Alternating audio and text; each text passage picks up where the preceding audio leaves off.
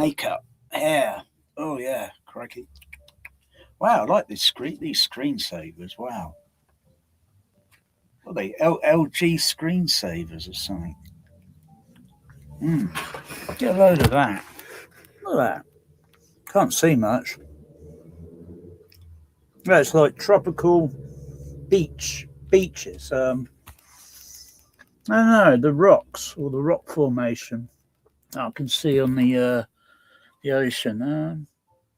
Can't be Thailand. For a moment, I thought it was Thailand.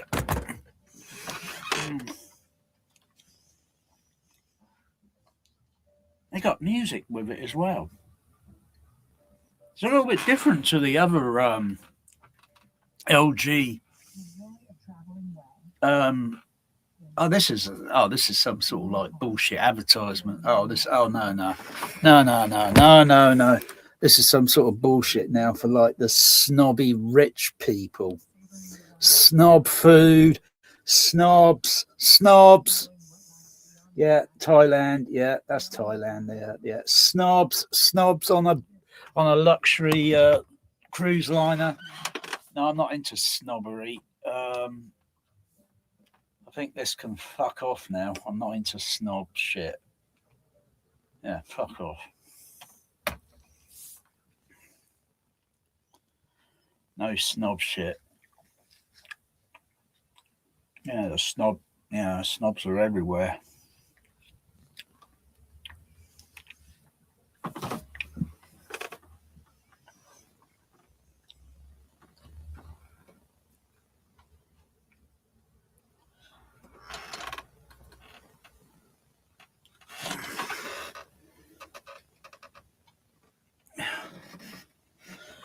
Okay. What do I want to play? Not doing much today. Just relaxing.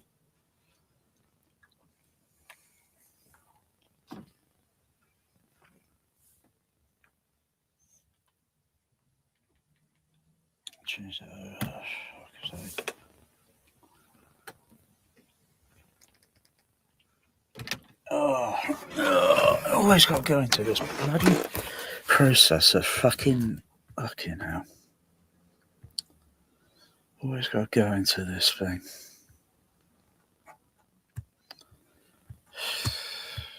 Change preset.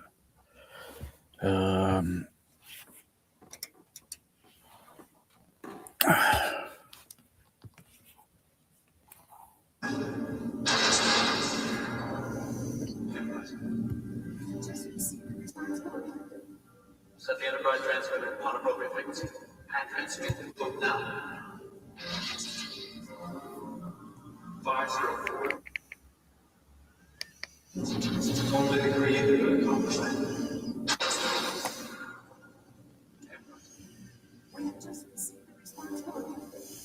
Set the enterprise transmitter on appropriate frequency and transmit the code now. 504. 317 510 and the final sequence. Match your finger voyages transmit.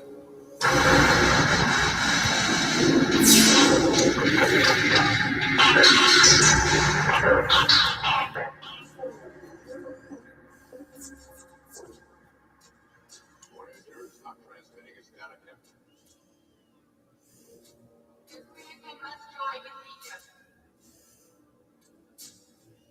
Laura,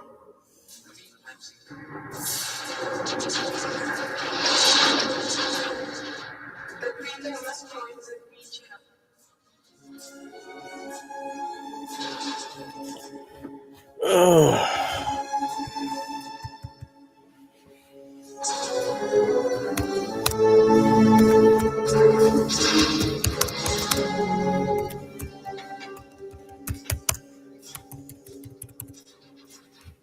Voyager is not transmitting, Captain. We did not receive the final sequence. Yep, we're down in commands. Enterprise headline.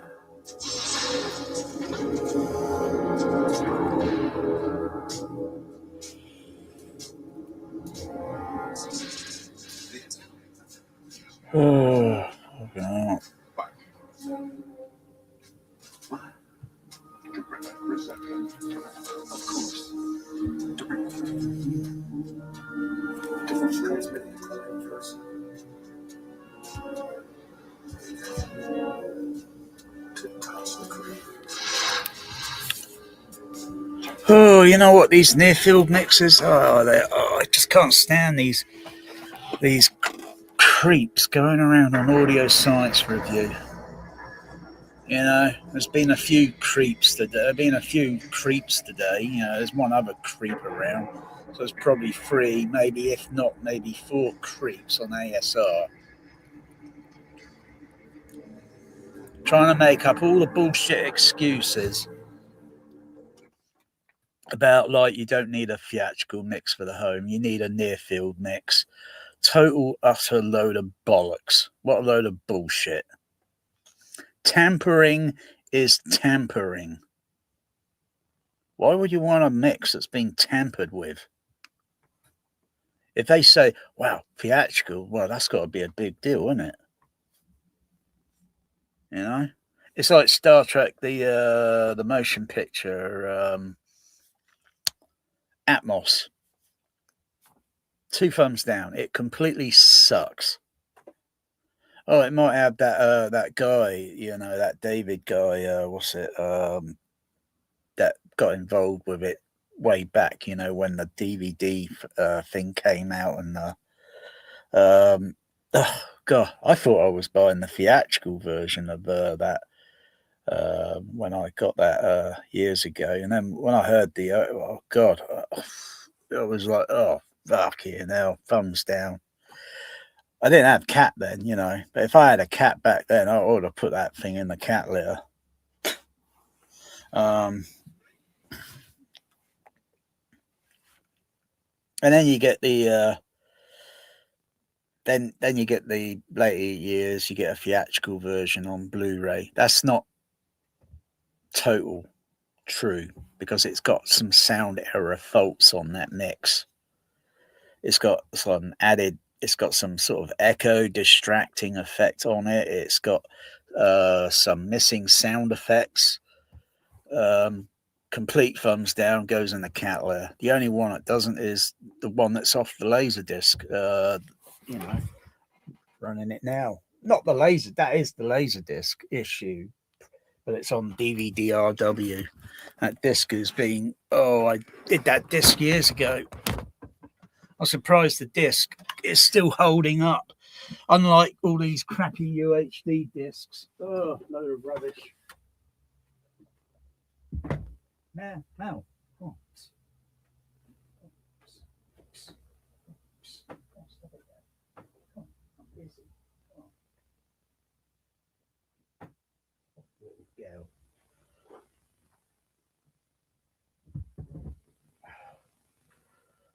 Oh yeah. It's total bullshit. You don't need, you know, like, otherwise every home near field mix, these near field mixes are completely irrelevant. Because if they are enthusiasts or what, like that, maybe not ex-projectionists, just they want to play projectionists and they want to collect film and all that, they're playing a theatrical mix in the home, you know. And the other next thing to beside that is Laserdisc, you know. DVDs in their early days used to be like A-OK. That was until you get a few bitching, moaning snowflake Americans. Oh, it's too loud. Oh, and bloody hell, you get to today and they want it fucking loud. They want all their stupid sub bass stupid louder than everything else in the room. Huh?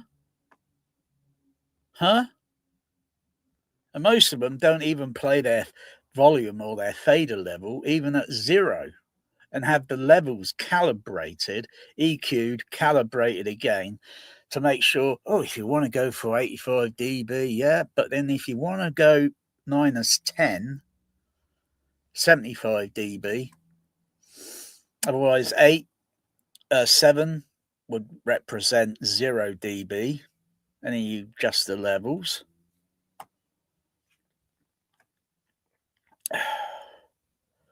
And the EQ and such, and then, you know, but then it's the same thing. I need some ice cream, otherwise it's going to melt.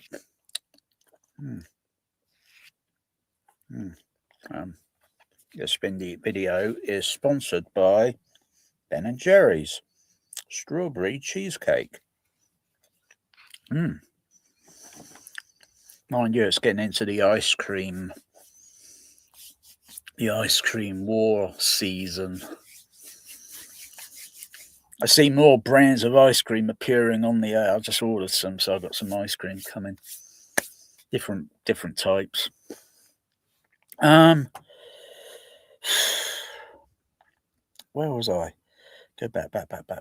So, okay, let me say. So, you got 35, you got Laserdisc, you know. Which one's going to be better? Well, let's say AC3 Laserdisc is going to be better than Dolby Digital. That's if you can hear the bit rate. Honestly, really, can you hear that? You got to be playing something back over and over, repeatably, to see if you can notice a slight, or do frequency waterfalls of this. You know, so there might be some level difference, you know, but is there actual frequency response, you know, differences? You know, Laserdisc is going to be a little bit more robust than 35mm. As long as the Laserdisc doesn't have any laser rot, but then, hey, you trade one artifact for another artifact. You can get a scratched up, knackered 35mm print that looks absolutely garbage. Color faded to pink, scratched up, deterioration with the bit rate, or so the sprockets, and it running through and it dropping out, going over to Dolby A or Dolby SR, whichever, you know. Bloody hell. You think you got a knackered print. Then you get the same sort of knackered, you know, like on Laserdisc, if it's got laser rot. And you just end up getting all this bloody But that rarely happens. That's really terrible on Blu-ray. It's really disgusting on UHD. I find UHD to be a disgusting and repulsive, vile yuck of a disc format. I just don't like it anymore. You get some bad, lousy, sometimes naff Laserdisc transfers on the picture side, and it's like, bloody hell. What went wrong here? Who the bloody hell was doing this? You know? You know, and there's some other transfers that, like, wow, my goodness. What technology did they have? You go forward to all this other, it's just like putting prostitutes' pig lipstick on a bloody movie today, and it looks tarted up, and I'm not bloody interested in it, especially with all this AI bullshit.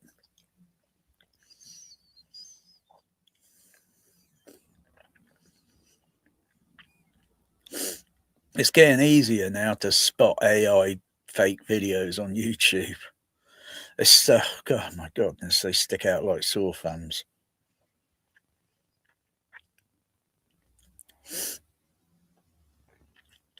I don't care for new movies anymore. I really do not care.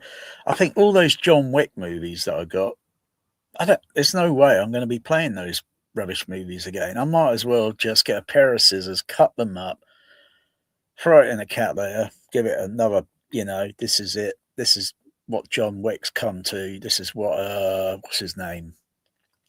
Keanu Reeves. Yeah, you can look sad in the cat litter now, dude.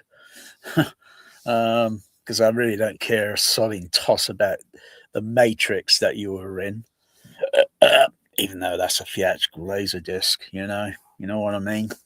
damn, I could probably sell that laser disc for a high price. Just frankly, I just don't watch it much anymore.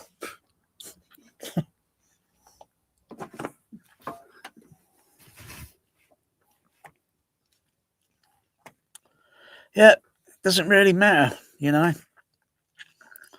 You're in the cinema in the day, you know, back in the day, and you know these some film mixes may be too loud. And I'm thinking, you know, you got the main EQ that's doing the system. Okay, that then is left untouched. It's all been adjusted. But what should have is a secondary EQ. So if a mix is just like, gosh, it seems like a little bit too bright, or this sibilant, this word, this dialogue word, is a little bit too like bloody hell, a bit unnatural.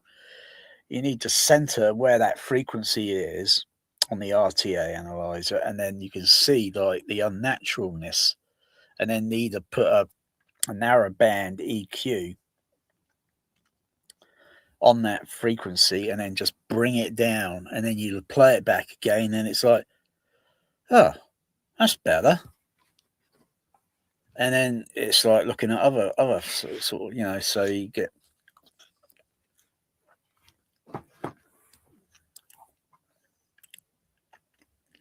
sound frequencies, voice sound frequencies, or such. You can't do it all because it's all DME, dialogue, music, effects. It's all blended together. It's not like you can go in there and individually adjust the frequency response of that dialogue track, depending whether there's dialogue panning, directional dialogue, gravity dialogue, and adjust it tonally for the room. And then you got the sound effects, adjust that for the room, and then the music, and like listening, think, I think it's a little bit harsh there, and that, you know, it sounds a little bit toppy-ish. Adjust it for the room. You need to be a trained listener to do that sort of thing.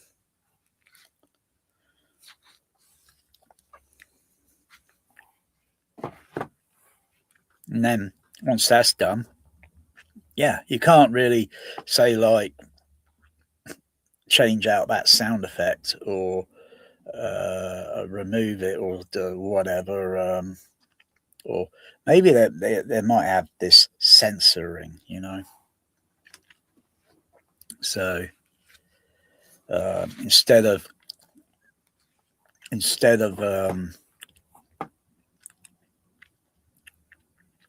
doing another print, you could have like things like with all this metadata. I don't know what meta fucking data is. It sounds like a load of bullshit to me. So you can go into, so if it's in a country and they say, well, this scene or this whatever is banned in this country, so they could go into it and remove it in the in the digital file or whatever. So then it's safe to play, doesn't cause an uproar, you know. Yeah, that's not a bad idea, actually. No.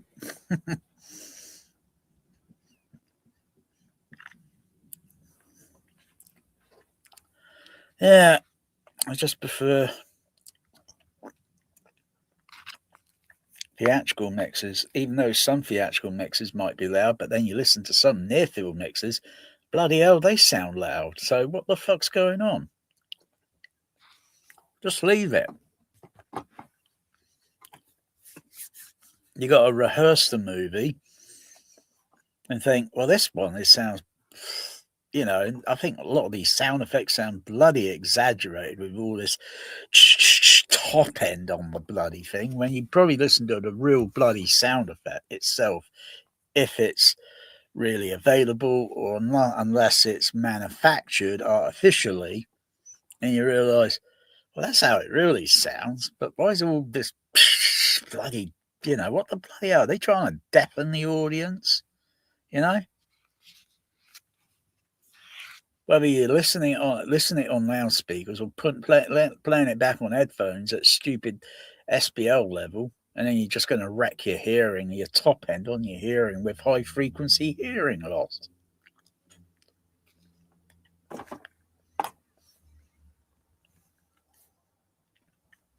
What approach do you go with? You can't get a film mix to play back with, say, like, oh yeah, we'll get the dialogue level, so you kind of feel some of it sometimes, even though that sound is completely unrealistic, because people standing several feet away from you, you don't feel their voices. You only hear the tone sound of the voice. You don't feel it.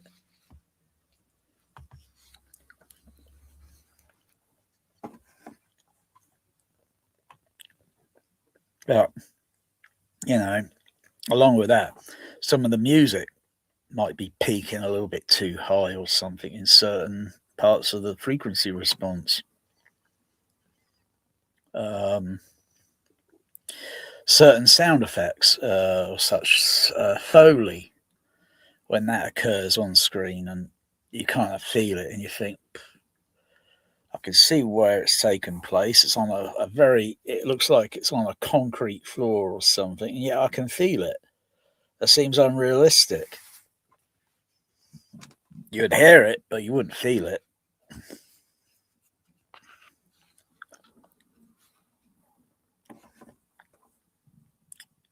Would you feel the USS Enterprise going into warp speed?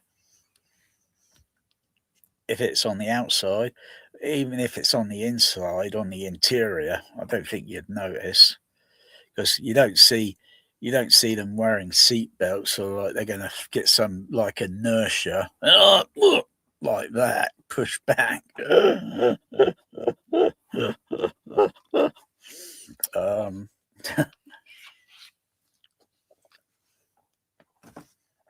Or even on flyby Enterprise going warp speed and going past you, you wouldn't feel it. There's no air in space. There's nothing there to push air, so you wouldn't, since the Enterprise is completely fictitious and fictional, it's very unlikely. Yeah, sorry, I busted your bubbles out there, you trackers.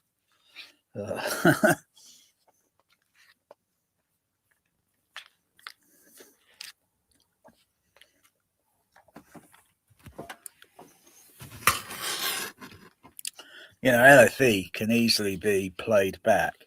LFE's a myth, All the bass levels can be played back, so you hear it.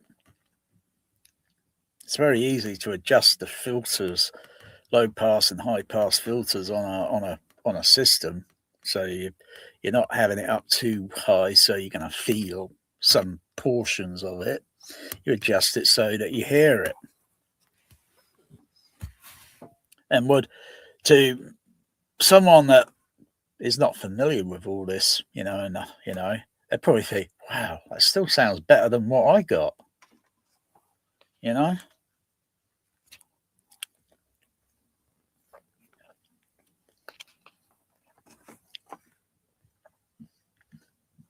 What actions I do, move my arms, I kind of feel the bass level in it.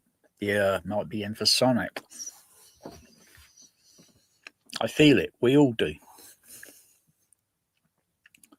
But when you watch movies and you see Captain Kirk sitting in a fucking seat, you think I want to enhance that. I want to enhance it so I can feel Captain Kirk sitting in that seat. But everything else that's going to occur later might be really peaking bassy in that frequency range is going to sound completely unrealistic.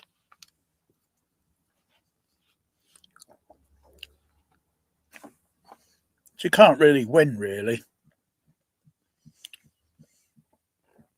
But just leave the theatrical mixes, you know, mix it once, release it once, and then leave it be.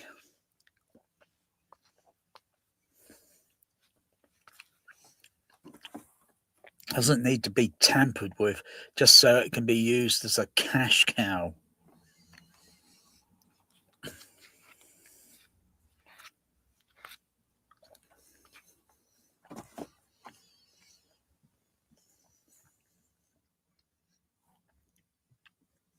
You know, it's probably true. Reading the book is probably a lot better than the movie. At least the book isn't bloody loud and yelling out at you, you know. Use some imagination.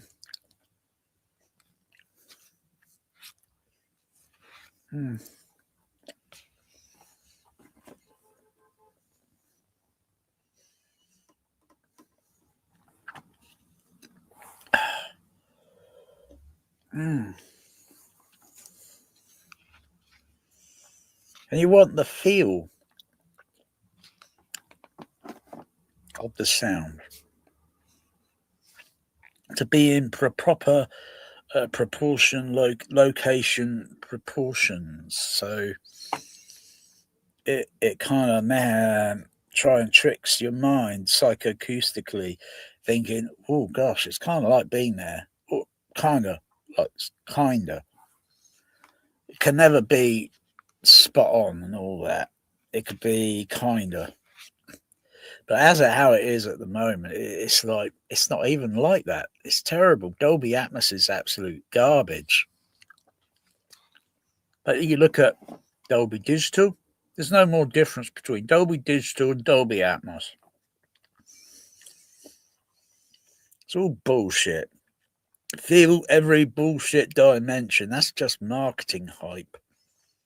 Like, oh yeah, the speakers on the ceiling are special cases. No, they're not. They're not Atmos speakers, for crying out loud. They're just a bloody regular bloody speaker selected to be put on the bloody ceiling, for crying out loud. And all these integrators and insiders and all these reviewers on YouTube are all bullshitters.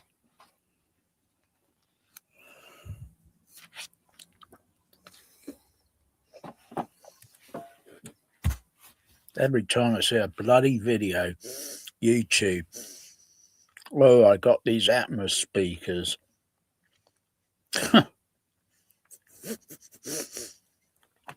Okay, now look at how fucking small these things are. Bloody hell. Oh dear. And the whole stupid speaker layout for Dolby Atmos is really garbage. It's pathetic.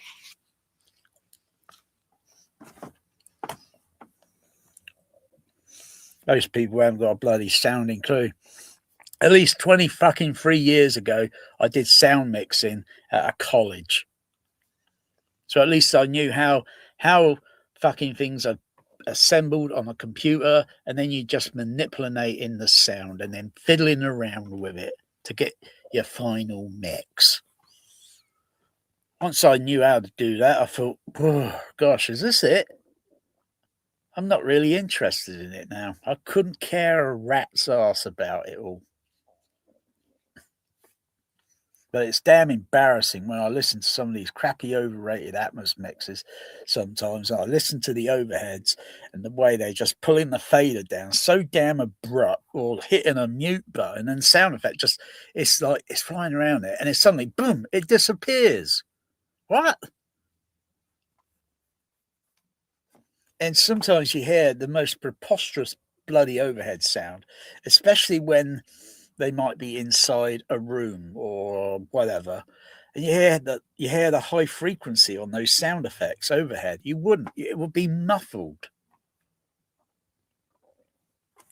And these sound mixers that go around on bloody Audio Science Review pushing their bullshit. God. Common bloody sense when it comes to it at the end of the day. God, that Top Gun Maverick, that's a load of shit. Where the airplanes start circling around the F-14 airplane. You cut from exterior to interior shots. I don't notice any change in the timbre on the frequency of those airplanes. They've still got the same high frequency there. It's complete bullshit. Otherwise, on the cabin, on the air, on that cockpit, it would be very loud, and it would any high frequencies on those planes when they're circling out around at a certain distance, it would be more likely a very low muffled sound you would hear on the interior. You wouldn't hear it in detail. That's complete bullshit. Unless you blow the canopy off the bloody airplane. Complete bollocks.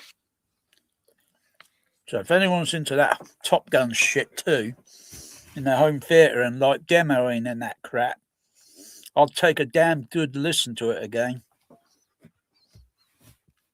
Turn off all those stupid bed layer speakers and just listen.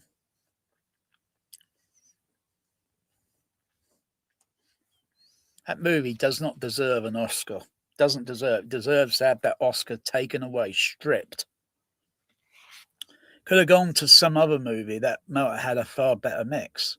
And they're using psychoacoustics more realistically.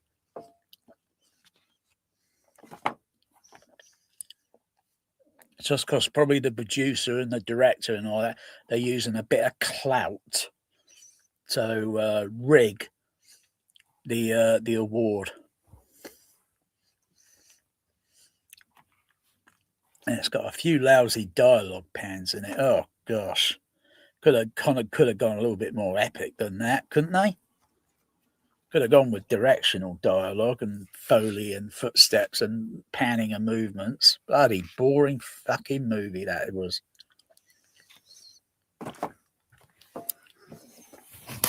Couldn't give a fuck how fucking low down it goes on the LFE.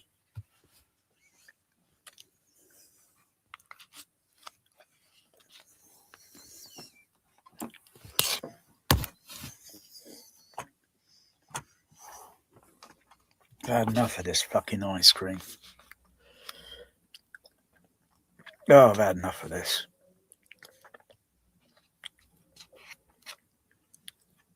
What the fuck am I... You know what it reminds me of? When I just let it melt. And then put a straw in there and just...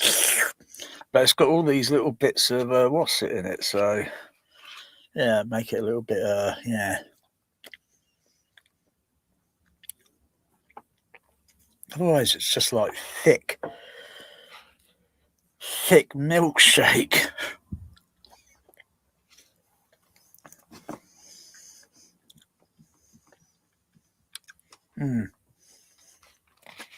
So I'd have to let it go.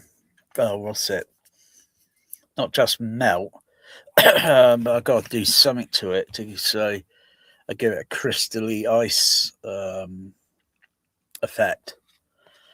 So that's usually what the milkshakes taste like, don't they?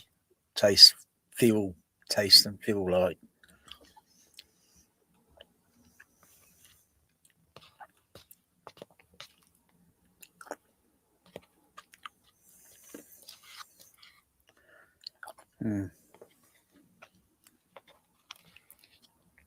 So it's not kind of like ice cream.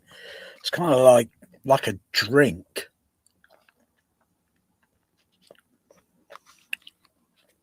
It's just like you have you have water, you put it in the freezer, it freezes, goes hard, solid. You can take an ice cube out, maybe flavor the ice cubes. And you just pop it in your mouth, just move it around and just let that coolness relax you.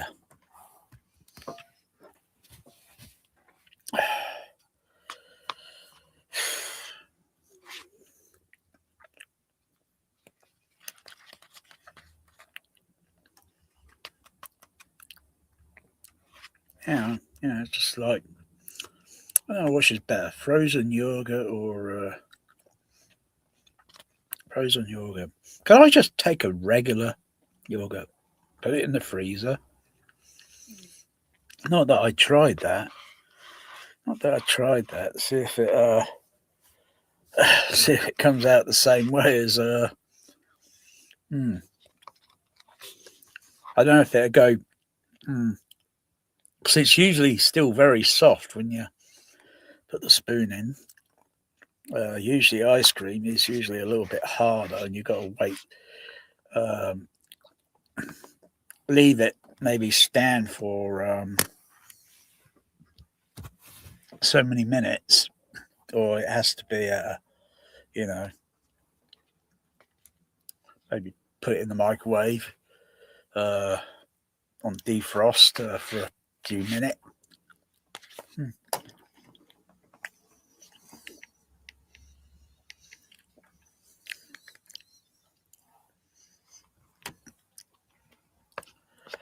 Oh, bloody hell.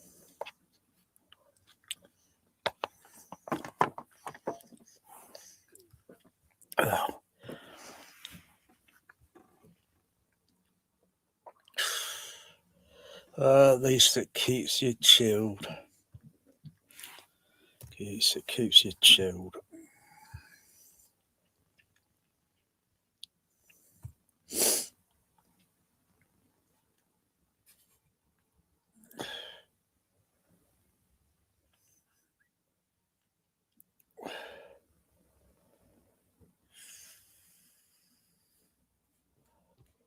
Bloody hell, look at this crackers.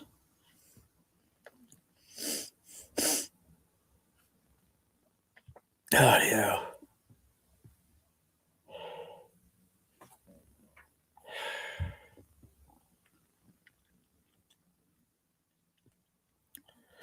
What do you think loudspeakers priced at oh gosh. Bloody hell, there's so many audio, there's so many these industrial snobs on ASR. God.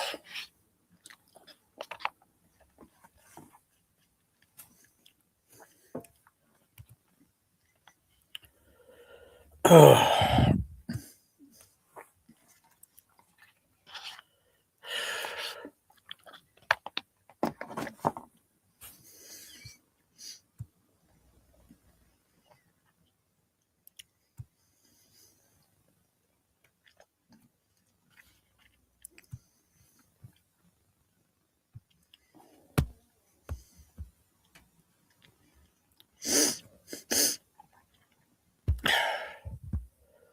Someone posts a video, someone posts a post.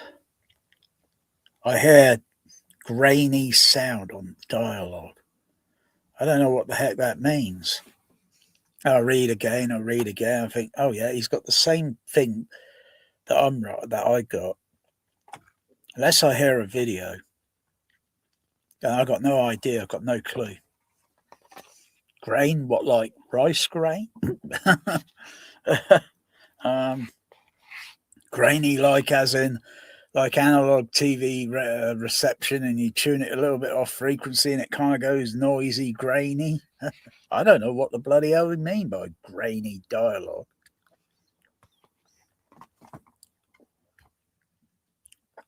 Does it sound like fizzy, like someone's had a Coca-Cola, really high Coke, and it's starting to bubble and fizz and make static noise? I don't know what the bloody hell someone's talking about, grainy dialogue. If it's what I think it is, I need to hear it. And then I will say, oh, right, it's an issue with that processor. And I will say, what channel are you using? And I will say, well, swap the XLRs around. Does it still make the same noise? If the answer is no, and then swap it back round the other way, and if the answer is yes, it's still making that grainy noise, then it's a fault with the processor. I'm not sure exactly what the fault is, but I know it's a fault.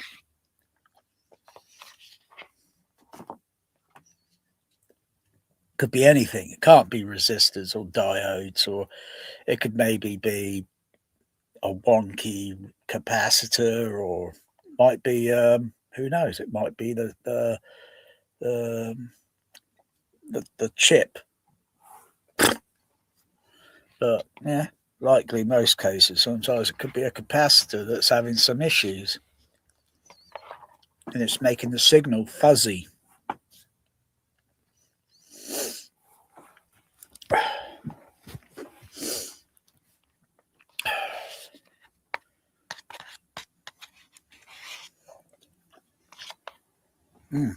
Yeah, this is almost better than buying a regular McDonald's milkshake.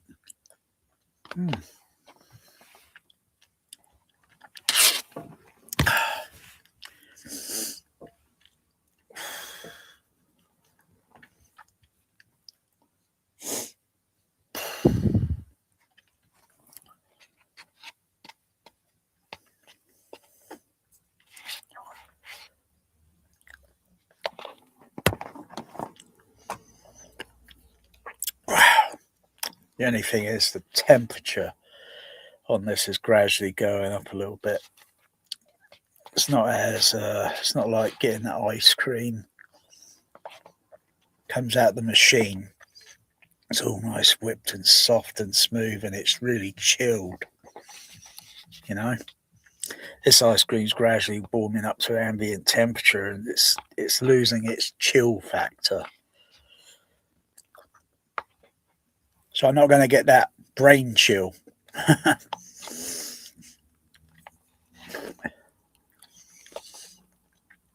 Temperature's gone up a little bit. Actually, I wouldn't mind one of those wassets.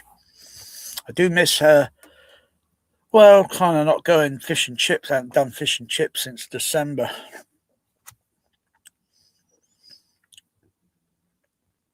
I do like that ice cream, yeah. Do like the ice cream there. I like the French stick. That's why I go there, the French stick. Bread roll. Warmed up. Put butter on it. Exceptionally nice. It's like a starter meal. So your fish and chip order, it takes about 10, 12 minutes until it's arrives on the table.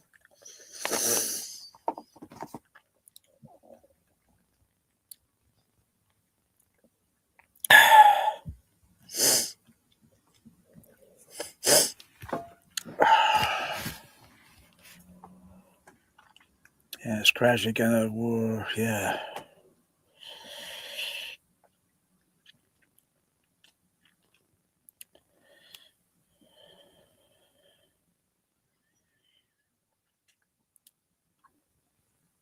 You see, I don't see them freaking out on the Enterprise.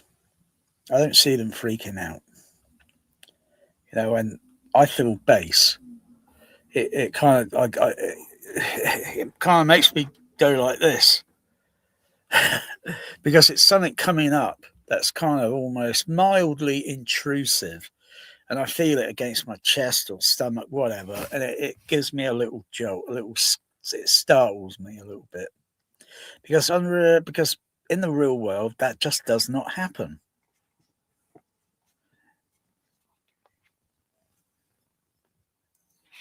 Only certain things out in the real world where that could, but on a general daily day basis of a week, that does not happen in most cases of Joe Public.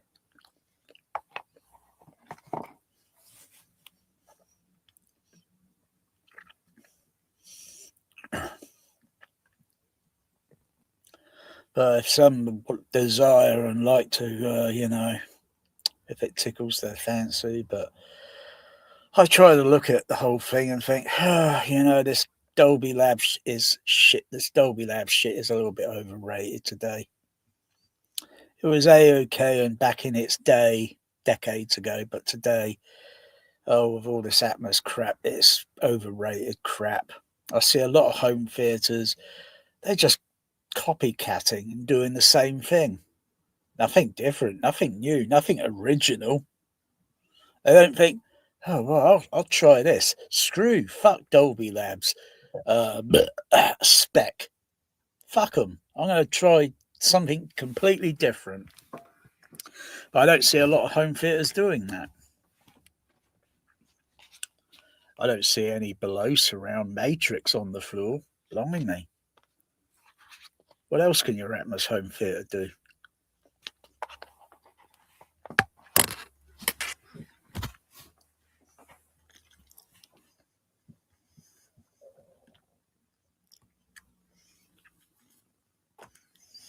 That stupid speaker layout on the ceiling. Pathetic.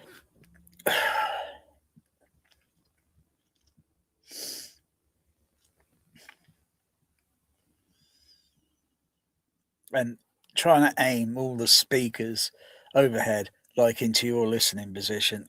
What a load of bollocks. Utter load of bollocks. You want those speakers so they're spread out throughout the whole room. And if you know how stereo works or how mono works or how the overhead speaker thing with the shitty, crappy, vile, disgusting Atmos works, then you would know then to put another decoder in it, in the sound chain, so it could do something a little bit different. Fuck Dolby Labs specification. They're wrong. And the layout really of those speakers should be literally a speaker next to a speaker next to a speaker. So then if you get wind or sound, well, you can have a bit of wind there, you can have a bit of wind down here, wind on the floor.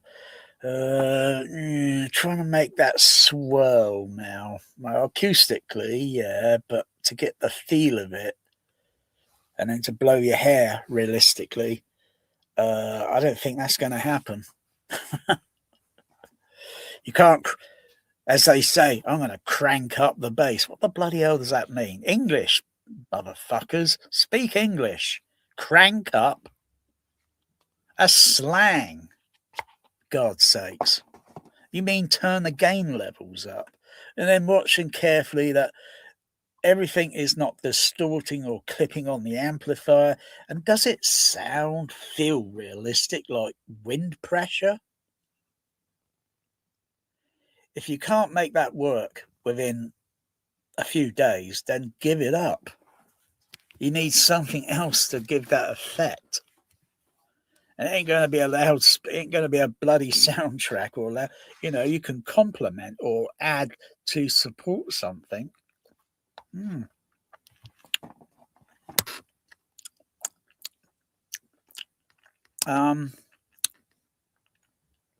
Fans to blow air, but the timing has got to start at the right time, so they got to start up just before that soundtrack part comes in. Otherwise at the end of the day, for which nature cannot be fooled.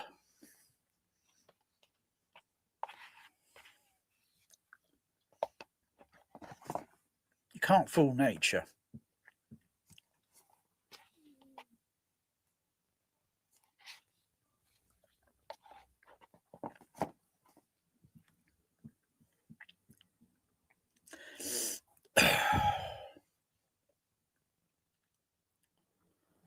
I like all this here.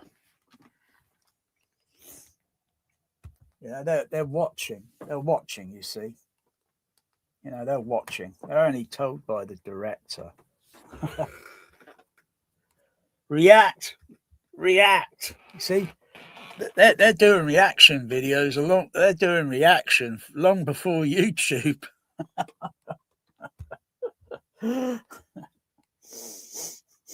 and then you get a shot like that. That's not the viewing screen on the Enterprise. That would be an exterior shot. That would be an exterior.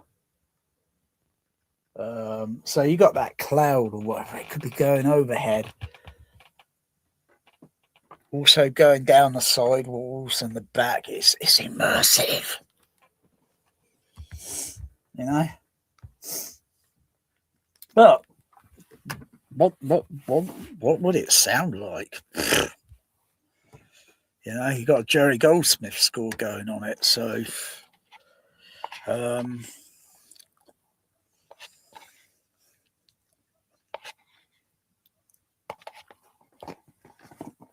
break up all those musical instruments and then mix it differently so that different instruments are playing around, above, below, back, front. When they all play together, it sounds like the musical soundtrack album, only they've been discreetly crafted and individually divided, so they got almost zero crosstalk. But when it's all put together, it's like, oh wow, yeah. Rather than some crappy mix, what they usually do on crappy Atmos ones, where you listen to the mix and it sounds like this. It sounds like the compact disc album on the side surrounds. It's no more different than the fucking front. Fucking boring. You see, that's what I can listen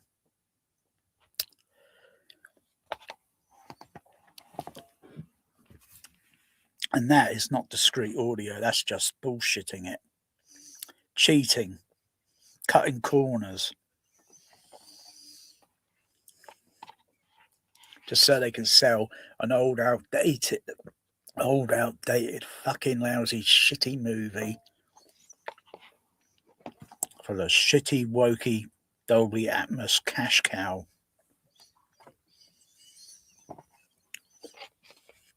Or the lousy, shitty cash cow. Or the lousy, cheapest fucking cash cow.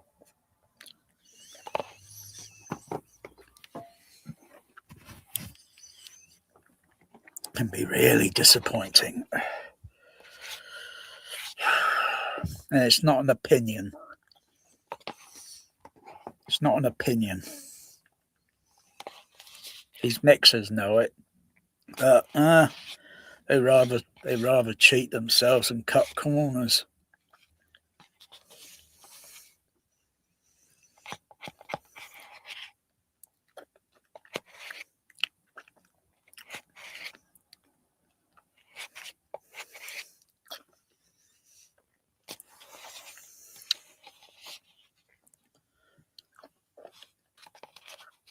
Actually, I like the sound of the Enterprise in motion picture. Minus all those stupid sound effects they put on that direct blue DVD edition years ago, and making it sound like the TV show. Oh, bloody what they call that shit? Fanboy shit, don't they? I mean, look at all the electronics in here. Does it make bleeping fucking noises? No. Not unless I use my sniffer and go around on all these electronics, and then it picks up all the signature electronic sound frequencies of all the electronics. Anything that's electronic. Anything. Even fucking remote controls will make a sound. But you can't hear it. You need a special device so you can hear it. I did that in a video that was a few weeks ago, if you care to have bloody watched it.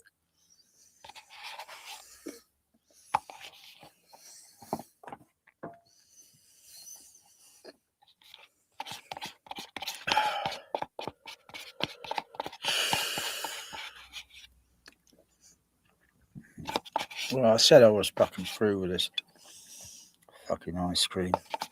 And yeah, I finished it. Was it worth it?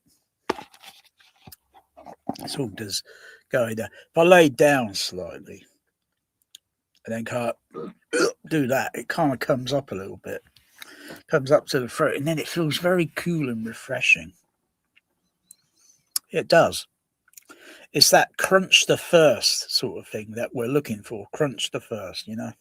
Because you drink, down it goes.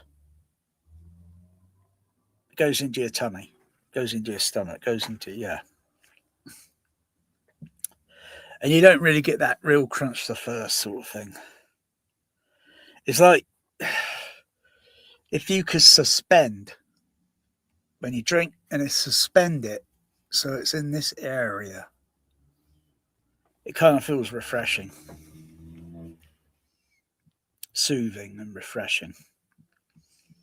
If you drink enough and then you lay down and it kind of comes up a little bit and you think, oh, wow. Yeah, not even your bartender's going to know that shit.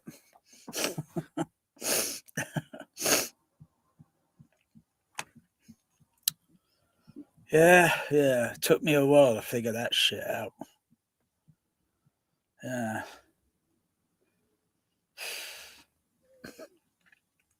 Otherwise, it feels wet in the mouth, but yeah, if you try and hold it and kind of move it around a little bit in the mouth before you swallow it, but you know, once it goes there, it's just going to. Wonder if you try and drink, but be at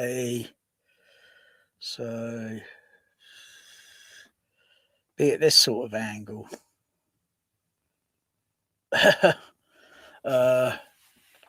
It's still going to go down a little bit, so you need to, you know, get something that's at a cool temperature, and then get enough of it, and then be at a certain angle, and then you feel it cooling there. Otherwise, it's going to go down in your tummy. Your tummy's going to be at a certain temperature, you know. I'm not sure which. You have to Google that shit up to know what body temperatures are and all that.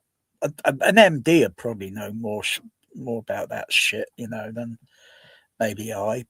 Not that I don't think they do that, you know. Yeah, doesn't matter which. Yeah, cool, anything refreshing, even if it's just cool water. Well, this is not cool because this is ambient temperature in the room now. Yeah, it's ambient temperature. Mind you, I think there's a little bit of water in this ice cream, isn't there?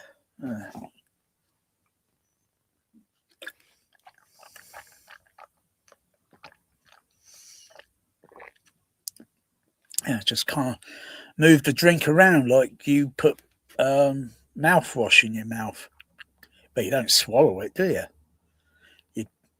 And then you spit it out. It's just a bit of flavouring, isn't it?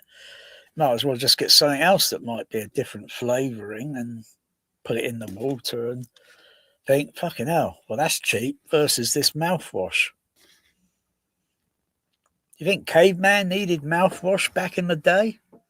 Fuck. It probably definitely was spit it out before. You know, he wouldn't do that. It just what the fuck is that?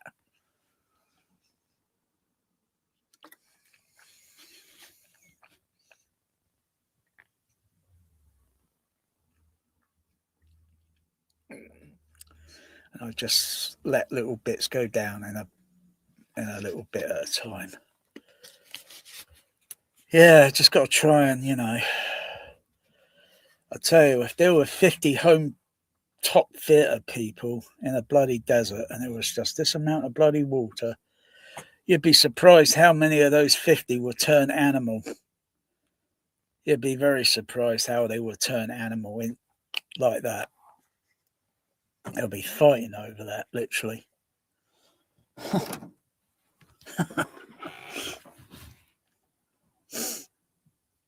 Oh, you just got to do something to try and produce saliva in your mouth. Psychological, isn't it? It will come to this. It will come to this. It's inevitable. Not yet, but it will inevitably will come to it. I most certainly wouldn't want to be around to watch it happen. It'd be very grisly, very grim.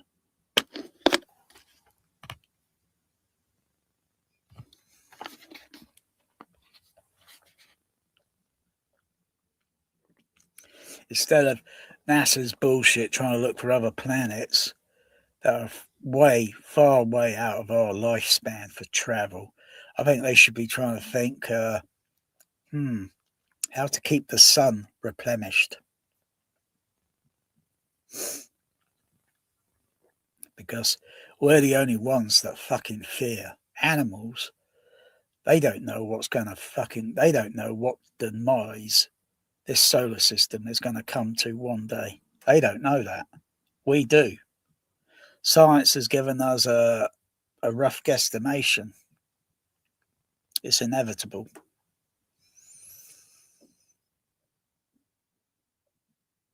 But you don't want to be around and wait and watch it happen. Again, it would be very gruesome and grisly. You don't want to see it. Believe me, it'd be worse than the Holocaust.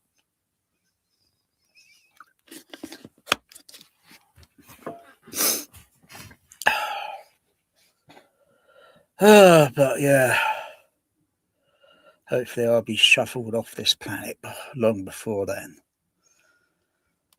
But probably when I die, my last thoughts would be my cats, and then the demise of this planet, the demise of this solar system,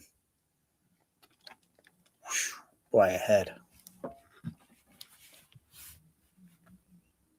Just keep that in mind. Just bear that in mind. Just keep that in mind. You sleep better at night.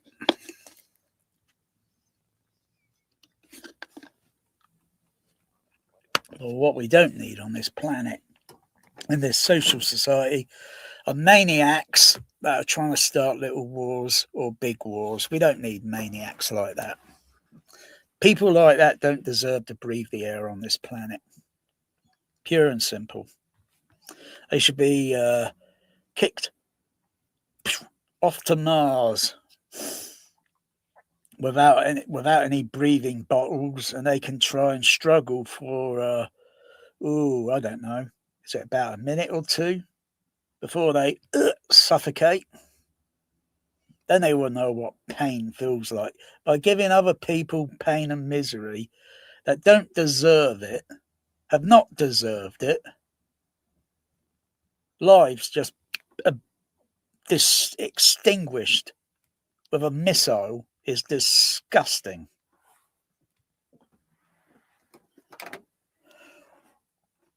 I don't care which side is firing that. I just don't care. It's disgusting. Anyway, I'll let you think on that. That's, of course, if you've got any human feelings other than home theatre and your stupid sub-bass speakers. God. Try and do something different with your sub-bass speakers. Try and do something different with the whole thing. You got rooms that are bigger than mine. Use it.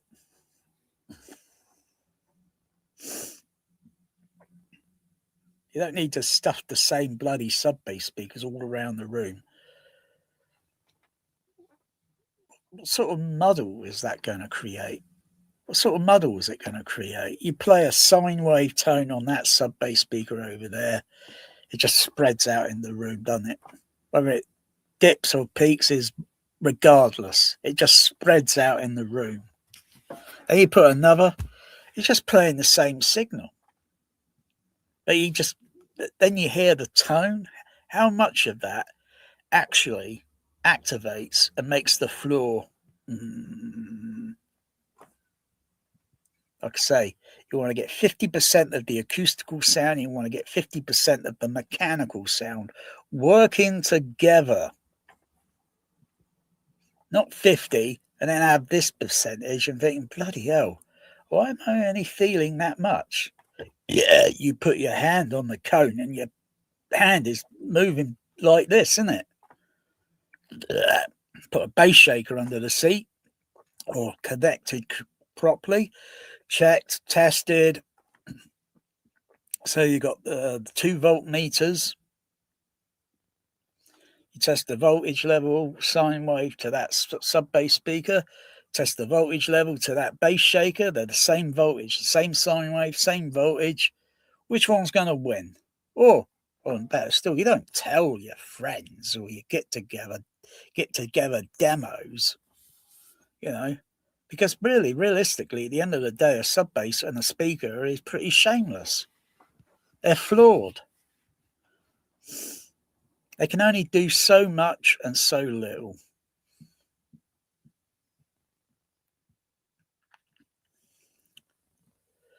I like a good rant in the afternoon. I do. Actually, it's getting on more or less evening time now, so I like a good rant in the early evening. It's almost 6 o'clock.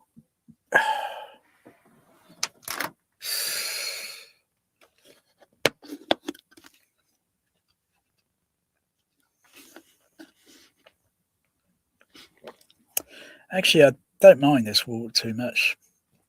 I thought the spring water, I'd be really into it just because it's got the sparkly water, just because it's got a carbonated. But if you leave that bottle, say, like open in the, put it in the fridge, you leave the top open, it loses its sparkly carbonated, what's it, after so many hours in the fridge, it just loses it. But you taste it and it's still got a kind of, but it just doesn't have the peak on it. It's like 7-Up.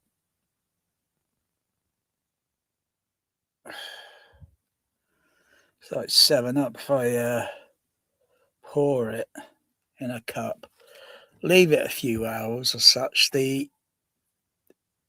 it kind of goes from that to that. It just it's best to have it within a few minutes. You leave it standing an hour or so, and then it just kind of loses its it's still got the flavor, but it loses a little bit of the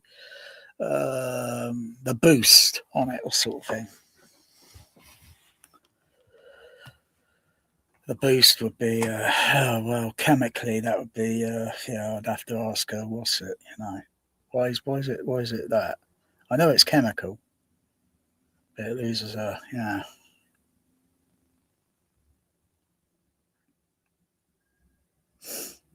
Anyone knows what electric shock feels like. It feels very bloody uncomfortable because it feels very tight, tense. The current,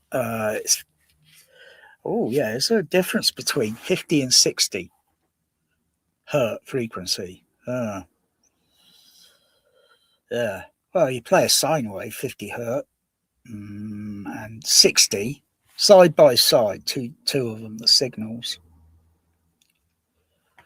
I could generate that on the Room EQ Wizard, dual frequency or triple, or use the what's it? Yeah, they sound very weird.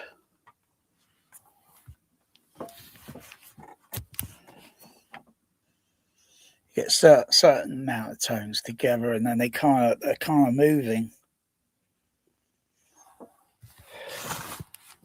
Sounds weird.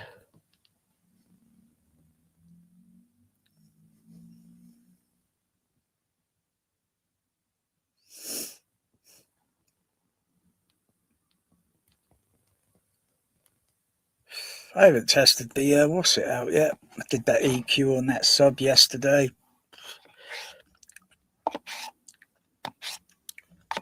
Actually, I prefer the frequency response that I did back in February, where it was a little bit smooth.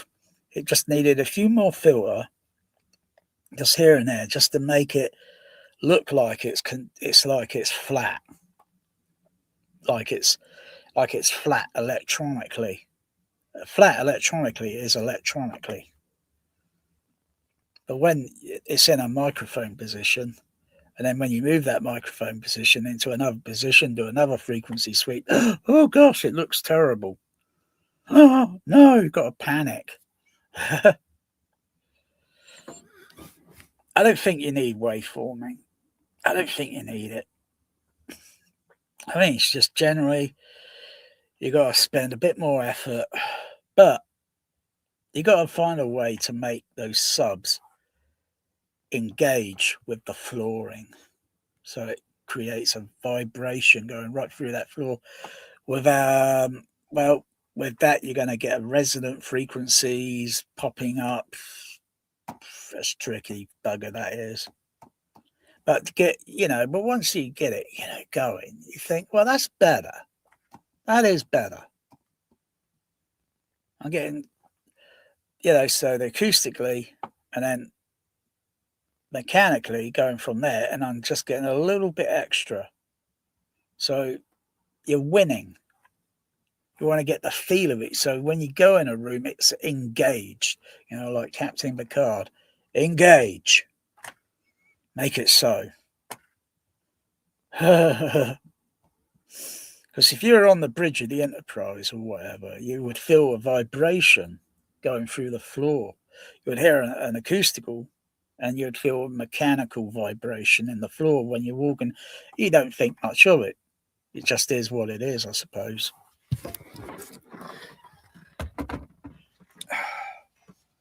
Just like when I go on a bus, I feel one foot goes on the bus. I feel mechanical vibrate. The next foot, I feel more mechanical vibration. Walk a little bit up, get my ticket, go to a seat, sit down. I feel more of the mechanical vibration as well as I'm hearing. It's all together. It's all 50-50. And it's a lot better than it's like a lot better than someone's overrated home theater with so many sub-bass speakers. Really is.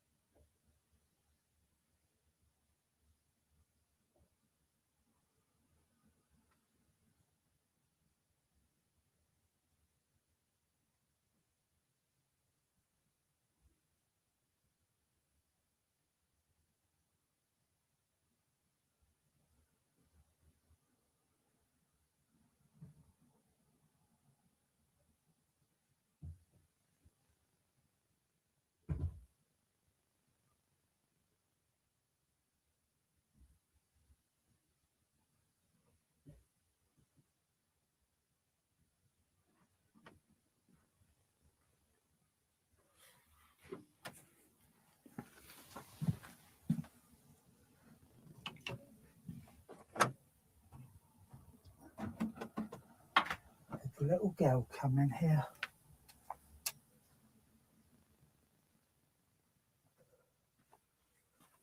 Did she sneak in?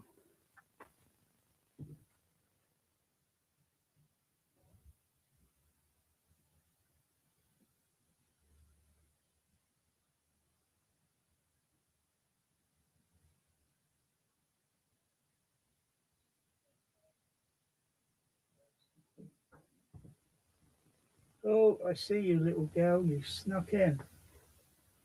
You snuck in. That's okay. Whiskers free will lure you out. Whiskers free.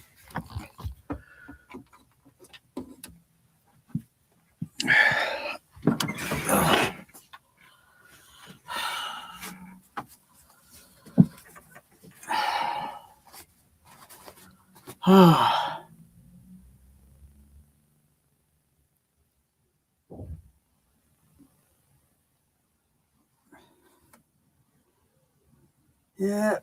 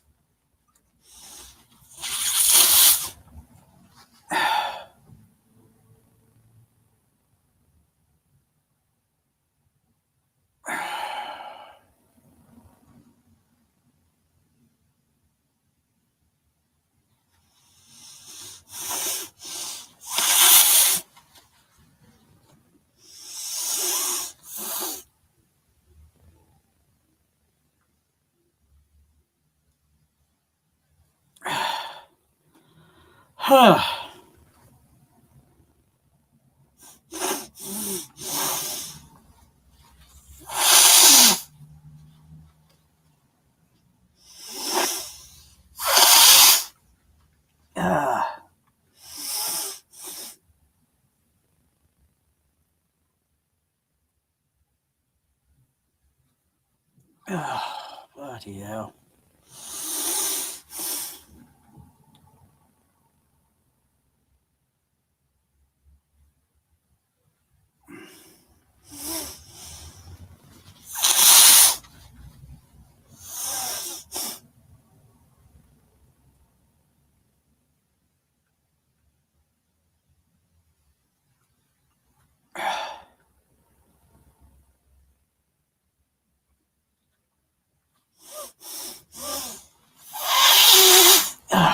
Goodness gracious.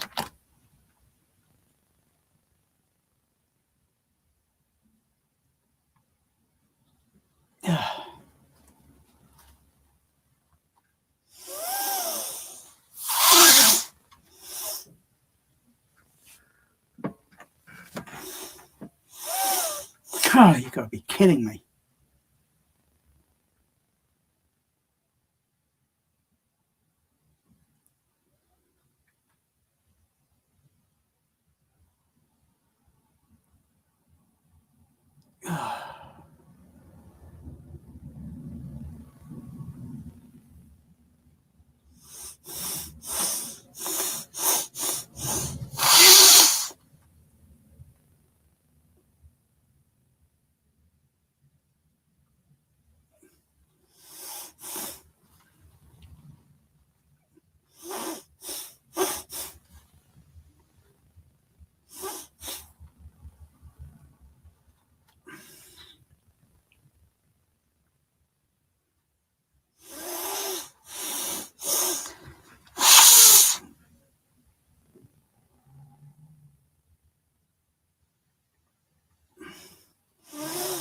You gotta be joking. How far back is that?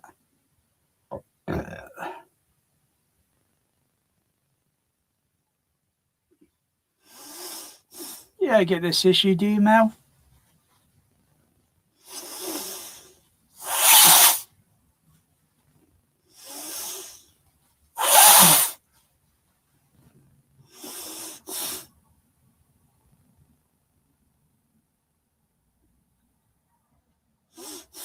God. I should get one of those water things that you stick in your nose, huh?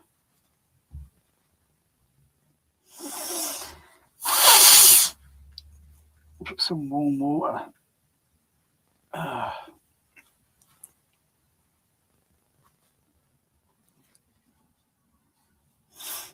Loosen up that mucus. For fuck's sake.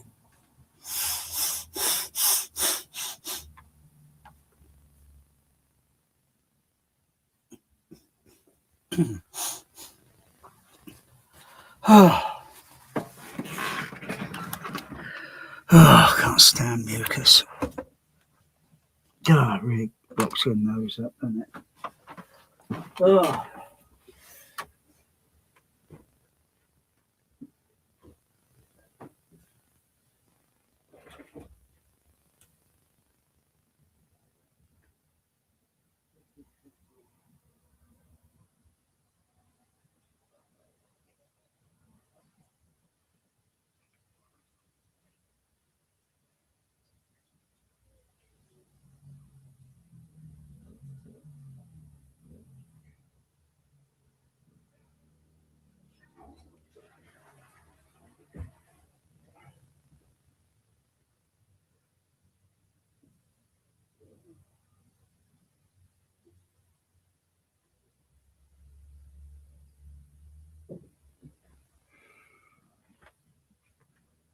There you go.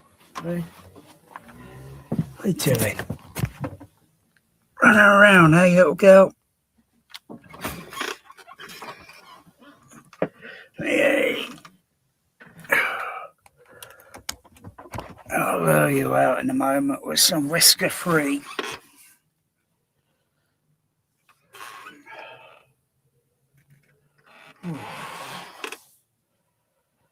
Oh, chill drink with ice.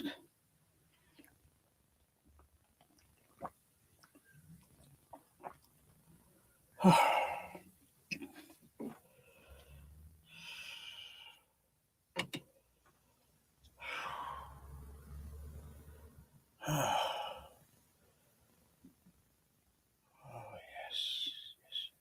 feels cool.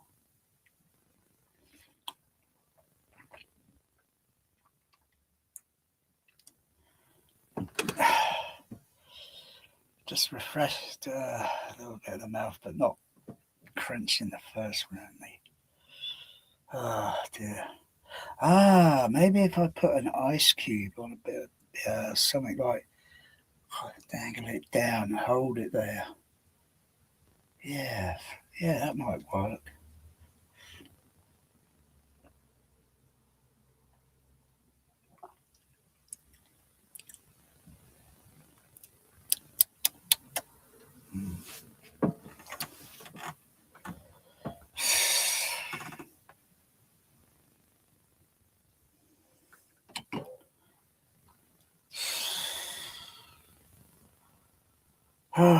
Refreshments.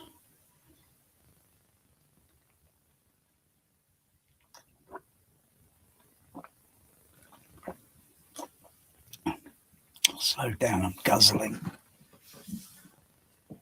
What? Oh, fucking hell. Thought that was you there, Melanie, for a moment.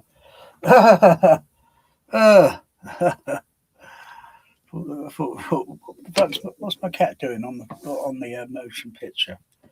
Gosh, thought that was you. God.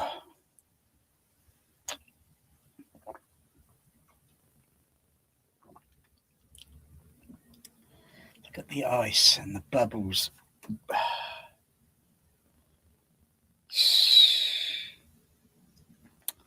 It was chilled, holding the cup. You put it against your forehead. Or put it on your head.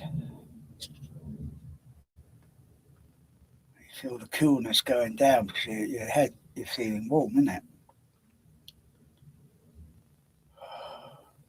Maybe pour it on yourself.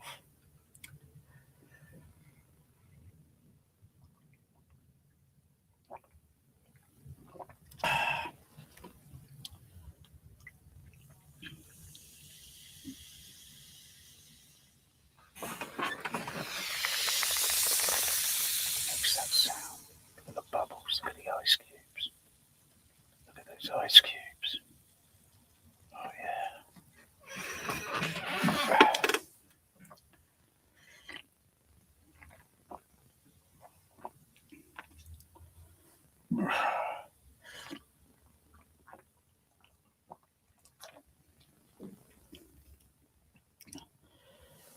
Oh yeah, oh yeah, that bit there, that oh yeah, that's going to a, oh yeah, getting a little bit of brain chill there. Not too much, it's mildly coming down a bit. The only thing that's missing is a slice of lemon. I should have got some lemons so I could slice and put some lemons with this.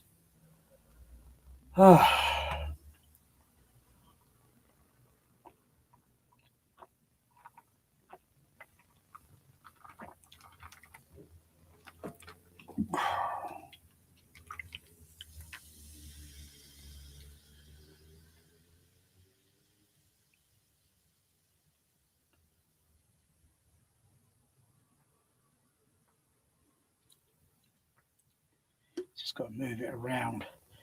You still get a little bit that's, you know.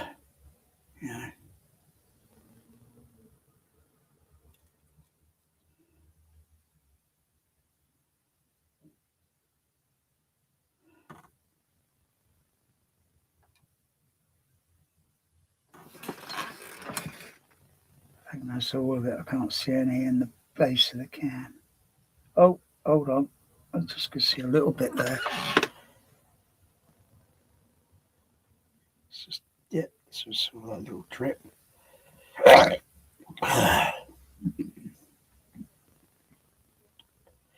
Well, it's better with the bottles because the can usually the lid when you pour it gets stuck at the top. It's part of the lid, and you just got to wiggle it around so you get a little. Oh yeah, just saw a little bit more there. Oh yeah, oh yeah.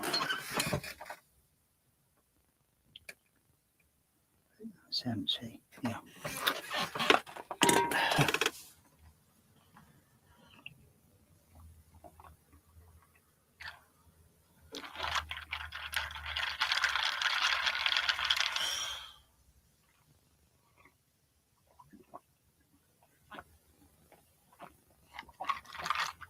Oh yeah. Oh yeah. I was doing a. Well, what the fuck? Now she's climbing around. Okay.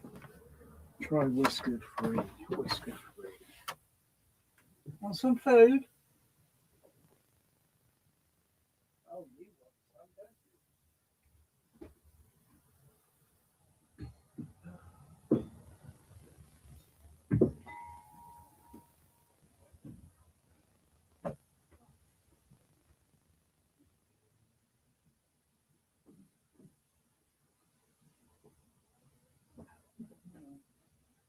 Here we go. Some whisker.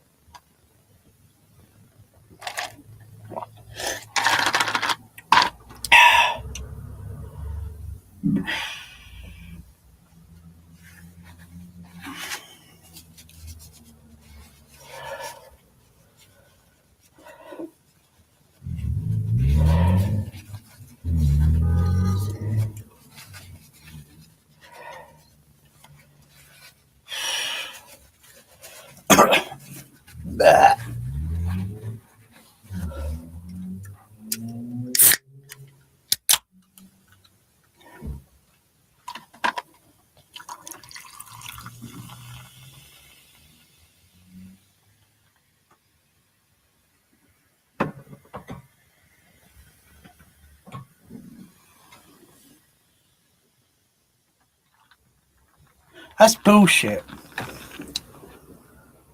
That's bullshit in Die Hard. That's that bloody Kenwood bloody walkie-talkie's got a bloody sensitivity on the bloody high sensitivity on that bloody microphone. That's bullshit what you hear in the movie.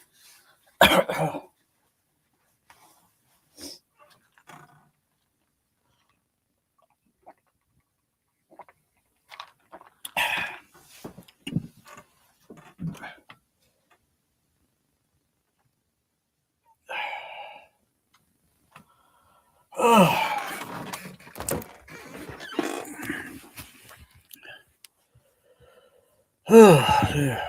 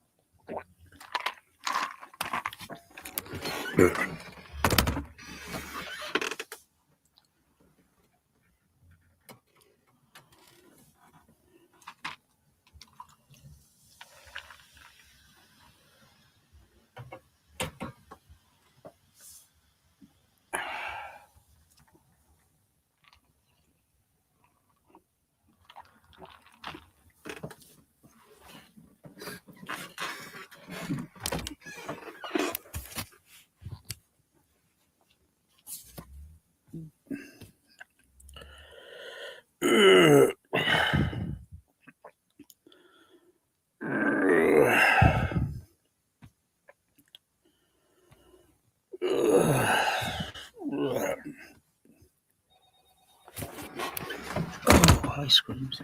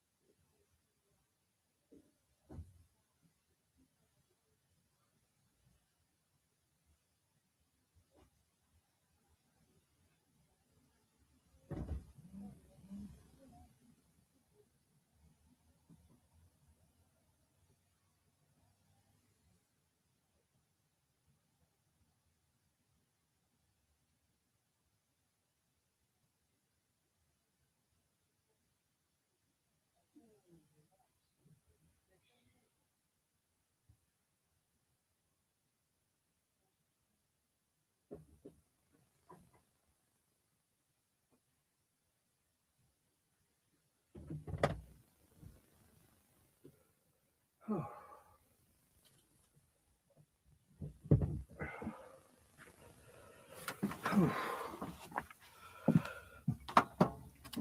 Oh yeah.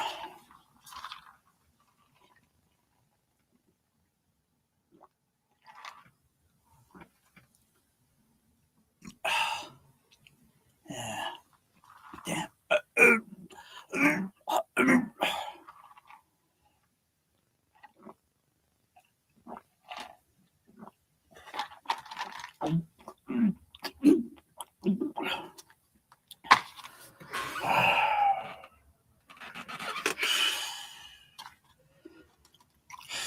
Ice cubes gradually melting. Ugh.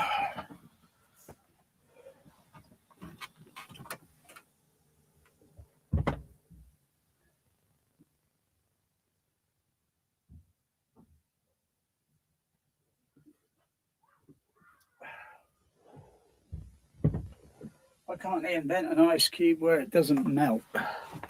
It stays the way it is. Cool. It doesn't melt. Oh, wouldn't bet that thing. Oh, right. I know these ice cubes look like mini ice cubes.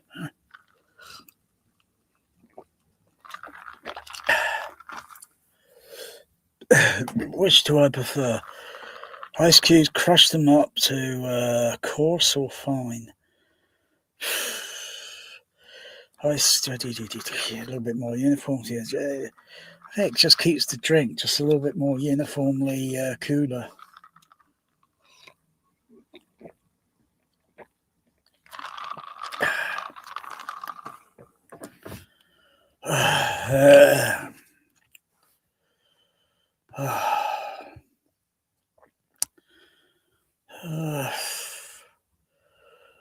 I was just trying to find the ultimate refreshing coolness.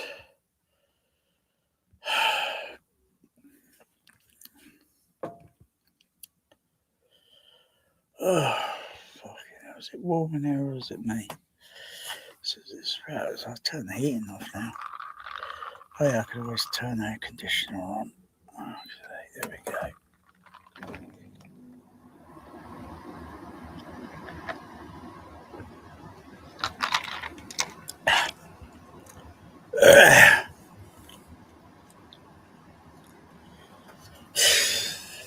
Why can't they make a Pepsi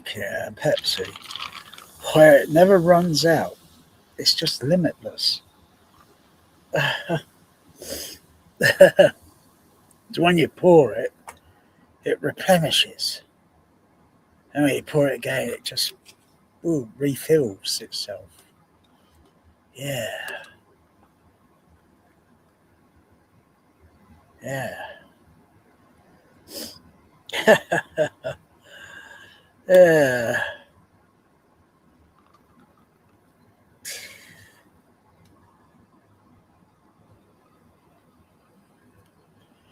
It's probably why it's better to keep it this way and then put a straw in the bottom and then suck that last little bit up. Otherwise, this way, it just gets stuck around the top here.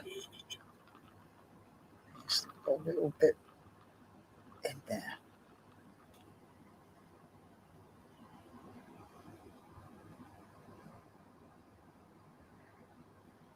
Is that clear? I think it's clear. I'll get some light in there into it. Oh no, I can see a little bit there. Oh yeah, it's got a couple more drips. Oh yeah. Yeah, that's what it's all about, isn't it? Making sure you empty the can. It's easy to empty the bottle.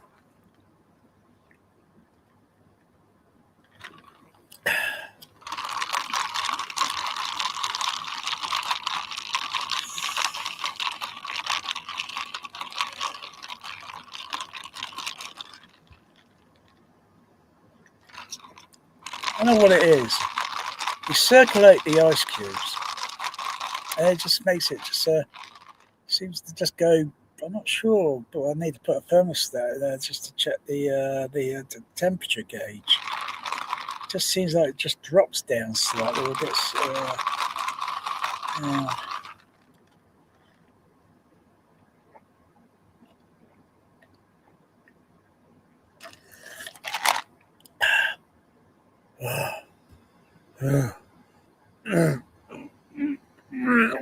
Oh yeah, oh yeah, I felt a little bit there.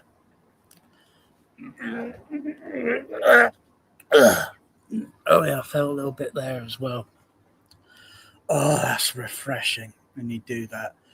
To be in front of rich people, snobs, when you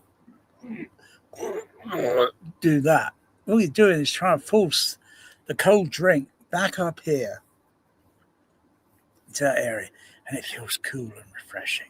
But a snob rich person's not going to know that because they'll find it disgusting. I find rich people disgusting and repulsive. Oh, oh, dear. Oh. I find rich snobs to be unimaginative. Oh, oh, so many of them around today. It's unbelievable.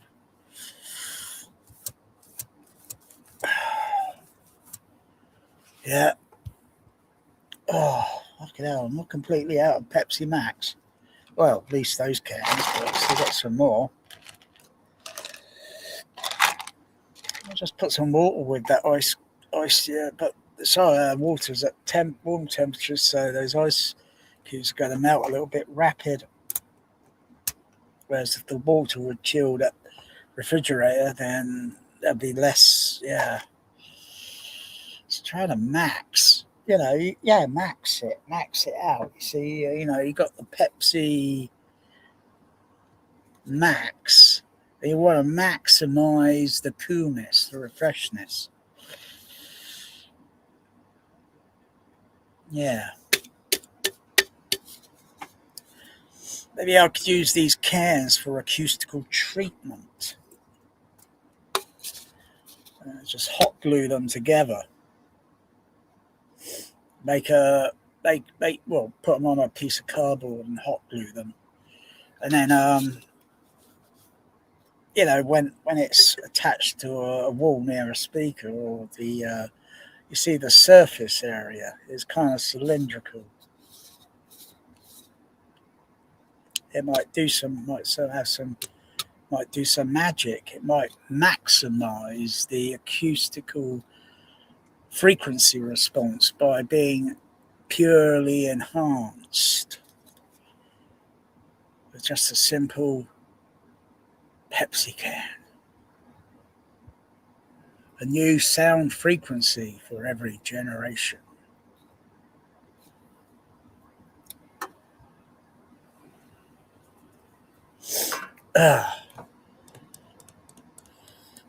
You never know. Okay.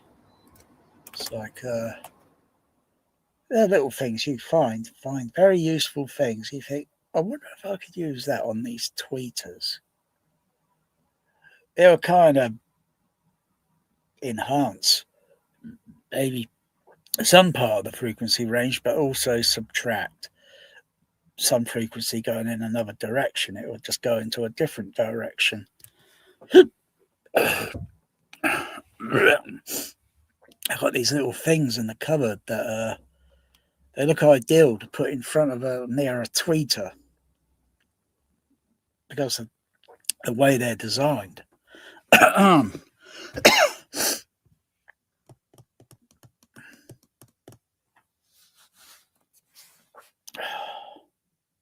It's like some people kind of found tweeters to be a little bit too toppy to their ear, to their mind. So what they do is put tissue paper near the tweeter to dampen its frequency down slightly. All they need to do is just electronically cross over the speaker components and then adjust the EQ, you know.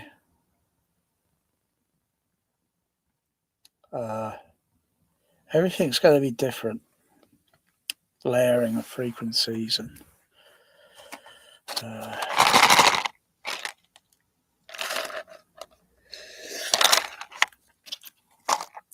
get another drink, get another.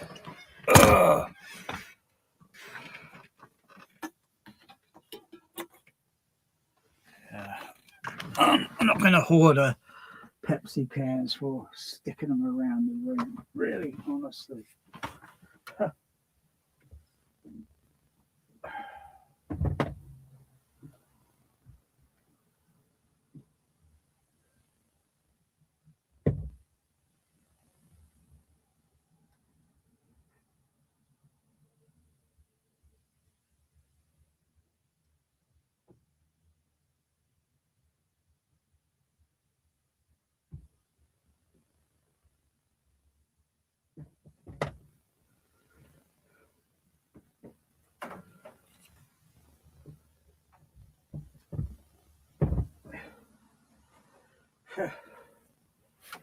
Try and enhance the flavour of the sound of the frequencies. Yeah, maybe if I pour Pepsi Max over the sub bass speaker, it might max out the sub bass. Yeah.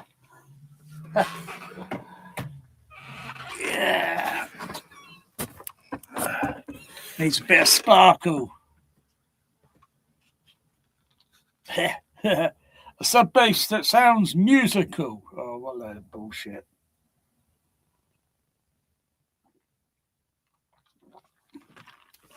So let me see now. A sub bass that sounds musical now. Let me use a bit of common sense here.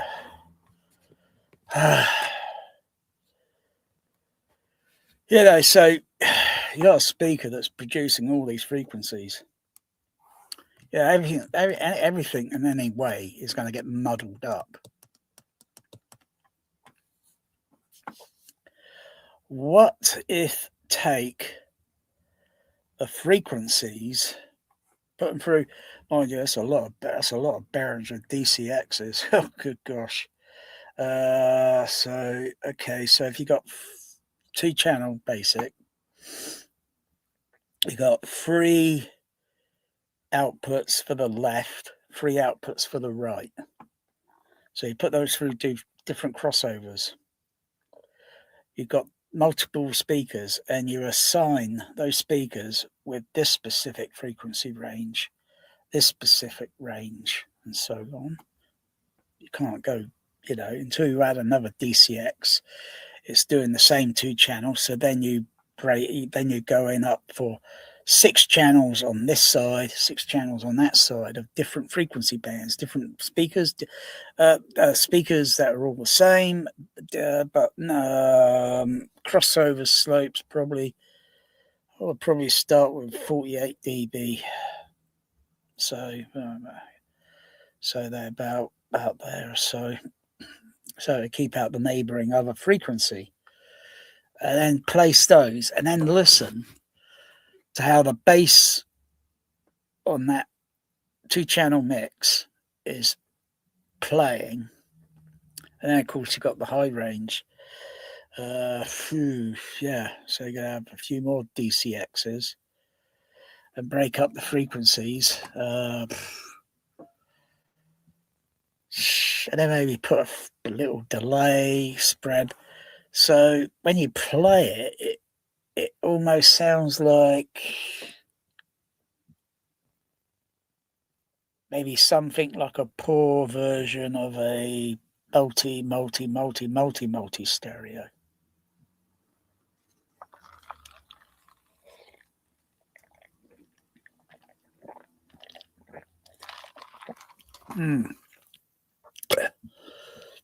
It's just selecting very affordable speakers for a project like that.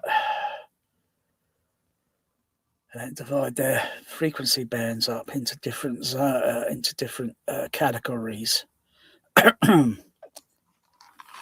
and see whether it works or not. You try. So you got a pair of speakers in there that will still be doing regularly the same sort of thing. So you could do A/B comparison to see whether a multi-zone speakers divided up into frequency bands kind of sounds a bit more musical when it's, with an orchestra sound or such. Does it sound, or does it really need to have really more individuality in the mix so that it sounds like a 90-piece orchestra compact into a very small space, playing over a multitude of speakers? That'd be like 90 channels. A 90-piece orchestra? 90-piece?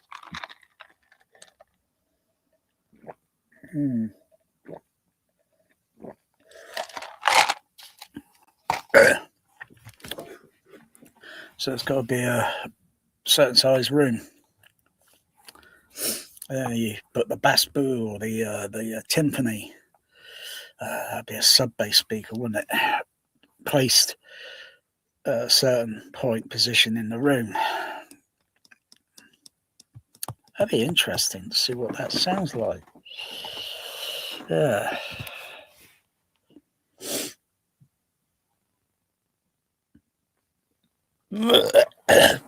Oh yeah. Just add a little bit of that refreshing there. I like that refreshing bit. Yeah.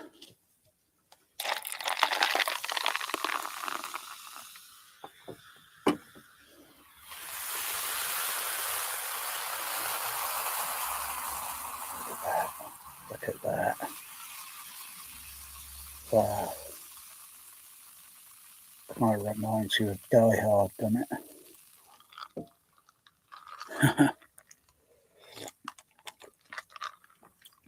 Oh yeah, I got that ice cube there.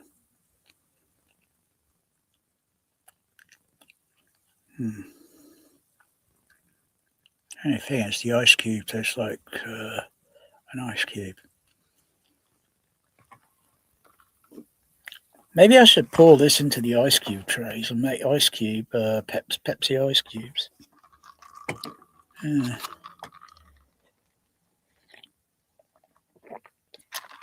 They'll probably have the flavour, but they'll probably lose some of the sparkly carbonated sparkle.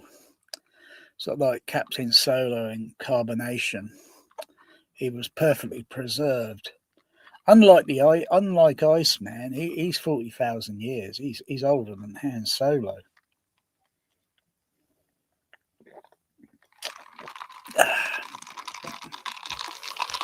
Yeah, Iceman. Yeah.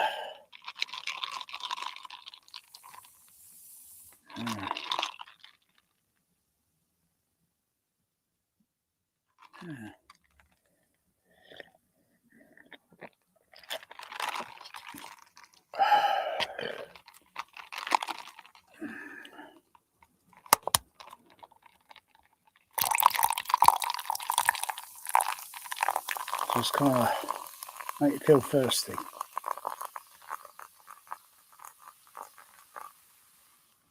Yeah.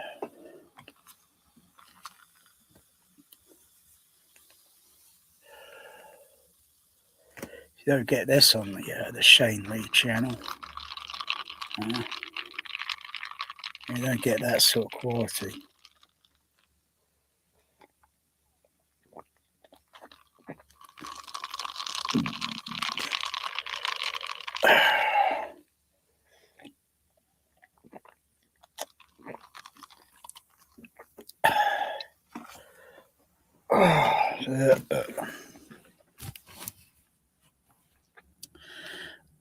So I've got the shaker turned on.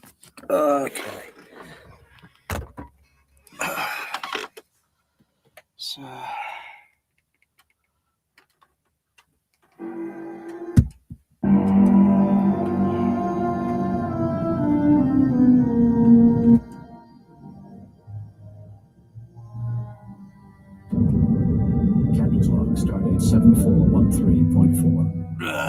Thanks to Mr. Spock's timely arrival and assistance, we have the engines rebalanced into full warp capacity. Repair time less than 3 hours, which means we will now be able to intercept intruder while still more than a day from Earth. 4.8. Point 9.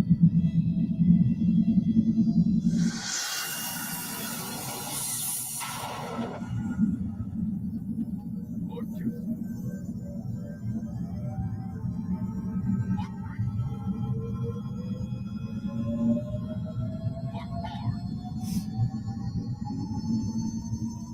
4.5.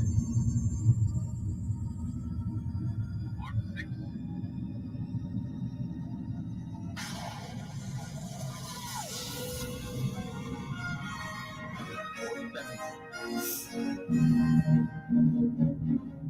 4.7.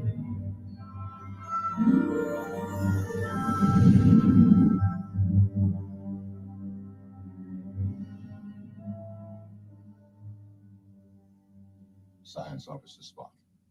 Reporting as ordered, Captain. Please sit down. Spock, you haven't changed a bit. You're just as warm and sociable as ever. Nor have you, Doctor, as your continued predilection for irrelevancy demonstrates. Gentlemen. At last report, you were on Vulcan. Apparently to stay. Yes, you were undergoing the colonier discipline. Sit down. If you are referring to the Colinar, Doctor, you are correct. Well, however it's pronounced.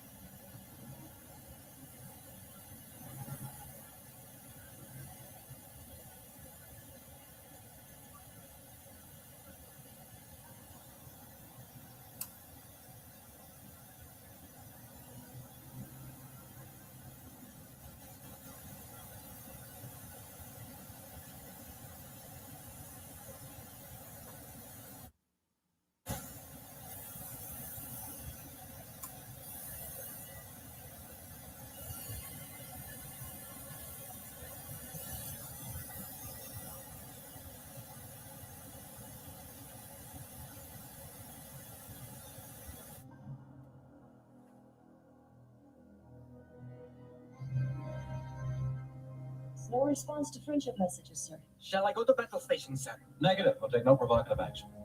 Recommend defensive posture, Captain. Screens and shields. No, Mr. Decker, that could also be misinterpreted as hostile. Cloud composition, Mr. Spock. 12 power energy field. 12 power. Captain, we've seen what their weapons can do. Shouldn't we take every possible precaution? Mr. Decker. Captain, I suspect there's an object at the heart of that cloud.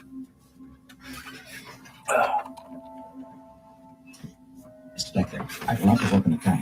If that order isn't clear enough for you, Captain is your exec. It's my duty to point out alternatives.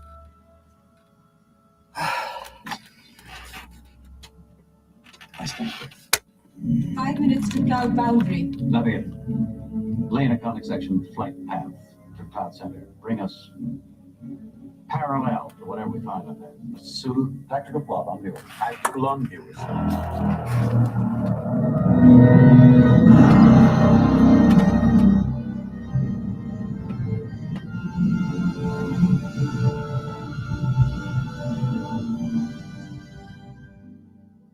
That measures 12 power energy. Thousands of starships couldn't generate that much. Mr. Spock. Spock, tell me.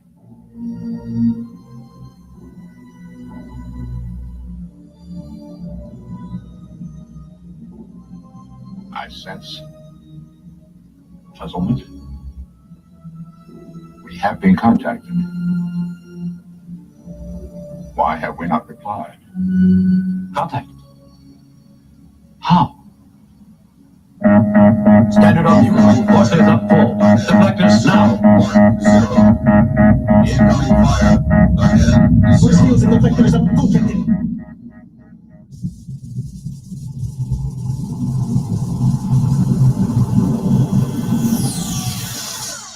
Analysis, Mr. Spock. Alien weapon is a form of plasma energy, Captain. Exact composition unknown. Guidance system unknown. All decks, brace for impact.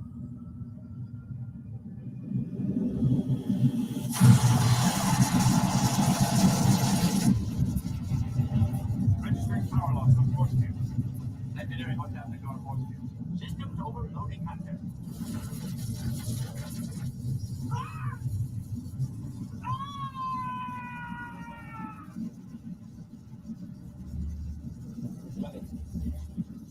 Medics are coming.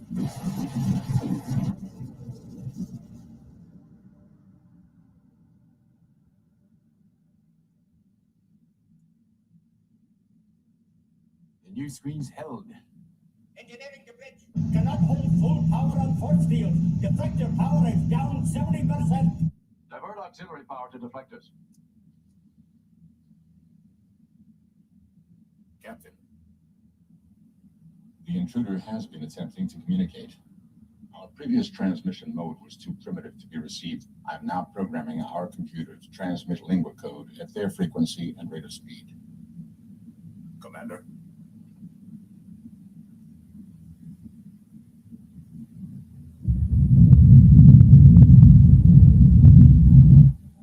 Spock.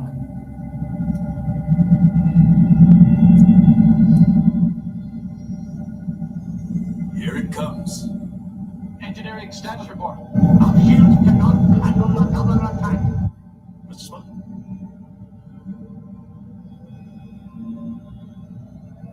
Impact in 20 seconds. Spock. 15 seconds. Spock. Transmit now. 10 seconds. Transmit.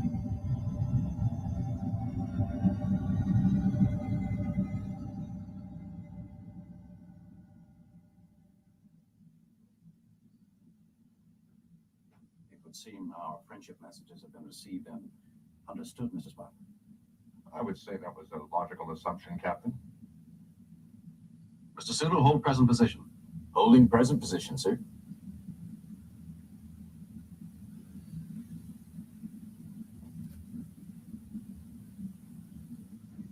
Tactical plot on viewer. Course projection on tactical, sir.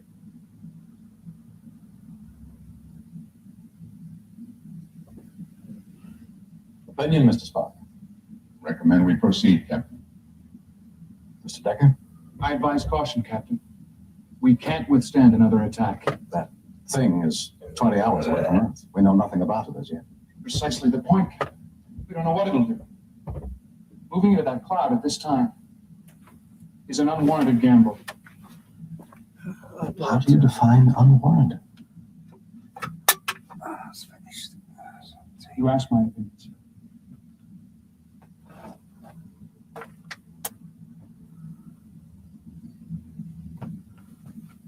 You are. Pounded ahead.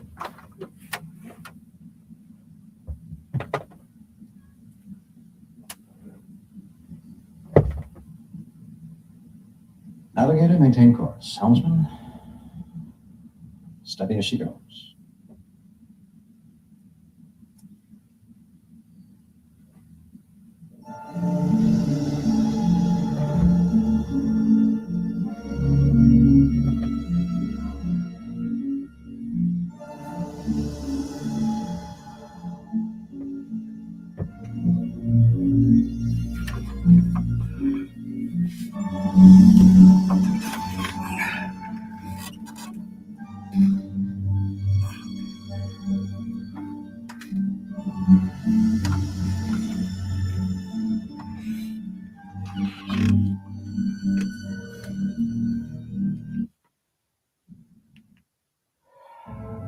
Never before encountered.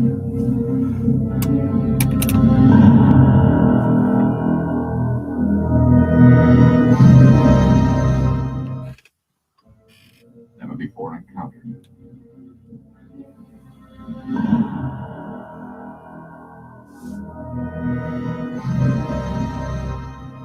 No response.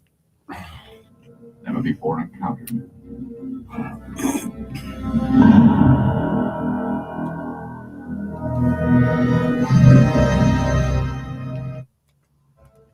Never before encountered.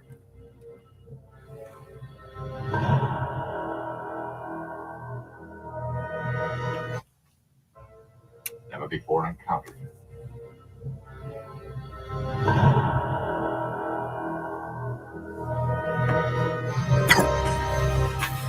No response to friendship messages. Never before encountered.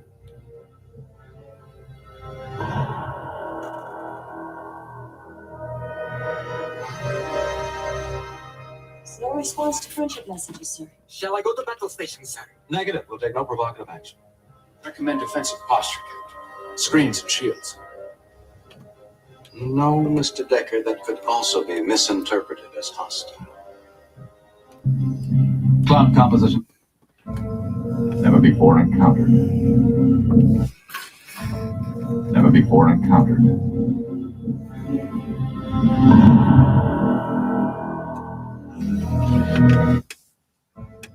Never before encountered.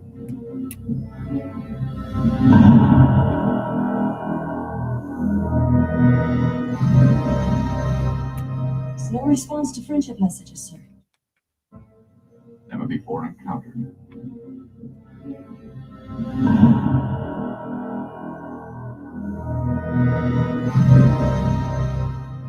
No response to friendship messages, sir. Shall I go to battle station, sir? Negative. We'll take no provocative action. Never before encountered.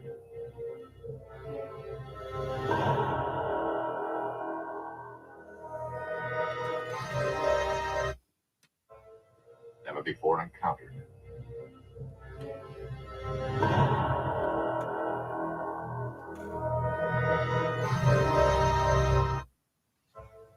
Never before encountered.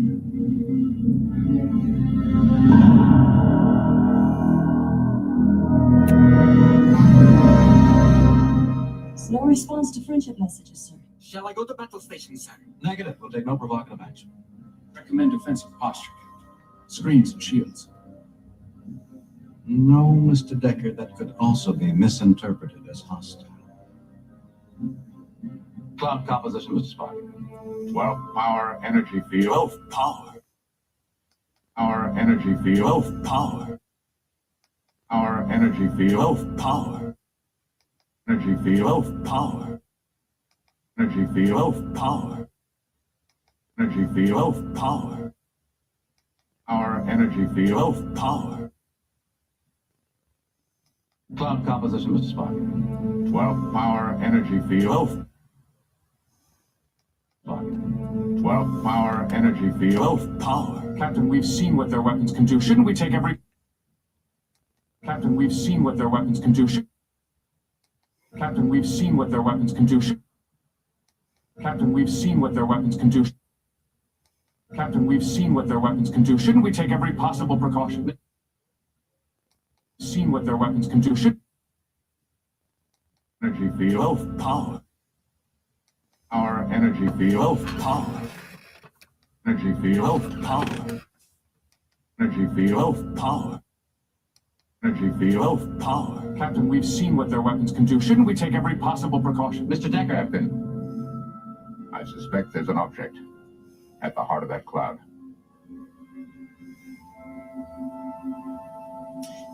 Mr. Decker, I will not provoke an attack. If that order isn't clear enough for you, Captain is your exec. It's my duty to point out alternatives. Yes. Deck, it's my... Never before encountered.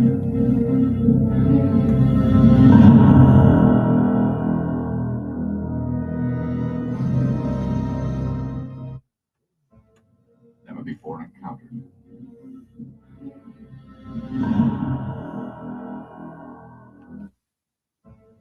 Never before encountered.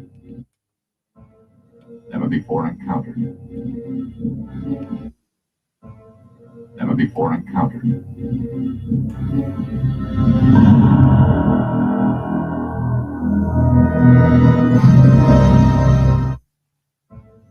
Never before encountered.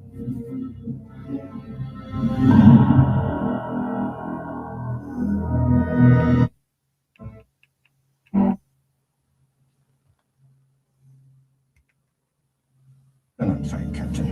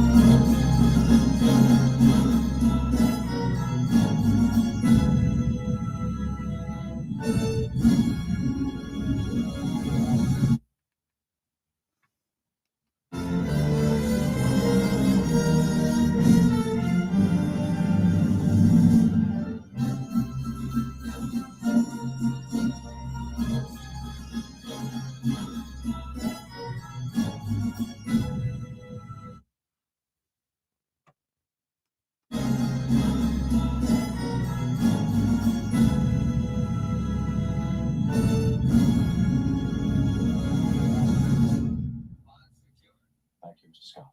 Aye, sir. Attention, launch crew.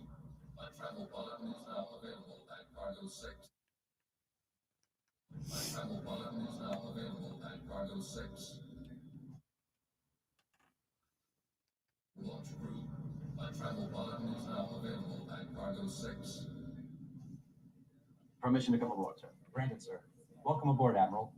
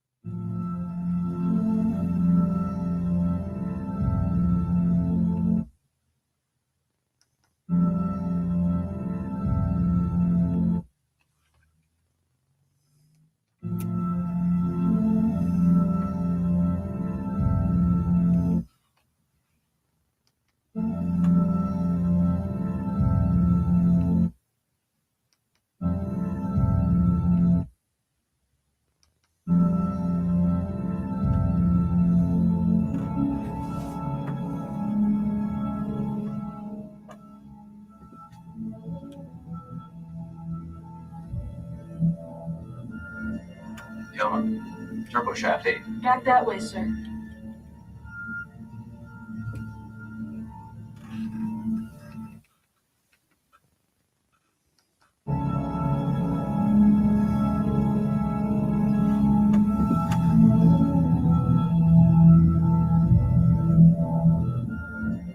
Gentlemen, turbo shaft 8. Back that way, sir.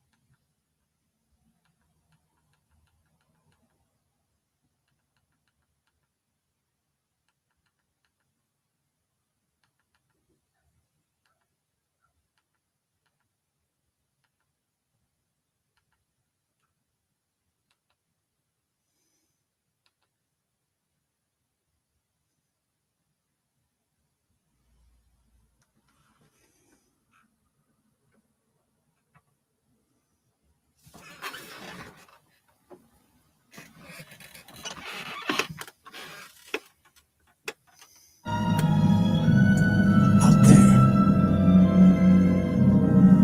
That way.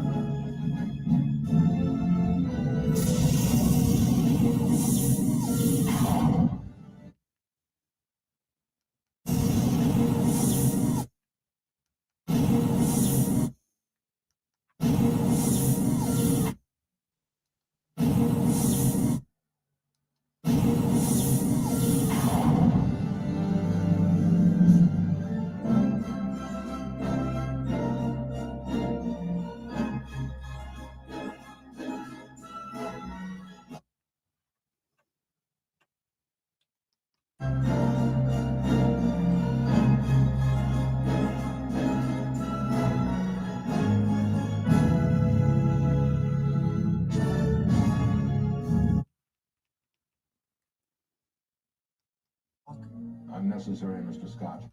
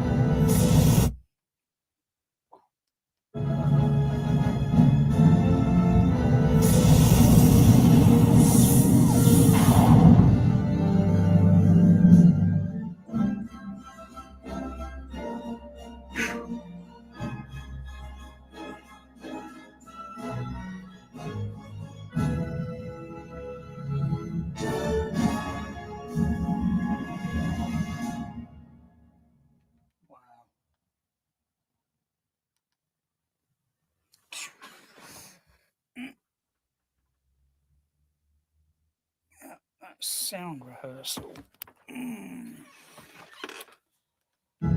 Oh, wow.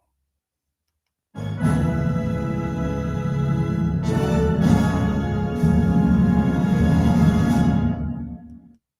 can feel that low octave there.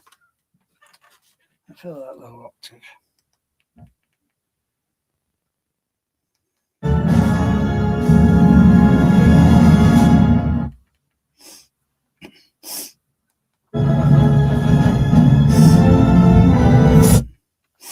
Oh well. Let's see. Low. Getting it. Checking all three of the channels, all three of the bass ones, screen bass, mute them, put the sub bass extension on, check how that is a mono signal. I've combined of all the other signals put together, and then seeing how that looks on the SBL. I'll check the because it's got a bit of a strange weird mix on this, and checking to see if the frequency response looks okay. Left, center, left, right, and then checking center because that's going to be a little bit different in the mix with this 424.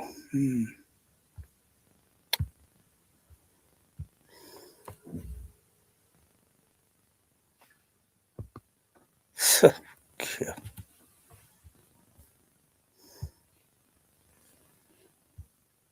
What's going on there?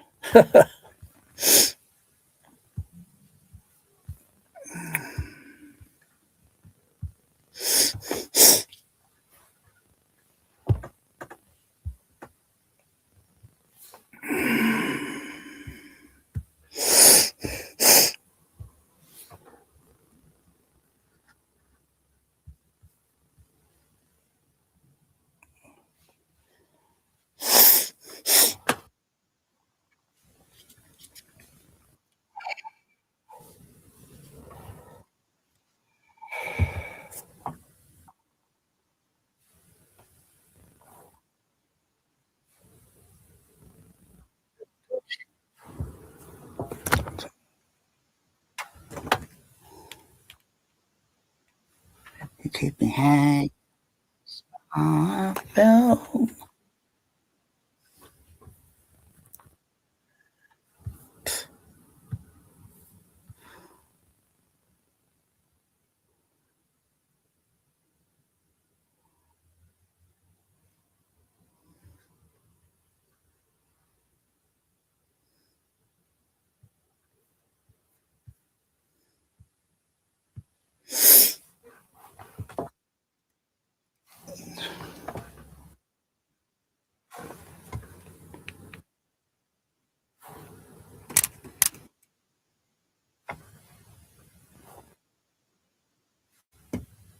Ping, ping, ping, ping.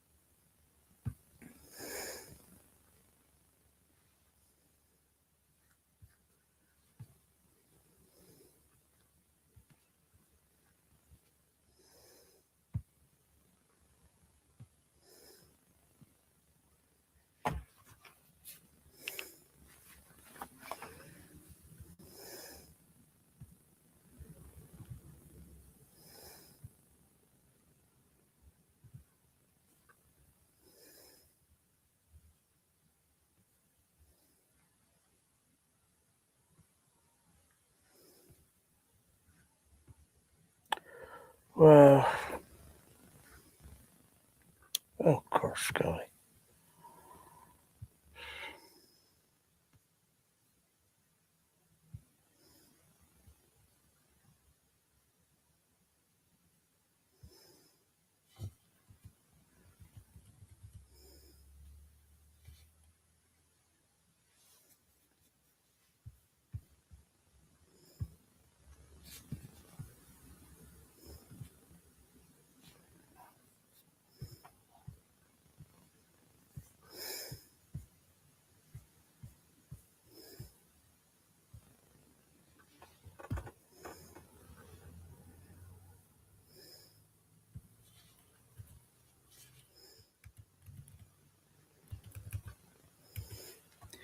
Oh.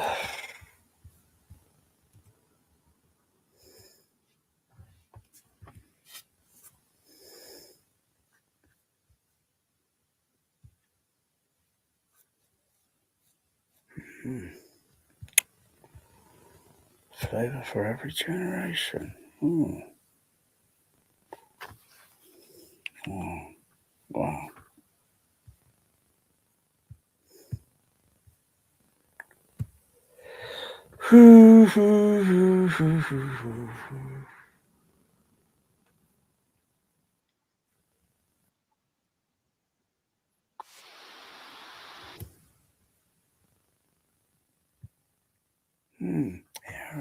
Yeah. They do ice cream area, don't they? What would I think of next?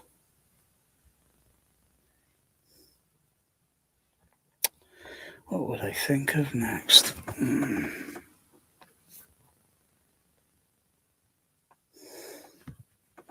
Damn. Blast. Why don't I look for sherbet ice cream?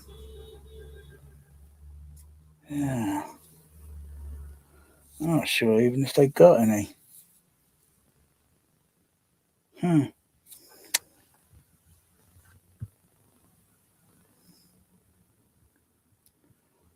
Sherbet ice cream.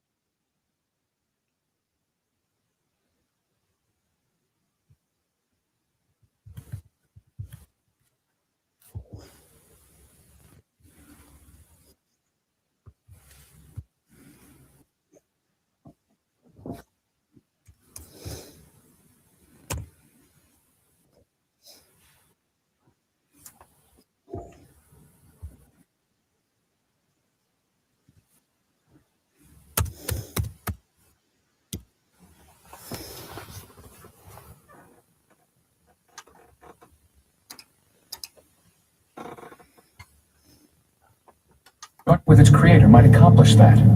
You mean this machine wants to physically join with a human? Is that possible? Let's find out.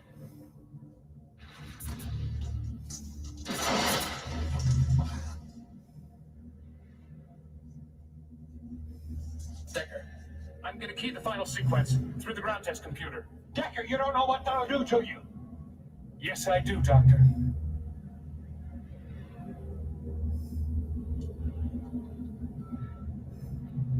Decker, don't. With them as well. Out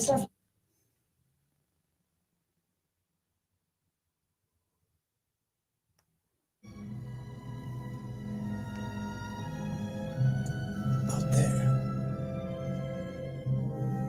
That way.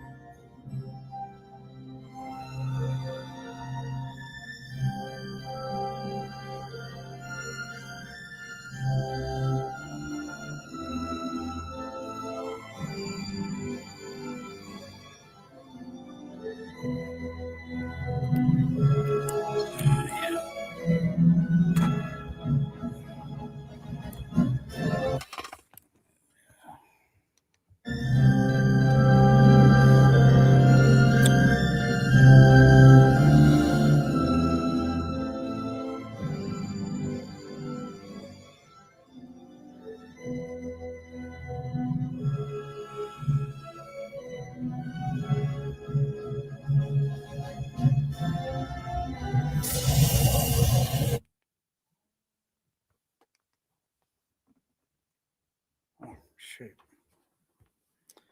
Coming on hailing frequency. Oh, fuck's sake.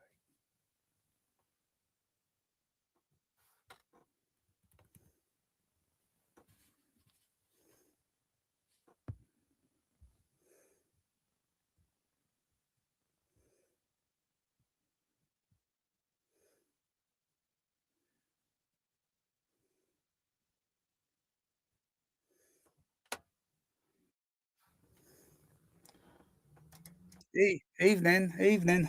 How are you? Why do you keep sounding like Darth Vader? Oh, okay. What? You okay? Yeah.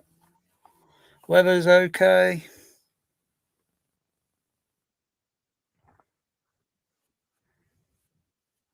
Yes, I agree. For once, we agree on something. It's still, yeah, it's just marginally, going through this tilt until it gets to about May, and then the temperatures are going to just change a little bit. They're just going to steadily go up a little bit, and then by the time it's June, oh gosh, bloody hell, it's too hot. Oh, I can't stand it. I've got to turn the bloody fucking air conditioning on all the time. Oh yeah, I saw that video. I don't know why. That guy getting blown to smithereens. Was that Donald Trump getting blown to pieces? It looks like Donald Trump.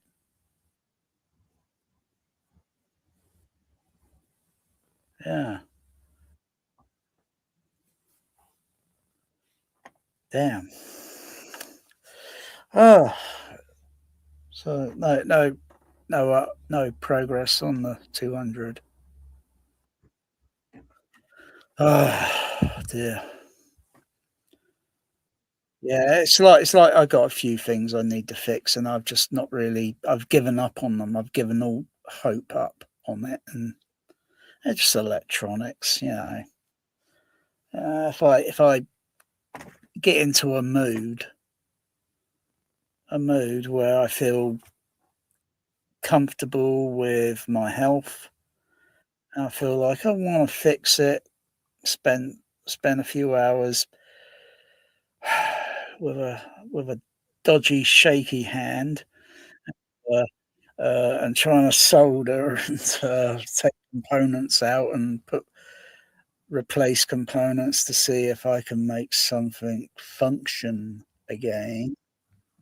Yeah, I got a power supply on that digital video recorder. I don't know what's up there. I don't know which capacitor it is. It's like a needle in a haystack. I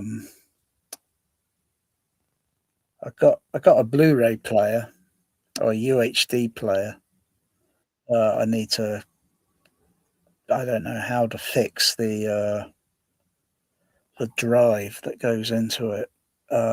It's got screws on it to take it to totally disassemble dismantle it. But some people are saying it could be the rail track where the laser's tracking along a track. It could be that's giving the issue where it can't track the disc. Because I can't see why a fucking player that's only so many years old, and yet there are fucking laserdisc players out there far older, and they may still be working, functioning okay. They might have little hiccups.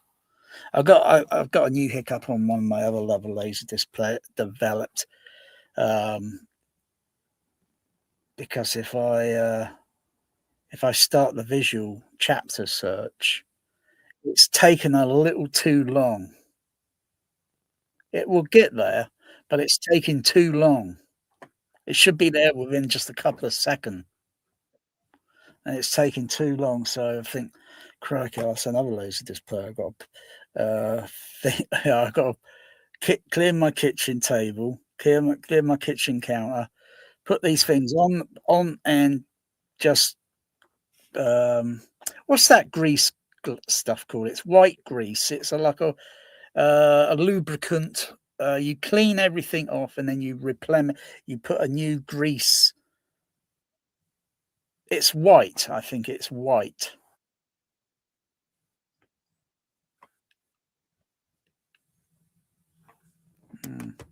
Yeah, something like that may need attention. And well, I might be looking also maybe. Well, which motor? There'll be a little servo motor that's turning very slowly to move that laser along. Yeah, it could be that. I can't see how. I just can't.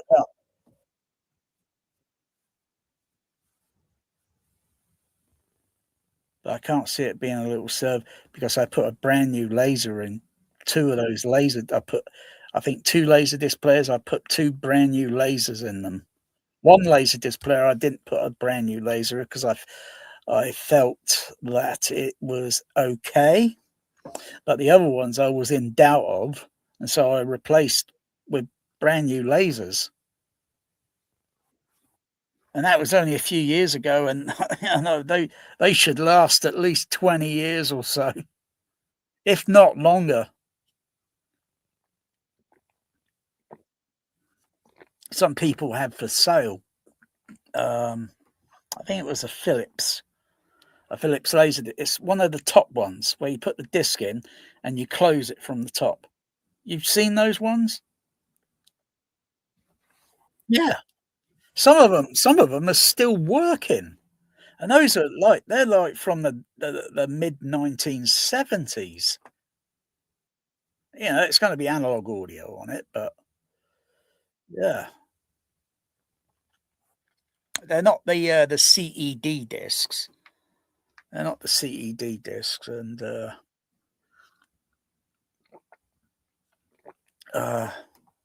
because they're I'm a bit skeptical about those ones. They're the caddy where it's a plastic sleeve. You push it in, takes the disc out, and then you pull the thing out. I wouldn't want any of those players if it was for free.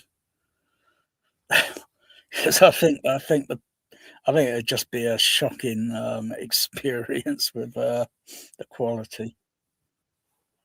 It was okay back in its day until they realised it was probably not okay, and then something else came along that was superseded and was a little bit better. Got to keep these laser discs running, Mikhail. They're the only thing. It's the only thing on the planet with theatrical mixers.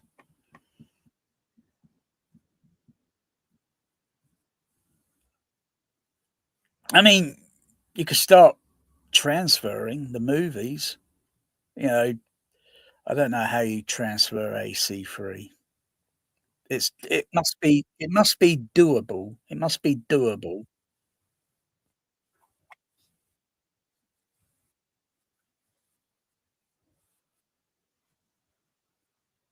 I've heard about it, and it's pretty pricey.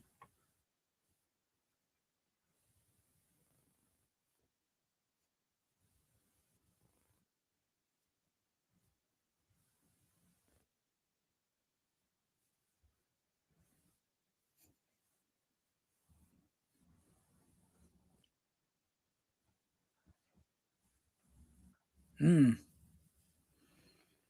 You can still keep the discs there. It just means that the player it's going to go in, maybe it might just have a little bit more robustness in playing the shit out of these movies. Whereas, you can't play the shit out of your Laserdisc player, otherwise the parts are going to wear down. The spindle motor is going to wear down. And then you're going to have to think, oh, fuck, I've got to get a brand new spindle motor. I've got to replace it, just like you replace a part on a car, on an engine.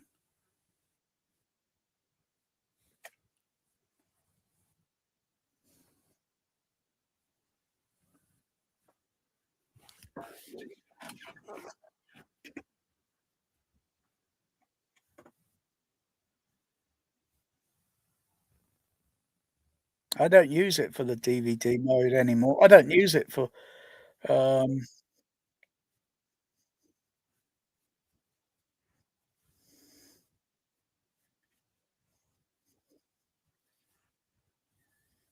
I wouldn't call it stupid. I would just call it unnecessary. You just wearing down the spindle motor for those. Have a separate DVD player. Yes, by all means, a separate one.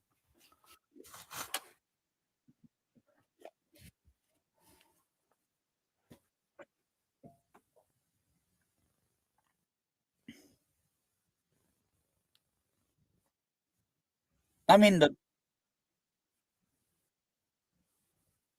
what? Yeah. His ear got nibbled.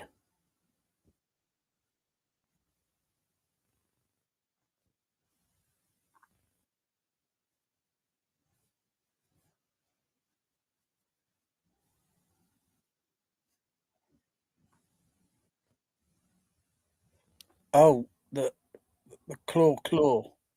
Not the nail. Not the nail.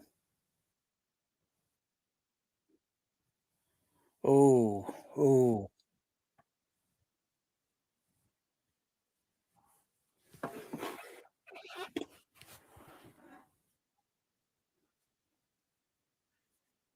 You want to keep your garden so your cats can roam your garden securely. Oh, no, it wouldn't cost much. Look around to see if there's any materials that you could grab hold of for next to nothing. You don't have to pay anything.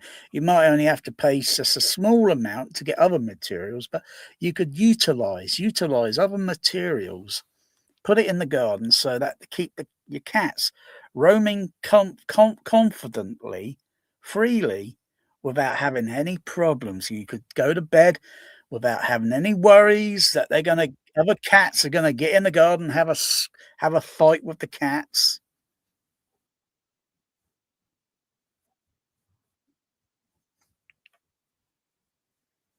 Oh, find a way, an angle so that even if they try to attempt, they're gonna fail.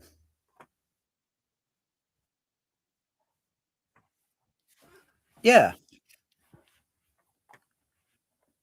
But even if you have to build something completely over, like a greenhouse, you know, you can see through it, but you can't go through it.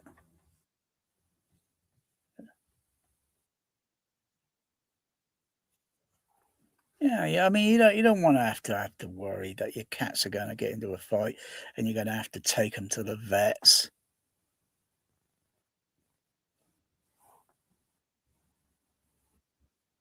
Yeah, it's the same with social society. You go out to a pub. It happens to be the wrong day, and you get into a fight. It's the same thing, It's having a cat human fight versus cat fight. Meow. Although I'd like to see two women having a cat fight, meow, and pulling their hair and.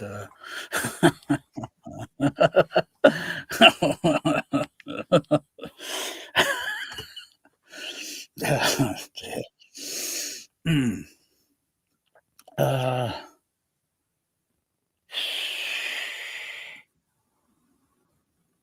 mm.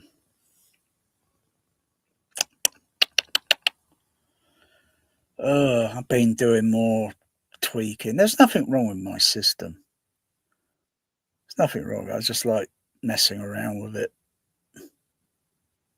If I do EQs and all this, and if I feel like, oh yeah, that works, but maybe next week I play something else and I feel dissatisfied with what I'm hearing, and I think, do I need to change the EQ settings again? Because like I say, it's a pain in the ass where you put a microphone, what you're trying to adjust. You're going back, forth, back and forth, back and forth, back and forth, listening, checking to make sure. Yeah, because it's always because I'm sat here on the left side. I'm always mostly hearing the left HF horn because it's nearer to me. In science, it is nearer to me, and the right one is way over the other side. Even though it's in a small room, it's still distant.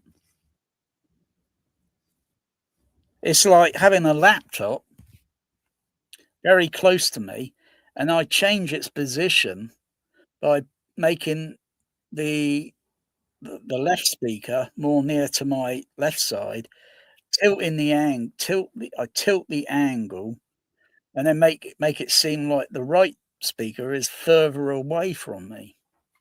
Then it's like I'm hearing the left side, the left speaker. It's got nothing much to do with all this bullshit acoustics. People out there trying to rip you off. Bloody hell. I did some test the other day by putting some cardboard on the acoustical tile. Just get some glue, some of that glue, spray the cardboard, and I can just stick the cardboard onto the because I was thinking of using blue tack. I mentioned that before. It's blue, it's sticky. But I thought there's no way I'm going to be able to easily stick that to it's going to fall off. So I thought, oh, glue, spray a little bit. It'd be tacky. I can hear your wife doing the dinner plates in the background there. Yeah. So I tried doing a test, put the microphone there to see what the frequency response looked like. And when I looked at it, it was going all like this, up and down, up and down. But without it, it was a little bit smoother. So probably when the sound on the off axis, so the most part of it is going directly this way into the room, but the off axis, uh, Probably because of the wedge foam tiles, because they're up and down, sort of like a pyramid. So they're zigzagging up and down those wedge foam tiles. Maybe that's breaking up certain frequency. And yeah, but there was a little bit of difference in the cardboard. It raised the frequency up a little bit because it's going onto a flat, bare surface, partly, and it just nudged the frequency up a little bit. And I did an overlay and looked at the overlays, and I thought, I thought, yeah, okay, forget about the, forget about it.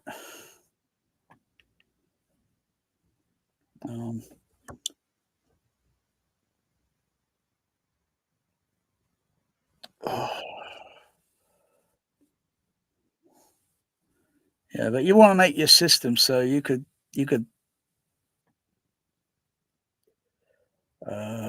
those speakers in the front, so you can literally be able to easily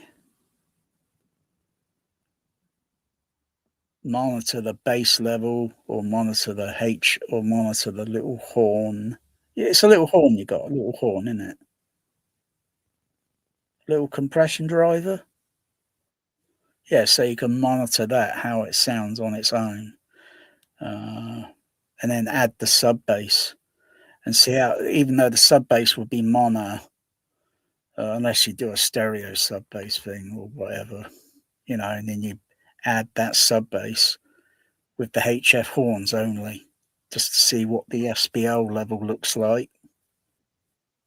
And then you turn it off and then go back to the bass channels on the speakers and see how that looks, how it sounds, how it feels.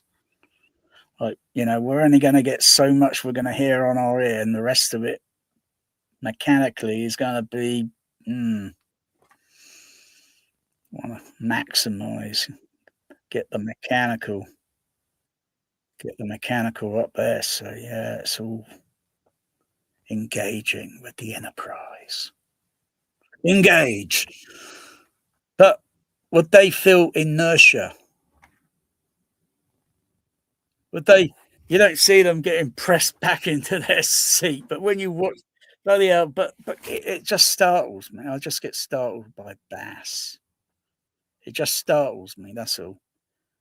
It just makes me go back, sort of thing. Like, in the real world, if I travel on a bus and all that, the vibrations and all that are completely different.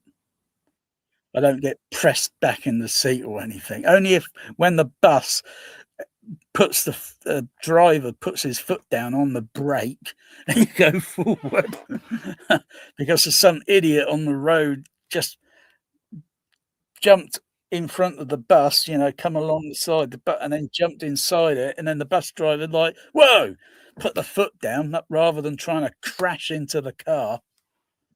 Gosh, you don't fuck around with a 25-ton bus on the road. Those buses will crush your car.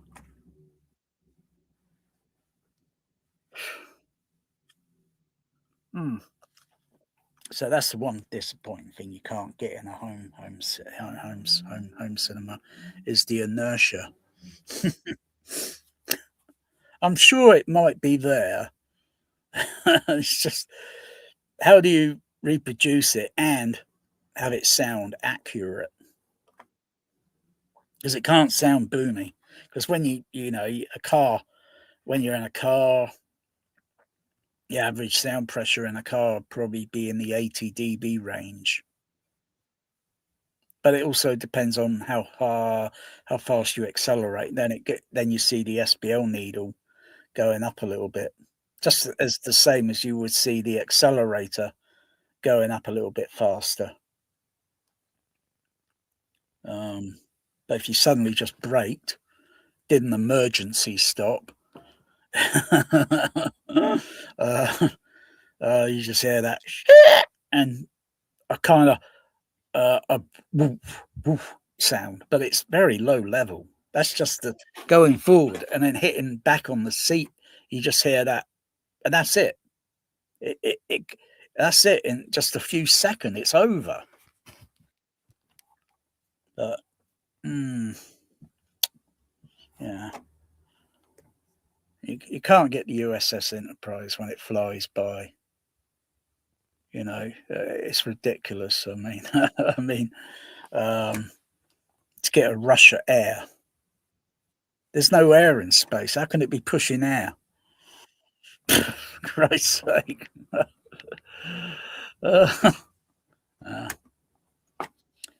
I find it scientifically interesting sometimes.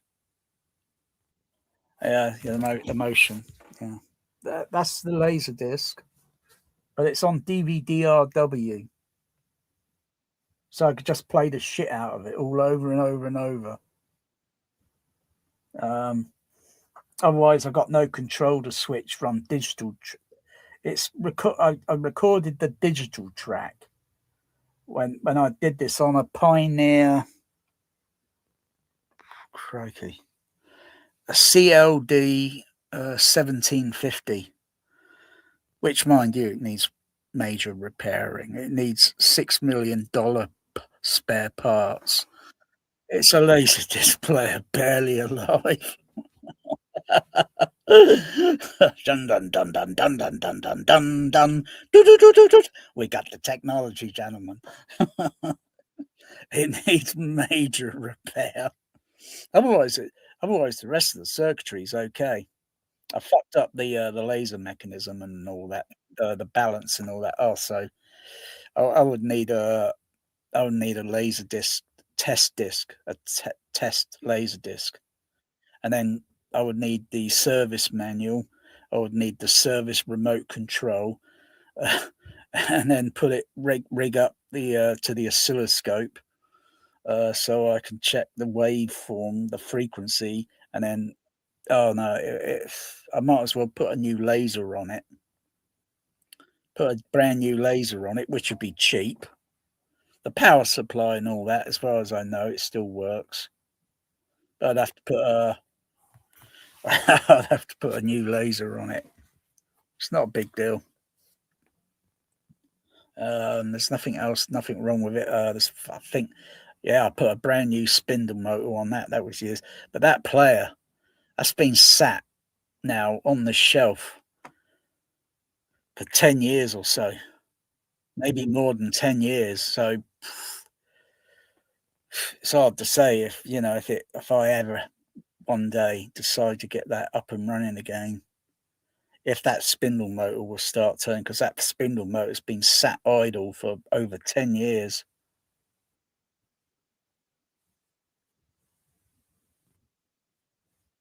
Yeah. But, you try buy a 1750 on the eBay. Yeah. The face plate on it, or the face part of it, is all broken, and that's one player that I've seen on eBay. So that's spare parts. So it's like, I could buy something that's very cheap, take the parts or swap and move the parts around, and then yeah. Otherwise, I really like the player itself. It's my first Laserdisc player that I got back in the 1990s. Hmm.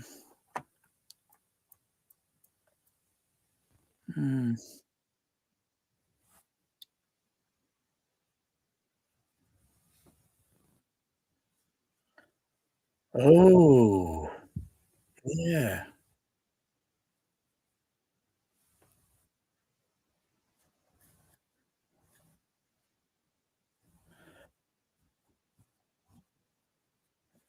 Is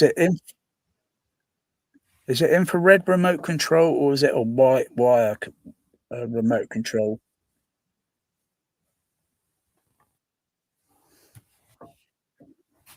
Yeah, some laser disc players didn't have remote control, infrareds, and they were wired something.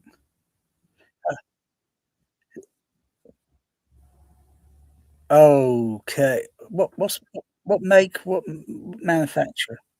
Pioneer. Okay.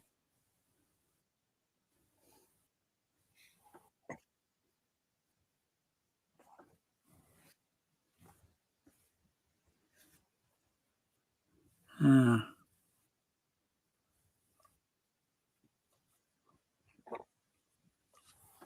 Educational.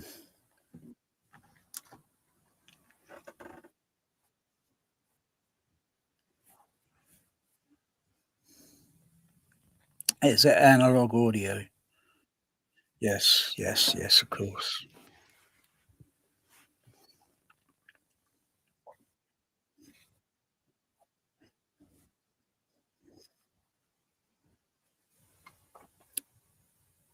Oh, that's too bad. I could have sent you one for free. But some fucking arsehole took the fucking thing out of the fucking hallway and put it on the back of a fucking what's it? Fucking motherfuckers. No, it only needed a repair because it had a fuse that might have blown on the inside. Maybe a quick blow fuse. Or maybe maybe a slow, might be a slow blow fuse. I don't know. I know it had an, I know something gone wrong on the inside, and so the fuse must have shorted. But it wasn't easy because you had to undo all the screws just to take the plastic, just to get. Then you can get access in the back, and then find where the mains is going in, and then oh yeah, there's a fuse there, and then check it to see if it's a open circuit. Otherwise, that wasn't a bad LG TV. That was. Don't know what gave up. Don't know what. Something is going on in this room occasionally. There's something when turning on the electrical or whatever. Uh, I'm getting a spike. Happened on the trinnov a couple of weeks ago. I had to get the correct fuses. TA1. So it's a 1 amp. It's a 1 amp fuse. Very slow delay. A slow delay. So you got ones that have got a coil on the fuse, and then ones, yeah, and so you got different fuse types. So I had to make sure I put the correct fuse on the thing, which I got the next day when I ordered. I ordered and got the fuses the next day. But it's curious what just caused the spike, and it didn't cause it any. You know, if it happened on any other piece of this equipment, um, you know, I'd have to. I don't know if there's easy access where you get to the fuse at the back. Sometimes you can get the fuse at the back, or sometimes the fuse might be inside. Yeah, you got yeah.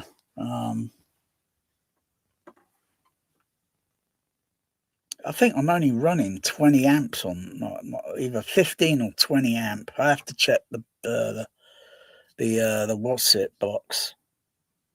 What do you think with that guy running all those sub bass speakers? He's put in, my goodness me, 100 amp circuit breakers. My God.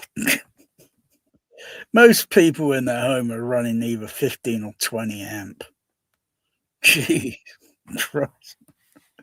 He's gonna deafen people. He's gonna deafen everybody playing at that sort of he's like trying to run those damn things at 400 volts. My goodness. I don't know how bad it's gonna sound with all the bass level just being overwhelming every other speaker in the room. So you just you're not gonna get detail. You just hear this humongous oh dear.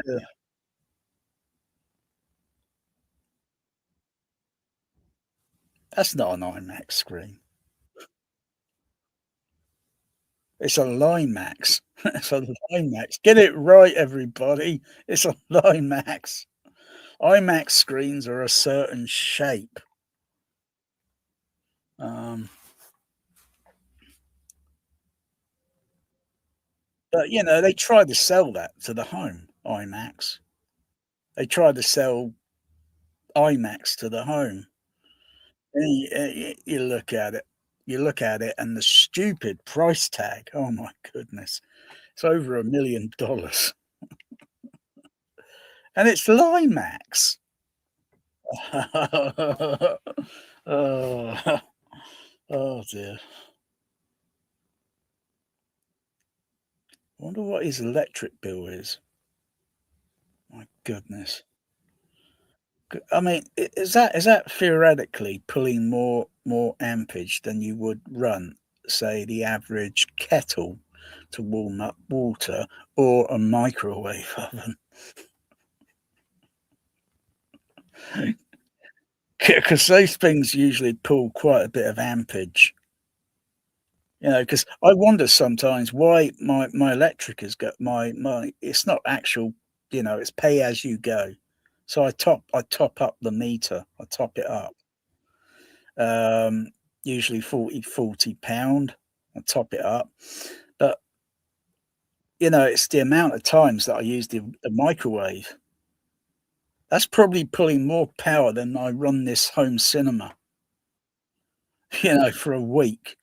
And I'm using the microwave on and off, and then the electric's just going down, down, down, down, down.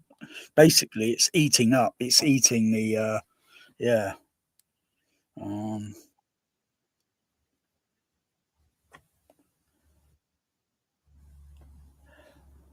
yeah. Is it something cheap?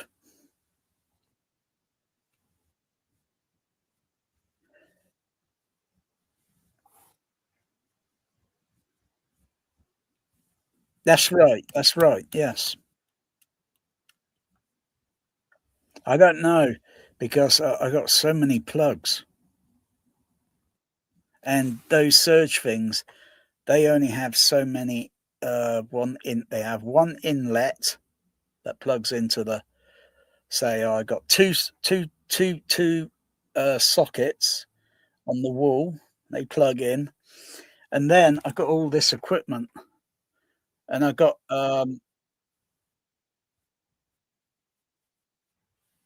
oh, I see what you mean. Yeah, yes, that makes sense. Yes.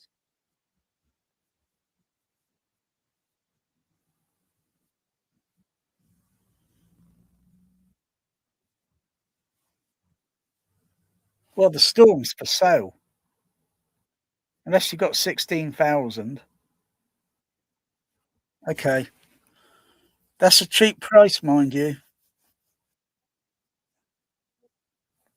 Yeah. I was partly filling in the detail and doing the description, but I haven't finished it. That was last year. um, but yeah, that should sell at that price. That should sell easily. Even though I know I think it's very expensive, but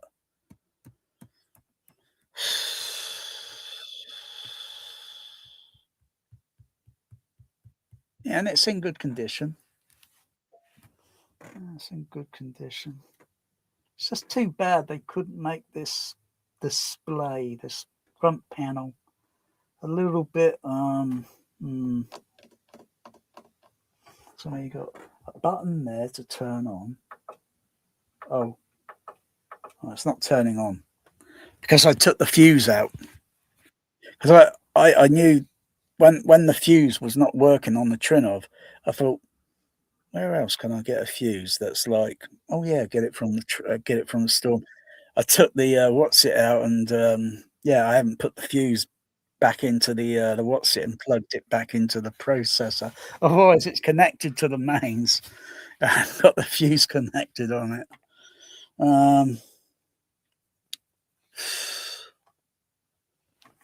Yeah, it's just got these few buttons here, few buttons to navigate up and down, the volume dial, the power on, and yet the trinnov has got 1, 2, 3, 4, 5, 6, 7, 8, 9, 10 controls and buttons and all that on the front panel, but they are still a bit.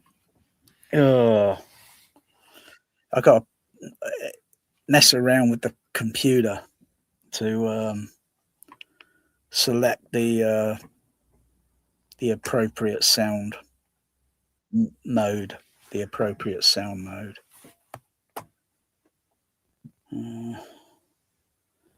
Yeah, I gave that what do you call it?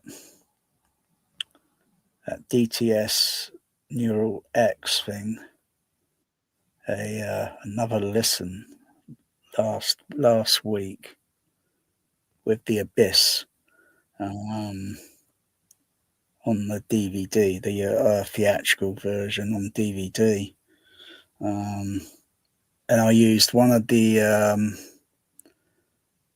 Atmos modes. Not that it was Atmos. It was still Dolby 5.1, but going through the Neural X matrix thing. But what it was doing with the surround, it was like diminishing the bass level that should be like that and just squashing it down to like that. I think, what the bloody hell's going on here? Where's all the bass level gone to, for goodness gracious? I thought, and then plus I can hear a little crosstalk, some little crosstalk thing going on in the surround. And I thought, oh, this sucks. I'm just going to go back to regular 5.1 mode because there's something going on there I don't like. Other people might think, oh wow, ooh, but have they listened to the other 5.1 mode as it, the other listening mode and think, oh yeah, it's got bass level there, and then go to the other and think, where the bloody hell's the bass level gone to? Crying out loud. Yeah. But it does do interesting other things where the Abyss, where they lower the submersible. It's on surface, it's stormy, and you've got a crane, and you've got a cable going down, and it's lowering the submersible into position to drop it into the water. And you can hear this little in the 5.1 mode, you hear it click, click, click, click, click. But you don't know where the bloody sound is coming from. You know it's above somewhere, it's above. And it should be a single thing. A little crane, no way can it just spread out like that. It'll be like somewhere in the middle. You'd hear this sound coming from a single position. So that comes down the middle back surround, but it just doesn't make sense because the crane is up there. Unless, of course, like I say again, have matrix decoders on the 5.1, so they go put additional decoders in for the side surrounds and maybe the back as well. So I can just press a button and then divert that signal because it's like a stereo surround or sort of thing on the Abyss, though it should be 100% mono. The mix on that movie was never intended for stereo, so it's had a little extra process before it went on to DVD, I think. I haven't double checked to see if the Laserdisc is that way on the AC3 Laserdisc, to see if it's had a process done to it or if it's just been left with the original mono surround. Otherwise, the sound then of the crane should be coming from somewhere above me. Well, any other additional phantom signal should be coming like from above.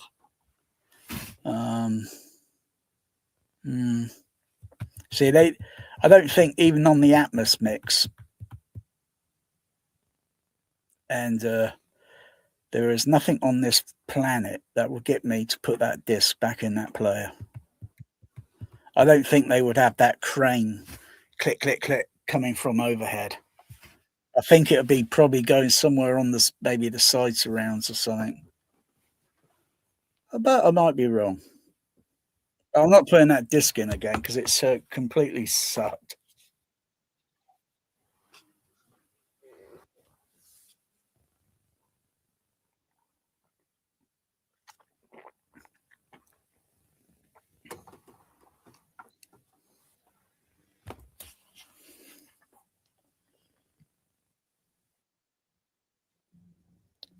What's your central heating like? Yeah. Same here as well. Hmm. How many radiators do you have around?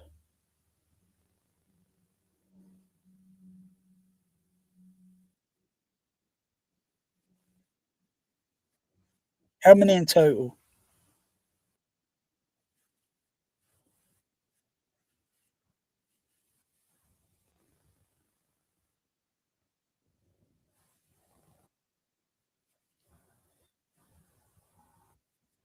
How many is that? No, total.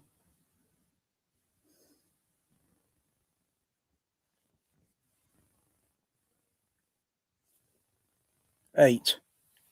Yeah, it's one central system, one central heating system to heat them all.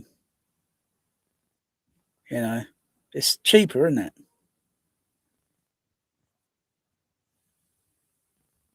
Because you're only warming up water that's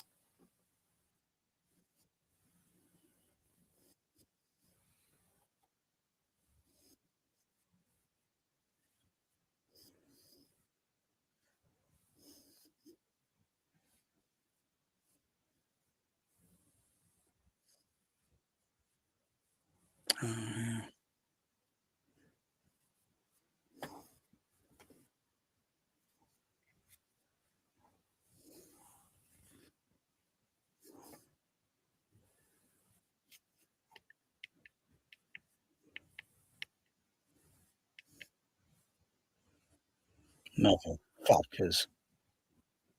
Motherfuckers.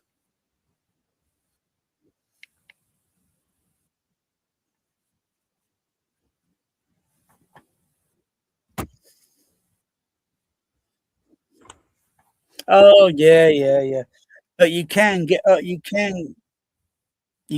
other vehicles that are a little bit less, petrol ones that put out less of the what's it, and you pay lesser tax on it. Yeah.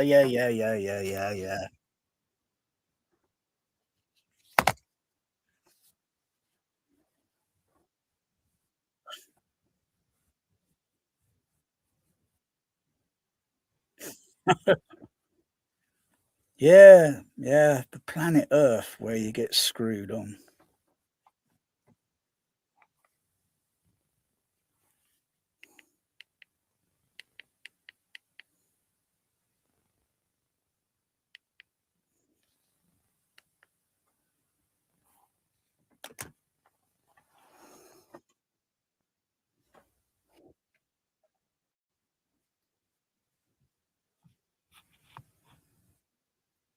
Are they still fighting in Iran?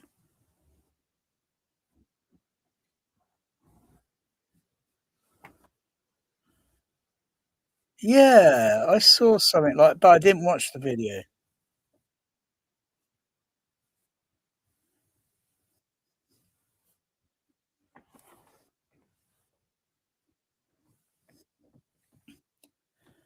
It's just like the end of that movie, 3 Days of the Condor. Have you seen that movie? Have you seen that movie, 3 Days of the Condor? And it's like the last 10 minutes of the ending of that movie. What if? What if people are hungry? What if people have never known starvation before? What if their homes are cold? They don't want to care how we get it. They just want us to get it. Oh, it's a sick world. It is a sick social society. We're I don't know if we're partly guilty because we're participating in it.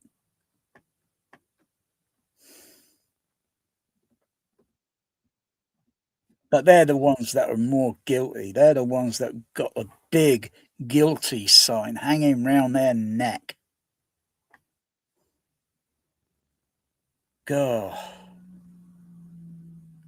that is such evil wickedness. And you wonder why other people are suffer because it just doesn't make sense. Oh, well, let them keep bombing and let Trump, another 3 girl soon. It'll be getting down to 3 years. Oh gosh.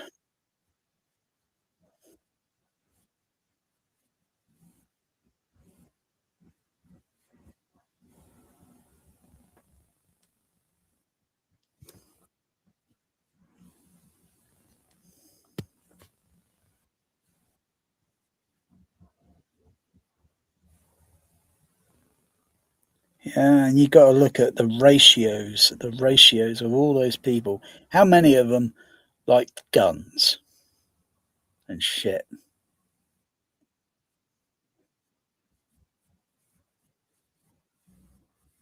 Yes, yes, that's right. You got to be certified whether you're mentally, psychologically, mentally stable. You can't just hand someone over a license and they're going to, that they didn't pass very well on the driving test.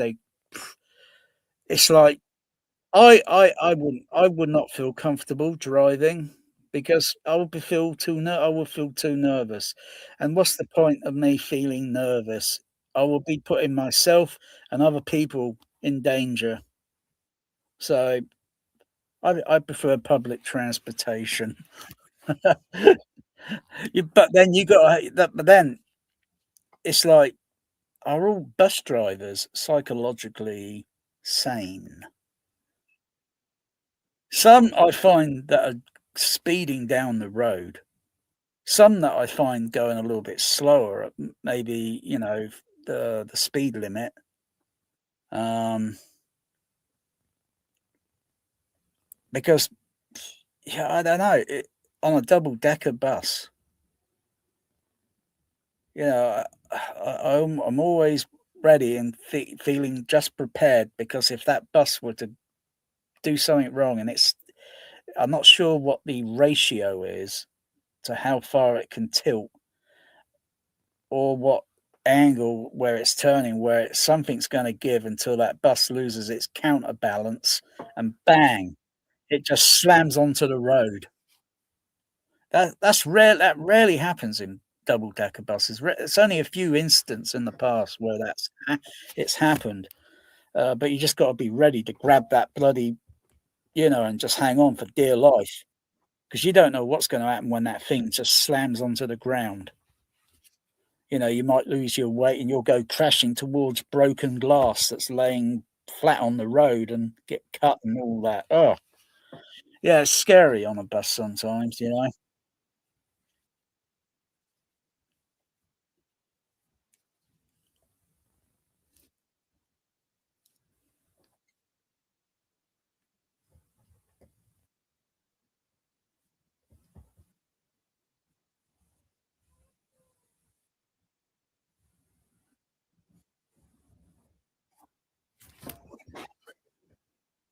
Oh, gosh.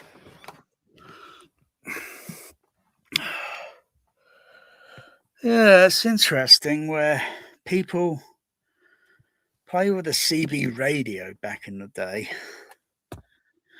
and maybe have less, maybe, I don't know what the incident.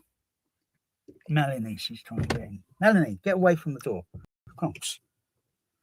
She's trying to open this door. Oh god. She's got a lot of energy in her paws. She's trying to sneak into the room.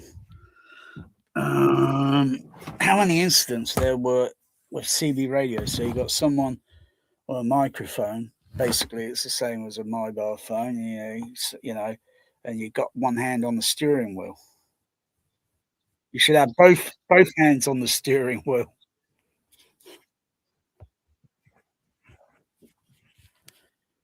Oh, well, you select. So let me go back in the day. You select a channel, you talk, la da da da, yeah, and you just listening. So you're still watching the road. If with a mobile phone, you're looking at, you're taking your eyes visually off the road and looking at the display. Yeah, I think more incidents have happened with mobile phones and less in the past or so with, even if it's truckers with CB radio. I think there are the ratio is far less and it's more higher with mobile phones. Get one of those smart things, fit it in your car, drive safely. It's that easy. Uh, yeah, and, hmm.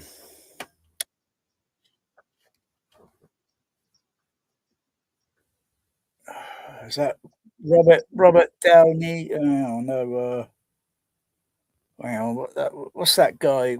Is it that guy? Hang on, from oh god, oh, I forgot his name. That's it, yeah. Oh, Howard Shaw, yeah, Howard Shaw.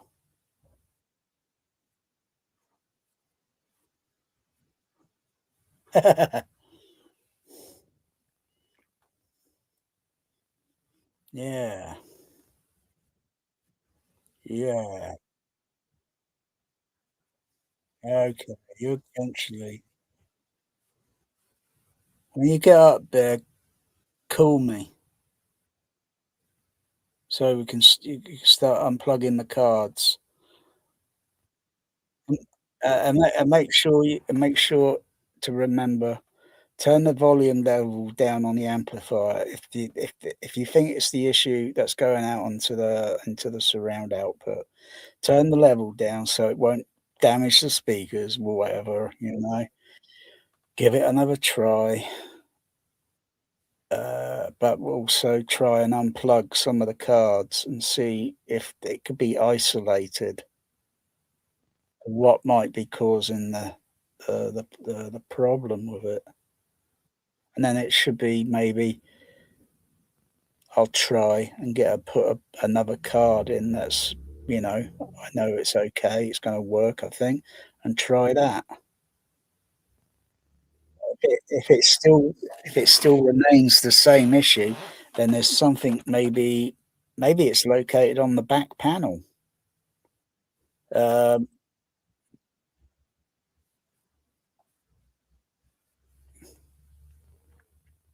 yeah, but try to maybe provoke it with caution, so you don't do any other possible electronic damage.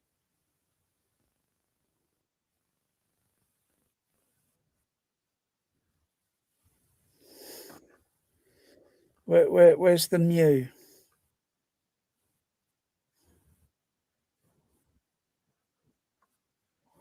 Oh, yeah.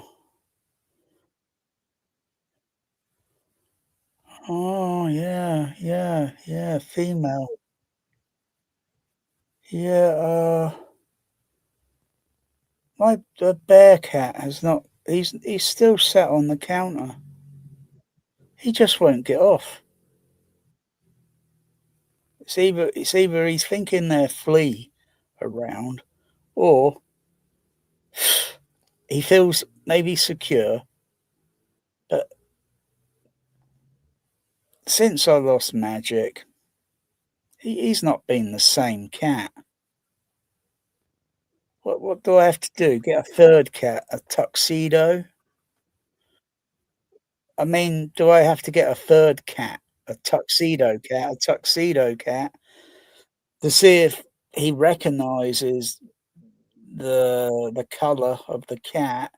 Maybe that would, I don't know. Um, he's just not the same cat anymore. and I slowly think his health is slowly deteriorating. I don't want to lose him. But he's just not the same. It's just not the same anymore. He's got weight on him, but he shallowed. Some of his weight had gone down a little bit. And his fur is not as big and fluffy like it used to be. His fur seemed to have gone down just a little bit. He's got fur on him, but it just seems to be his tail is not as big and fluffy as it used to be.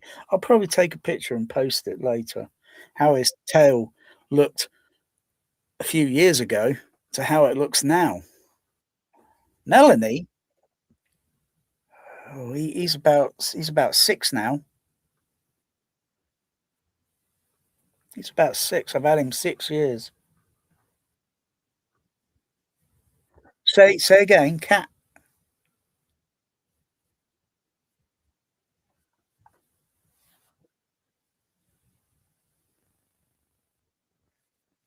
16.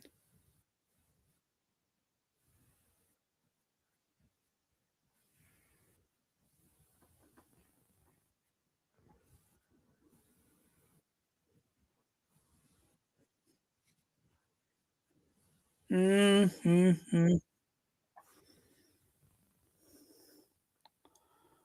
Oh, she might be a jellicle cat. Oh, is that's -2, yeah?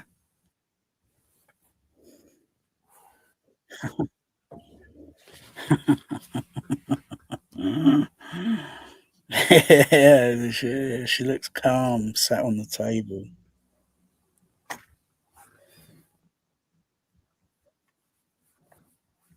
Yeah, Melanie, she does the same. She bolts around. Uh, yes. uh, um, I just don't want her damaging any more items. Um, oh yeah, and when she sneaks in the room, oh, it's easy now just to get a bit of wet food out the cupboard. She'll hear the sound of the cupboard, and then she starts to come out. That's one way to get her out of the room. I can't let her just run around this room. She'll be climbing over things, and something's gonna get broken. And it's like, oh, it's a matter of principle,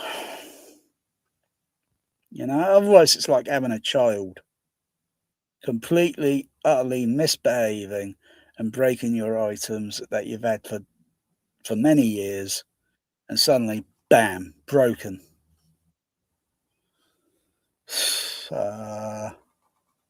Yeah, if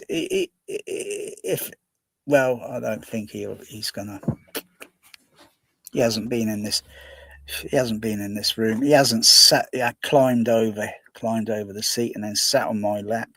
He hasn't done that in over just 2 years now. He hasn't done that in 2 years. Poor thing's just not the same.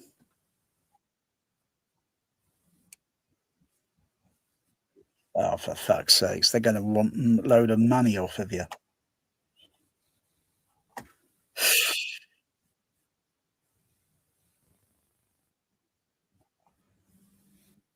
Wet food, wet food and dry food, and plenty of water and plenty of water.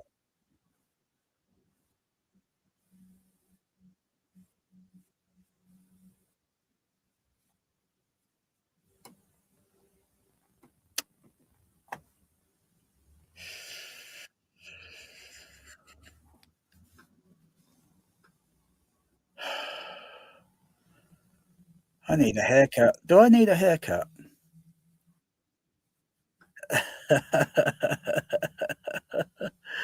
I,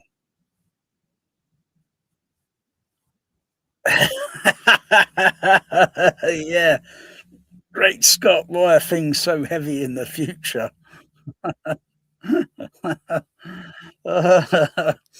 Yeah, I hadn't had this cut since December. Um, yeah, only I know it's hard to say whether I'm getting. I felt really lousy earlier today. I felt like I was going to die, but it's probably what I ate last night, and it's the medication, and I've taken my evening medication, so I'll see how I feel by 9 o'clock. Do I feel rough? Still the same? Because it's like every time I sit in this seat and I get out of the seat because my legs are in a certain position. It's different when I'm laying on the bed. So I'm flat, horizontal. I'm flat. And I just roll over and stand up. But when I'm in this, it's usually every time I've got to walk from this position to about halfway here, then I start feeling dizzy. And I'm thinking, is it just the lousy timing of the day because of the medication and it's giving me some drawback side effect? I'm sick of it. I'm sick of it. I'm have you just checked my respiration? Yeah, I had a little bit of a struggle there, I think.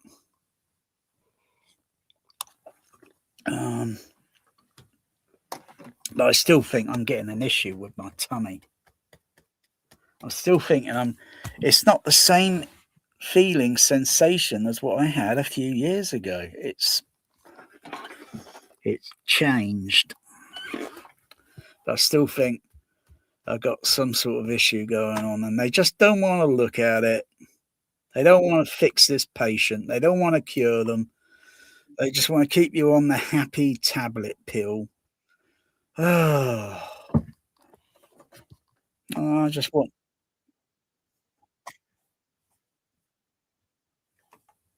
Oh.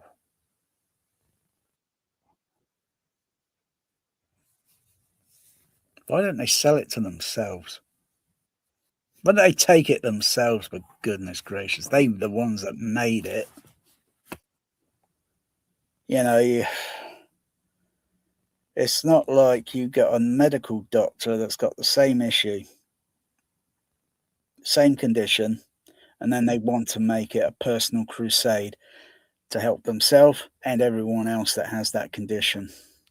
Otherwise, if it's an MD doctor that understands it, but they don't experience it, so they haven't got a clue. But when they get it, they'll be in the same boat and they'll be in the hospital and their colleagues will be looking at them. Yeah, we all know what a toothache feels like. It's easy to get that fixed.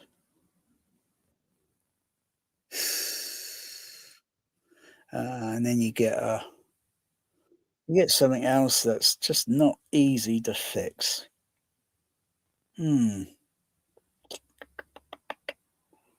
Oh, I just think I just need a little medical surgery and then I'll be back up on my feet. Maybe I'll have some psychological damage because of what I've been going through over the years, and I might have some mental psychological damage.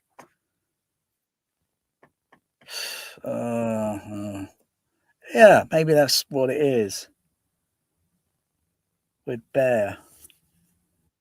He knew something was not right after 24 hours. He knew there was something not right,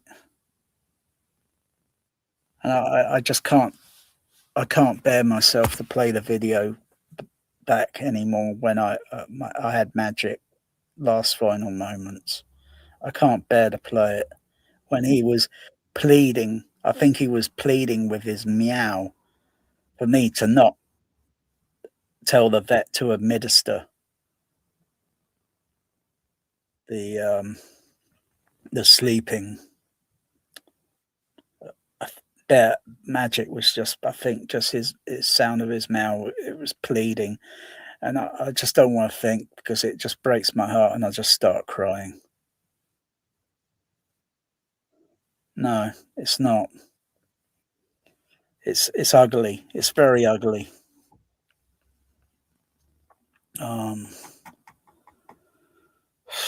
Even when I look at the pictures of him on my Facebook wall, wrapped up in that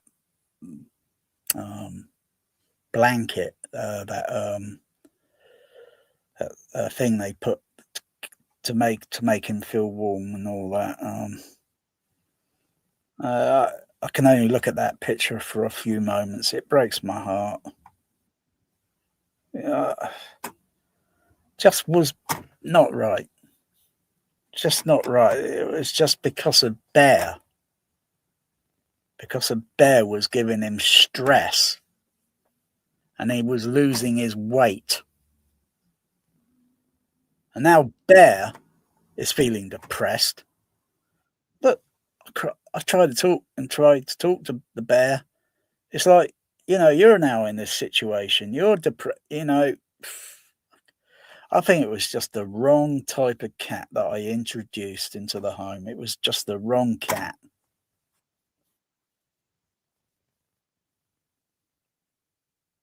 He should still be with me. Magic was only 7 years old.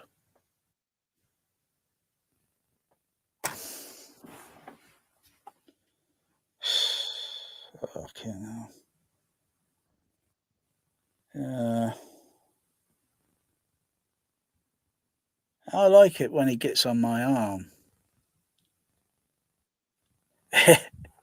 If I'm laying on the bed, he gets on my right side arm, and he starts rubbing up and down.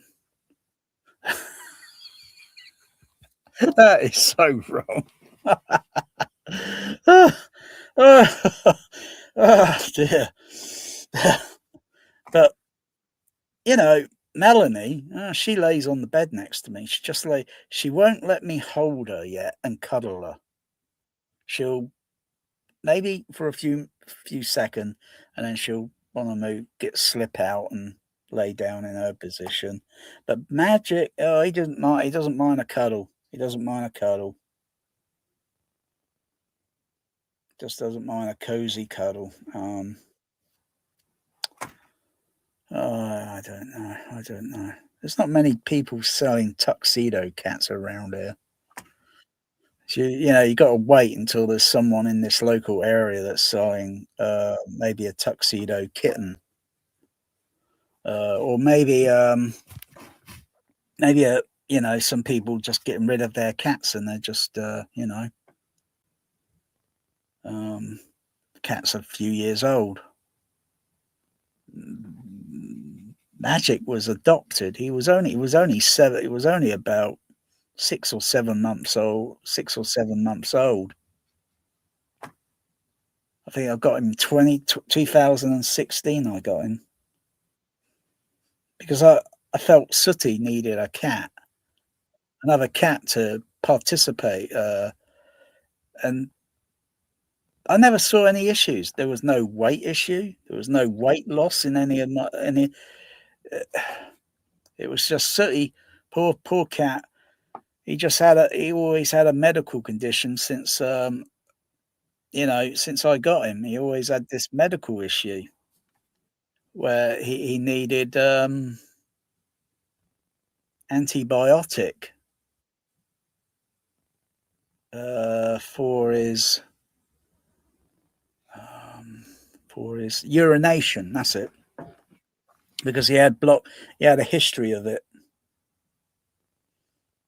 And then it was like vets recommending go from dry food over to wet food, because that's got a little bit more wetter, and there's also plenty of water as well. I've always run the risk with dry food. I run the risk. of him going back into the vets. And I knew he had, and I just fucking knew it. He was having breathing issue, but he wasn't trying to, he was not relieving himself. He had block urine issue again. And the vets lied to me. The veterinarian lied to me, saying he's got some issue, growth or something on his lung. They just didn't want to just help my cat and give him the right medication where he would have been A-OK within 24 hours. He would have been A-OK. He had plenty of weight on him. There was nothing else that...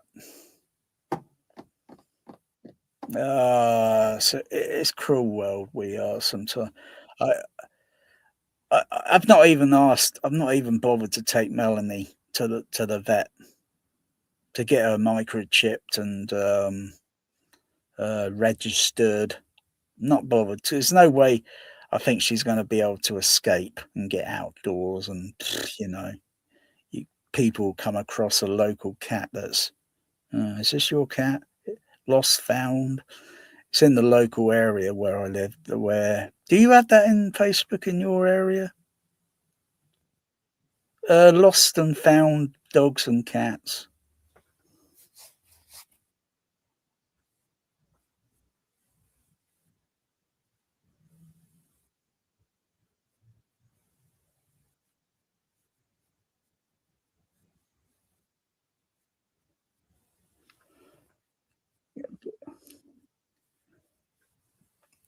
Unless you see, well, unless you see the cat looking very rough,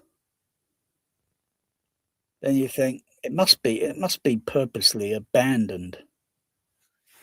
Otherwise, if it's got a collar on it, even though some cats try to scratch it off or that, you got a good secure collar on there.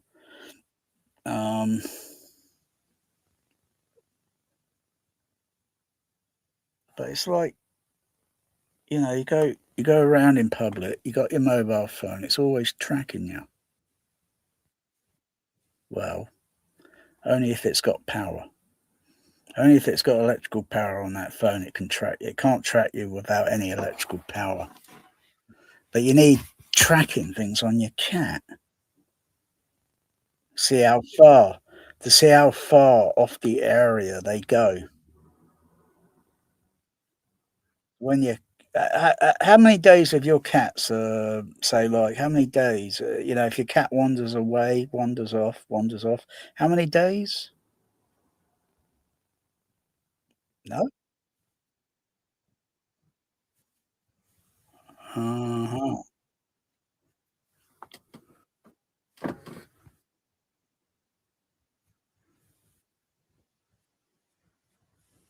Yeah.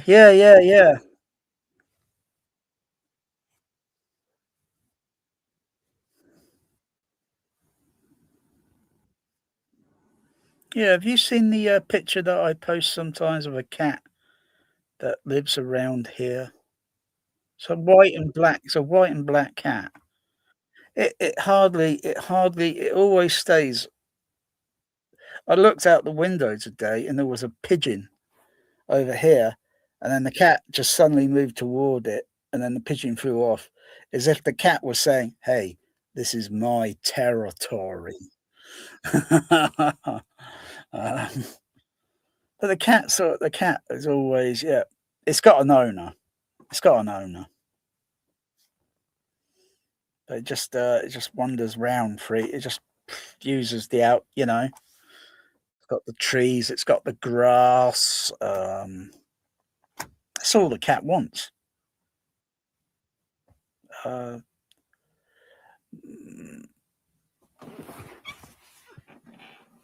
Bear, he's only seen a bit of grass a few times when I've taken him out. He's only seen it a few times. Melanie, well, when she fell out the window, She only experienced just a little bit. She was probably startled. That's probably why she was. Oh, she's trying to meow and. No, you're not coming in, girl. She wants to. Yeah, I mean, it's not a problem. It's not a problem. It's not a problem. You know, with it's not a problem with. Oh gosh. Oh, fuck's sake. Oh, no 27 there. Yeah, back up. Back up. No, back up. No, back up.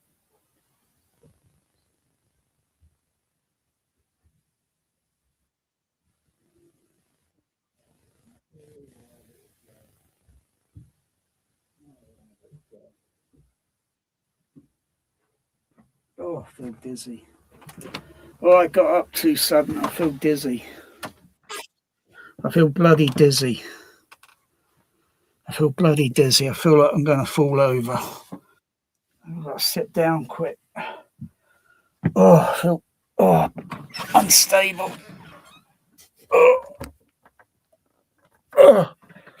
Oh, there you go. Hey, she's trying to, come on, calm down. I can't let you run around the room. No, she's fully grown. Whoa. She's doing something different tonight.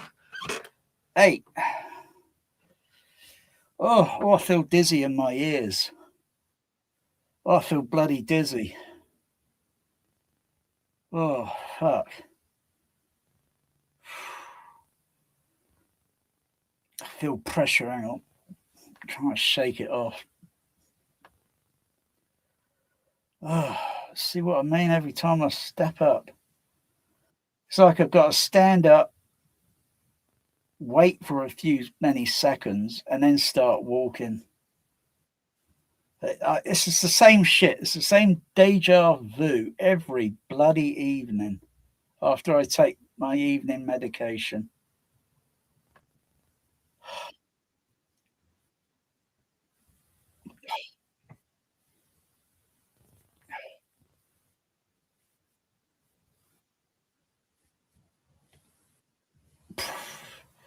Probably most likely is.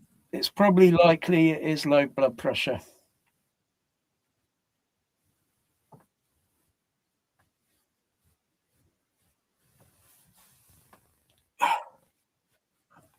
Right, right, right. Come on, girl. she's trying to. She's trying. She's trying to. Oh, she's trying to escape and run around the room. Okay, all right, let's move. Oh, gosh. Go on, little girl. Go on, rush.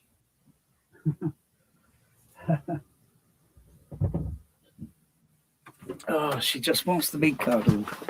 Not really cuddled because she's struggling. She wants to get out of my arms. She looks around this room and thinks, "Oh, that looks like a good plaything. Oh yeah, maybe I'll play over there. Maybe oh yeah, I'll fuck this up for him. I'll break this." You see, I can't let her in because I think that she might go behind that OLED and start putting her paws on it, and then it'll go timber bang. So I can't really let her loose around the room.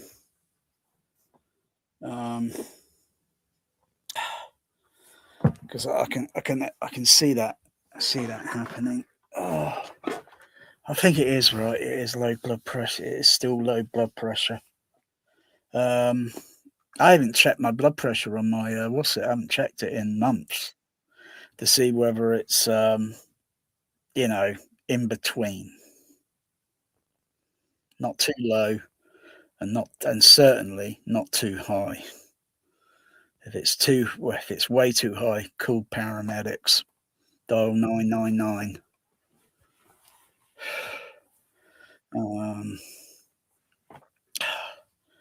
But I still think if it might be something contributed to the medication.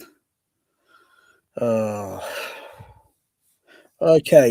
You're going off now. Okie dokie. Oh, for you, yes. Yes, if I get any ideas, I'll get any ideas. All right, Nicole.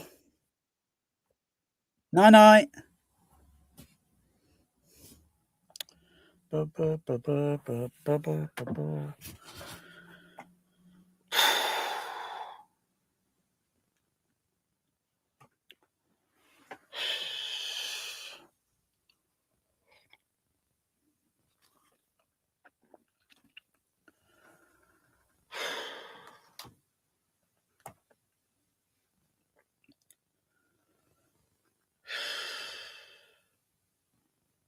Hmm.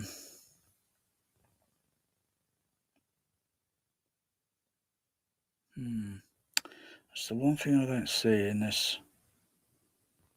You know, if there's all this bass and you feel it, that should be in the floor area. But doing all this bobbing around, that's just play acting. That's just some play acting there.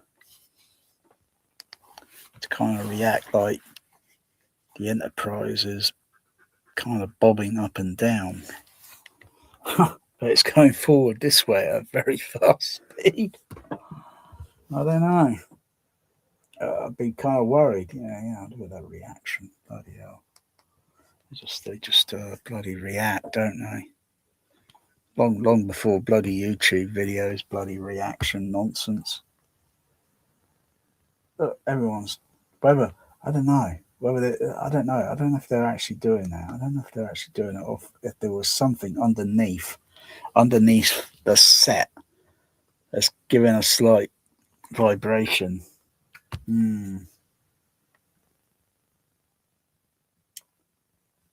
Yeah.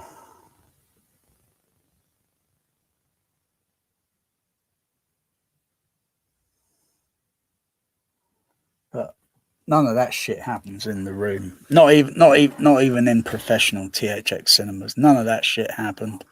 You just feel it. But the audience aren't cracking up and bouncing up and down in the bloody seats for crying out loud.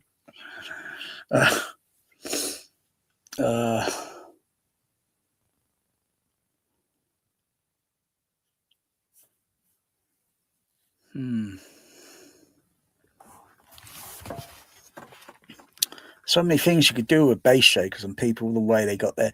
Well, everybody each to their home theatre.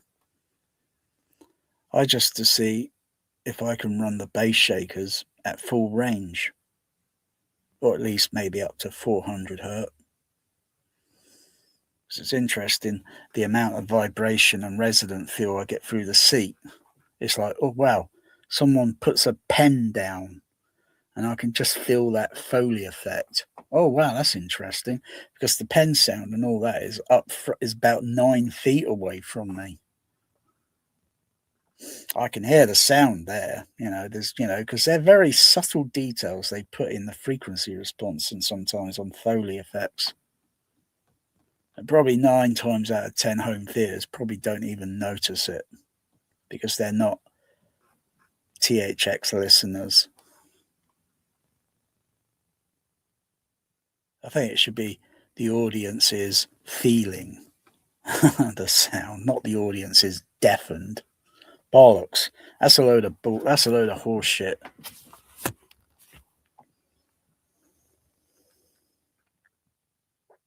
Unless you want to watch the Simpsons cartoon version where their heads are exploding, teeth shattering, exit signs exploding.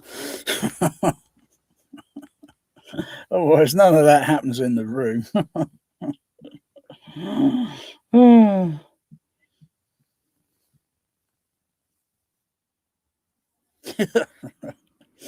They're no more different than you go to a nightclub back in the 1990s. Yeah, fucking hell, when I did, what do you call it? Glass collecting. Fucking hell, I had to put fucking something in my ears because it was too damn too much on mid-high frequency. It was too much. Yeah, you got all this bass that's pressurizing the room and or the venue or whatever the bloody hell it was back then. Oh dear. Well, was that late 80s? Was it early 90s, 80s? I think it was late 80s. I think it was very late 80s. Piss easy job, piss easy. Doesn't pay very well, but piss easy. But after bloody listening to that bloody ruckus for fucking how many hours? Was it 4 or 5 hours? Bloody hell.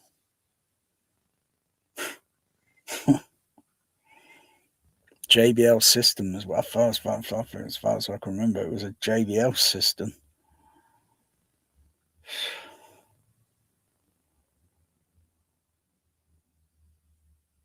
But you got to play it loud in some sense, because everyone's going to be chatting on loud and all this, and you got to what kind of like their levels are about there, and then you got to put a sound system that's like about that bloody level over the top of them, so it's just,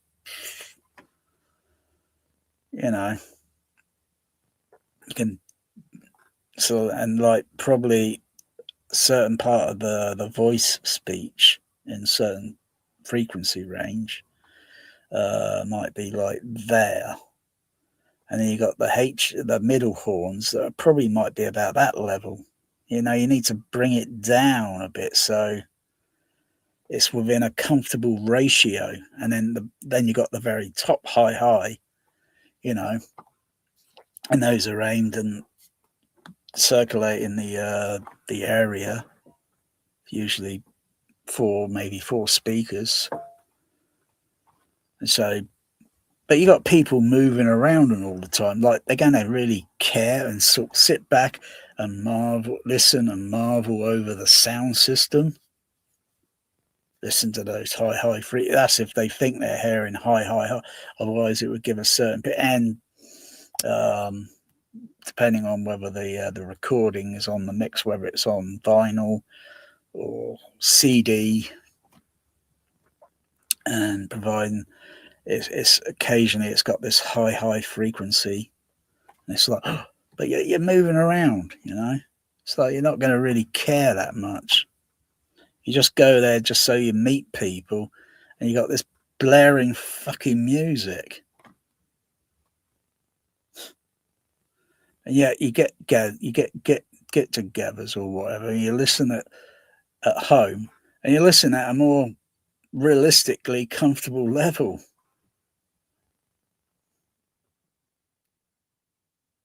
You go to a concert or such, orchestra, you know, it's not PA amplified, and you listen, and you can probably still mildly talk over it, and then you get pissed people off and they'll say shh, so you can still modularly comfortably talk over that. But when it's PA amplified at ridiculous levels, it's like it's like you hear a film soundtrack. You got a lot of people going on in it, a lot of people, and like on the bridge of the Enterprise and that, and you should be able to still talk. It's really difficult to say at the same frequency level because it's going to change slightly. When you talk at a little bit slower, softer level, it modulates your voice lower pitch. And you record it. It's easy to do by just monitoring. You don't have to record it. Just look at our microphone on the RTA analyzer and then modulate the frequency response. Sometimes it sounds like they got a little bit more deeper tone voice on the recording. Sometimes it's like it's pitched and it's going up a little bit and it's losing the low end, you know.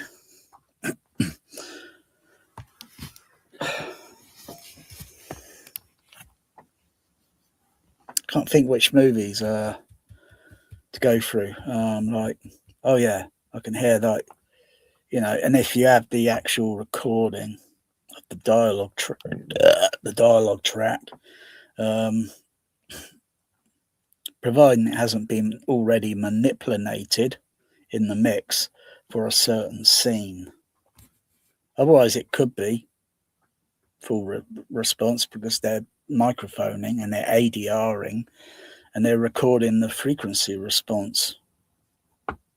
And then we'll change it later because it's not like, well, try and really make that sound.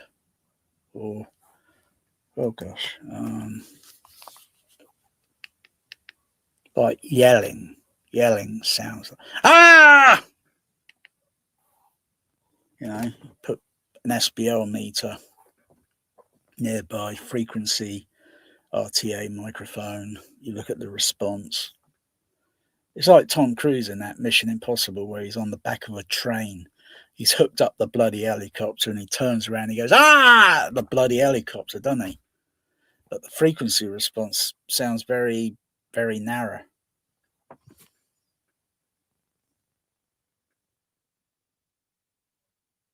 Otherwise, when you, like, you know, like off at the top of your lungs,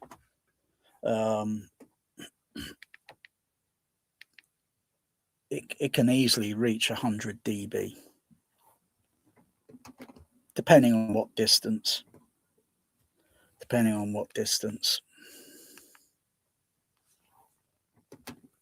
further away you go, the less it gets narrower and narrower and narrower and smaller and smaller and smaller in scale.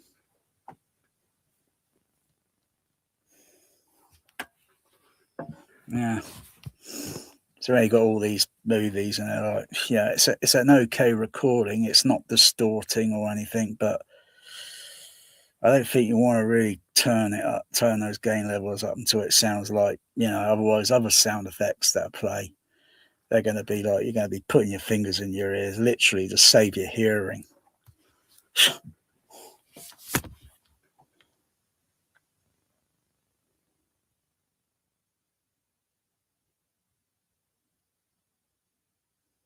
So otherwise you could say, when I do, that's an experience.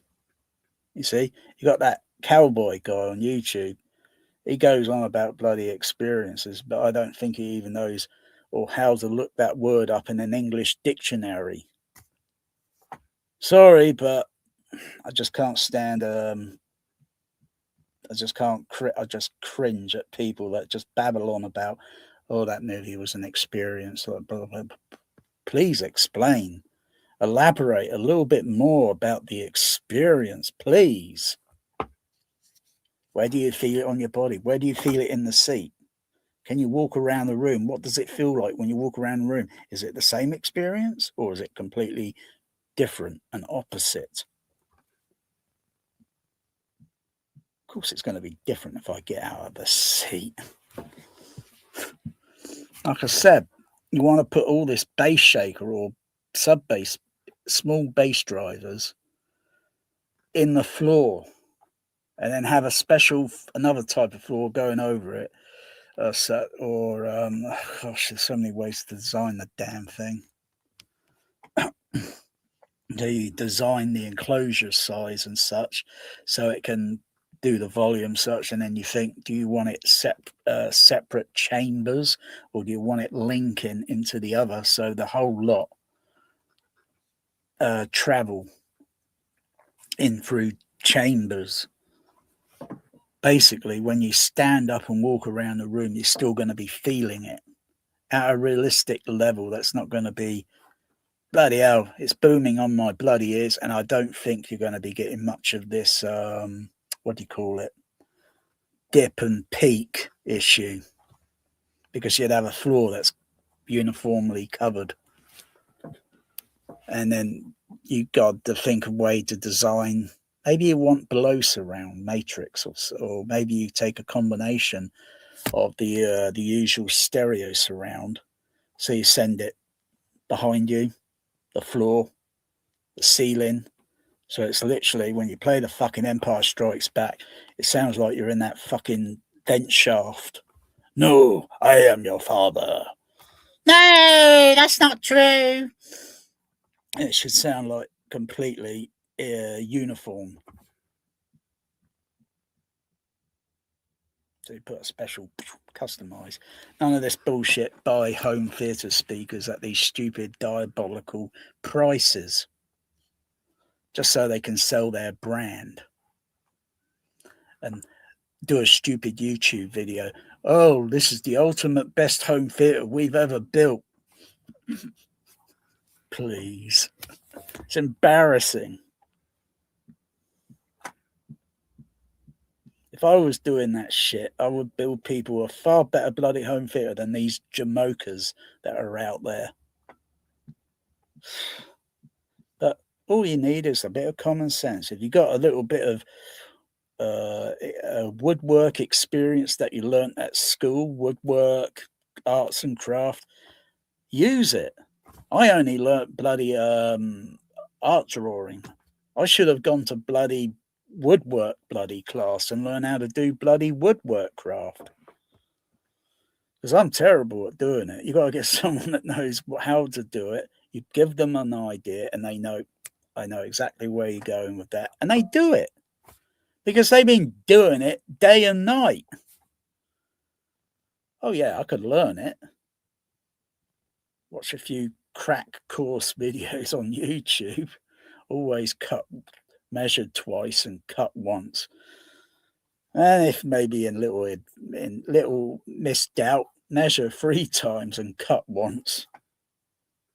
So you don't want to throw away wood materials. They think, oh bloody hell, it's out by a few millimeters. Well, you can always find something to slip in between it. There's always that possibility. As long as you're not building skyscrapers. No building, no room is always perfect. Bloody hell, you could put a laser thing on it and it's like the walls doing this slightly, you know? Yeah, but yeah, build a sub-bass system that can also reproduce middle and high frequency.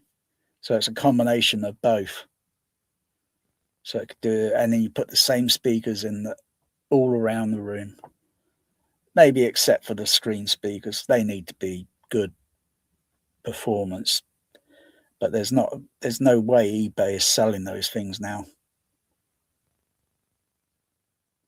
You got to hang around like Blondie.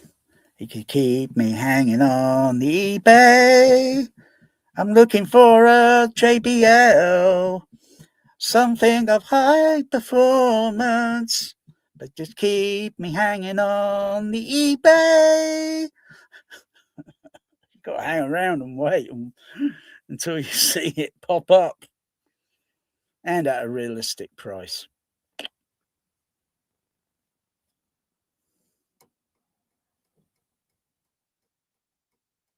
I can't do this in my room because it's just too damn small.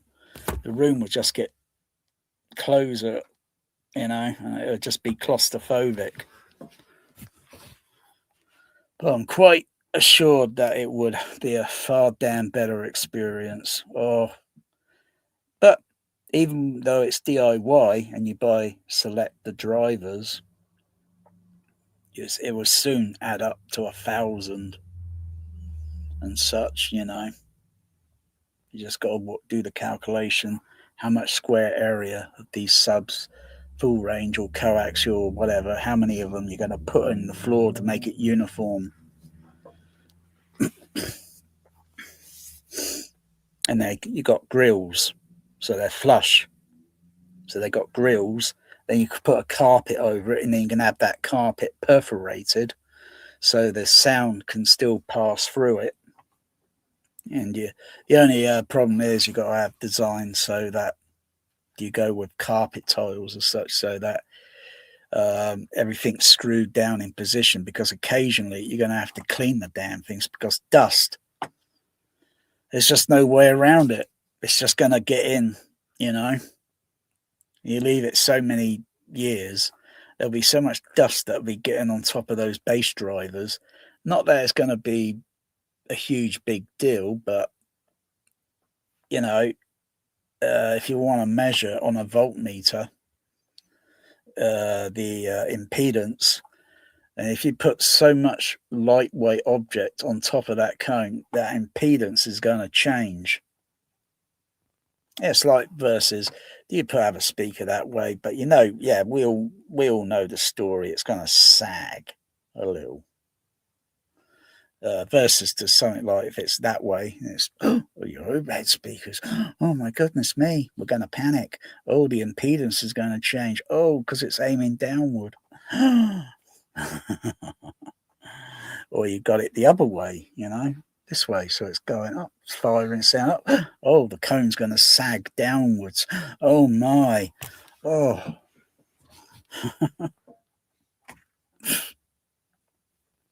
And you got to select drivers that have got not edge foam surround, because otherwise you will be replacing those within 10 years doing refoaming. So you got to have rubber surround. But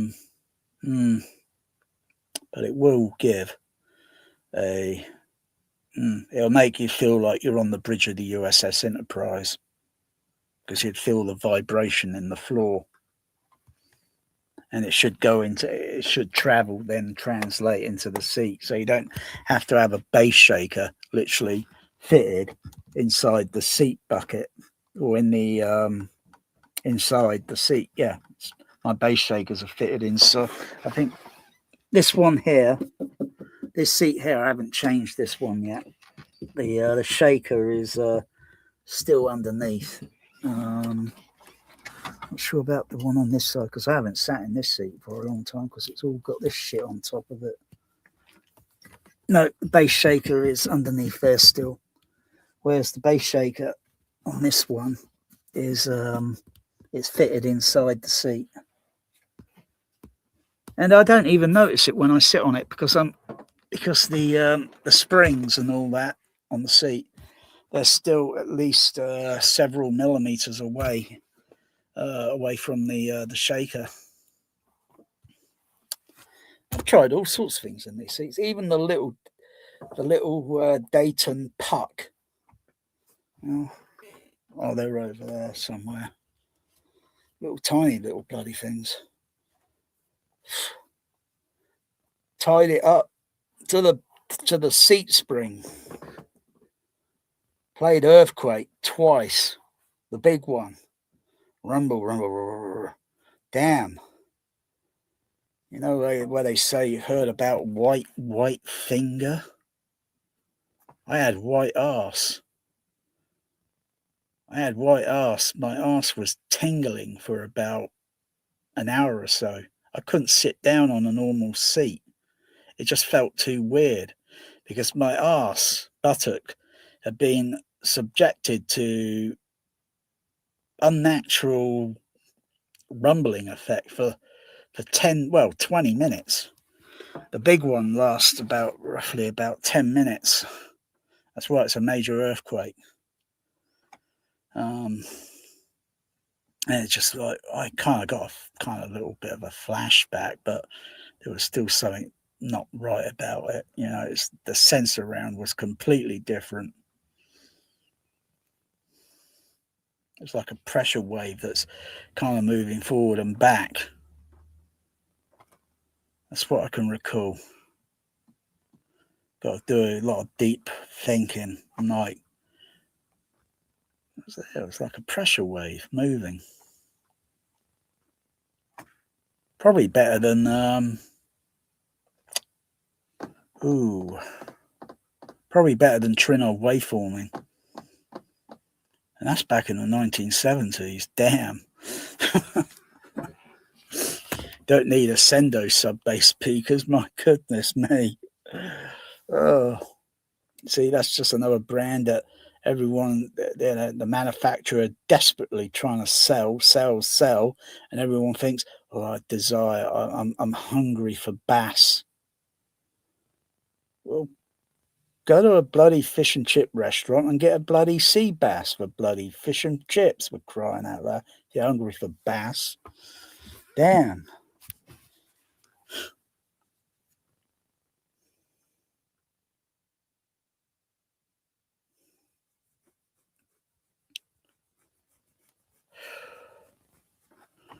Yeah, you just don't get that same, like, and I don't know what that fucking Blu-ray that fucking Atmos UHD disc thing is playing. Was it 1, 2, 3, 4 solo?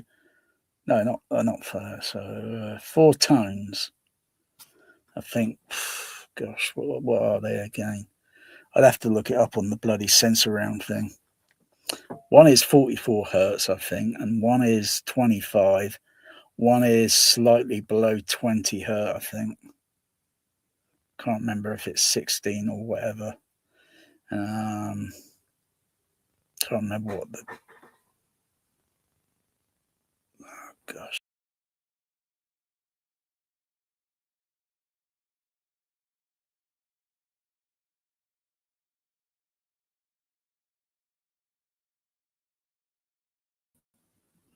Cat Bear's just knocking Pepsi cans off the counter, throwing them around.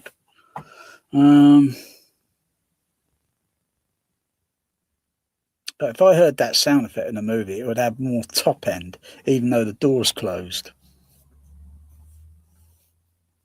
Because these mixers are complete bloody idiots. They don't take psychoacoustics into much account much these days. Oh dear. Yeah.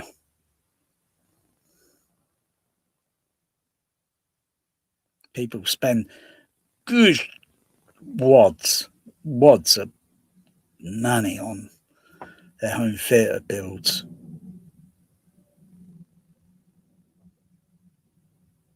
It's very easy to make the aesthetics look like $1 million just using cheap material and just tie it up. And then it's like, my goodness, it looks like it's made of metal. And then you touch it. Oh, it's cardboard. It's amazing what spray paint can do these days. Oh. Yeah, just use cheap materials and just make it look like. But you want the room to be a sound system.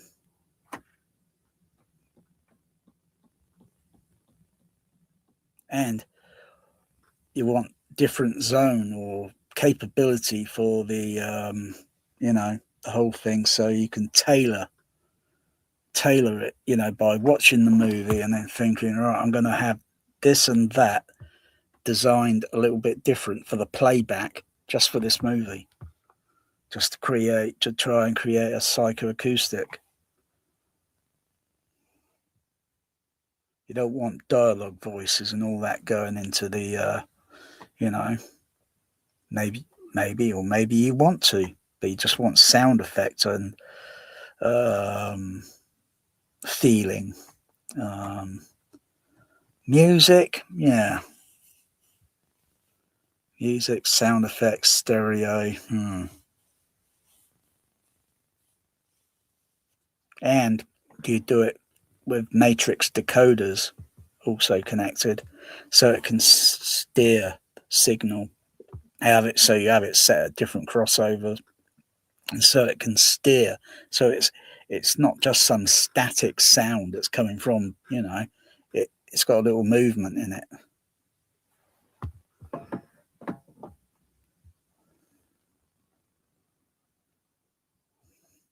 A lot of cinemas wouldn't go to that length of detail, because the the cost will be far more expensive than a home. And then they got to think, is it going to pay off? Is it going to be an investment, or is it going to be a complete waste of time?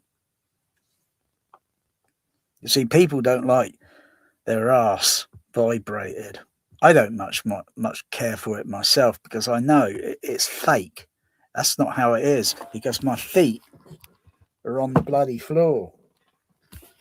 You sit in a vehicle, you sit in a seat, you feel vibration in the seat of the vehicle, the floor of the vehicle. It's traveling all through that vehicle. Even when you put your hand on the roof or so, you can still feel vibration that's traveling through that vehicle.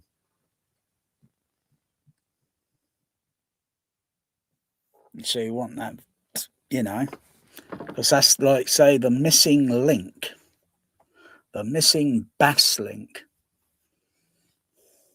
And when you fill in that gap, like with the extra DNA bass code, then someone thinks, have you got bass shakers in this? No. It's something completely different. It's similar, but it's completely different. Stand up, walk around the room. Oh, yeah, I still feel it. Oh. And it's not hurting my ears, too. That's good. The only things you don't get if you see certain things, like traveling on the top end of a bus, an open deck, you're not going to get your hair blowing around, you know, unless you fit something up in the room and you know when to time it, turn it on, and it's like, oh, wow, and then turn it off at the right time. But it's got to have multiple angles. Otherwise, it would seem artificial. You can't fool you can't fool nature. And then that cost might get stupidly expensive, you know.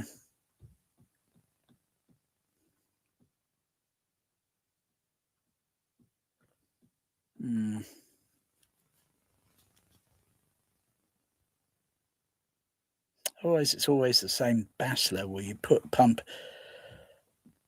into the room. Might be a little bit deeper or something, you know. It depends on the floor. Is it wooden floor? Is it concrete floor?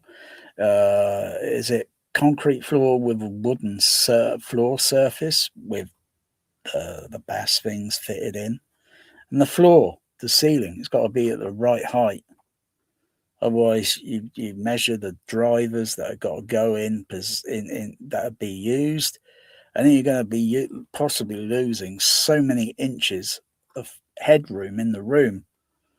I don't want to do it in this room. You know, there are shallow profile bass drivers you can get that are a little bit more shallow profile than the deep ones, because you know, once you got so many of those shallow profiles all together, it's going to make one of those, you know, and you can get the frequency response to go low and feel, I don't know, it's trying to get a kind of like, make a fist and you shake, and you feel this vibration. I don't know what frequency that is. It's obviously something infrasonic because I can't hear it. All I can do is just feel my whole body vibrating, shaking, and yeah. So you got to try to get the system to do that.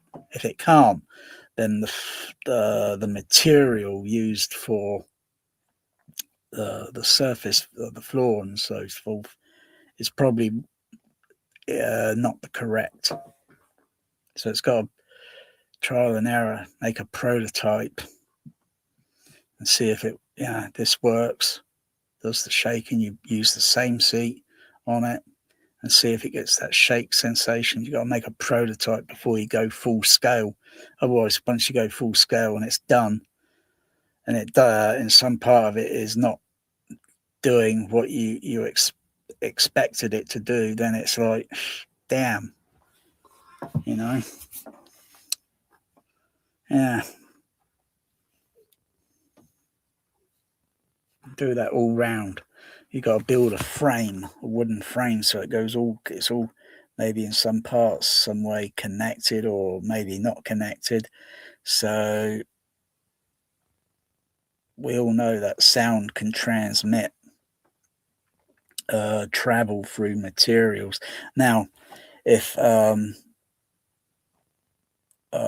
kind of concrete wallish sort of thing, or brick and or whatever materials It's probably about that thick, I think. It's probably about that thick. Tower Park. Now, some idiot designed a room where take out all the other seats, put a wooden floor over the surface, put stadium seating so it's raising up. So it's complete opposite of the original design. So the concrete floor is now got a wooden floor surface over it, but it's too tight against the side wall. It's not separated, it's not isolated. So when that wall or that sound system is on the opposite side, it's transmitting into the wall and putting a very subtle vibration into the floor. Now, if that's going through a, something that thick, then yeah, it's probably likeable that, that the idea will work with a, just got to design it very carefully. Or you can go with a load of bass shakers. It's looking at the what is okay, kind of on paper, but will it really work?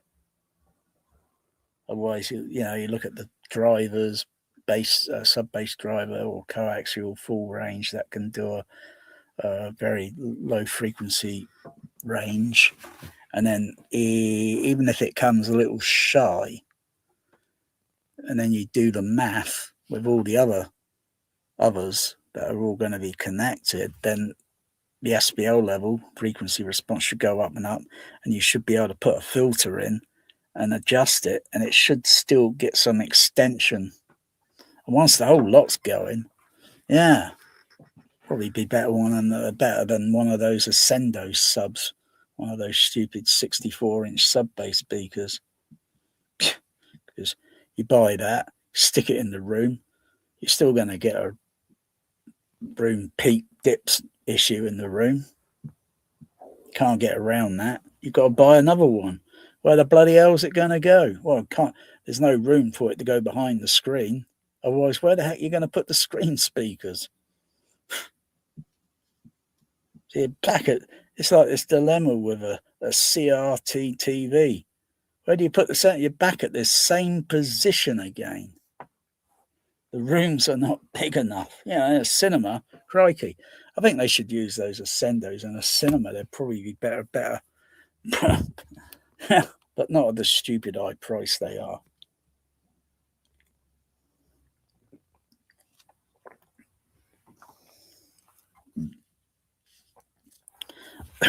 There's plenty of ways to get down into infrasonic player and get the infrasonic signal.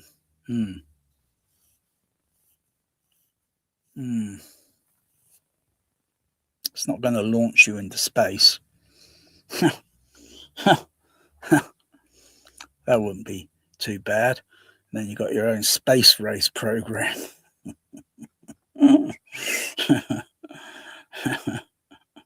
Yeah.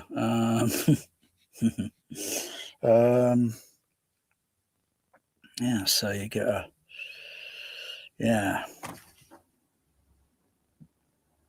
got to measure the real world very carefully with frequency analyzing equipment and think, yeah, there's some infrasonic going on in this vehicle. Don't forget the vehicle's got, you got tires, you got suspension, shock absorbers, oh gosh, the road surface, whether it's going flat or if it's going that angle or this angle, you get different motion sort of thing. Very subtle, unless of course someone picks the vehicle up. You pick it up just a small few inches off the ground surface, and then you release the so the vehicle would just go boom. Then you'd feel that, you think, whoa, and you can measure the frequency response on that to see what it looks like. Get the data so you can analyze. So when you're building something, you think, oh yeah, I want to go for something like that, but gosh, that was a heck of a jolt. It's the same if you go over a speed bump down a road. You know, the speed bumps are, well, depending on how high they are, you know. Some are shallow and some are a little bit, you know. They're only there to keep maniacs from bolting down those roads because they think they own it. But it's even when just going over it at a very slow speed, you feel it, and it's like, and then when you feel this slight spring jolt, which is a few inches, probably amounts to a few inches of energy. You're not going to get that in every movie. Not unless they redesign the whole system and it's got all these different new speaker output or speaker channel outputs. That's going to be so they look at every genre of movie of, you know, this effect should be used in it on this, and or maybe not this effect here because it just wouldn't make sense. Is that what it's got to? Like I say, is that what it's got to? But, you know, reality has become so dull and boring. Got to have all this just to escape from reality. I'm quite aware of it. I'm quite aware I'm in a fantasy world when I'm watching a movie. But I'm still consciously aware of reality. And when I watch something and I think, there's something not right about that. You know, it's like they try to put everything into it. But, you know, it's like you only have to have a certain few details that are missing. And it's like,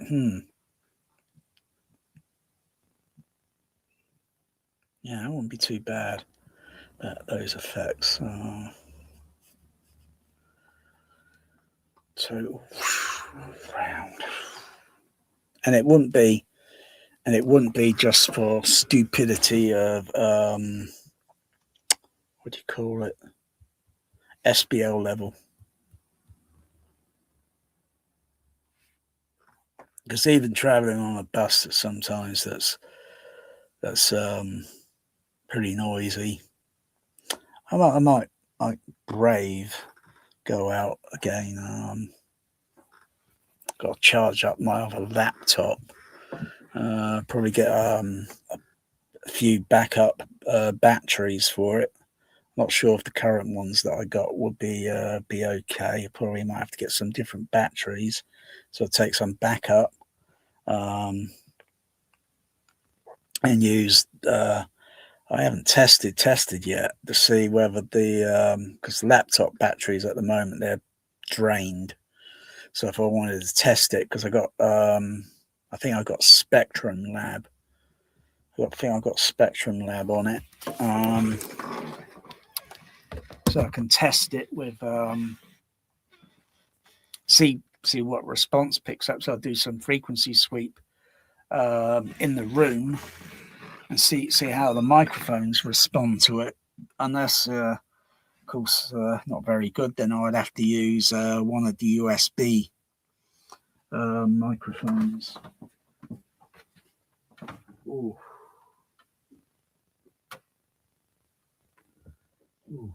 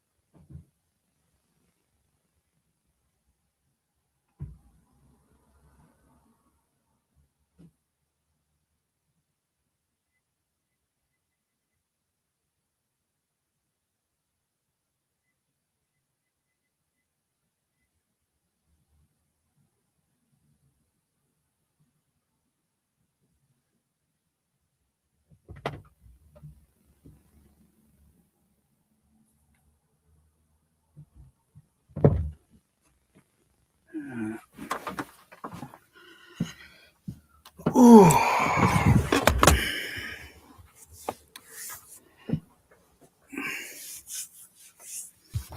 Yeah, so the bass level wouldn't be stupid.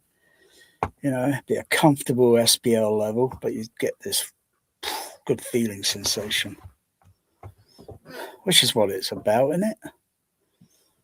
Yeah.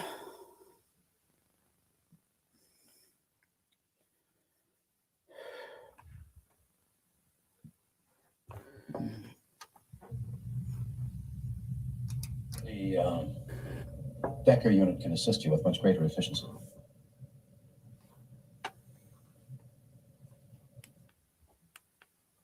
One line station, stored here with every detail. One line station, stored here with every detail. One line station, stored here with every detail. One line station, stored here with every detail.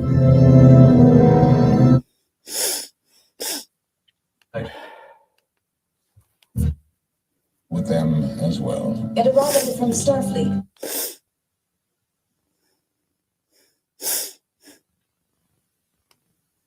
Ahead, warp 1. Warp one, sir. Heading, sir. Out there. That way.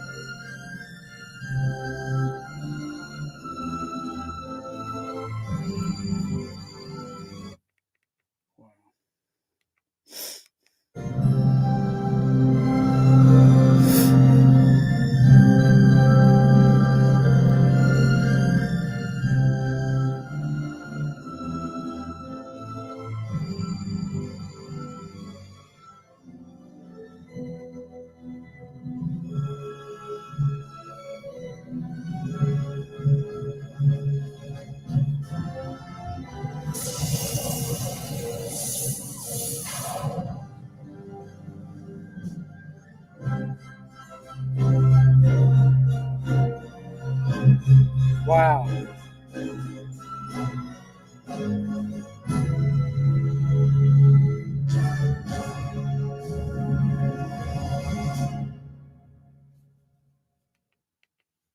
Wow.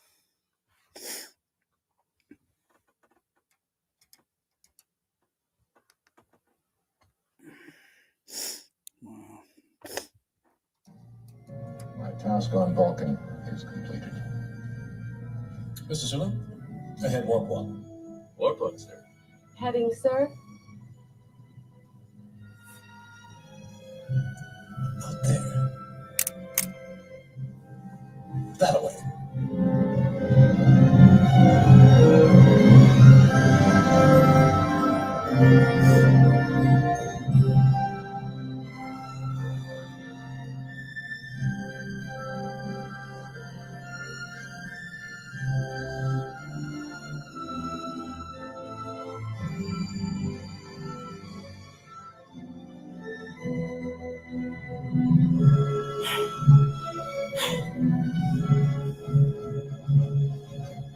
Engage.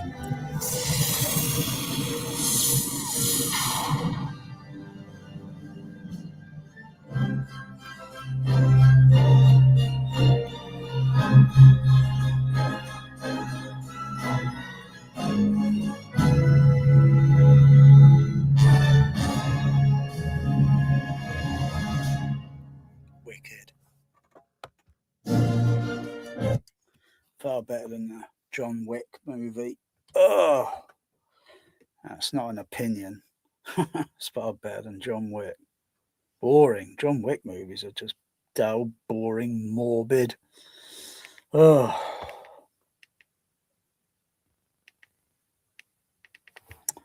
Yeah. It's a lot better than Sylvester. It's a lot better than Sylvester Stallone. Science. Science. She blinded me with science.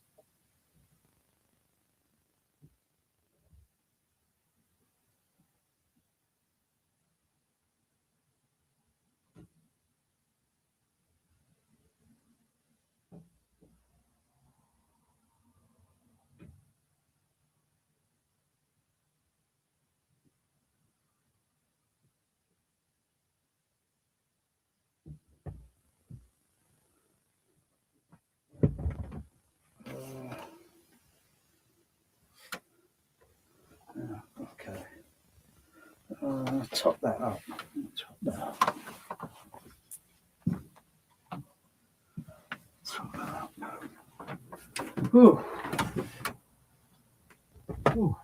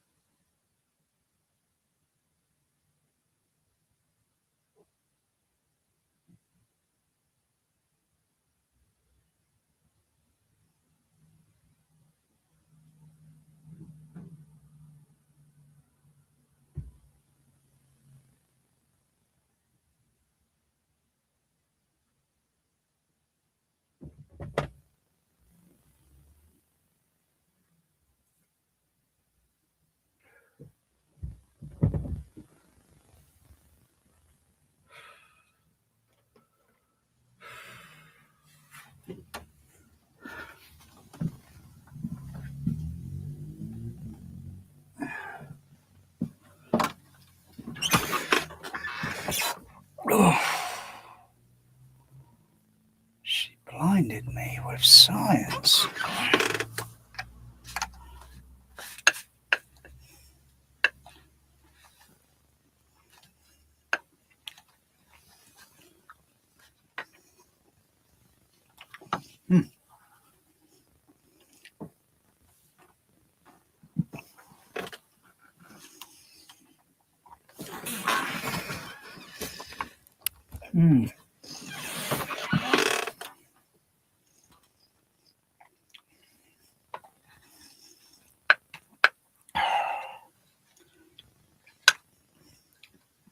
Be surprised how much bass level are on these Star Trek movies.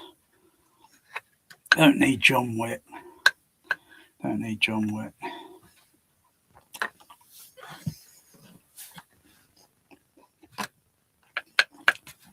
Don't even need these. Oh, dreadful Marvel, DC, or whatever they are now. Supergal? Oh, no thanks. God.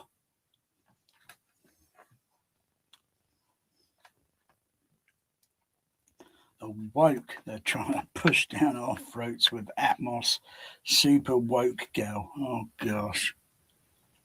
Like it's going to sound like she's really flying around the room.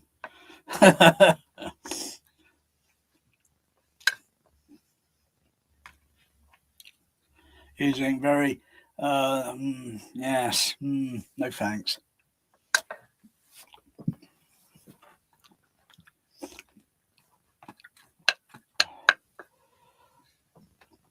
You know, everyone should know by now how these overhead Atmos, that's if you want to call them Atmos, you should all know how the damn thing worked now.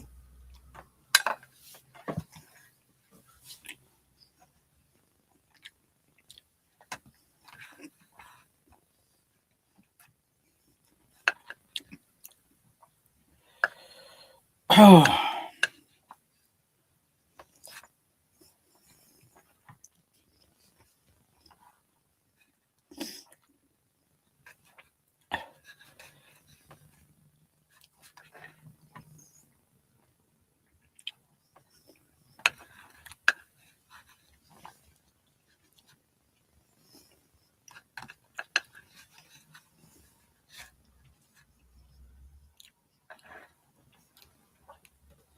She blinded me with Atmos.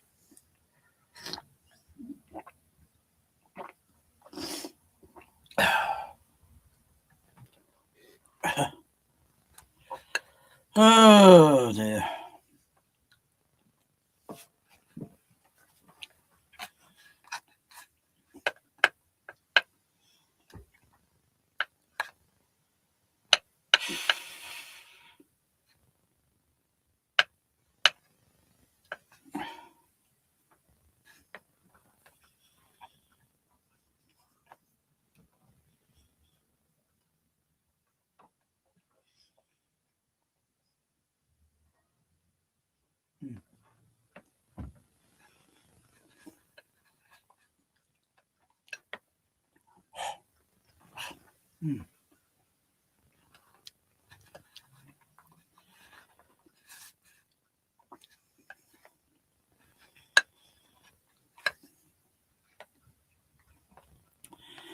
heat one of these, and I want to get another one, put a little bit in, and just heat it up.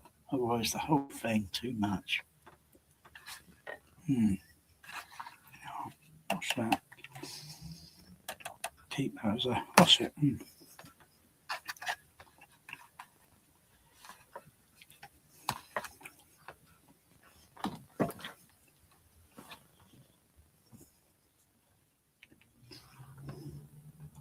Captain, I'd like to go along. Mr. Sulu, you have the call.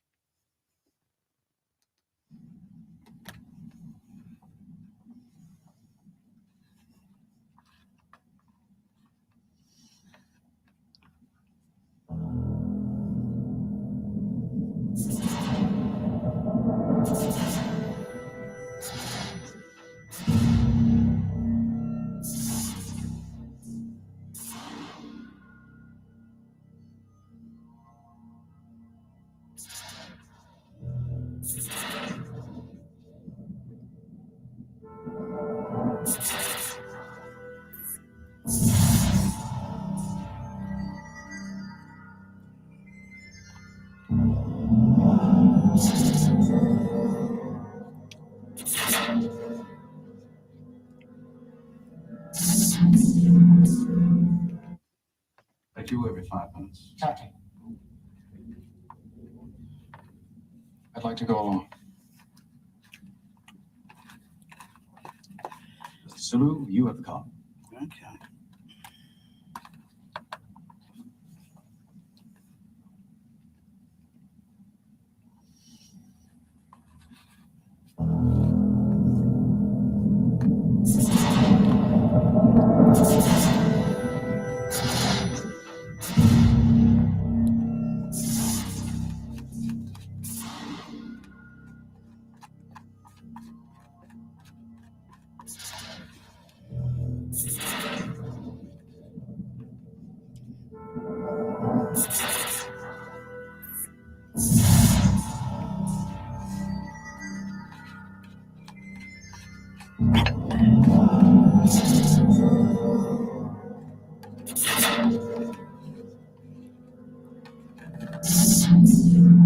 Wow, very simple mix.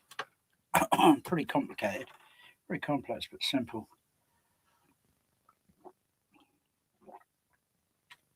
It's a lot more exciting than John Wick.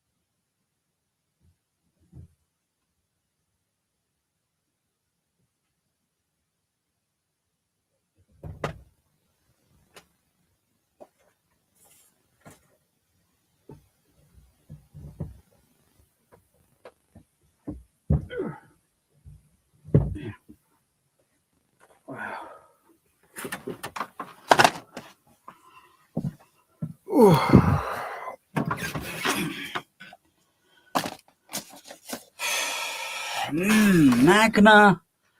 What's that say? Bomb. What the bloody hell's a bomb? Sounds like drugs.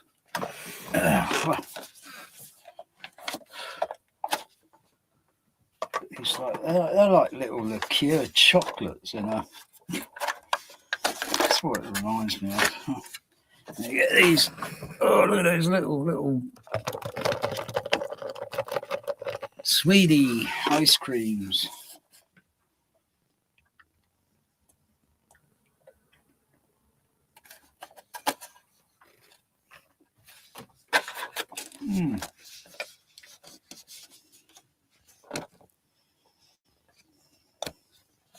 It's like billionaire chocolate.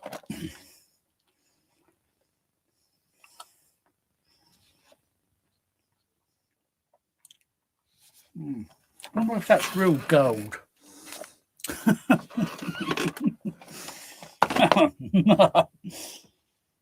Yeah.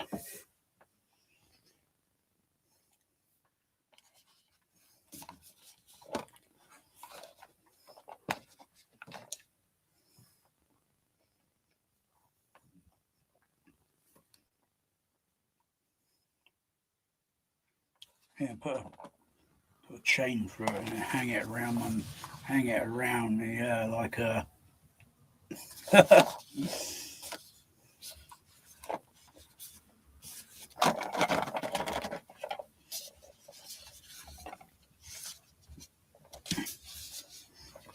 yeah, it's just like glorified liqueur without the liqueur.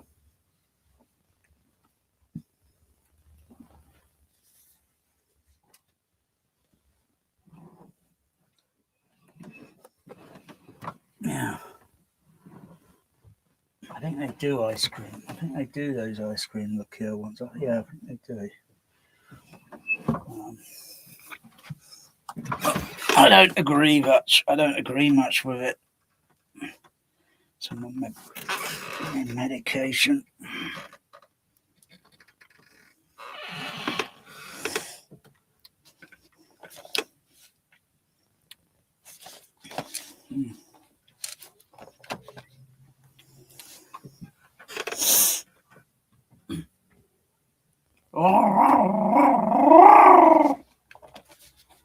Hey, meowing now, are we?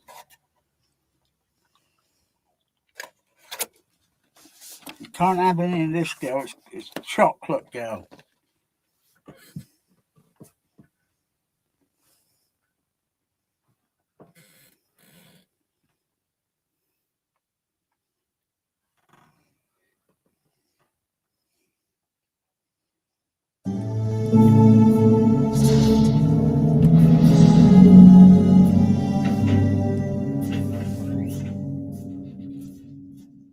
Voyager is not transmitting, Captain, because it did not receive the final sequence.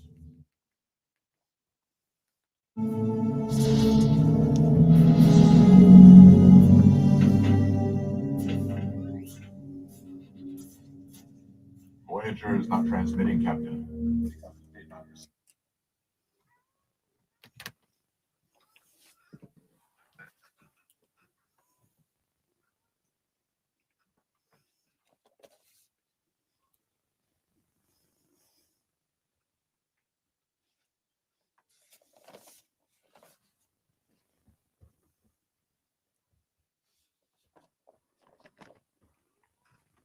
Putting your claws under the, trying to pull the door open.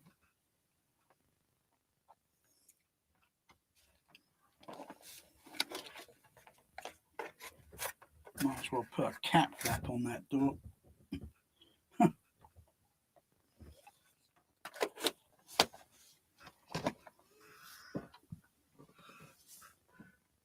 Hey, there's food in the kitchen.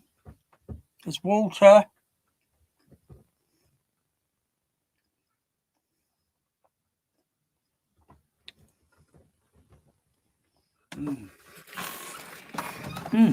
Yeah. Bon.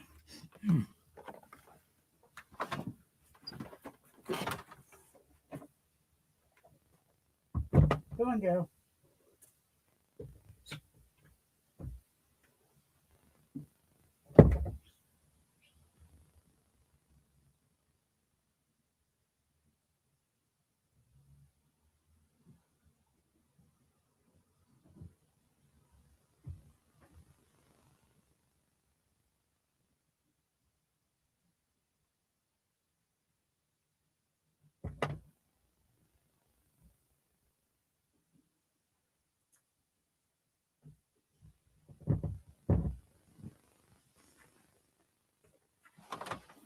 Oh, my cat bear's changed position in the kitchen.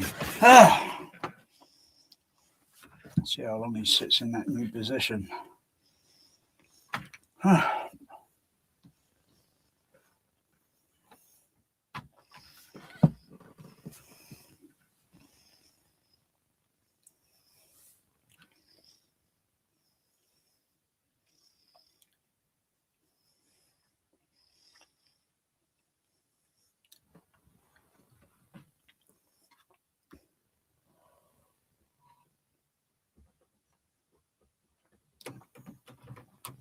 Mel, Melanie.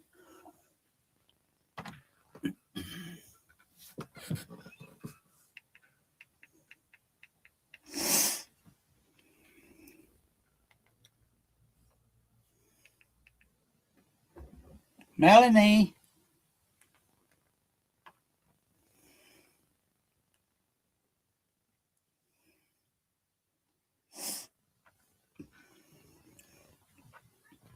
Meow. I know. You let me in. Let me in.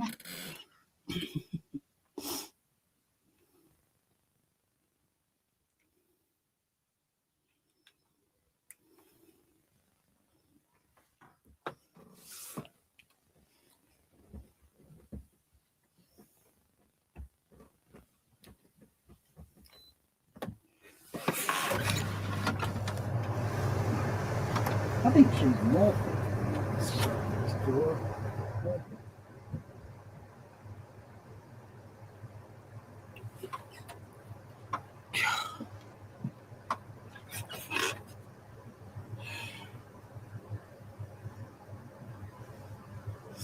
She's transforming from regular domesticated cat into a big cat. And when I open the door, she suddenly goes back to a small cat because, gosh, she's got a lot of energy in those legs, in those paws.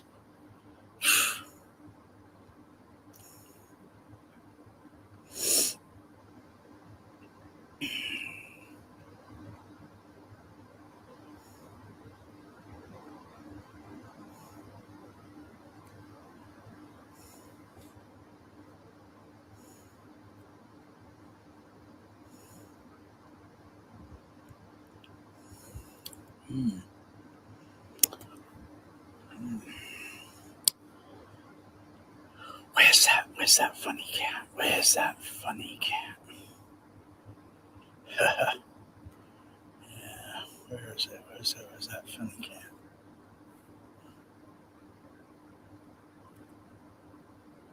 Wow.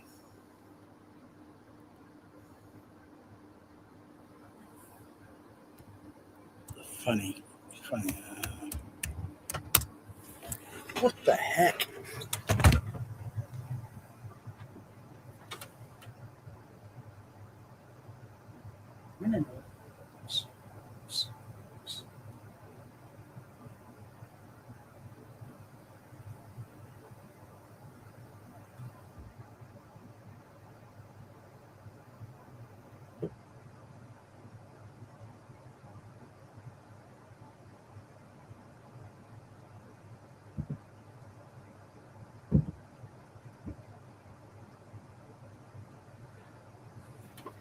God, she pulled the door slightly open. What the blazers? God.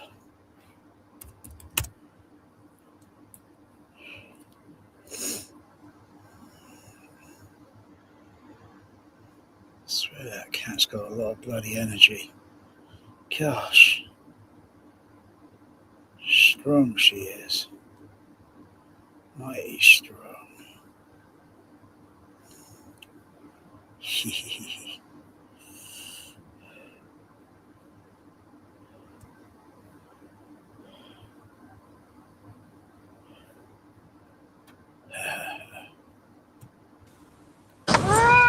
Pinky. Pinky. Pinky. Pinky. Pinky. Hi, this is Pinky. Start again. Hold on. Go. This is Pinky. He's a male cat, domestic short hair. He's available for adoption. He's pet of the week. Placer County Animal Shelter. What's the matter with you? I'm all right. Who's right as a sheep? Well, fetch us that big saucepan off the range. Okay, Barry. Oh, God. Yeah, fine. Much cop, is it? What? Who's that? Buddy, you just shot him. Stop it. Baby with Michael Jackson. Show, which we all know and love. Yeah. So what's the film? And they were trying to... And did you... Nobody thought it was going to... Yeah. Say... Good evening. Tonight in Pulp, with the British film... Got no future, it's true. But who would you say? No hero. He had... Go. This is Pinky. He's a male cat, domestic short hair. He's available for adoption. He's pet of the week. Placer County Animal Shelter. He's a very loving county animal shelter. Of the week. Placer County Animal Shelter. Adoption. He's pet of the week. Adoption. He's pet of the week. Placer County Animal Shelter. Adoption. He's pet of the week. It's available for adoption. He's pet of the week. Placer County Animal Shelter. He's a very loving cat. Hang on, please. Oh, here. Pinky. Pinky. Pinky. Whoa.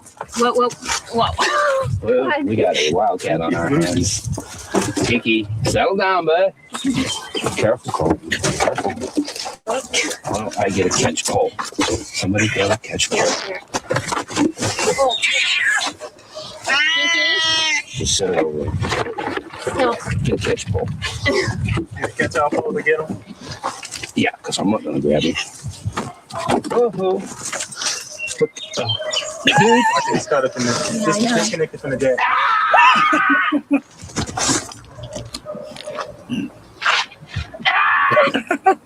That was wet, Pinky.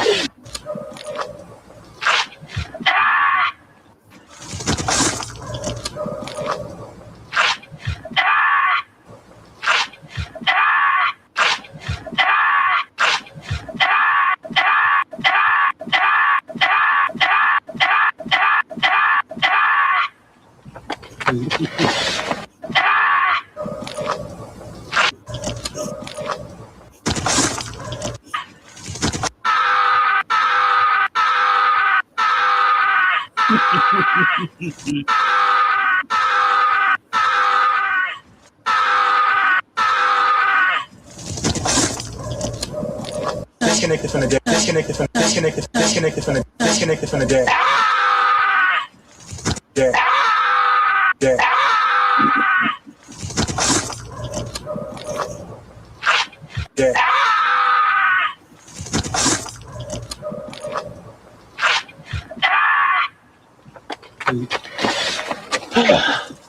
You got him back? Excuse my language. You got him back? Excuse my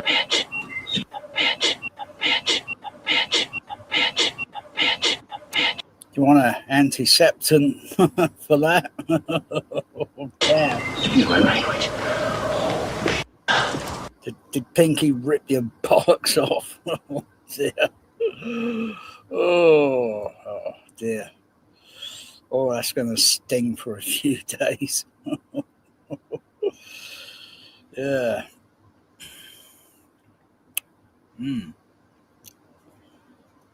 Very loving cat. I wonder where Pinky is now.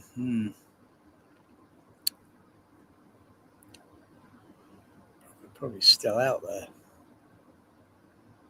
It's not the thing to put a cat on a flipping leash. You put it on a harness, not a leash. Oh, poor thing. Deserved it. Damn.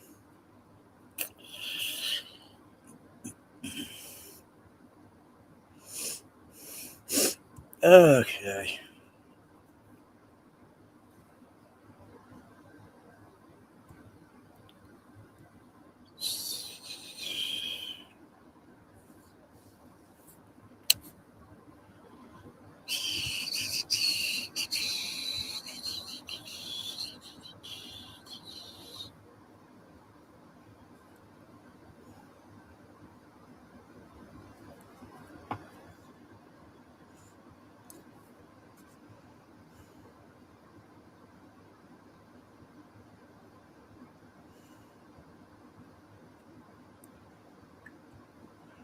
Ooh.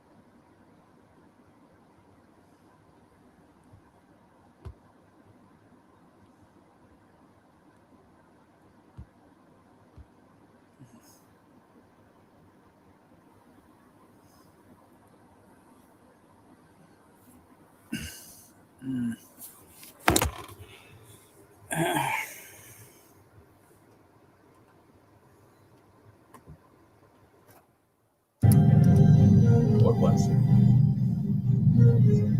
Mr. Decker.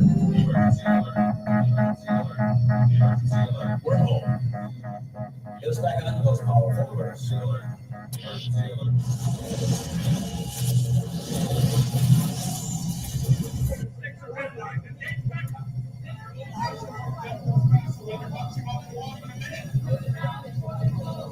Negative alpha ProCast. You're on your good solid control style. Your subspace frequencies jammed, sir. Negative control.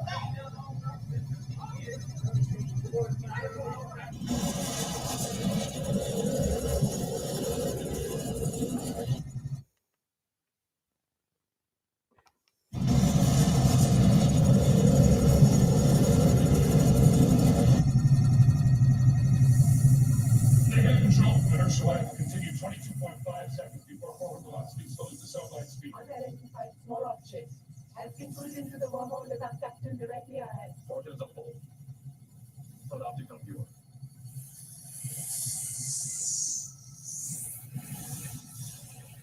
The manual override on help. No manual response, sir. Navigational defectors coming up, sir. Wormhole distortion has overloaded the main power systems. Navigation defectors inoperative, Captain. Direction control also inoperative.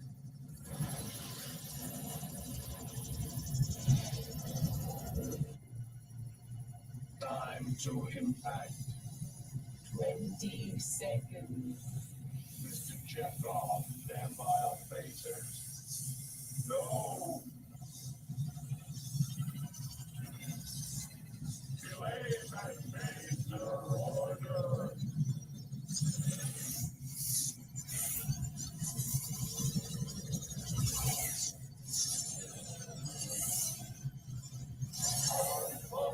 Torpedo.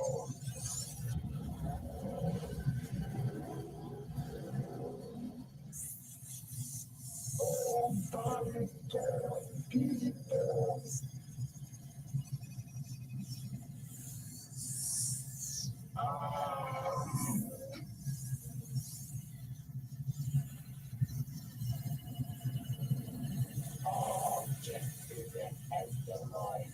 Reading 1.7.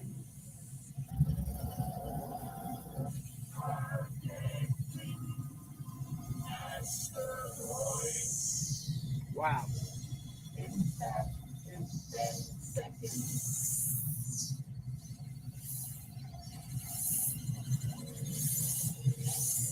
Impact in 10 seconds. Fire torpedo. Away.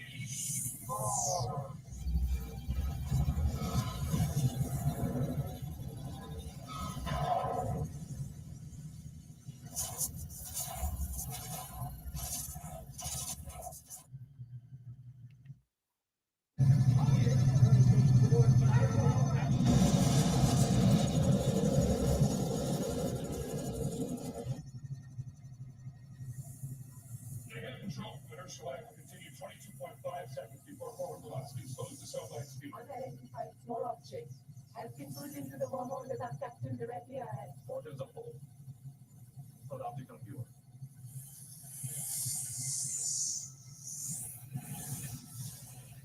The manual override on help. No manual response, sir. Navigational defectors coming up, sir. Wormhole distortion has overloaded the main power systems. Navigation defectors inoperative, Captain. Direction control also inoperative.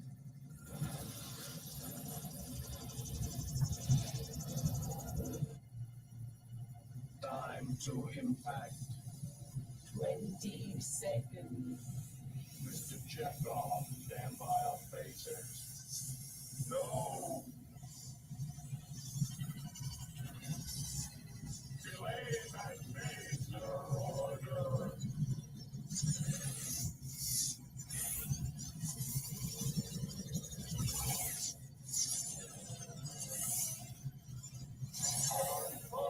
Torpedo. All distortions overloaded the main power systems. Navigation defective inoperative, Captain. Direction control inoperative.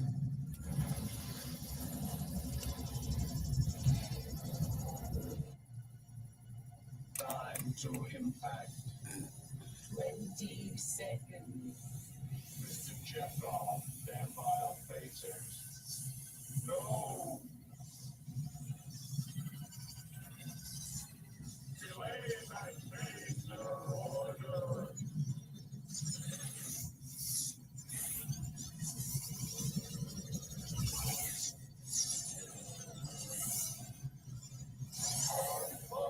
Torpedo.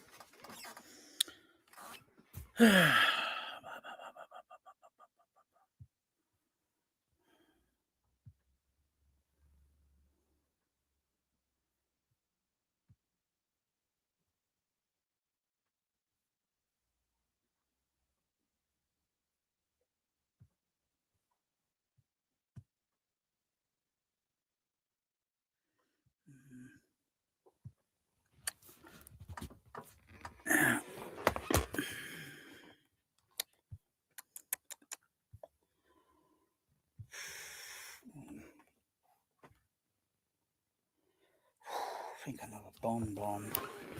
Have some bomb. Bomb. Is that anything to do with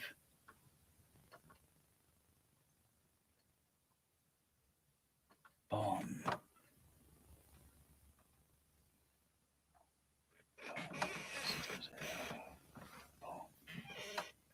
I can't remember. It's like bomb.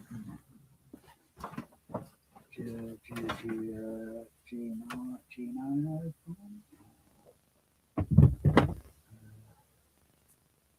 Ditto bomb.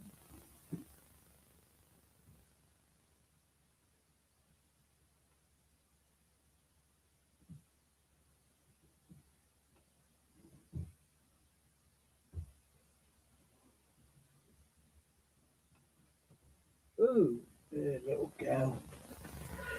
That's it.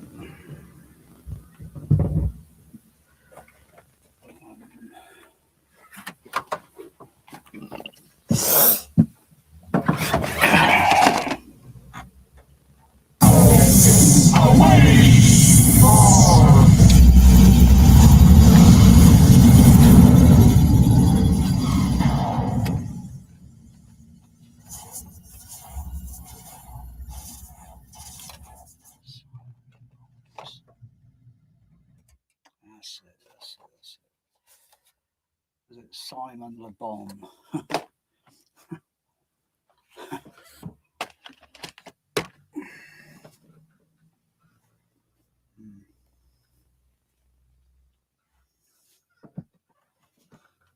What the bloody hell are they today? I don't care. Something around during the 1980s, I think.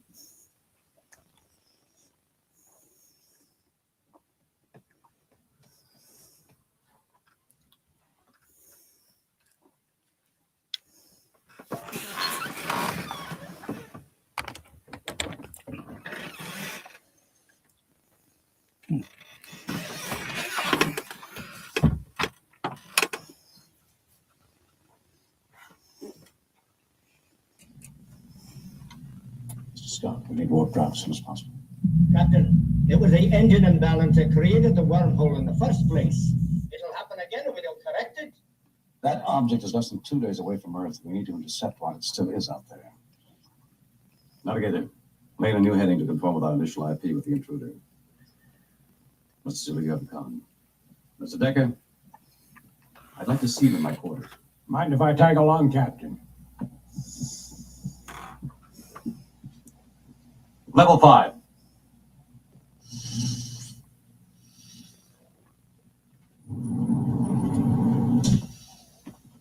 All right, explanation. Why was my phaser order countermanded? Sir, the Enterprise redesign increases phaser.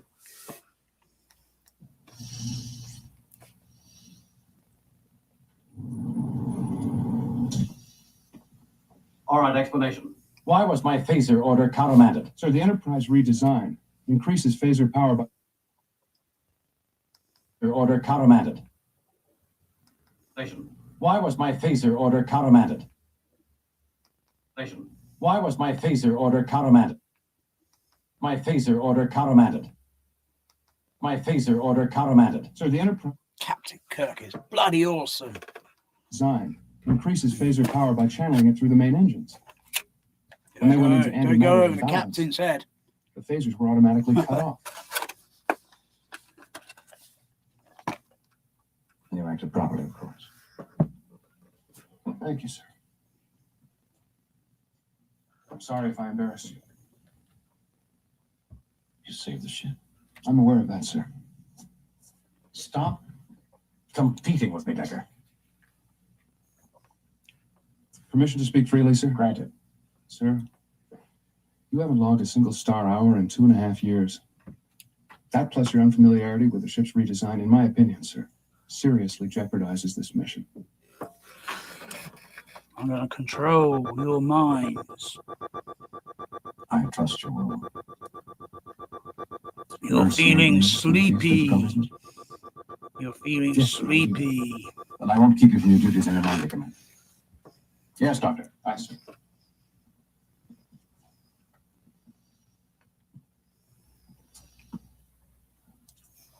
You may be right, Jim. Effective immediately. Mr. Spock. Well, so help me, I'm actually pleased to see you.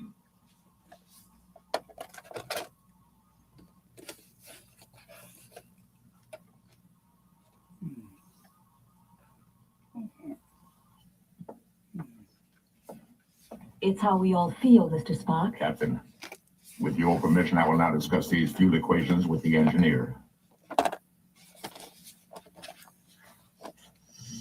Mr. Spock, welcome aboard.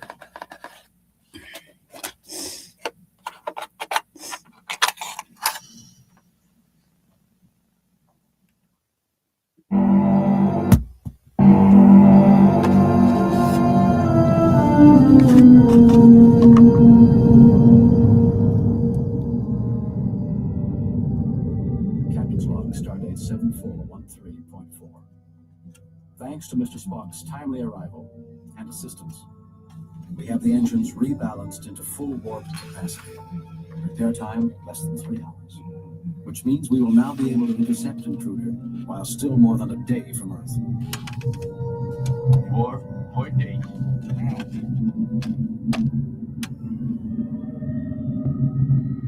Point 9. Engage.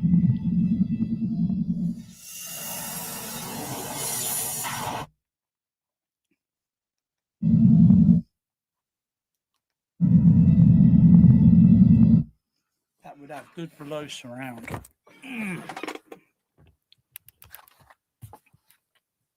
So its position, looking down on the Enterprise, in no up, no down, no side to side, just complete weightless in space. But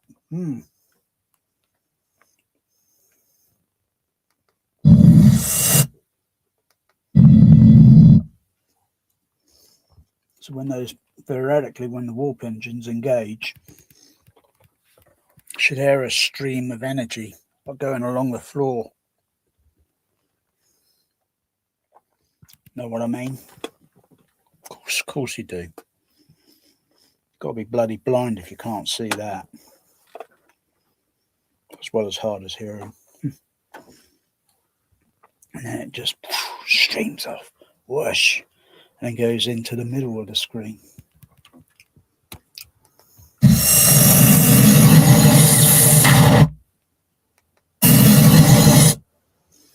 And all this effects going around. Maybe add that as let me have a look at that. How many points on this? Let's go back a little bit more. So wow.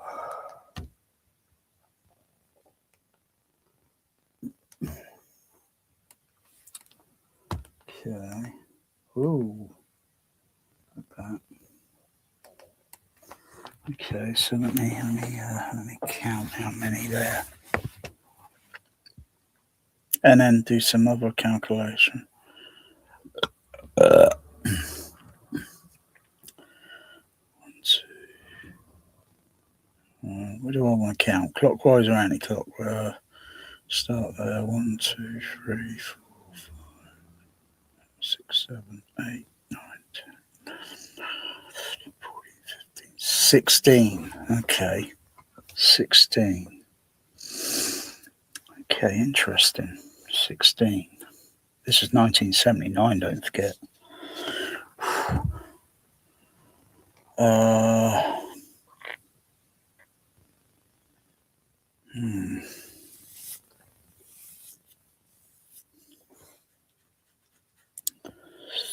This is where it gets complicated. This is where Dolby Labs, you ain't got shit on this really today with your Atmos.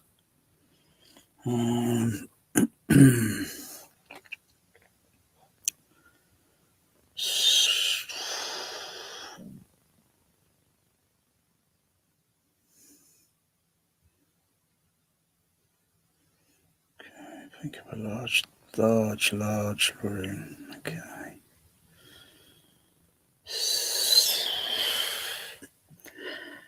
The sound is not going to be. It's not going to go out like this. Looks like streams of like laser light, and they're just going in. Oh, right, no, laser light just goes in a straight direction unless you change it and so you get it to go out enough. 16.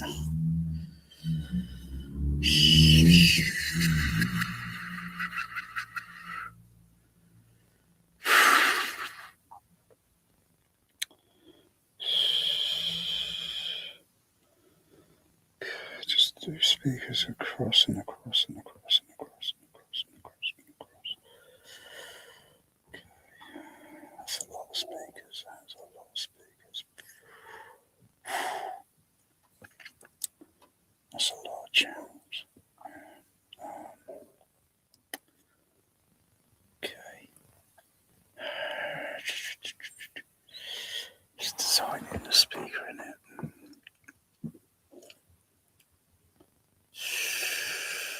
Bass driver, big mama.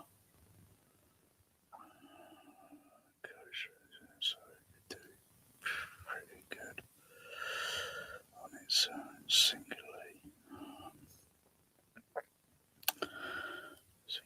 bass level. Okay. The whole lot running. Next, so, oh yeah, that would come really, yeah. There'll still be more speakers than a regular 5 screen. Even the ones with the dual, two dual bass caps. In some way, got to fit the HF. Got to fit the HF so the bass driver will be in a position. And then the HF will be in a middle position. Gosh, that's really complicated. I got 16 there. 16. Okay, go to the next frame.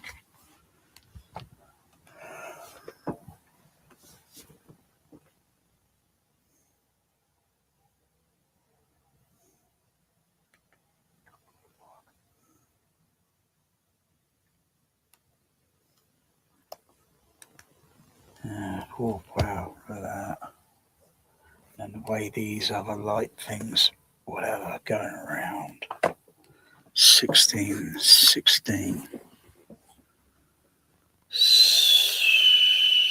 go back. This is having redesigned the screen channel. And then you got big mama PA ones for the cinema, dubstage cinemas, big mamas. But how do you scale that down to a small mama for the home? And none of this greedy, stupid, snobby, rich people's price tag attached to the damn thing. Because snobs, can they think like, well, I'm trying to do problem solving here, you know? How many other bloody YouTubers are doing this? They just try and sell shit that you don't need. Your youth man, what the bloody hell's he doing this week? What the fuck's he done this week? Trying to sell shit that you don't really want, or showing off someone's home theatre in a build. Oh, yeah, but there's nothing really original about it. It's just like every other home theatre. Yeah. What I'm trying to do is problem solving, but there is a bit of a missing, you know, in the what's it, over to the right, over to the left side. There's a little bit of missing in the yeah, it's probably in the optical effect. Look at that. See, this movie inspires. You know, you watch a John Wick movie. Does that inspire? Bloody hell. I just sort of like thinking, bloody hell, the guy got shot 50 bloody times, falls off a fucking hotel, lands bang onto a fucking railing as he's descending, breaks his bloody neck and spine, then lands onto solid concrete and then gets up like he's Jesus Christ and then walks off. What a load of rubbish.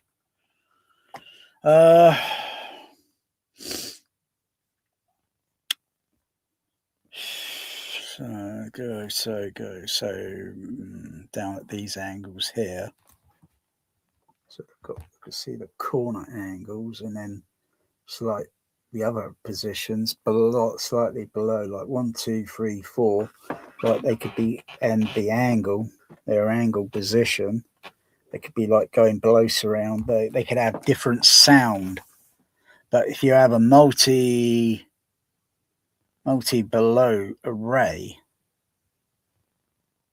so you don't just have the sound like a single, maybe like a single, well, it's experimentation. So if there was a single sound effects, individually on those ones down there on the below,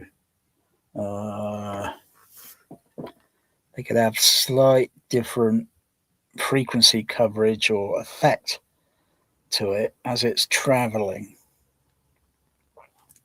because you want to have a mind fuck, you know, like Total Recall. Well, Cohegan, I gotta hand it to you, it's the best mind fuck yet. You gotta have a mind fuck,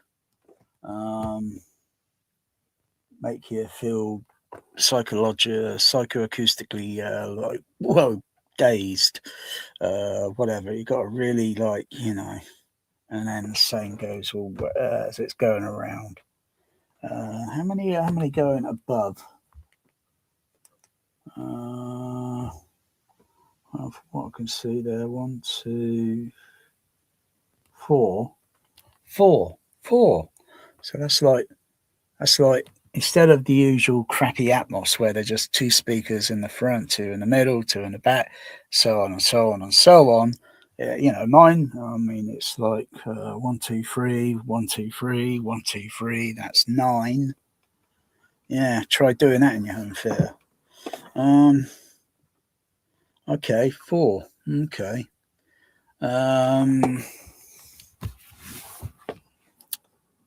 But you still want a whole coverage uniform of speakers on the ceiling.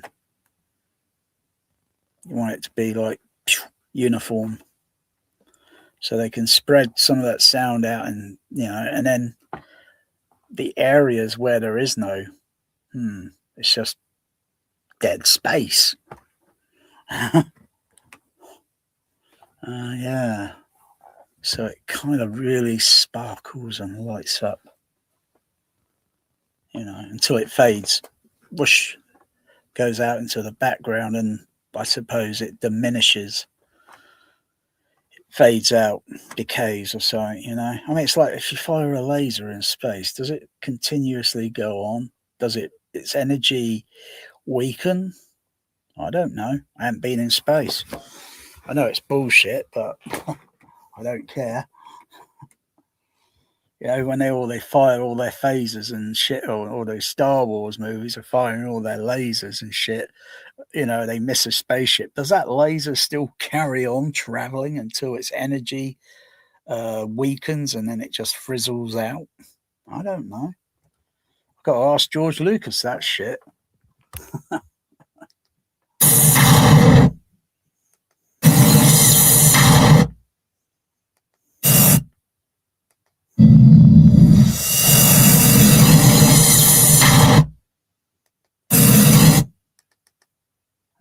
Wow.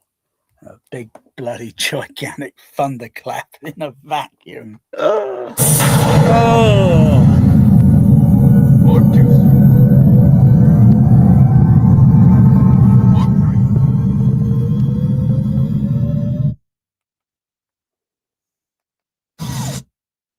Wow. Isn't that the image they used on the Cinefex? I don't think I've got that Cinefex yet, where they had the Enterprise on the front cover of the Cinefex.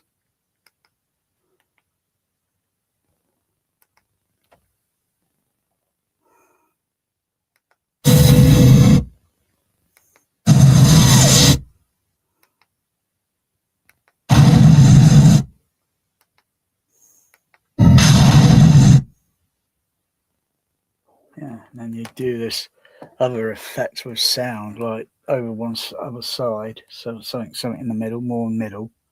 So no, that's just a little bit below. It's just a little bit down there, a little bit down, and then have all these sparkle sounds going. Bloody hell! And then partly some of them going off screen. God, can you imagine how complicated? Tell you, imagine how complicated that would be to mix or design and test, but you got to throw that regular Atmos in the dustbin. It's useless. You got to reinvent the bloody wheel again, for crying out loud. Otherwise, as it sounds, it's like, it's okay.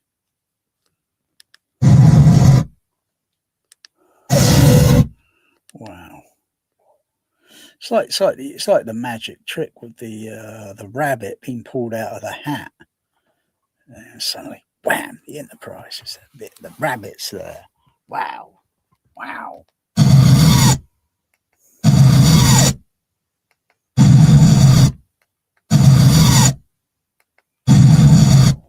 Could almost do trick play. Almost,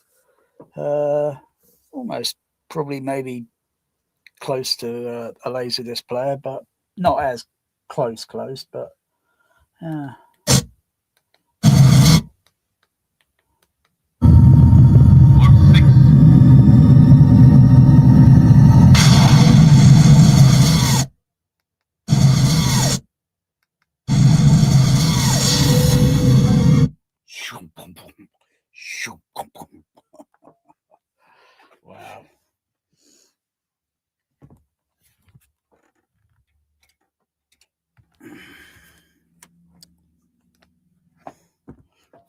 Oh yeah.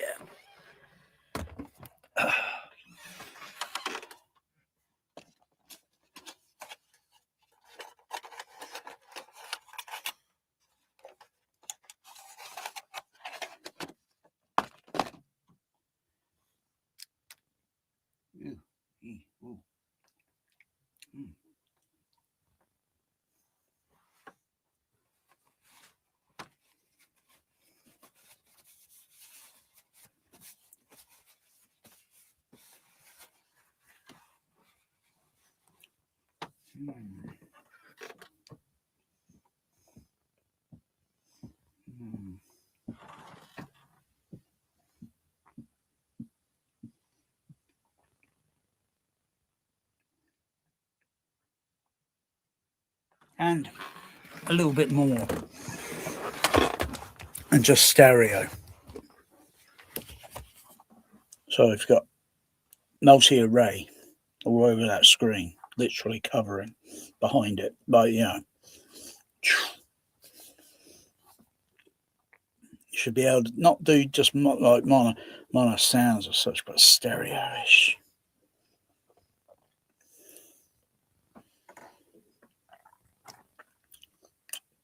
But lost the settle mixing, bloody hell. You'd be mixing the whole bloody thing probably for a whole year and not pumping it out like all this stupid Atmos crap. So it's like pumping this out. You know? Even while I'm here talking and ranting, they're pumping this shit out at the factory. And it's like the stuff, that movie, The Stuff. They call it the Bomb. As long as I don't see this shit moving around in the freezer, I don't really care. I've started seeing it moving, I'll throw it in the bin.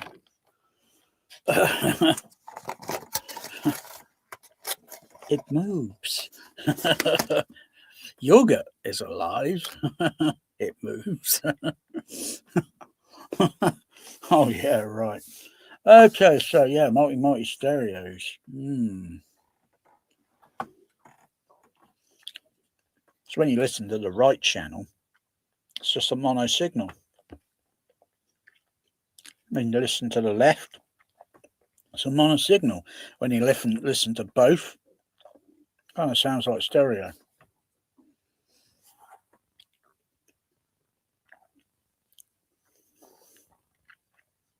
If, like I say, you turn it around this way, so you got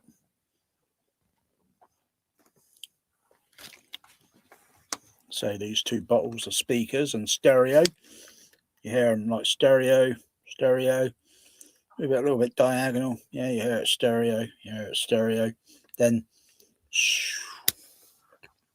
totally around the other way, one there below, one slightly above. Does it sound like stereo? No, it doesn't. It folds down, it gives the illusion, and it folds down to like mono without necessarily having a mono switch. Of course, if there was a mono switch there that I could easily turn on off, I'd probably notice a slight difference, but vague. But yeah, you turn it around vertical and it goes mono. It doesn't sound like that, say like unless you've got a totally individual sound that's completely different, say from a regular center channel to an upper center channel, something that's completely, but if they're two signals that are like stereo and they're in a vertical position, they should sound like mono. And overheads, well, they're spread. So there's one speaker over there, one speaker. So it's no more different than when the speakers are at this level and then you just raise them up and put them up on the ceiling. It's just a slight little maybe degradation in the stereo sound field, maybe. But you got to frequency analyze it to check to see whether, you know. But yeah,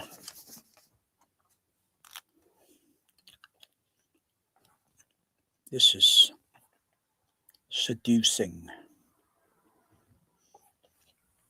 Yeah, this is like Emperor Palpatine ice cream. He's trying to seduce me to the bonbon side. Damn.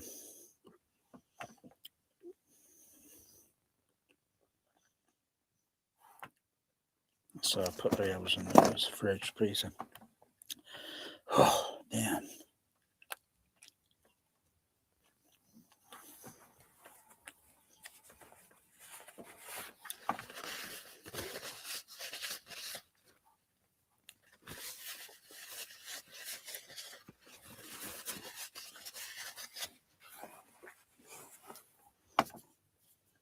Hmm. Hmm.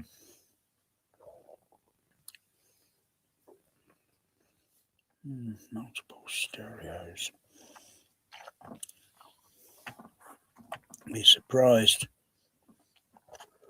Test I've done. Just little tiny things. And it just moving just tiny little bit. And I'm listening.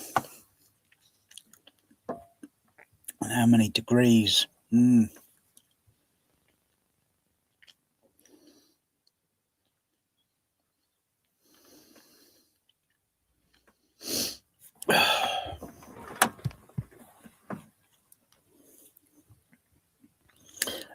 Like an image. It's all made up of bloody pixels today. Think how many of those for tweeters or high frequencies or for sound of rain landing on the floor, mostly on the floor surface. Occasionally, if it, it depends. Use your eyes and your common sense. And you think this Atmos movie with this rain sound effect sounds like complete horse shit. Doesn't sound anything like fucking rain. It might be a recording of rain, but it doesn't sound like, oh yeah, Atmos, Dolby Laboratories, oh yeah, lifelike sound of nature. Bollocks, does it? Measure and look at the diameter of raindrops. Oh, for goodness gracious. And they're all randomly landing on the ground surface or any other object that might be up here. There's the fucking floor down there if you can't fucking see it. And it's randomly landing on the it's landing on that, making a certain sound. It's landing on that, making a certain fucking hell. I don't know how many bloody idiots are on home theatre people today. They're bloody idiots. Don't talk to me about fucking rain sound effect when you haven't gone out there and analysed the real world.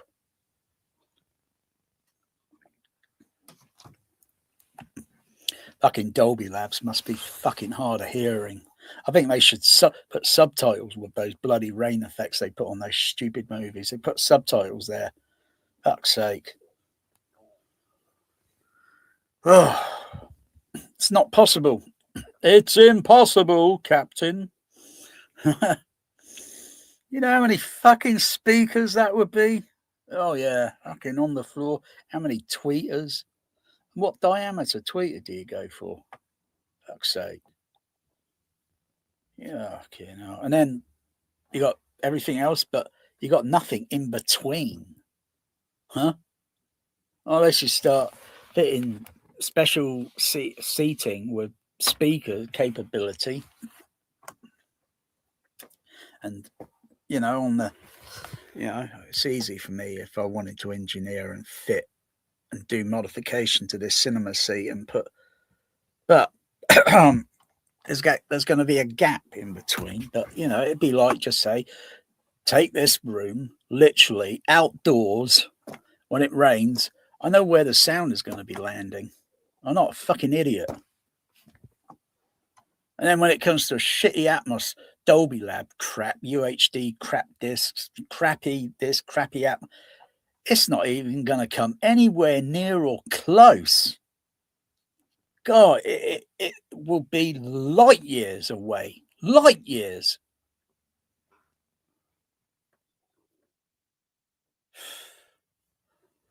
I would rather they just said, we get like near, close, like, but it's not, and just try not to bullshit the public. It's insulting.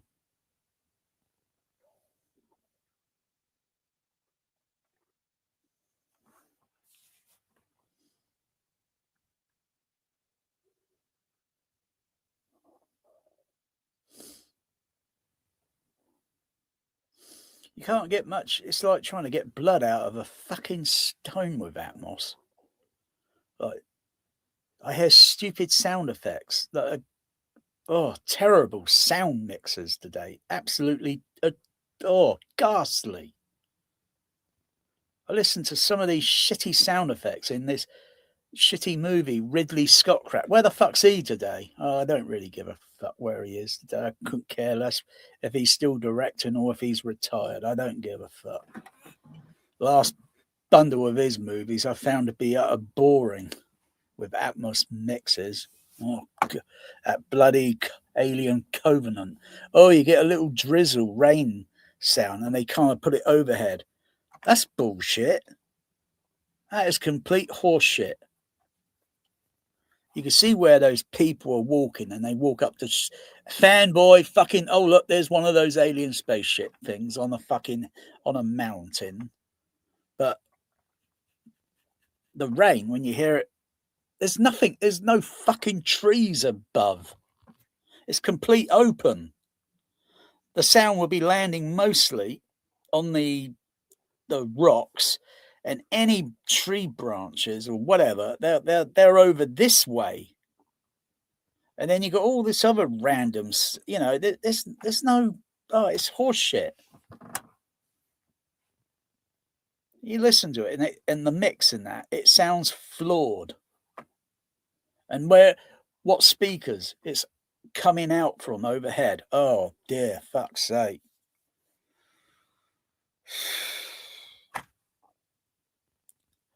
Utter garbage trash.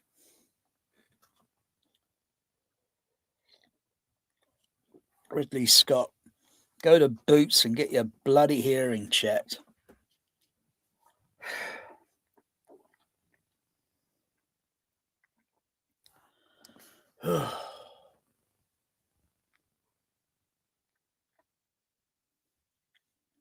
Like I say, when you think you hear it above, that's because it's landing on other surfaces that are literally yards away from you. And it gives the impression it's overhead, but it's not. When you hear a raindrop land on your head, it lands on your head. You hear it on the shoulder. It's free falling, silent. Rain does not make a fucking sound in thin fucking air.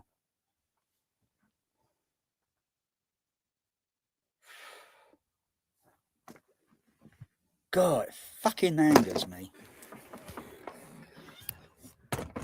These fucking bullshit fucking Atmos Dolby fucking Hollywood fucking mixers. They fucking anger me.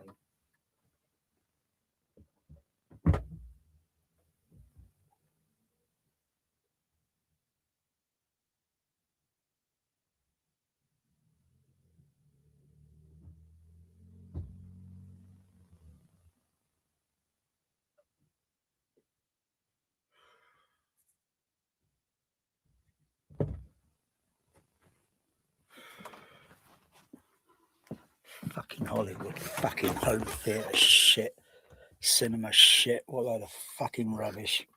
Even when I close that fucking door, a door is so fucking wide by so fucking high.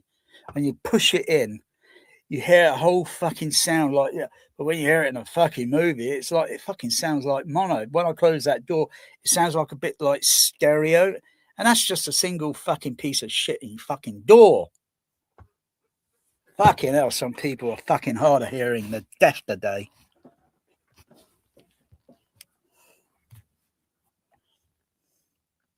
Oh,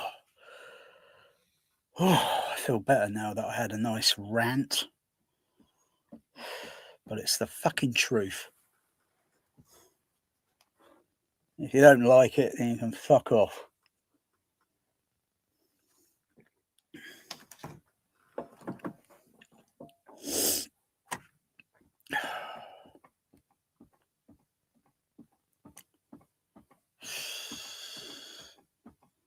Someone said many years ago, said, all this movie shit would drive you crazy. That's fucking true. That is so fucking right. Because it's artificial. Mega artificial. That's why Atmos mixes, they sound so plastic. God.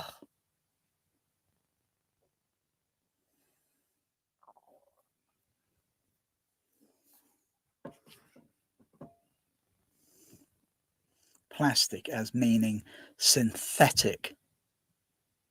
Fucking soulless and lifeless. Ain't got a fucking consciousness to it. Oh.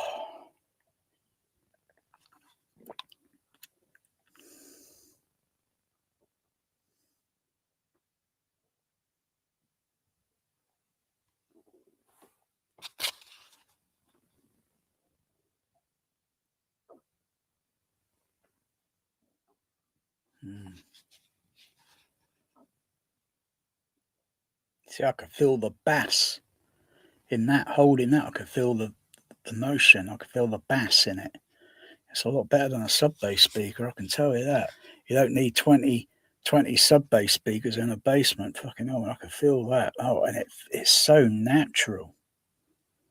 It's so natural. Look at that, jolting. Oh my goodness. It's just like Star Trek the motion picture when you see the fucking thing go this way and that way on the bloody bridge and you hear this middle range. I'm like, yeah, I'll go deeper. I'll go fucking deeper next time when I play that.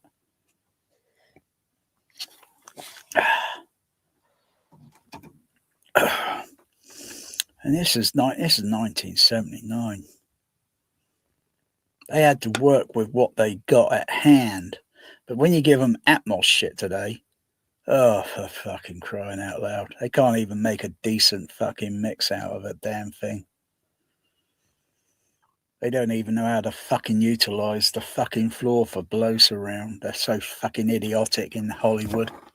Even the engineers, even all the engineers that design that system into the room, they're idiots. 15 years of bullshit lies from Hollywood dub stages and mega bullshit lies from Dolby laboratories.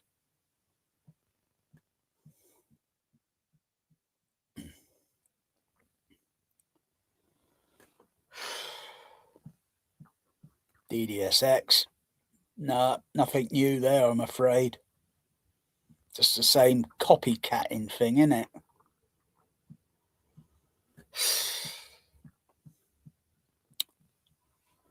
The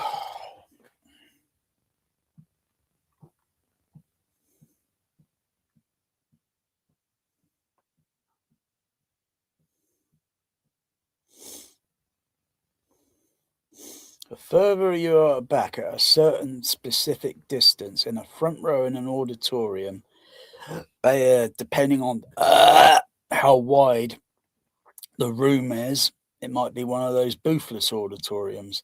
You see the same fucking movie in it. Then they got that same fucking thing playing in a medium-sized auditorium. It's a little bit different from a boothless one. And then you got the big, large one. Mama. Yeah.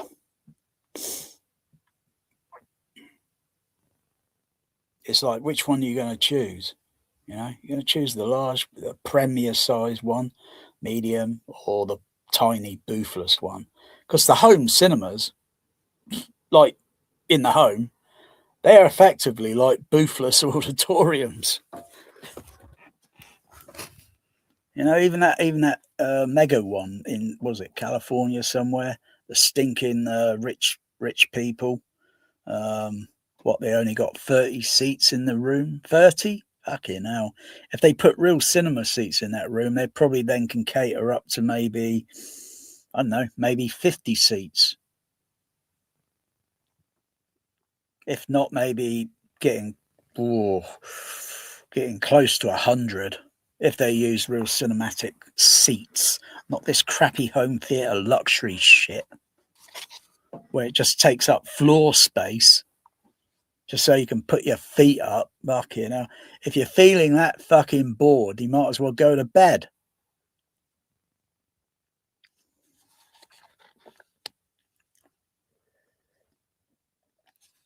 And when you're reclining back, You're not going to hear good You're not going to hear good definition stereo or imaging coming from the front because your ears are in a slightly.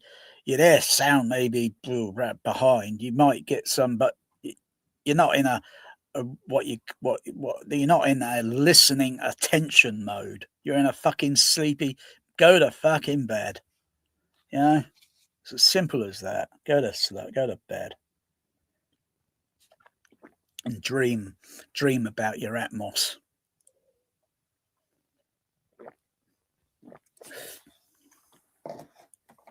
There it is.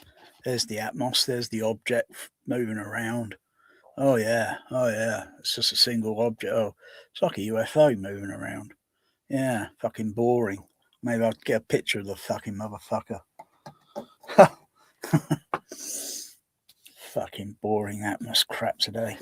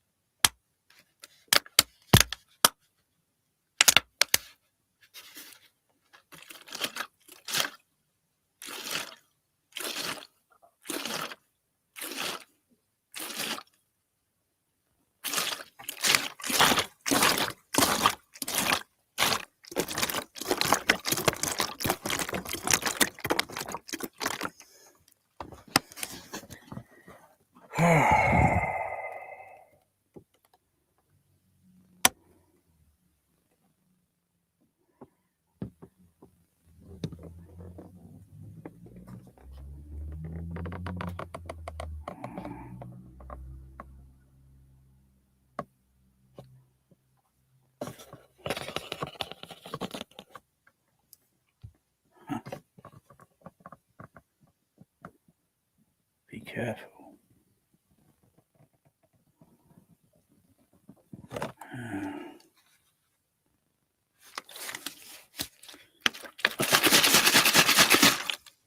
Doesn't bubble. See a little, what's it, moving around, but it settles pretty quick. It's not like sparkly water. I can't quite lose its carbonated carbon sparkle after so many hours. Once you open it.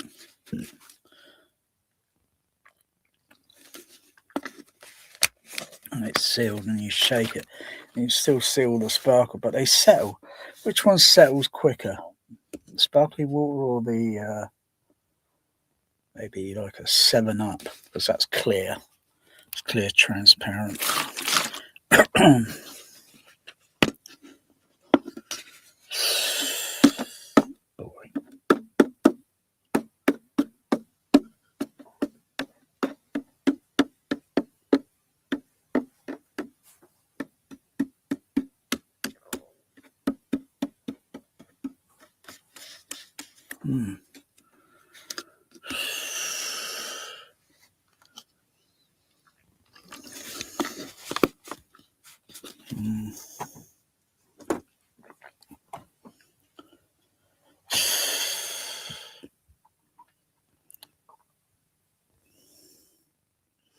I just get bored with fucking movies and their fucking Foley. Sounds fucking plastic, fucking synthetic. It's got no fucking movement or fucking stereo-ish to the fucking thing sometimes. It's like people fucking moving along the scope screen, fucking hell. And the Foley footsteps, they're in the center channel. Huh? What? And they're fucking moving across the what? Doesn't fucking... Might as well mix this shit in mono.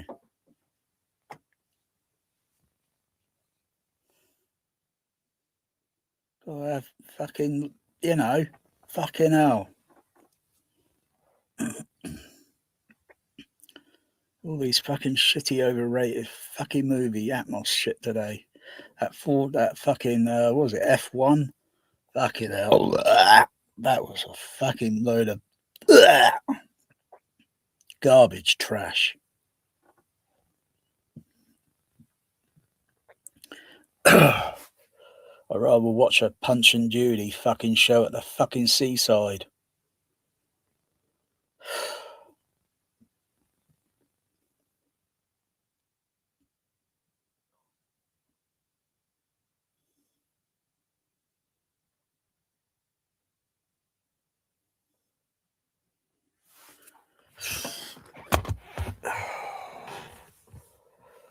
Oh. Ugh.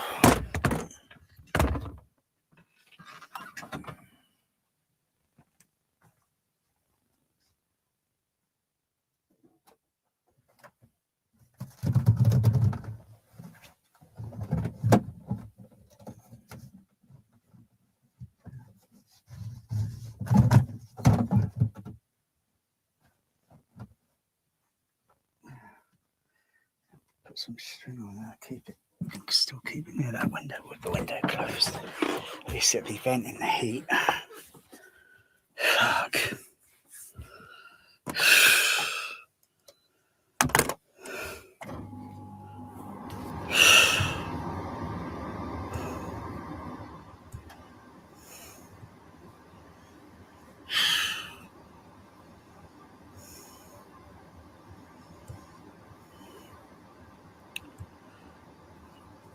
Oh, boring fucking shit. Oh, God.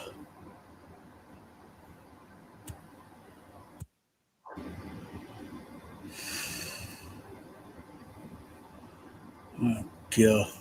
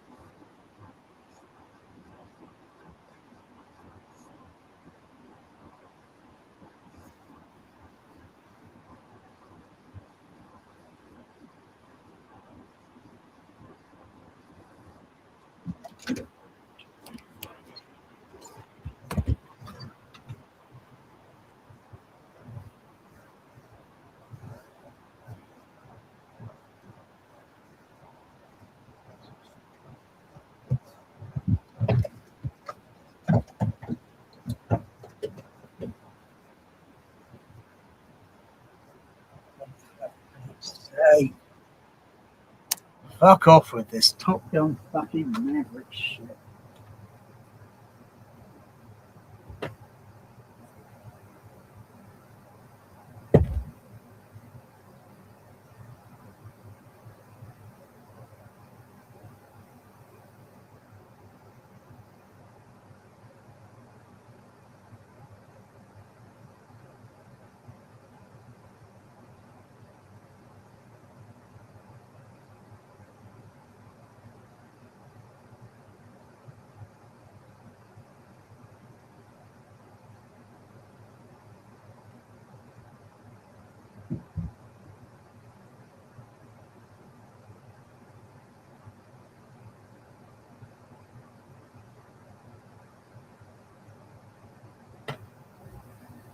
Fucking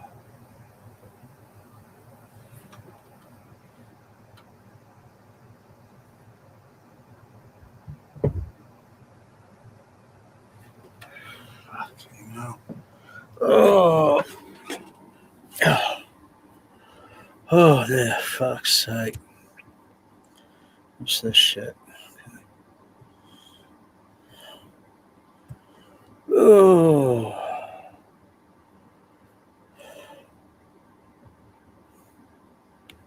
God's sakes.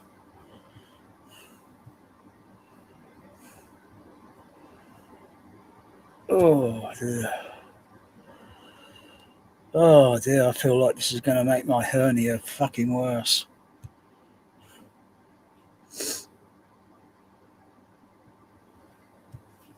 Maverick and enjoyed listening to Pushes, right? Yeah. All right, my friends. All right, my friends. All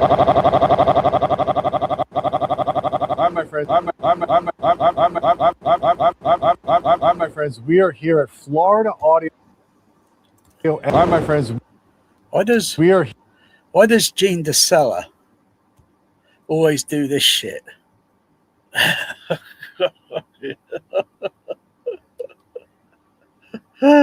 Why's he always doing that? Is he trying? Is it some sort of Jedi mind trick? Is he trying to? Hey, I thought you had no snake oil. What's all this shit going on? Huh? Come on, don't pump this bullshit down our throats. God, the system in there. Oh God, only for stinking rich people. God. We're here at Florida Audio Expo 2020. All right, my friends, we are here at Florida Audio Expo. Why don't you go out in the sun? Yeah. Expo 2020. Why do you want to? 26. Even though this is a 2-channel show, this is the premier demo room with Crix Audio. That's what we're going to be talking about in.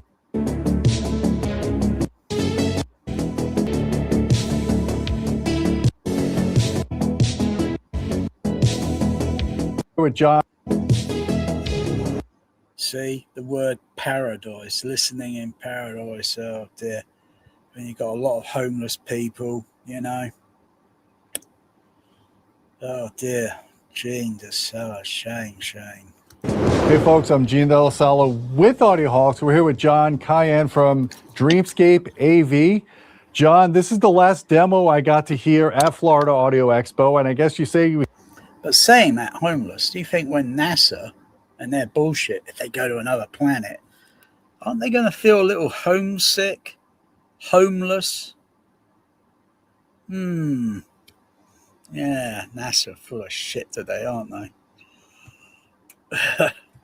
We saved the best for last, right? This is a full spectacle here. You've had a lot of speakers. Oh, God's sakes, kaleidoscope crap. In this room. Crix Audio, I know a little bit about the company, but if you want to give us an intro about what Crix Audio is all about, why it's a speaker in it.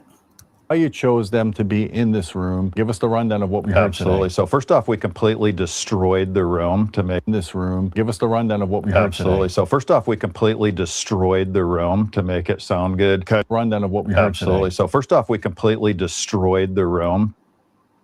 Doesn't look like you destroyed it. If it's on a premises of a hotel or whatever, or you can't destroy it to make it sound good. Cutting up tiles using plywood to we completely destroyed. Oh yeah, right, sure. Destroyed the room to make. And they're still setting up this shitty, crappy layout of overhead speaker shit.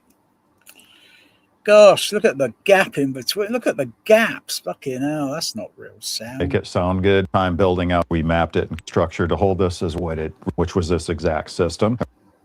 We went, if it sounds this good here, we can make it sound better. So we bought it. We took it to Capital Audio system. And we went, if it sounds this good here, we can make it sound. I thought you usually put all these speakers bundled together so it looked like one continuous baffle.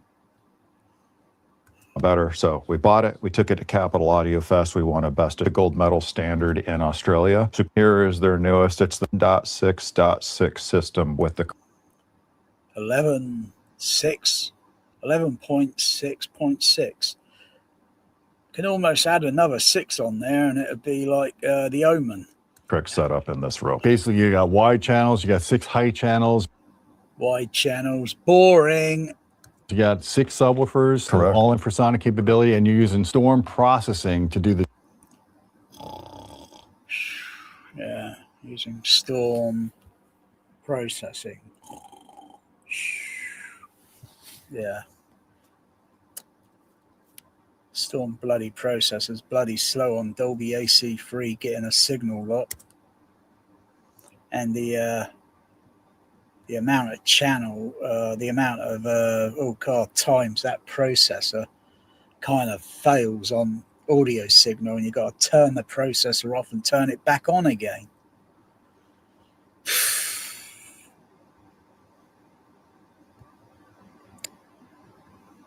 Yeah.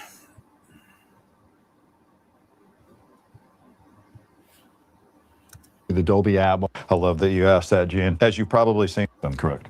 And what about the amplification? I love that you asked that, Gene. As you've probably seen from the other interviews that done this, we're huge advocates of benchmark amps because. Yeah, and those ones ain't cheap, are they?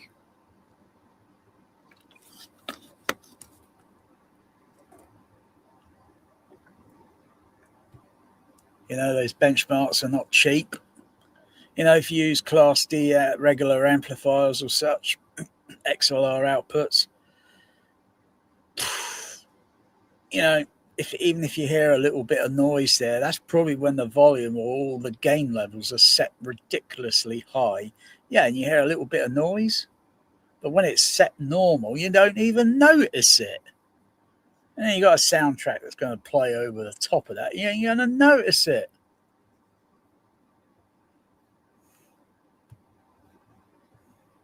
Because they are about the lowest THD plus and amp in existence. Yeah, why don't you say the price tag as well at the same time? And so we're delivering to the LCRs and bridge modes and amp. God, snobs. In 180 watts per channel. So they're getting 100 watts a piece. And as you can, the rest of the amps, the HB2 amps from Benchmark, were running stereo, so they're getting 100 watts a piece. And as you 100 watts? And how much do they cost? What the fuck? can tell, it's more enough to fill the demo. We started out with Eric Clapton, Layla. Oh, that's got to be boring music. Royal Albert Hall. And that wasn't even in Atmos. That was in 5.1, I believe. Correct. Right? Yes. It was a very intimate experience. You got to hear, you know, all the little details of the brushes from Steve Gadd's drums. Nathan East's bass was awesome in that. I really enjoyed listening to that. And of course, in demo, you know what? I've seen that movie 100 times. I never knew the Top Gun Maverick, and you did an F-18 demo. You know what? I've seen that movie 100 times. I never knew he had notes on his leg. On his leg. And you see it and you're like, so what was that about? So it's a F-18 trainer, so it's a 2-seater. So Tom was actually sitting in the back seat. So that where they show him from the rear, it's actually the pilot. And so the stick movement in the back seat. What was that about? So it's a F-18 trainer, so it's a 2-seater. So Tom was actually sitting in the back seat. So that where they show him from the rear, it's actually the pilot. And so the stick movements are right. He has notes on his left leg. And so if you watch it, you'll see there's a white piece of paper that the pilot actually has on his leg in it. So if you watch it, you'll see there's a white piece of paper that the pilot actually has on his leg. I knew Tom Cruise was full of shit. Get it. That was funny. I was looking for that, and I'd never noticed that before. So that was a very dynamic scene there. We got to hear full-scale sound here. You were probably close to reference level, or maybe a couple. Very dynamic scene there. We got to hear full-scale sound here. You were probably close to reference level. Oh, that was a very dynamic scene there. We got to hear full-scale sound here. You were probably close to reference level. That was a very dynamic scene there. We got to hear full-scale sound here. You were probably close to reference level. Oh, that was a very dynamic scene there. We got to hear full-scale sound here. You were probably close to reference level. Or one thing I don't like about the Storm processor is the oh yeah, I've got to put that fuse back in the damn thing. Yeah, got to plug that fuse back into it. The one thing I don't like about it is the volume scale dial. It goes up to 0, and you turn it again, it doesn't go any more high. 0 is usually equivalent to 5, 6, oh no, 5, 6, 7. It's usually equivalent to 7. 7 on a Dolby CP professional cinema processor. 7.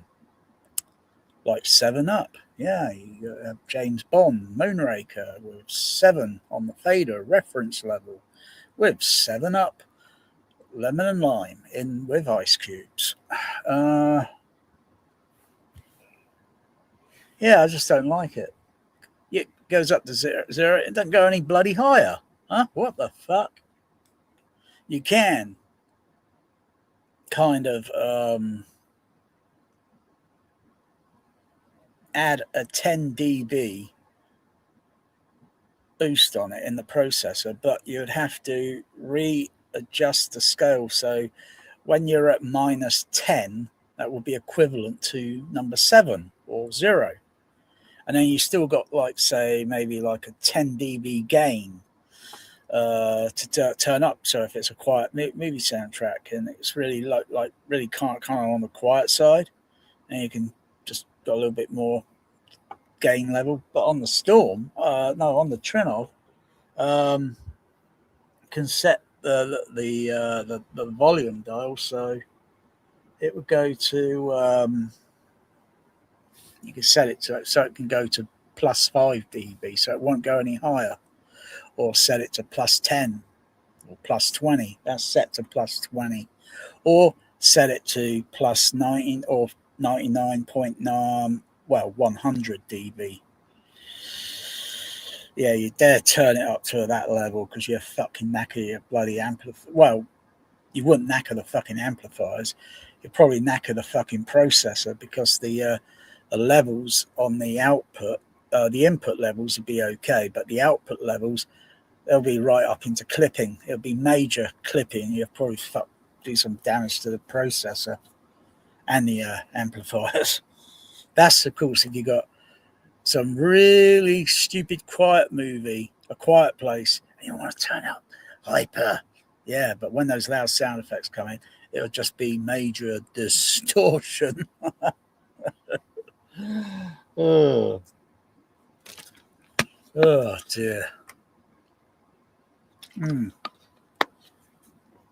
most you could turn the gain level up on the Storm is you got the output levels. You can turn those up. I think they only go to a maximum of about 12 dB, I think. And then you got the other output level, which you can adjust. I think that goes to +12 dB. Is it 3, 6, 9, 8, 9, 10, 11, 12. No, I think it's 1, 2, 3, 4. So +3, +6, +9, 10, 11, 12. Yeah, it's about four settings. You can turn it up to like +3, +6, +9, +12. And rarely, I've only used those on that processor in the past because of signal noise, dynamic range on certain content, and it just needs a little raise in the level.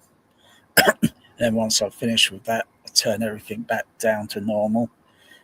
Otherwise, it will just go up until the and start distorting.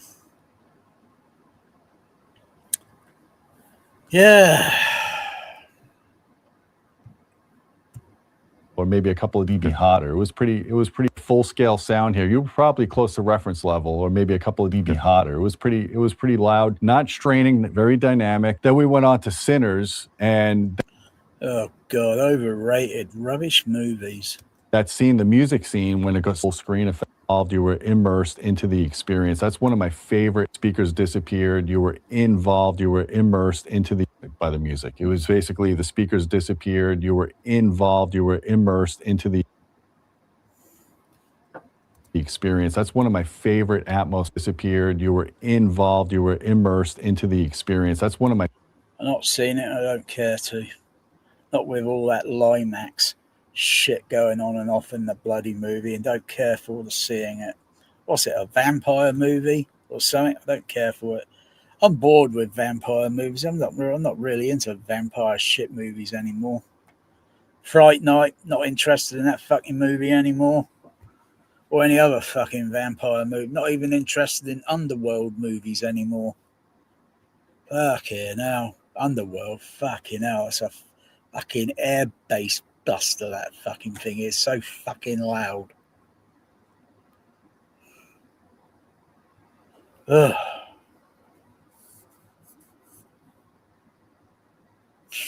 Like I say, might as well divert the energy into something else. You know?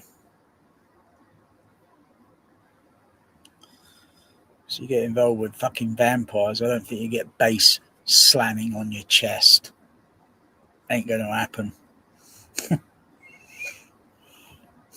My favorite Atmos mixes of 2025. It's pretty incredible. It really is. If you don't like the movie for whatever reason, just watch that one scene.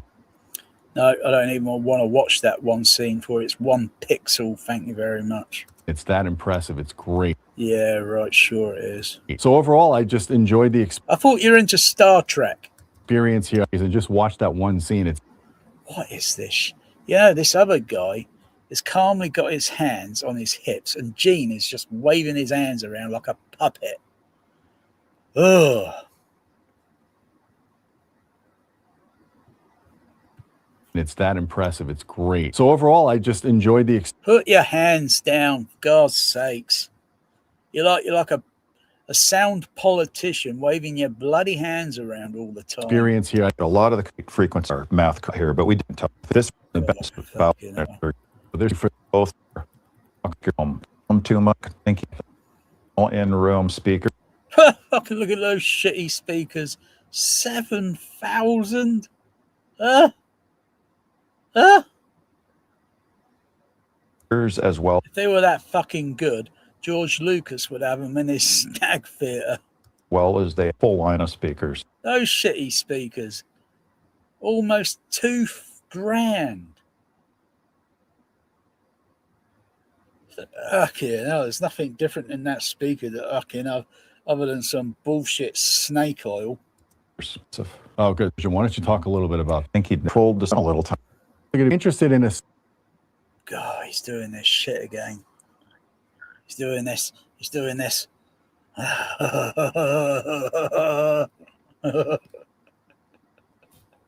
like a puppet. A system like this, I'm going to give you Dreamscape AV's contact info. No, sorry, you fail in trying to sell that shit to me. Look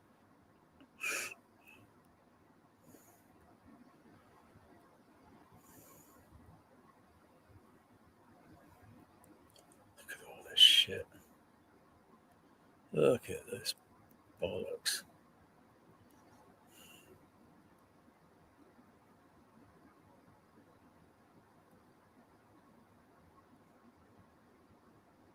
Yeah, he's got all those sub-bass speakers. Yeah, right, sure. Watch the video. I don't see anything that looks like that in the video.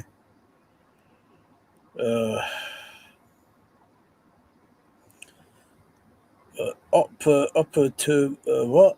Is that the same? Oh yeah, it's the same video projector brand I got in the kitchen. What they got Dolby. Now they're starting to put Dolby Vision onto these projectors, where years ago they didn't. Hey! Can I upgrade that projector because they say it was upgradable? Yeah, right, sure. I don't care for Dolby Vision. Don't care for it.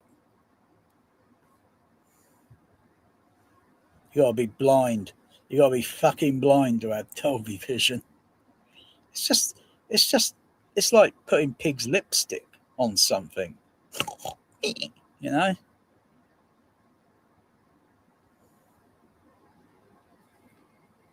Yeah, I don't need pig lipstick on me.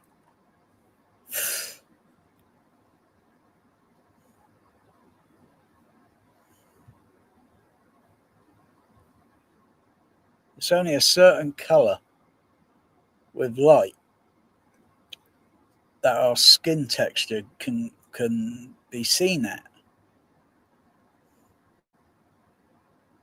Yeah, when people start looking like bloody boiled lobsters, I mean, bloody hell, their skin tone, like, damn.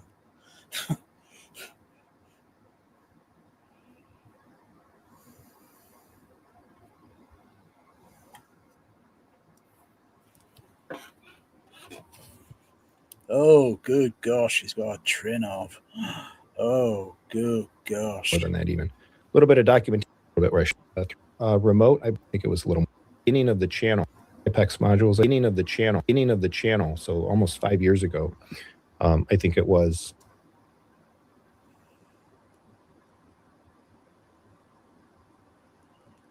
Oh, dear, I'm mega super jealous. Again, that DB25 with the screw terminal, so it's locked in there. Here's the subwoofers down at the bottom, 3 unused, kind of just sitting to the side. And then those 5 where the XLRs are just kind of connected into each other. And then those 5 where the 3 with one connecting HDMI. So again, so little connections to the thing. Trigger cable on the right, HDMI's up top, Ethernet, and then 2 Ethernets, the one connecting the machines and then one to the regular network. And then the bottom 3 on. Let me try to get down. Let's get down. Okay, so here we go.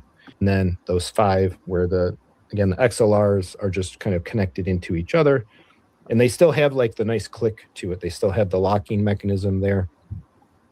So loving that. And then again, 2 power connections. I just used the power cords that came with the units and just gathered up any of the excess. I didn't use any custom power cords here. And again, for the excuse me, for the bridge amps, positive terminal of the odd channel, negative terminal of the even channel. And you can see that it's in the white, kind of the white box. So you flip the switch, connect in like that. They're nice and close to each other, and everything works out nice and clean. So all my speaker cable runs were long enough to make these connections. My son and I validated every rejigger, bridge those other, do the right, running for testing. So everything's all nice. And actually we have a picture. Well, let's go with this. I'm really digging all that. So here's kind of the final, actually we have a picture. Well, let's go with this one for a moment. So here's kind of the final look at what the state of the rack. Oh, we did a double U up top. So peeling off the film. There was a film on both of them, but on this one, for whatever reason, like there wasn't a nice pull tab. I just leave the film on it. Did I peel it off on the Storm audio? Oh no, it's still stuck on there. Still stuck on the Storm. The trinnov has still got a piece of film on it. I'll just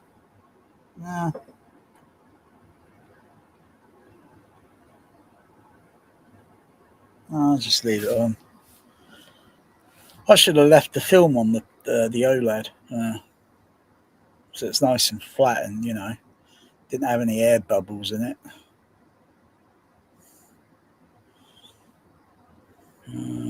On the comeback, and there was a film covering, but some extra venting around. Well, but that was, that's what we did. So again, we had a lot more space available than we needed with these units. So again, subwoofers in there, it's all cleaned up. Got the screen hung back up. I did actually go, and my subwoofers were behind current SVS firmware release because my subwoofers were behind as well, because my subwoofers were behind current SVS firmware released fall. Go ahead and do and whatnot.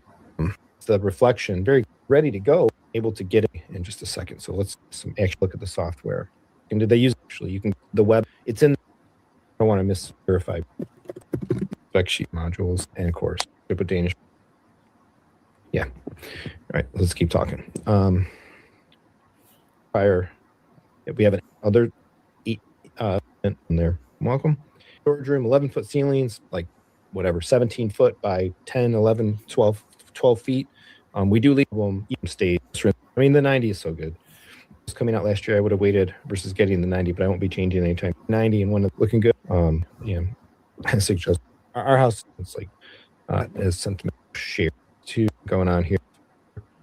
And I basically just went to the Mac App Store, searched for trinnov, and the app is just called trinnov. If there's any history for Mac, iPad, App Store shut it in that I like app their little wing and 2.1 post, and Gosh, look at that 16.9 by screen. Fuck's sakes. It's going to be months, literally months, until they got the new software to actually that works on these processors, but to actually get it to work on these, it's months away, literally months. They said it was going to be early in the year. We've gone past that now. It's gone past that deadline because it's too damn complicated. Customer service say, it's going to be at least many more months. But hang in there. Oh, yeah, I'm hanging in there. I'm holding on. Can't wait. Biting my fingernails. God, just to see the display change. And is it going to be better? And go to 16:9 on this freaking laptop rather than a bloody 4:3 ratio. Oh, for good. I want to see it go 16:9. And I want it totally touchscreen. So anything I can instantly get into something rather than using this stupid mouse. Oh, bloody hell. You don't have to use that on a Storm audio. It's all complete touchscreen.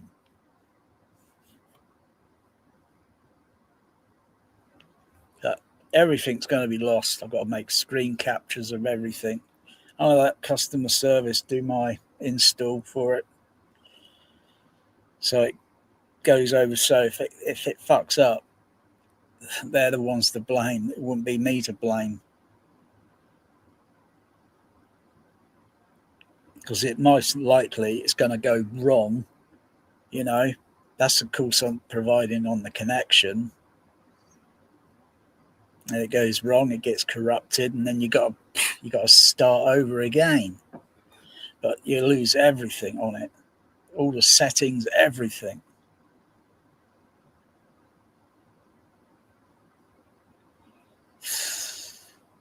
So they probably, I'm not sure if they're testing it on all other generations of trinnov in the past to see how smoothly it translates.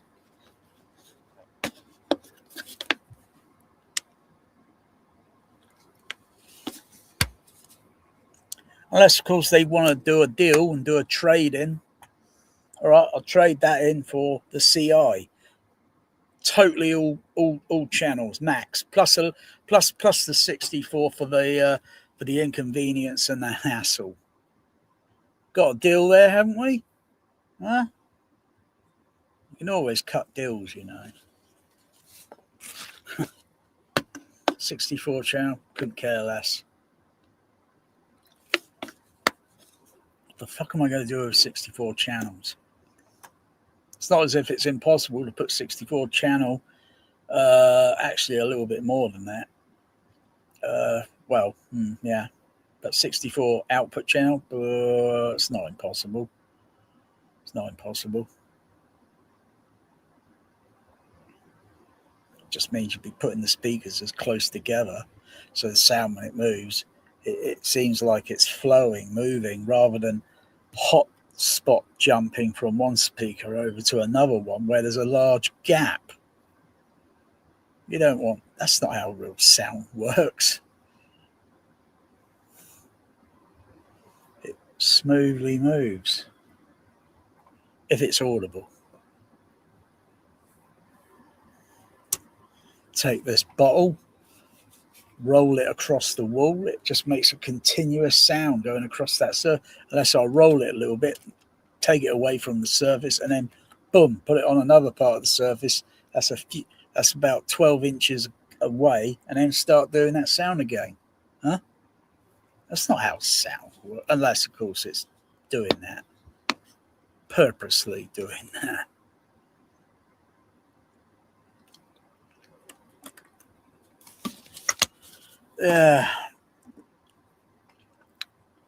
Months away.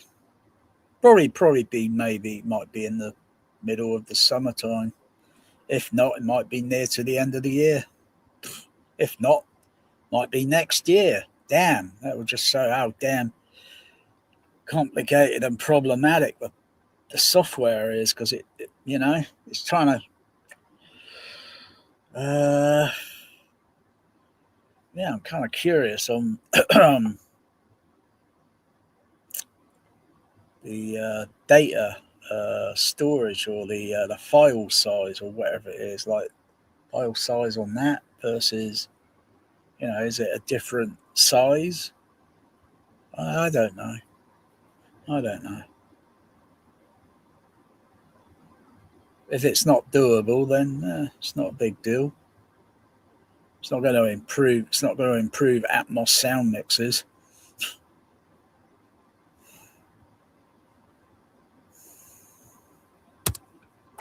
One of the things that didn't work for me right out of the gate, though, was the extra channels that I had bought. The extra channels. One of the things that didn't work for me right out of the gate, though, was the extra channels that I had bought, because it's modular, weren't like, the license wasn't applied to my unit. Because it's modular, the license wasn't applied to my unit. And so when I went to calibrate over the weekend, I only had the default eight channels of processing available to choose from. So I'm like, well, I'm not gonna. I could have just done like a 7.1 or like a 5 point something version just to get some audio going. But I'm like, this is kind of a waste of my time. I'm just gonna wait just to get some audio going. But I'm like, this is kind of a waste of my time. I'm just gonna wait till I have my license. I wasn't able to get it resolved, but I'm like, this is kind of a waste of my time. I'm just gonna wait till I have my license. I wasn't able to get it resolved over the weekend, so I just put a ticket in, and they hit it first thing this morning, and the extra channel license showed up and was applied, and now I have all 16 channels of processing like we would expect to. So if you ever want to add channels, it's pretty easy and straightforward to be able to like buy them and then have them stick to this look and have them to be able to like buy them and then have them stick to this. Basically, the processor can already do it. It's just everything on it is locked, and you need to buy this to unlock it. Same sort of thing, I think, with a Dolby CP850. Fucking rip off. This look. It's easy to buy them and have them applied to your unit, and kind of away you go. So I've been navigating around this a little bit, and I have done kind of some things in here, but I haven't kind of done everything, and still kind of finding my way around. So this is the main screen. Of course, we have volume control and muting capabilities, stuff like that. We can see sources here, and I did do some source management, basically to only show the sources that I'll actually be using. Live decoder information, we're not actually sending any audio and stuff through it. We have a small version of the visualizer kind of down here, which I'm surprised actually this isn't showing. This is not reflective of all the speakers I think I have configured, or maybe the configuration I did earlier actually didn't save. I don't get it. And this guy's room, this guy has got a room that's a little bit larger than mine. I don't know why you just don't go for the full package. But you just don't, got no idea or imagination on how to use it. And you probably not even using a 5 screen or even a 7 screen. Guys, room's larger than mine. Gosh. Oh, what you're missing out on. Oh, you could play Gravity over and over and over and over. Oh, you don't know what you're missing. Oh. Because I didn't see it kind of all the way through. So we have options for setup. We can go through configuration, which is basically speaker, kind of like speaker profiling configuration, and then the calibration wizard itself. There is nothing to look at in here now in terms of like looking at the optimizer or the graphs, because there's nothing here. Looking at the optimizer or the graphs, because there's nothing here. basically. But managing all of this stuff can be done later. There are some decoder settings and stuff like that, and then we have the system view. So let's go through some of this as well. General, first one is power management. We have the ability to do reboot, shutdown, etc. I do have it set to work in a network standby mode. And then we can have it, I don't have one in here, but we can choose which preset we want to use when we come online. We have some language options as well as control of our front panel. We can change the brightness as well as control of our front panel. We can change the brightness. We can screensaver logo, et cetera, front panel LED brightness, and so on. Oop, it's a little, yeah, a little laggy. So brightness. This, interestingly, brightness is off. Oh, brightness slider is off. So that probably disables the slider from doing anything. It's not, brightness is off. Oh, brightness slider is off. So that probably disables the slider from doing anything. It's not like this turned the display off though. Why do you care? Huh? The damn thing's in another room. You can't even see it. Okay. In general, we can control our trigger. Gosh, you got that nice luxury home theater trinnov.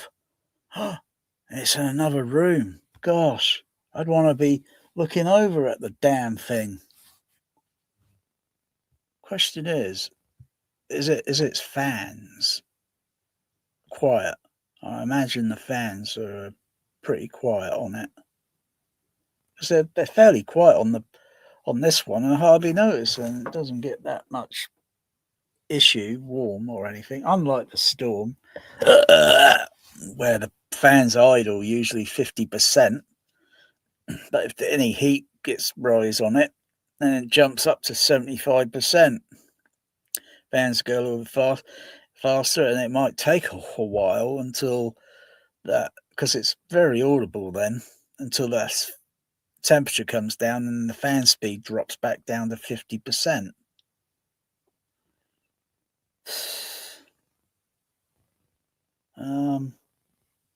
Otherwise, looking at the inside of a trinnov versus looking at the inside on a Storm Audio, the layout looks a little bit, maybe, I don't know, neater inside the Storm. It looks like a flipping clutter inside the trinnov. Not that I've looked inside that one personally. Plenty of pictures online where I can look at the pictures, and it's like, whoa! It's like a complete. It's like looking at a PC computer. So many damn boards everywhere. What's this do? What's that do? Blimey! And I can't remember. I think it weighs just a little heavier. And even though the Storm, I think, is a little higher. I took the little feet off of this. I dismantled the feet because it was going to go in the rack, and if the feet are there, they're going to get in the way a little bit. And it's not even actually racked in the rack. The bloody thing is so damn heavy. I only pushed it there, and it only leans. It's only leaning just a little bit. The damn thing is so damn heavy. It was like one of those Onkyo back-breaking amplifiers made 15 years ago. Damn, you try and lift those things up. Gosh. But that it's just a little. I think it's just a little lighter. Not too much, but it's a little bit taller. I don't get it with the way the electronics are assembled in these processors today. Unlike professional cinema processors, where you can open the front panel, take the cards out, put another card in if it happens to be faulty or whatever. You got to take these things all out of the rack and undo the damn things just to change something. Yeah, but it's just like a computer, innit? You got to put the computer on a bench and take the lid off and everything, you know. It's not like something you got a panel where you can just take it, remove it, you know, and then just get in there whilst the computer's in us wherever it is, and then just change the cards around.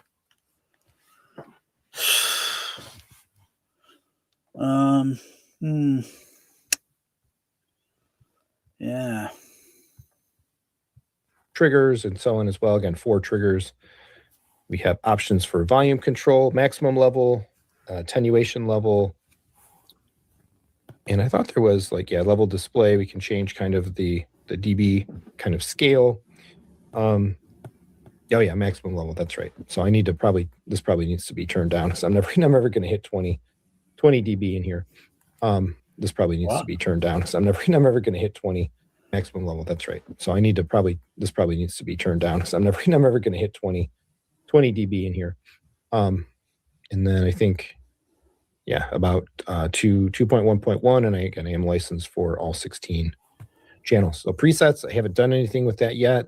Latency management for delay and video information here. We have hardware, like real-time details about what's going on with the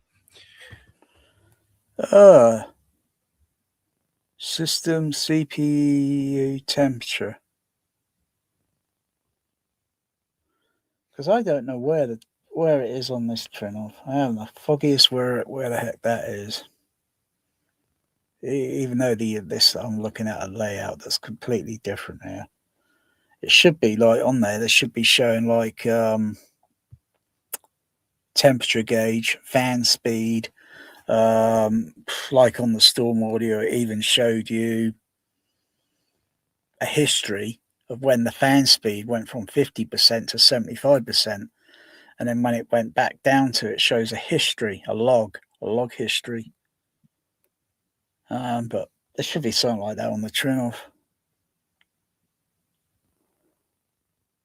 But like I say, the fan speeds, I've never, not even once, noticed in. I hadn't even had that processor a year yet. I think I got it. What did I get? Got it late last year, I think. Sometimes late last year. Was it September or October?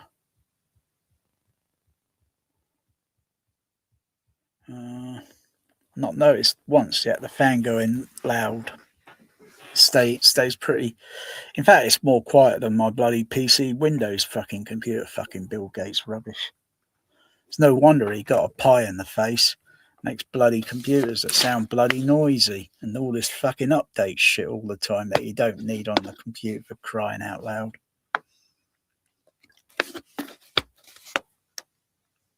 He'd probably get more than pies in the face today with that fucking Windows 11.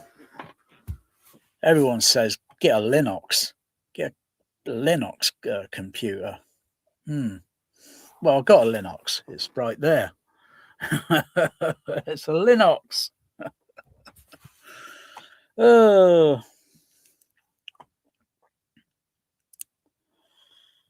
Yeah. It seems to do a good job of DVD-RW of Laserdisc of Star Trek the Motion Picture. Damn.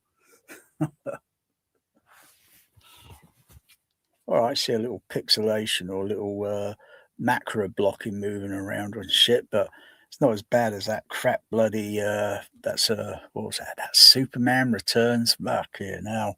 The DVD, dreadful. The Blu-ray, dreadful. Oh my goodness. Well, don't beg for the 4K, because they can't make a fucking Blu-ray look fucking decent, and there's no hope for UHD. Oh.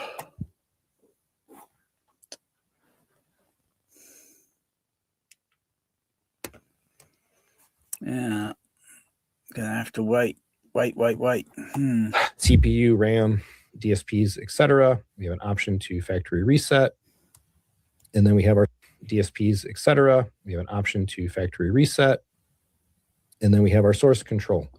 So as I mentioned, I did reduce the number of sources. We can rename our sources. We can assign them to a given. Fucking hell, yeah, because the new boards on the other one have got the ARC output, haven't they? This one doesn't have it on it because it was built before they had audio return things, didn't they? Audio return things didn't come around, I think, until 2018. Let's get a new HDMI board, which, weird thing is, when starting up the processor, and if I got something that's, I got the volume turned up on the TV, the sound will pass through. But once the processor has fully woke up, it takes about 60 seconds or so, and then the audio will click off on the TV. Weird. It's still passing through, but I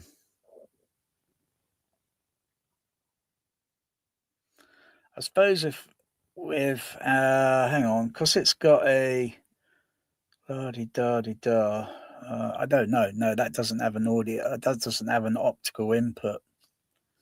Doesn't have an optical input on that.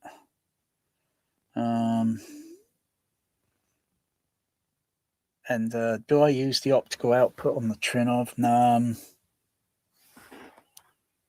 I can't remember if I've got a lead connection in the back of that.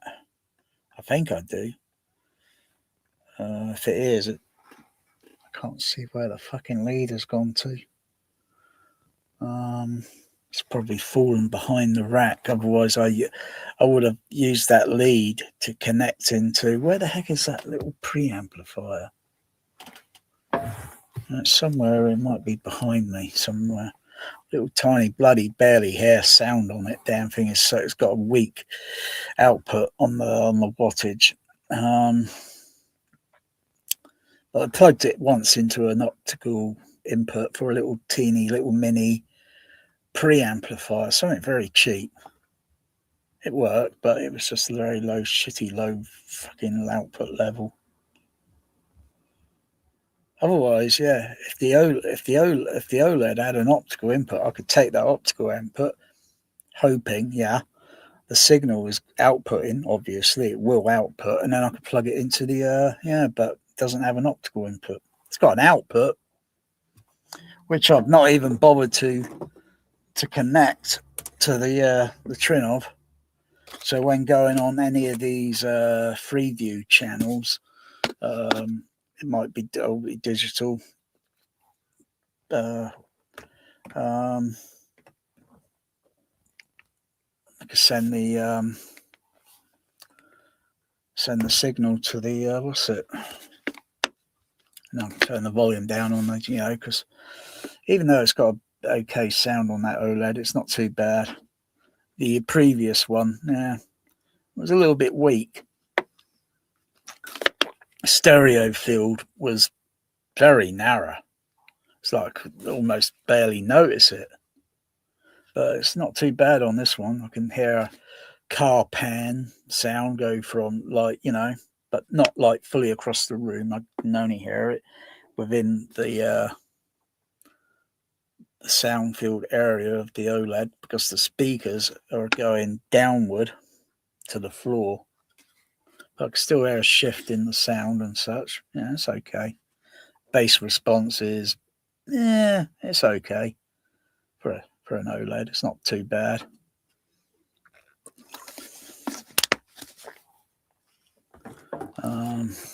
But yeah, audio returns, fucking hell. Every other piece of equipment there has got audio return on it.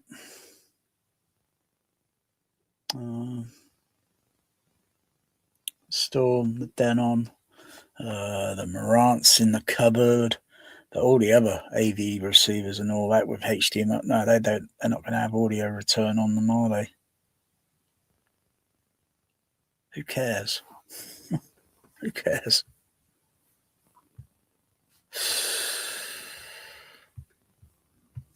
Connector, and if we can assign them to a given connector.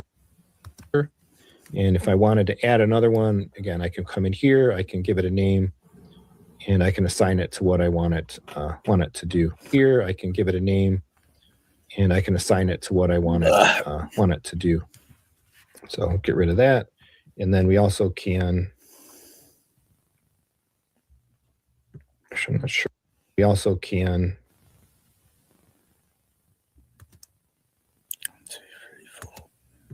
I'm not sure what this is giving me. Trigger. I don't even use trigger. Isn't trigger a horse?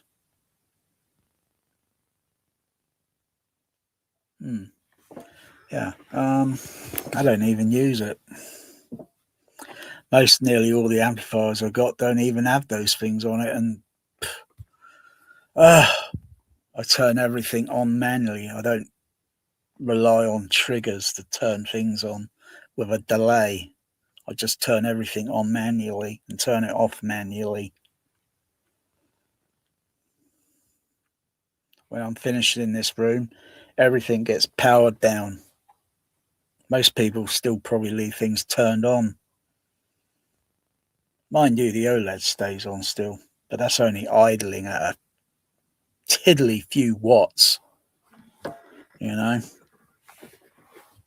Even when you use your central heating, you know, and it's not even using it, it's still using, you know, because there's still electrical power going into it, and it's idling at a very low level.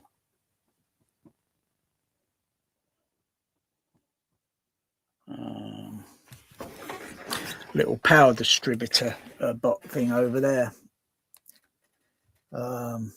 Even though I'm not running anything, but it's still turned on. There's still a light, an LED or a light, a little light bulb thing inside. So it's still idling on a tiddly few watt. I can't actually get to the bloody damn thing now because all the plugs for that are stuffed behind a load of rock wool. So I can't reach the damn thing now. Otherwise, I'd turn the fucking motherfucker off. You know, because what's the point of having it on? You know, I'm not using it. I'm not in the room. I'm in bed. You know, it's always something somewhere that's, you know, still idling.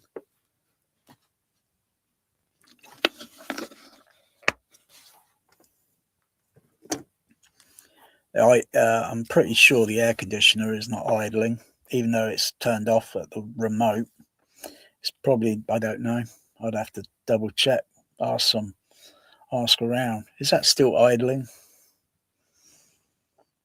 Because the remote would send a signal and then activate it. So it's still probably idling on a little bit of electric. Otherwise, it's got to receive a signal, so it's got to be active still with an electrical signal. Yeah, maybe I should, you know, look at what I'm, you know, using up and turn this and this off when I'm not using it.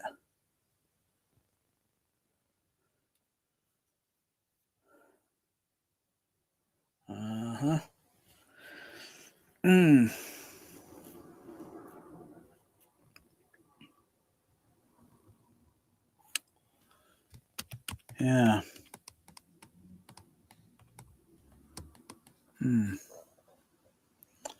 I'm just trying to get a bit more hint on this, you know, new software. I don't care for the CI processor. Don't care for it. I think it looks like a load of rubbish. Doesn't have enough inputs on it. Total miss. Total pass. You can pull it. You should have got the altitude 32. I'm not sure what this one's doing over here. HDMI connector and functions. HDMI management. So HDMI input. What the fuck? 4 HDMI inputs? Are you kidding me? How many HDMI inputs? There's only 7. though there's a space socket for eight HDMIs. I think the Storm has got eight HDMI ins, but I didn't use them all because what the heck? What am I going to use? How many player sources have I got in this room where it would require the Panasonic? Dead on when used for Laserdisc, going into what? So that's 2 HDMI. The HDVD player, so that's 3.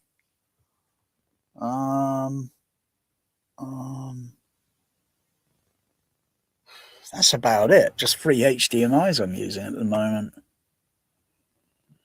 There isn't any other crappy source that I wouldn't want fucking Kaleidoscape in this home. I would. The first place Kaleidoscape, if someone showed up at my home with a Kaleidoscape, it would go straight out that fucking window. I don't want that garbage in the home.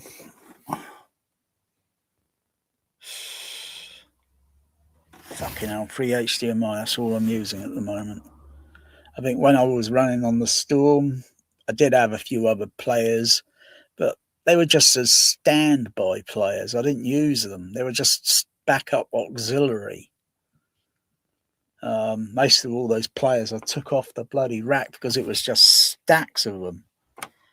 And most of them I bought to record DVD dual layer things, and I still got the disc somewhere to record, but didn't bother using it.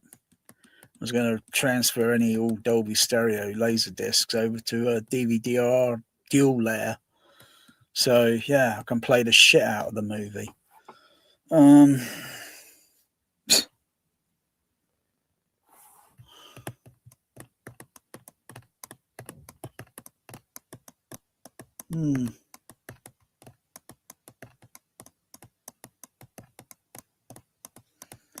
Yeah. It's like a lot of things, they're watering it down. So it's EDIDs, latency, etc. We can kind of control some of this. So we are set up for HDMI 2.1. I can't remember. Is this? Let's go back.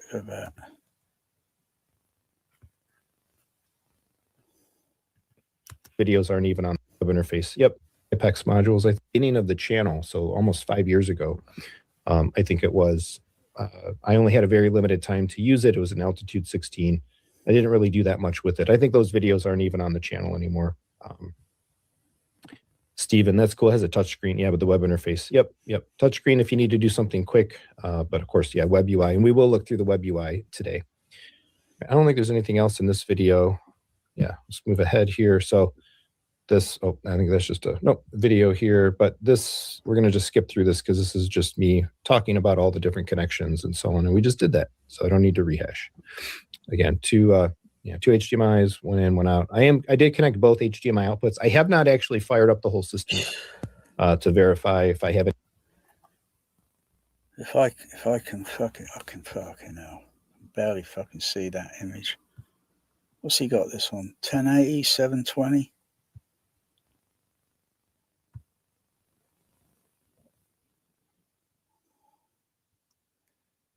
Have any HDMI connectivity, still blurry. hiccups or anything like that? Did HDCP work all the way through? So I haven't gotten to that point yet, and I definitely haven't tested things like how long is the black screen, stuff like that. So that will be that. Because I'm having a Mandela effect.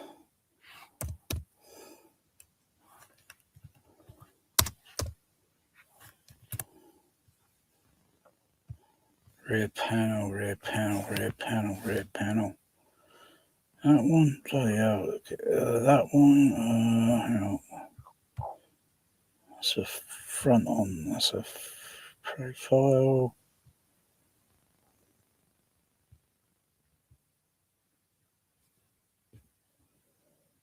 There it is. Can I click on that? Oh yeah, there we go. Rear back.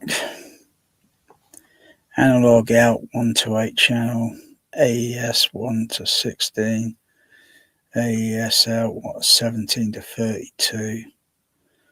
AES input 1 to 16, 1 to 17 to 32. AES input.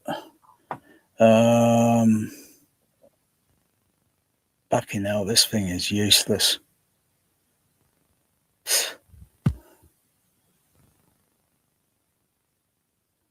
This is an engineering design nightmare. You got one.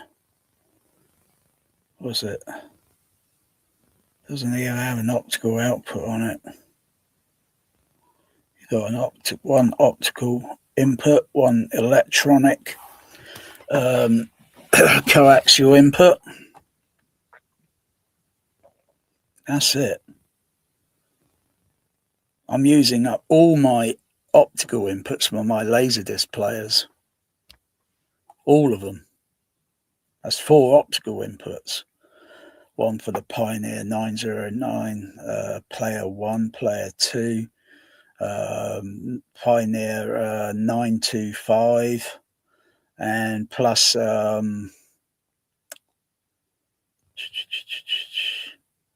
it's one of the what do you call it? Because I've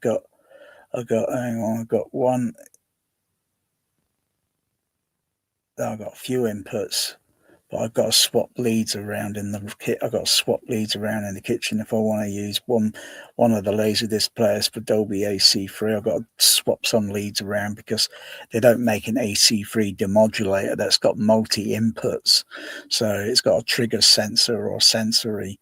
So if it's using this player, it will, even though I think you still got to turn one player off, because I tried it before. It was a muddle because there's still an optical output signal going. Even if there's no signal on it, it's still got a signal, a red beam of light, and it just caused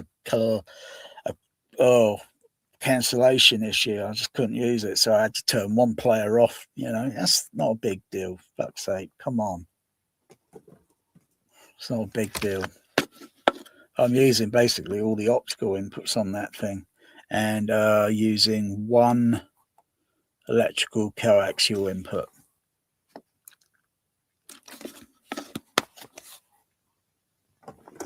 But that CI is a nightmare.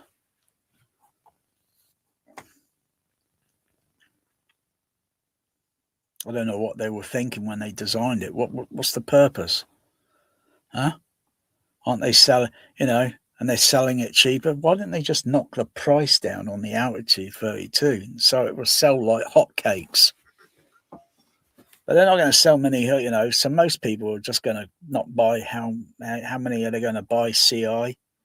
Just because it's all this audio shit over whatever, Dante's Peak or whatever the fucking hell it is. God's sakes. What else can it do? Is it going to have some things where it can't do this if you try to add on something and it can't do it? I'll be banging my head against the wall.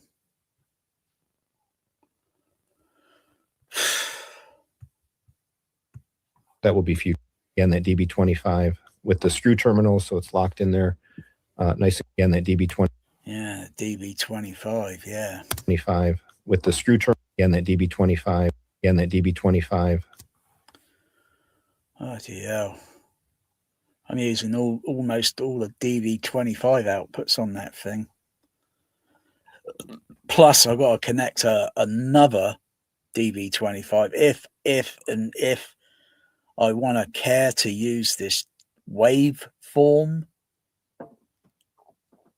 I've got the lead down here. I've got the bloody, what do you call it? Got the lead down here somewhere, or it might be over in that bag, unopened, because I've got one lead that was that's got the wrong XLR on the outputs. So I had to get another bloody DB25 lead, very cheap. Oh yeah, and I've got loads. I've got 4 of these. Basically, it's just a converter to change the impedance from 110 impedance down to 75. Plus, I need to get another BNC type connector, which would be a simple connector, BNC to XLR connector, because it's just a ground and a positive. So it's a, it's not, I would say, balanced. Not that you're going to notice, because if the signal is clean, you shouldn't hear any noise. That's the theory with balance. So you got the negative and the positive, and they come together and such, and they just reduce signal noise. Yeah, and those converters were cheap. I thought fucking to do this wave thing, I thought, bloody hell, how much is that going to fucking cost?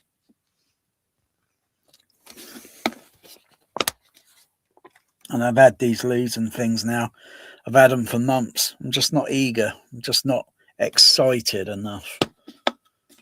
So, yeah. And if I do, I'm going to trick the trinnov into thinking there are two subs at the back of the room, when there's actually, well, there's two at the front, plus a different JBL in the middle.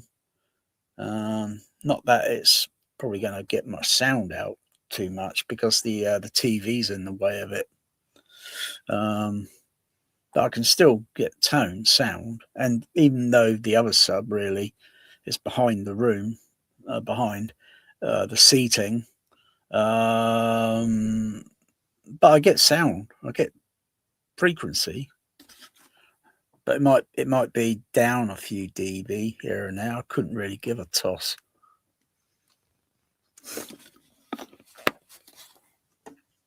But I could probably trick the trinnov into thinking, oh, they're four subs. Yeah, I'll probably trick it. But, I find the bass level to be quite satisfactory on the other direct radiating JBL subs. Quite satisfactory.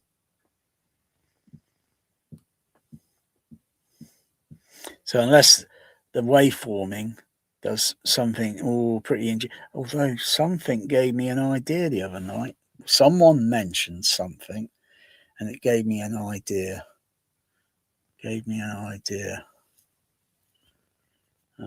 I've got something over there I can use. I've got quite a few of these around to use. Yeah, something gave me an idea. Like, I need a fucking haircut. Damn. You wash your hair and fucking hell, shit, damn, it just still fucking hell. I look like a bloody fucking, I look like some scruffy dog that needs to be taken to the groomers and back, and had this haircut since December. See, I'm playing with it like a girl. I'm playing with it. Oh, yeah, that's nice. Oh, yeah, it's like the 1980s all over again.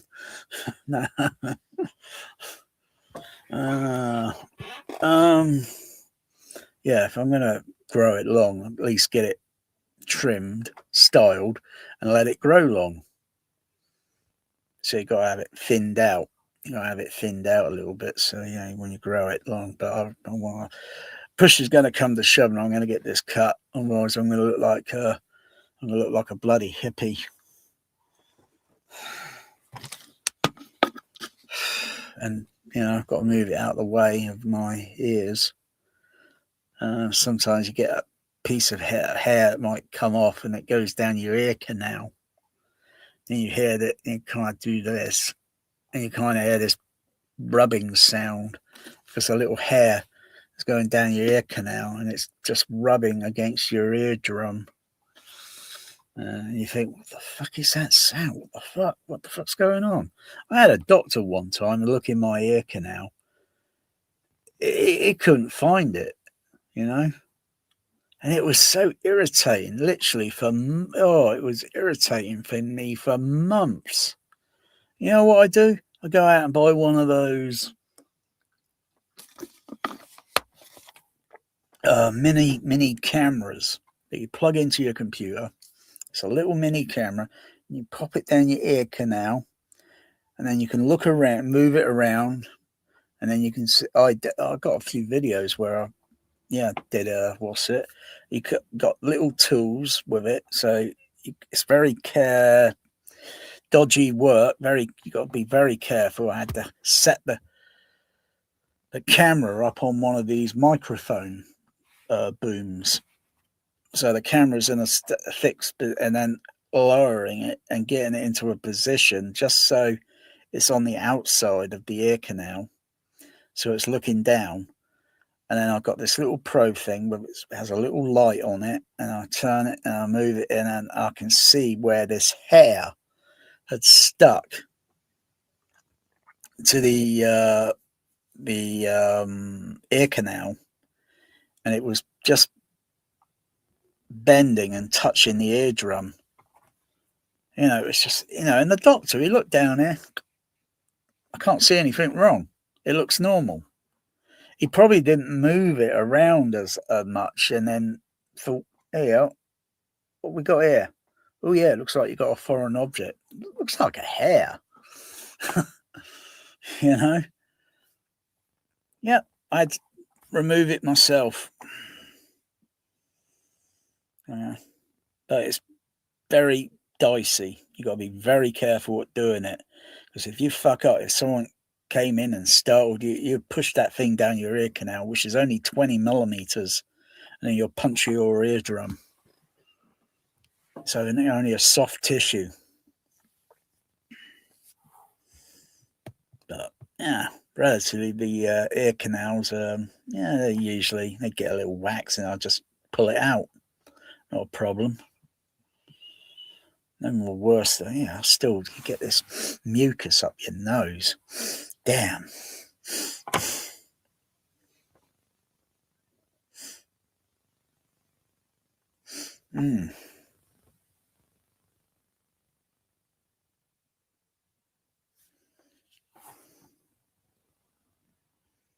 Yeah, my eyesight focus at the moment, it's not too bad. It's not 100% for this distance, so I can barely read. I can barely read the small print on this computer screen. I can see I see fine at a little distance, but it's still the glucose. The glucose is messing up the fluid in my eyes. It's changing the focus sharpness. Otherwise, I think I still got no. It's just bad luck with fucking diabetes.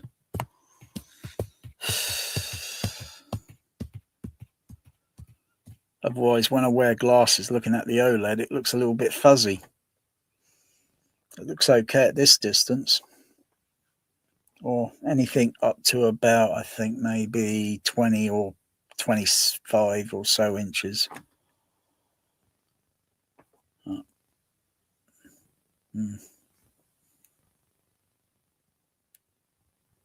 It just looks a little fuzzy up to a certain distance over a few meters. Need the glucose to be, because they're probably a little bit high, and say like there is normal, and the glucose might be just a margin high. Needs to come down so it's stable. 1-to-1. Can't go too low, otherwise then probably run into the same issue again. Blood sugar levels.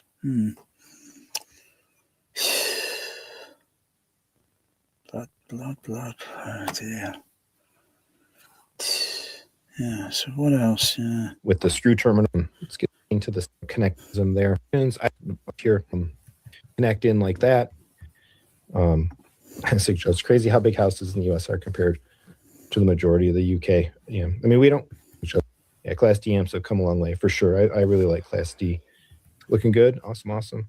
Class D amps have come a long way for sure. I really like Class D. Yeah. Yeah, Class D. Yeah, nearly everything in that kitchen is running on Class D, as Mr. Spock said in Star Trek. Regular is Class D, essentially a great rock in space. Yeah, Class D. Master. Yeah, brilliant. Plenty of power that I want, if I wanted to so desire to use it all. And the Behringer range is not too bad. It's cheap. Might be made in China with slavery, and you never know.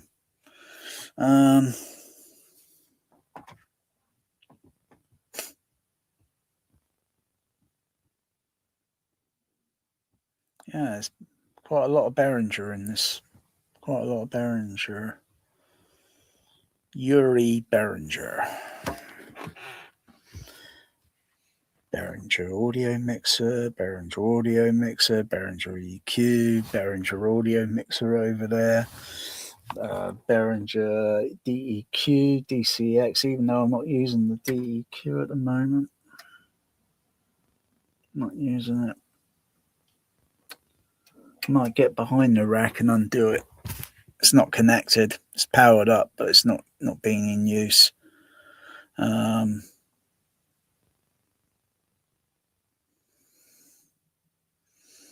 Don't know what to use it. I've got 3 DE. I've got 3 of those DEQs.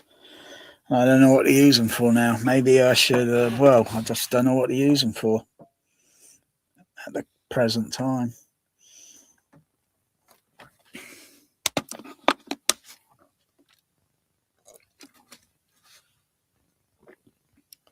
I don't know if I could want to try and utilize it. So let me see. I've got to do some thinking on this.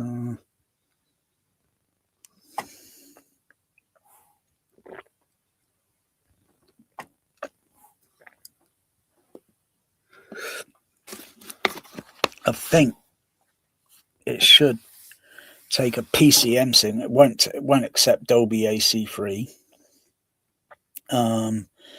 because it doesn't have a Dolby digital decoder built into it, so it'll probably only accept a pulse code modulation signal. So it's got an input, it's got an output. I was thinking if I would go into the digital, the fucking hell, what's going on with my fucking voice? The digital setting. I don't know if there's any way to adjust the two channel left right signal, if there is that sort of capability to balance, because with what I noticed with some PCM signal coming straight off, if I use digital output on Laserdisc, PCM, which is only PCM. You can't switch the remote and switch over to analog unless you use the left total, right total, RCA output connected, and then you can switch from the digital track to the analog track. There is still this, occasionally you get a misbalance in the signal. It might be that way, it might be this way. It depends. And when you put it through a Pro Logic, the signal might be a little bit too much over to the left. Typically when you mute the center channel and then you listen to the balance to see if it's spot on. If it's like that, it's out of balance by probably tiny fraction, few dB. And the only way I can balance it is through the Denon, because it's got a level output on it, so I can balance the left total, right total only within 0.5 dB steps. That to me is unacceptable. It's got to be variable within 0.1 dB steps. So, you know, I only need to make minor adjustment until that signal sounds like it's equal on left and right speaker, and then boom, turn the center channel back on. It's ready to play.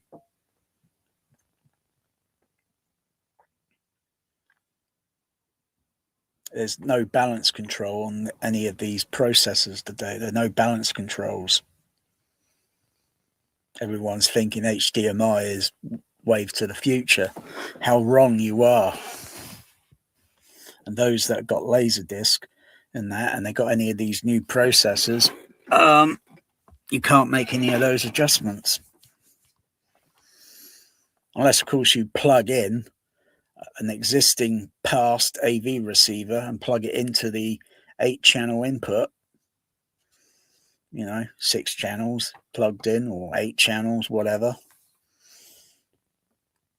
And some of those very old generation ones have probably got a balance control.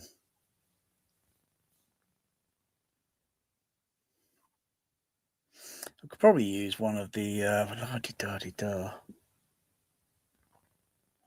but I'd have to check. I'd have to run a frequency sweep through it, because I think there's something a little bit odd with the because I haven't ran those Yamaha DSR.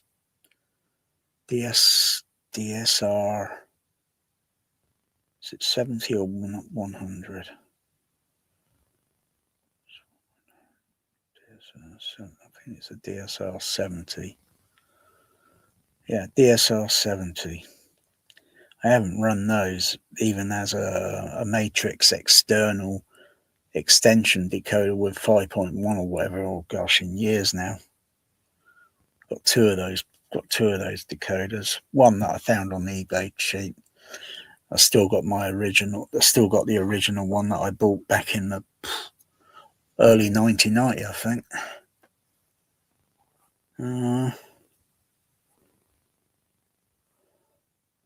Yeah, and they got a balance control on it, so you mute the center channel and then you use the dial to adjust. Once it's spot on, it's, you know, unmute the center, and yeah, it's balanced. And I think the decoder chip in those is something maybe used in one of the Cat 150s. I think it's the Cat 150F, which is one of the last generation Matrix Cat 150 cards they produced. That was, oh gosh, sometime back in the 1990s.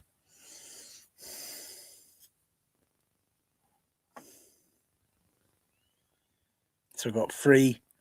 Hang on, is it free? Is it free, mate? It's not 2, it's free. Is it free I got? And they all have different characteristics and different function. I got 150E plugged into the processor, so yeah, if I wanted to plug another one in, I could plug another one in. They got different characteristics.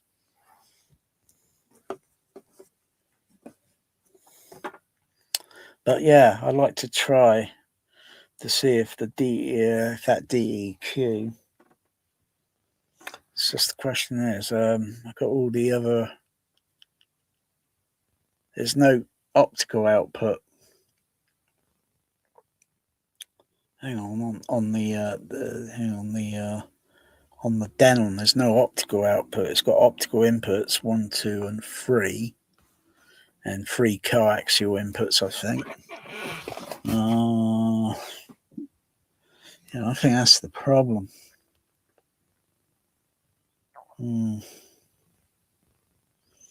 Still got to send an email to Trinnov about this, because that is a huge, major issue. That the processor doesn't have a balance control, not even a automatic logic azimuth where it would automatically adjust. The I've only got a few processors with that sort of technology. The early THX up there, home THX audio. I don't even use it. What the fuck did I buy it for? And I don't even use it. So it's up there like a paperweight. I'll probably connect it all, link it all up sometime. Don't know how I'm going to do that. I probably might have to get a patch bay. And that's only one part of the damn thing. There's another thing that goes with it, which is the video processor. And then you got all those cool looking grey stylistic kind of very posh looking design amplifiers as well. Otherwise that is the first generation home THX for the home market. When I got that thing, the volume dial didn't work. The seller told honestly it didn't work. And I was thinking, if the remote control came with it, I'm betting the remote control would have made the volume dial digits go up and down. But as the dial, I was thinking, that's right, it doesn't work. Did a video on it, opened it up, and did all this and that. I even checked the volume dial on a voltmeter to see if it had any resistance when turning the dial, and yes, there was resistance there. And I was thinking, well, it's still connected. I think, what the heck's going on? So I undid a few more leads, and then I thought, I don't see anywhere I can go now with this. So I started to plug it all up together. And while it was still open up on the bench, and I just turned it on, and then the dial's working. Oh, the volume's working. I got a bit of an issue on the trinnov. The dial doesn't function.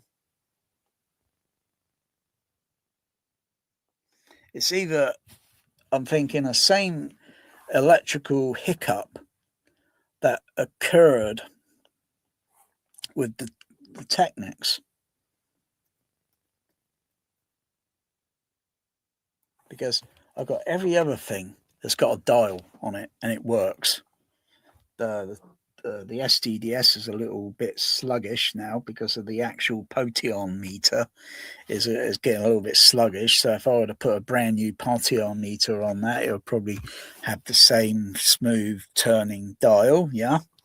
Otherwise, I was thinking getting this thing on the bench, undoing some of the wires that connect to the volume for the any of the circuit boards inside the processor, undo it, and then clip it back in, and then just cross fingers, turn the dial, and just see if I see the dial digits going up and down.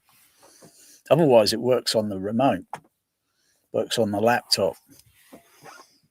So it's not as if it's faulty, it's just something like not connecting or talking. Otherwise, if I asked Trinnov, has there ever been a history of the volume dial failing? Because the original owner had it, he had it fitted in a different room. It wasn't actually in the home cinema room, it was fitted elsewhere. So whatever occurred, he probably was not aware of it.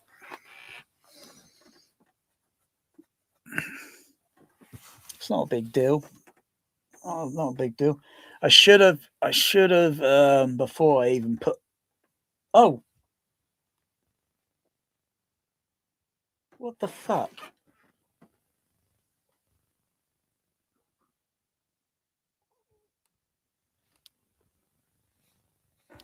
What the fuck? The volume dial's moving. Look, what the fuck?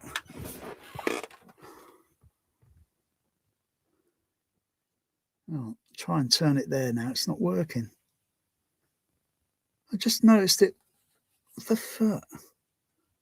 Is this thing fucking loose? It's not doing it now. Fuck. Wait a second. Hang on, let's just plug this back in there. No, it's not doing it now. For a moment, it was fucking momentarily working. It was going up in decibel steps. I was just thinking, is there something electric-y goofy here? It's not doing it now. What the fuck? Hey! Wake the fuck up! See, that dial works. That's not a problem.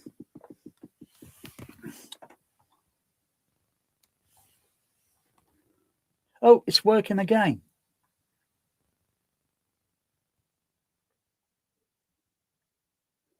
Now it's not working. That's weird. I tried and tried and tried. Turned that thing over and over and over and over. It's only months. I need to get some water.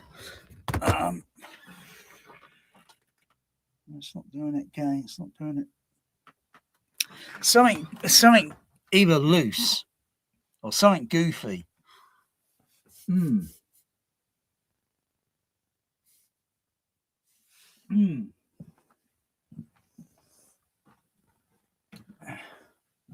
Not sure if it was something to do with touching the processor, maybe some static electric or whatever. Yeah. Oh, so it does, but it's a little bit iffy. Huh. Fucking motherfucker.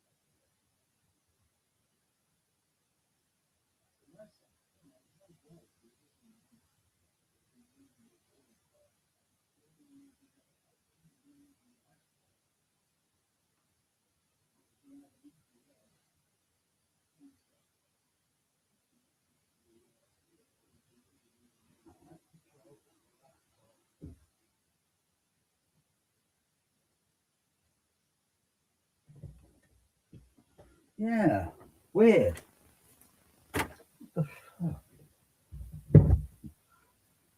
So I got video going back many months somewhere where, you know, I've been talking about it, where the volume dial doesn't work. Maybe it's got ears. It heard me talking. Does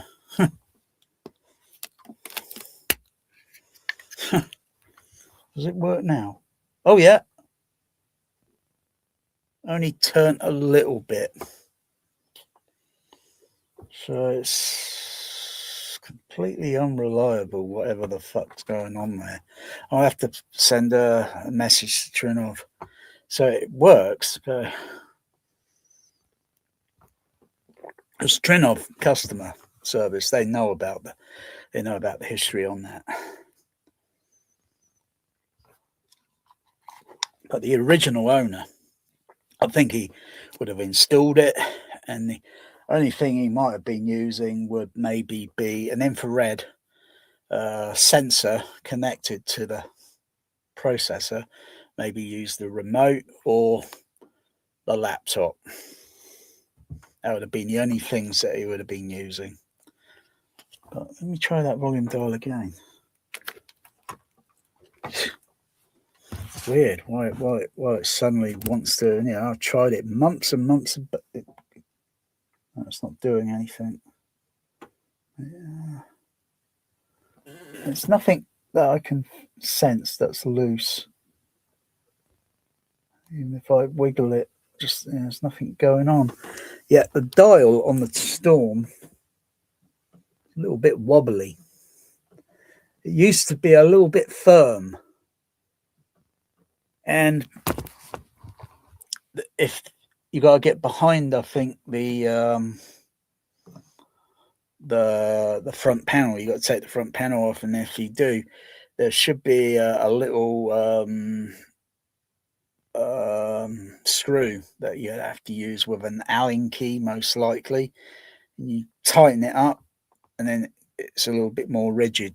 But the one on the trinnov is rigid. It's just not turning again. It's just not turning. So it does work. It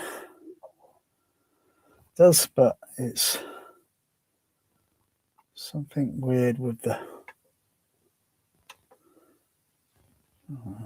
Right. There's something definitely weird with it. Change the volume on the computer.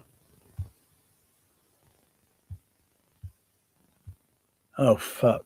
Now because now I've got the volume set at a 6 decimal position.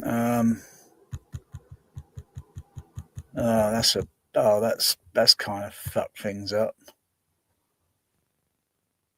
So if I go up to 0 dB, I've got 0.4. That's just a fraction high.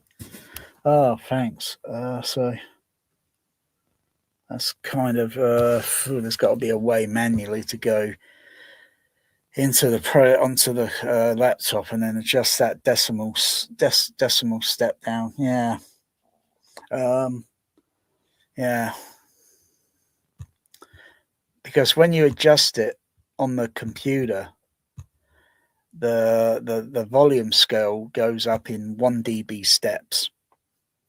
When you adjusted it manually on the dial, be whether on a trinnov or a Storm processor, it goes up in 0.1 dB steps.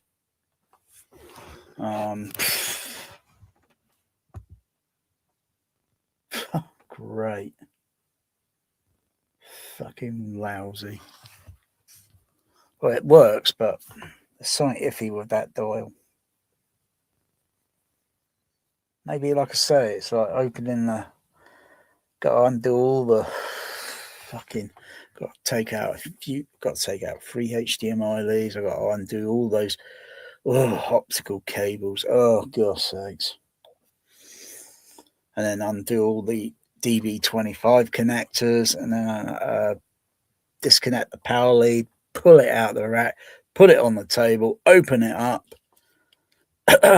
plug it back into mains, open it up, undo all the lead, power lead thing for it, not the power lead, the lead that powers the volume dial, potentiometer.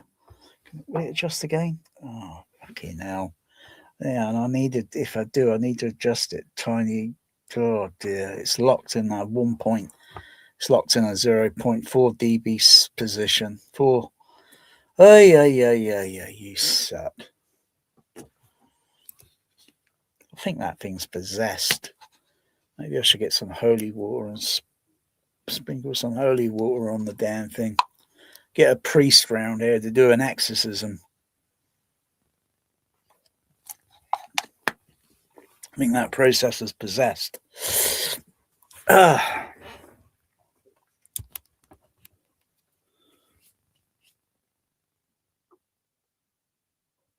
Let's not turn it all the way that way. Turn it all the way that way. There's no action. Maybe that's not going to do shit.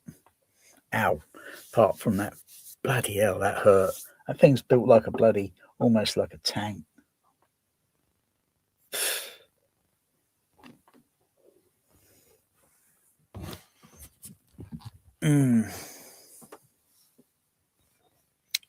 Yeah, I don't know what caused it. I was rambling and ranting, and suddenly I turn over, and suddenly, whoa, what the fuck? Oh. Can't figure it. Can't try to figure it.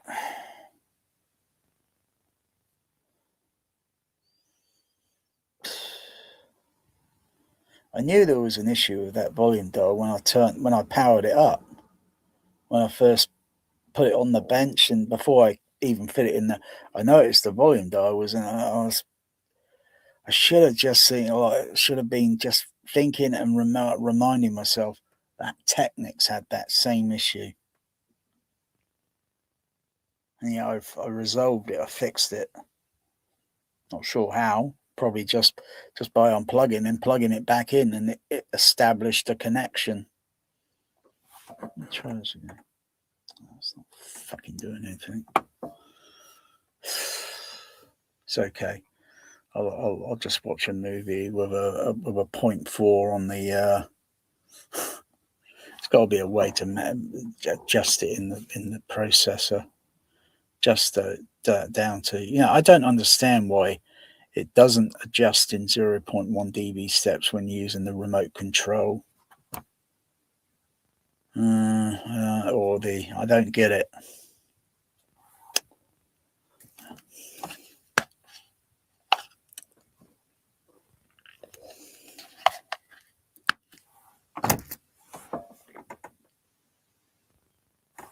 I thought it had something to do with the laptop being plugged in to the transformer and holding the laptop in some way, and I was thinking maybe because the signaling is remotely going to the processor. I thought it might have something to do with that,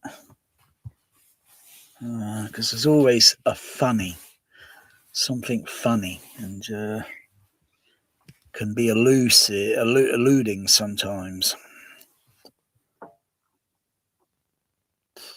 But most people using this processor wouldn't even be using the volume dial. They'll be using, like I say, the laptop or that connected to an infrared IR sensor on the processor. They just have it in another room, don't they? Well, kind of like the computer in the kitchen. I hear the fans on that. Damn, they are noisy.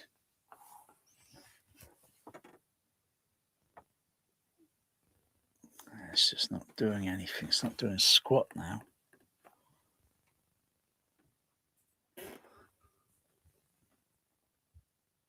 I just did a very...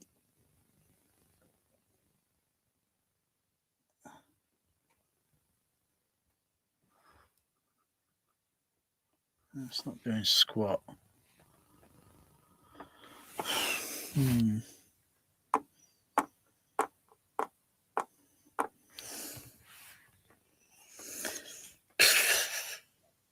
You gotta wear the bollocks out on the dial. I mean, I've been always using the dial on the Sony all the time. And it just gradually wore down a little bit. The dial digits started to get a little bit tricky to maneuver. It just needs a new potentiometer on the thing. Like I say, the other processor, the Denon, that goes up to plus 18 dB. The THX, that only goes up to 0 dB.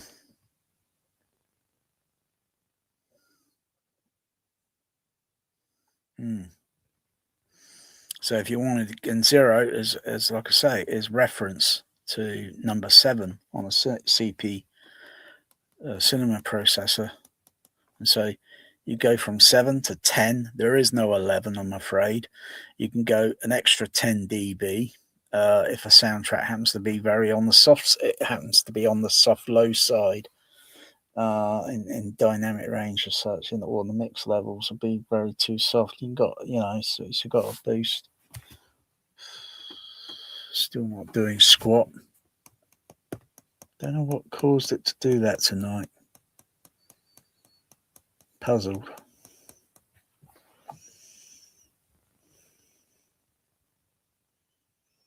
Let me try the... Oh no, it's 0.4.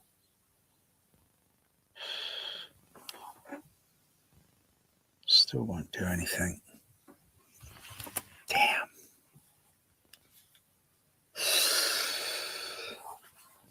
It's got to be somewhere in the settings to adjust. Anyway, I'll get trinnov, see what they can figure out.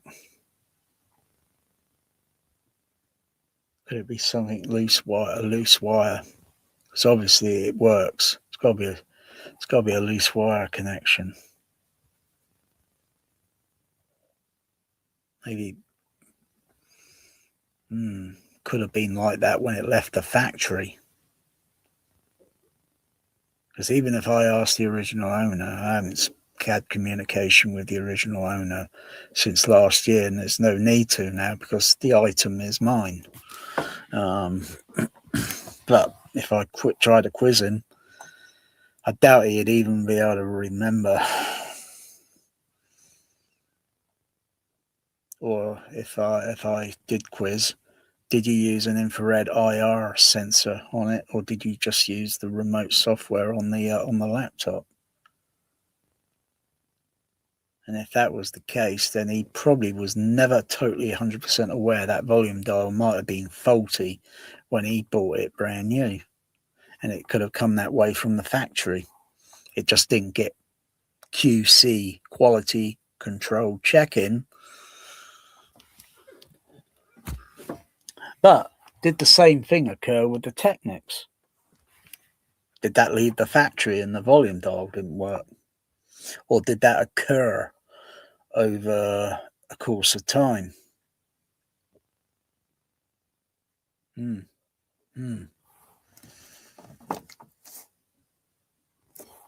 Try it again.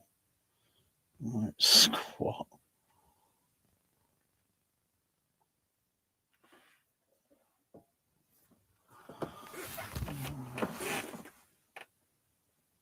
Oh, ow. Oh. Got little things on the on this laptop. You know, it might be like a screw or something, and well, when touching something over here, like I get a little static, a little minor teeny voltage. Yeah, it's low level. If I measured it on a voltmeter, it's probably less than a 9-volt battery. Yeah, I don't like shit like that.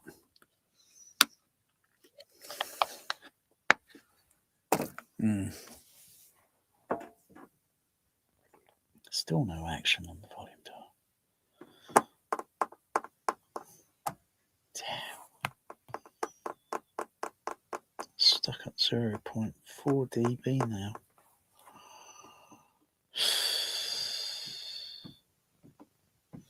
Let me have a look at the settings on this.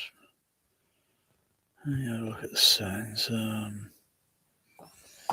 They got to be somewhere in the sub menu settings on this processor. But where? Output levels? No, I don't think it's going to be up here. Go to main. Go to no. Main.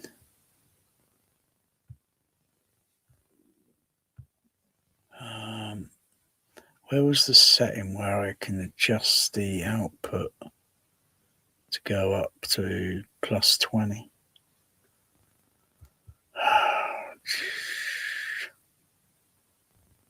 Can't remember where that is.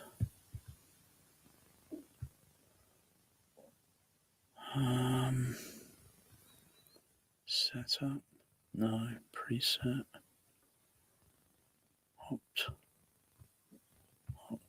No. Setting. Hang on. Maximum boost. Maximum attenuation.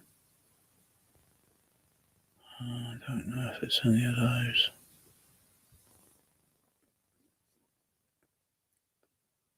Calibration presets, processor. Setting. Advanced settings.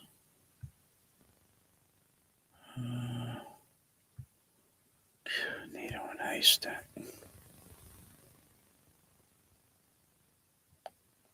Needle in a haystack.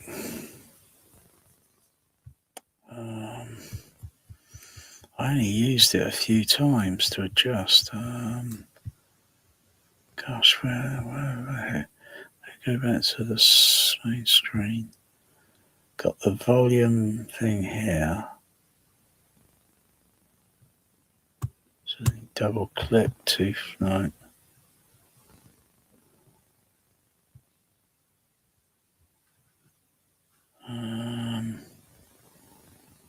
Info.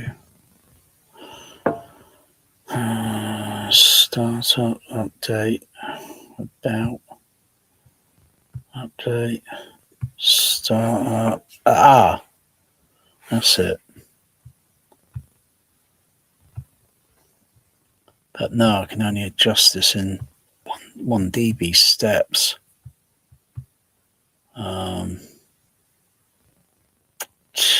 I can't do any decimal.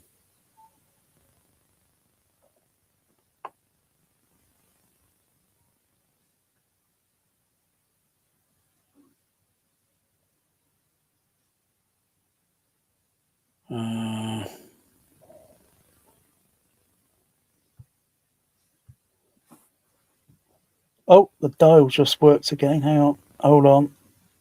Oh, I got it back at 0. What did I touch there? I turned this front panel light thing on and off, where it just turns the display light off and it turns it back on. So I got it back to 0. But I'm not going to use that. That dial seems to be a little bit unreliable as it is at the moment.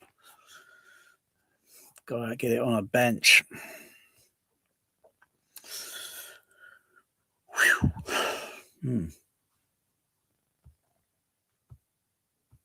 I've got the dial working back in 1 dB steps. And like I say, it goes up very high on this. It can go up to about 100 dB. But yeah, I'll show. Yeah, I know a lot of people will crave that, but yeah, I know one person would. Yeah, he'd like a trinnov. Yeah, he liked to crank it up to 100 dB in his basement. Watch and they listen to everything distorting.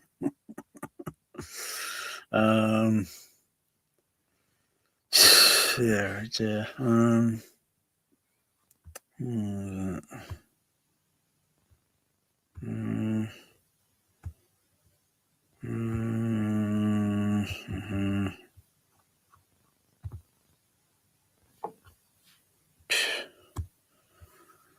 Complicated piece of blooming gadgetry.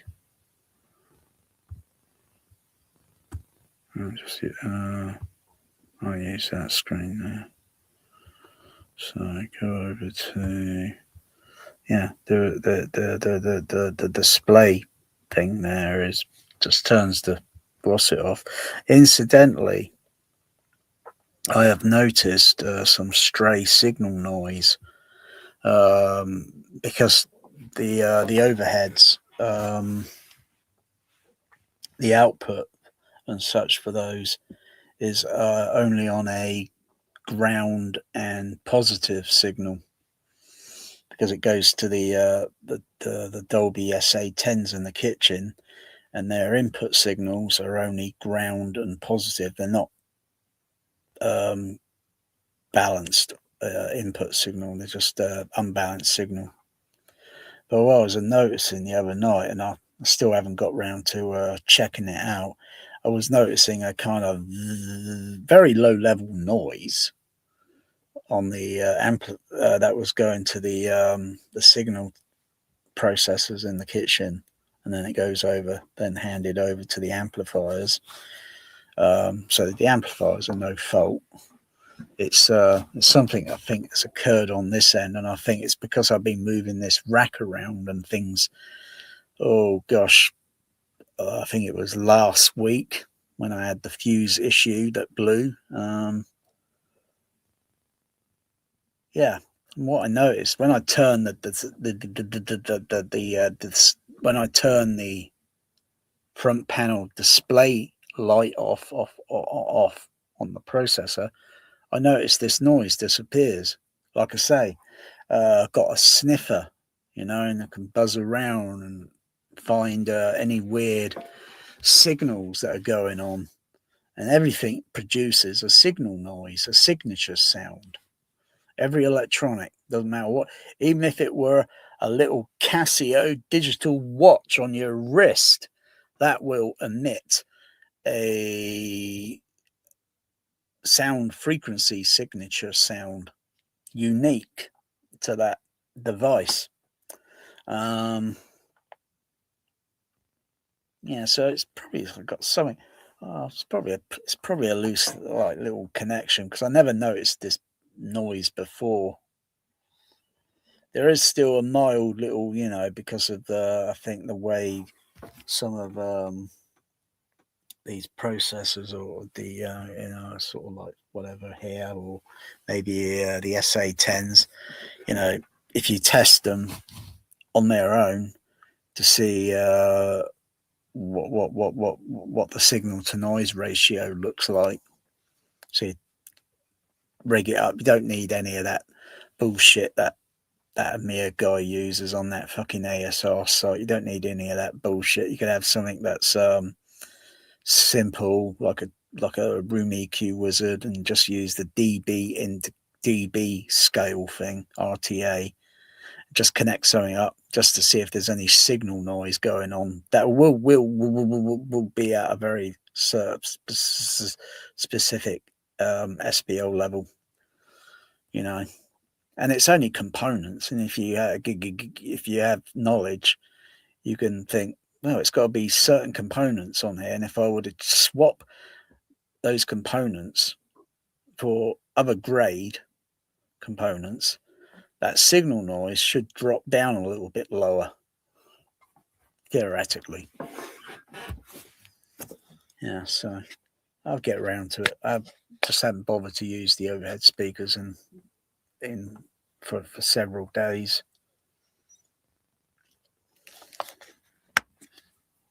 So it'd probably be I've been there before. I've heard noises and I think, what the bloody hell's going on? Why is it doing that? It's just figuring it out. So, like I say, like the Trinnov produces a very strange signal noise, even when I'm using the sniffer. It's got a certain signature noise to it, and somewhere through its circuitry or everything, it's something that's slipping through. I'm not sure if the engineers are, you know, they're aware of it. Otherwise, relatively, when it's all fully 100% connected to XLRs, it's damn quiet. You know, but like I say, the volume, I can't see much because I can't zoom this screen up any larger here, can I? Oh, yes, I can. There we go. I can use the fingers on the computer and zoom it up a little bit so it's a little bit clearer. I've just got to go back so it's just a little bit. Yeah. All right. So you got max volume. So I can turn the fader up and it will only go up to plus 20. But when using, hang on, where is it? Yeah, I've got to put, that's it. Can I put what's it in between? Oh, yeah, there we go. Right. Yeah, I could dial in 100, save it. It'll go up to about as max, about 100 dB, plus 100 dB. But when clicking on it still goes up. I mean, serious. But it won't go that high. It won't go any more higher than 100. But look at that, you know. I can punch in shit like, hey, how about this? 1,000. It won't go that high. Trust me. It won't go that high. But who's ever heard of fucking plus 1000 dB? You would totally liquefy the fucking electronics on that, on the output. The input level will still only go up to a certain level unless you adjust the input levels, and then you just risk it going into clipping, and it's just going to make bloody distortion noise. Otherwise, the output level, no, it just won't go that high. I thought it would, because the Storm, you can't get that to go any higher. You could adjust the Storm processor's output stages, which go 1, 2, 3, 4, +3, +6, +9, +12. That's if you've got a soundtrack that's damn quiet. Otherwise, the volume dial only goes up to 0 and it doesn't go any more. If you want it to go higher, you could adjust the output levels. I think they only go to about +12 or +15. I can't remember. And then but then if you play anything stupid, like stupid movies that are already mixed at a loud level, you risk distorting the audio, clipping it, and then seriously damaging the equipment.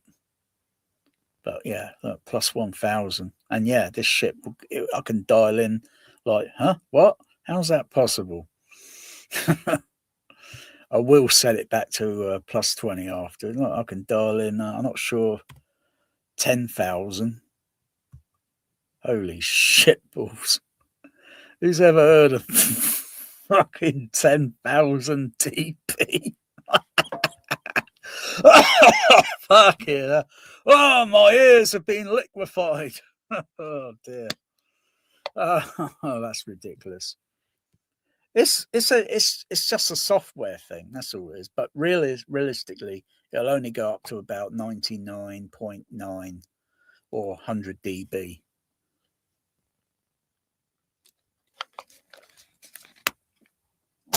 It's like looking at the signal noise ratio settings on the Spectrum Lab.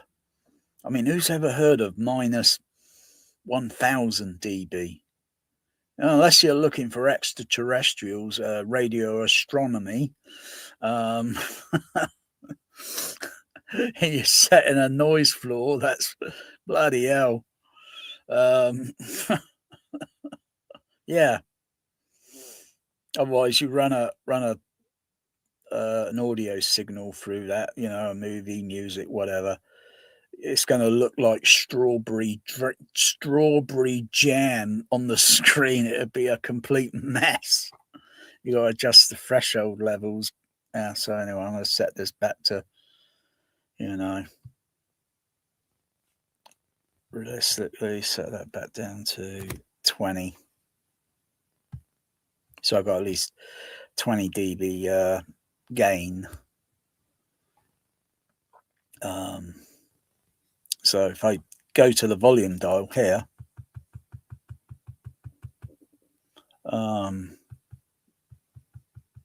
goes up to 20. If I go back over here, adjust it to 30, go back to the volume dial, goes up a little bit more. So I'm backing it down.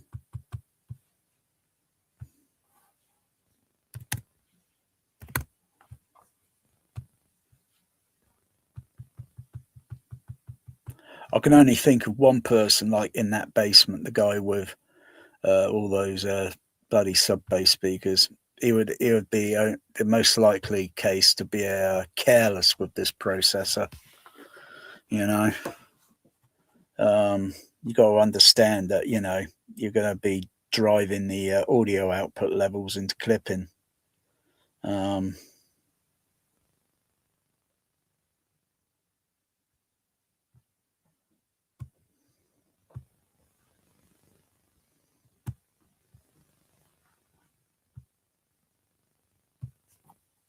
Oops, look there on the screen.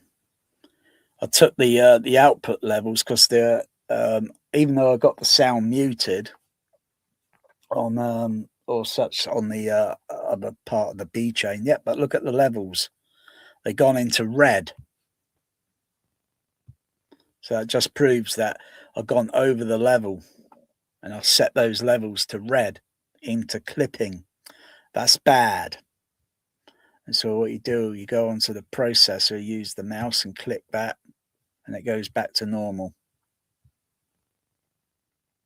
Otherwise, it's plenty loud enough on Star Trek the Motion Picture, industrially loud enough.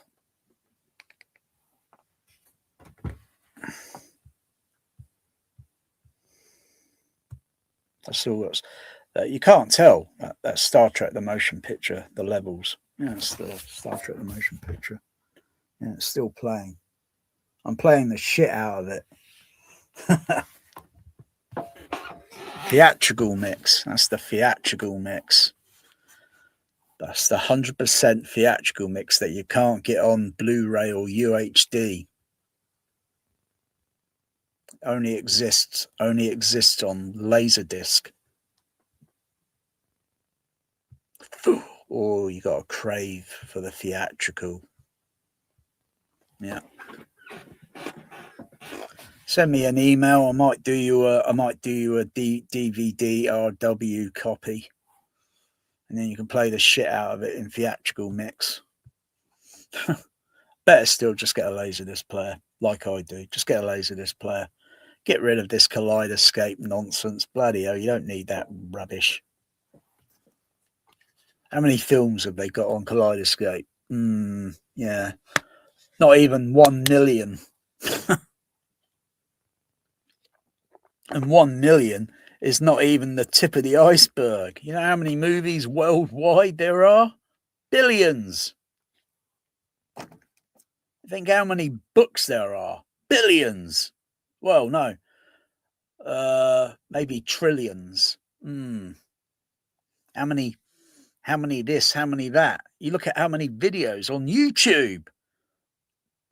I think it's over billions, literally. I think it might be in the trillions somewhere, the trillion ratio.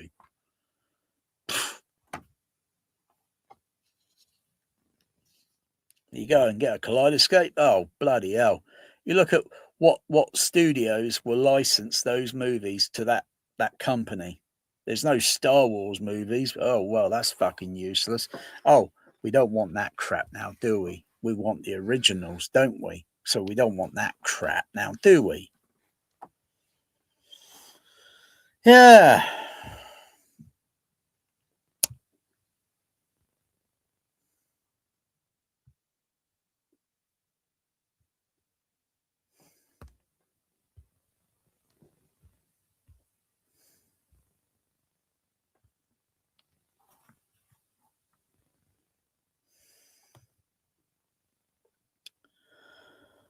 Oh, how do I feel at the present moment? I feel a little bit okay because I think my evening medication would have worn off by now.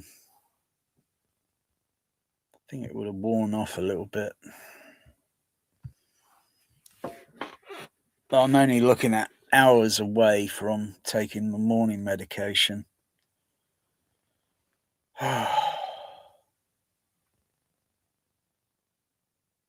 When's it going to bloody rain, for goodness gracious?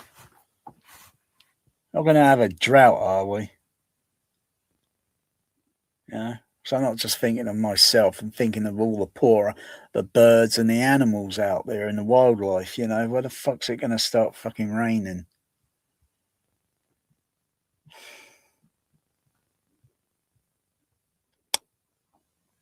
Yeah.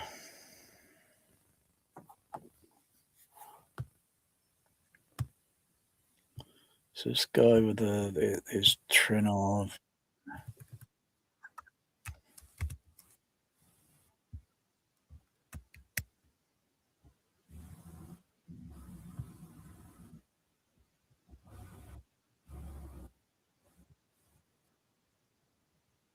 Yeah. I'm not turning that volume dial. Don't get the urge, otherwise I'll probably put it out as a pain in the ass. But I tried with that volume dial months ago. Squat, nothing. Every now and once in between, I tried it again. Squat, nothing. Why did it do something tonight?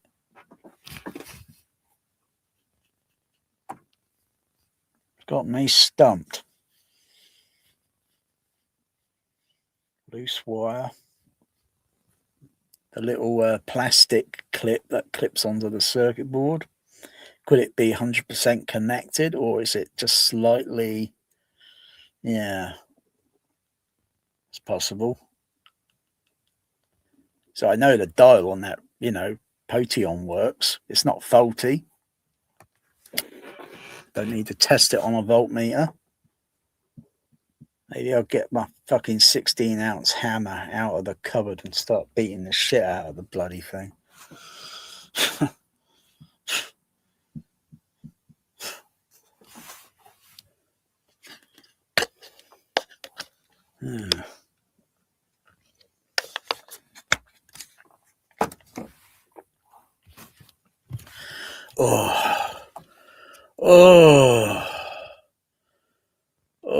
I can kill for a 7-Up right now.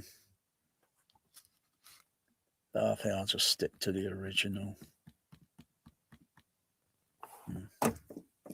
This video is sponsored by Captain Kirkland, the original in water to purify your electrolytes.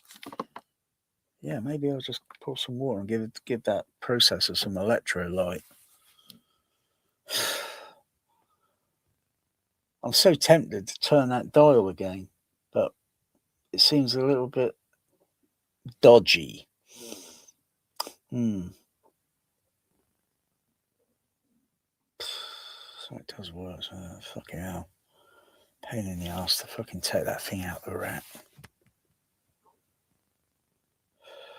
Unless that thing majorly has a major, then it will give me good cause to put it on the bench. But yeah.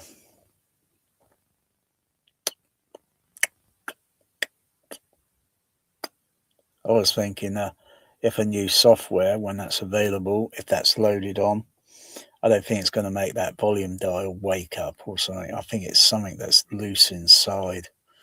Just needs to be firmly checked to make sure it's clicked in position. Because like any electrical or wiring, if it's not 100%, the signal would be a little bit loose. It'd be like speaker wire, all this belief and bullshit about speaker cable wire. I suppose if you got a load of strands, so if you cut a cable in half and you got a load of strands on this end, here's the strands, and then you just peel away all the other strands until you just got a single strand, and then connect it, and then test the resistance to see if it's dropped or whatever, or put some audio signal through a simple pink noise signal or a sine wave tone, measure it on going through electronically onto an RTA analyzer equipment, and then to see if the signal has dropped. And then when you connect all the strands together, does the signal up? Well, it might go up, yeah. But you look at inside electronics and you see all these little tiny circuits and circuit tracks, and they're making an electrical signal. Fucking people buying speaker cable. Honestly, what a load of bollocks. I don't know how they get sucked into that bullshit. Look, there's some cheap cable there running across the floor. That's going up to one of the sub-bass speakers behind the screen. I don't use it, man. I don't use it. I don't know where the fucking cable is. It's somewhere in the kitchen. It's not even connected. It's a little JBL placed below the center channel. The JBL screen channel cinema speakers. It's just a little, I thought I would use it for something, maybe augment some of the low frequency from the overheads or something. But no,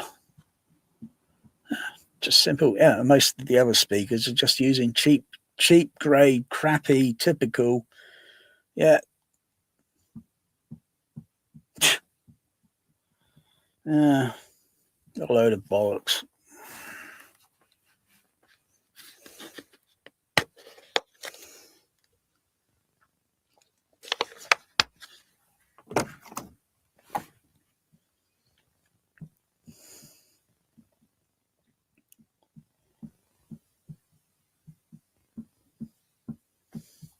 I saw a mega deal. I can't remember if it was 8 or 9 JBL Control 1s. They're all black. And they're about £60. Wow, that's cheap. But they all got foam rot. They got no edge foam on the damn things. So they're sold as spare part repair. You know how much it would cost to buy edge foam surround? Not that much. Pretty cheap. And then just repair them. And then they're all back up and running. Unless the voice coil is fucked up and knackered, which would, well, on the diaphragm, which would mean it would need a recone. So you got to rip that off and put, and those kits don't cost that much. Otherwise, it's like, oh, well, that's a bargain. Yeah, and probably replace it either with original edge foam surround or rubber surround, which will last a lot longer. Because the edge foam seems to only last about 10 years at the very most. 10 years. And if you happen to be near an ocean or where it's going to have a percentage of salt in the air, then it will probably degrade a lot quicker or deteriorate a lot quicker. I still probably got some more. I don't know. I've not checked any of the other JBL Control 1s in the room. I've got 11 below surround floor speakers. But if I heard something sounding weird, then I'd know, oh yeah, I've got to replace that. I've done most replacements on edge foam surrounds. Only takes about an hour. And then once it's all done, and I'll leave it cure overnight and then connect it up the next day.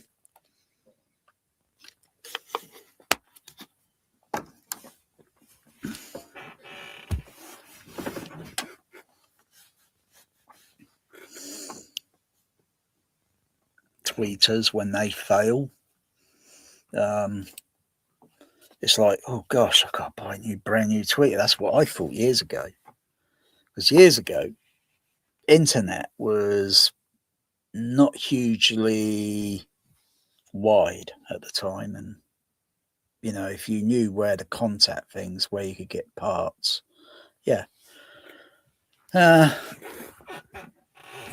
today it's easy. It's a little easy to get parts for things that have worn out,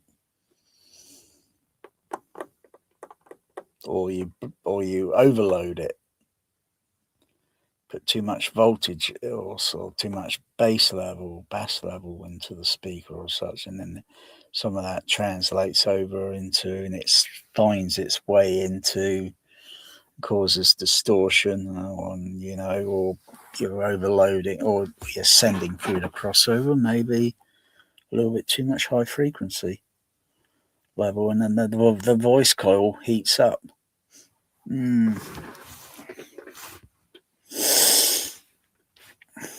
Yeah, just get a new diaphragm. Yeah, it's just a little bit of soldering, a little bit of glue.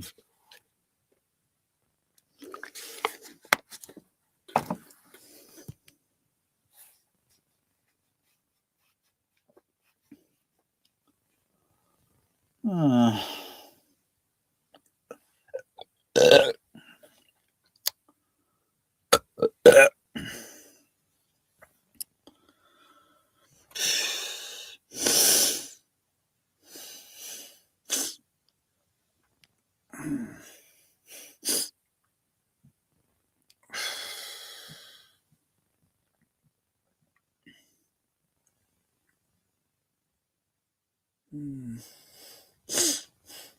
wonder if I could change the what's it on the 18s.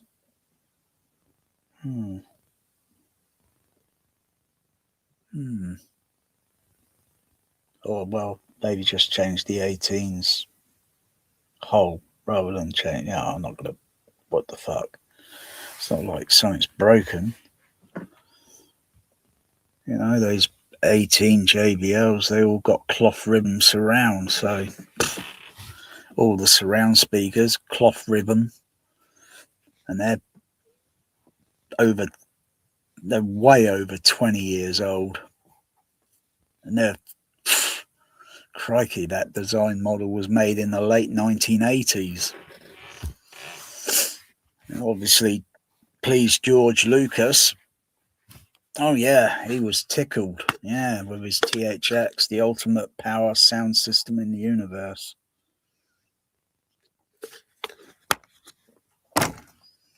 Yeah, there was all his bass sorted out, didn't he? He didn't need waveforming.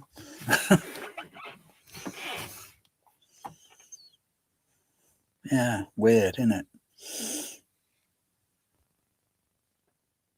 Weird that Sense Around was damn good in its day. It didn't need waveform.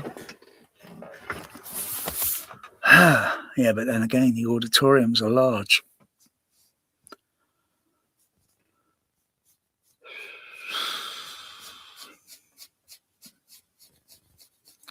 I think they should have made some limited edition Sense Around Mod 2 units. They obviously, you know, got all the designs. I think they should have made well, maybe not a limited amount. Well, maybe a limited amount. But and sell, you know, how much would it cost? I don't know. Probably not that much. Have the real thing, you know. But then you got to set the simple speakers up, which are only 3. One large one in the front, and 2 in each 2 smaller ones in each corner of the room, and that's your Sense Around.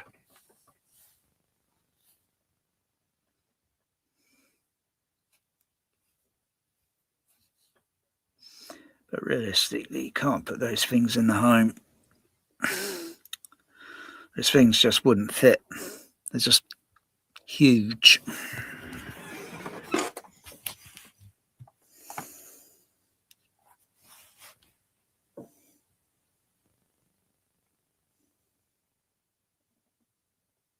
You still do a smaller scale, put a few so many subs, yeah, in front. 2 in 2 smaller, or the same units. Only single place one at the back and left to right. Yeah. I think you need that module thing because of the way the signal was being produced, reproduced, so it's going for a forward backward motion. Yeah.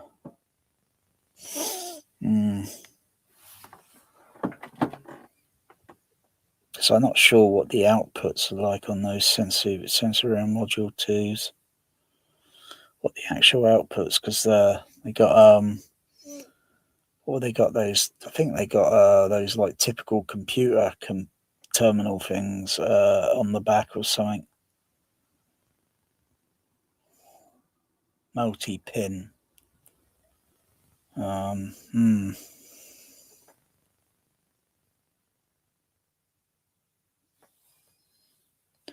Fucking 9 hours.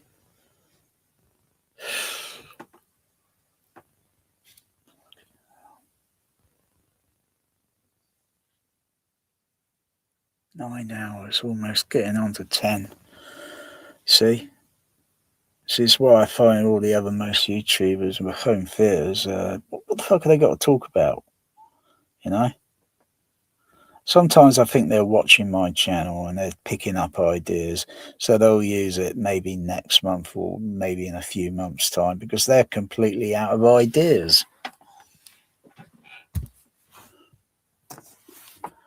You know, sub-bass like seems to be like one of the sort of boring topics, but it's always the same thing. Do something different with it. Design it differently. Get Behringer crossover things. You know, they're cheap. Don't get DBX drive rack units. They cost a little bit. They're a little bit more dearer. And from looking at the bloody test spec check on the damn things on ASR, the damn things didn't seem to come up with a happy golfing panther or whatever the fuck it was. I think they had a headless panther, and I was quite surprised. I'd have thought they would have a better spec over the bloody Behringer.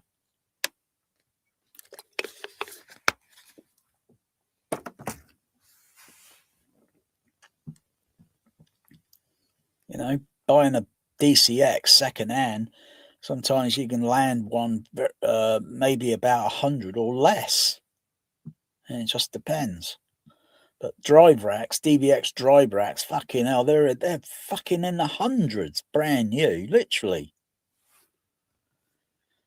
And some of them on the very small ones only offer like 2-channel input. Just like kind of like when Behringer made of what the fuck are they doing with this DCX? Why are they made a 2-channel one when you got the other one that's a 3-channel input, ABC, typical for left, center, right, and then you got the 6 outputs, and then yeah, don't get it, don't understand that logic. And you got the big, was it the 48, 46 or 40 something like 100, 4800 or something on the drive rack that's 4-channel inputs with 8-channel outputs on it. And I think one of those were certified by Lucas, George Lucas. Yeah, George Lucas. He's back out there again. He certified it for THX. Well, no, he didn't, because he sold it private in the early 2000s. It was before the razor. I saw a snail crawl along the edge of a straight razor and surviving. It's my nightmare. Fucking hell. Was it Creative Audio or Creative Computing or whatever? I think they're the ones that certified it, or THX division, because they're yeah, fucking hell, what a fucking clusterfuck it is today. Yeah, but that was only like, I don't think many people cared, you know. So that's interesting. If THX can get, yeah, okay, Amir, someone should send him the 4800 to see what that comes up. Maybe it was a little bullshit going on, you know, because up into the early 2000s and that, they obviously abandoned the THX 3417, which I think is, oh gosh, oh, that's just for Willow. That fucking thing was made just around about the time for Willow.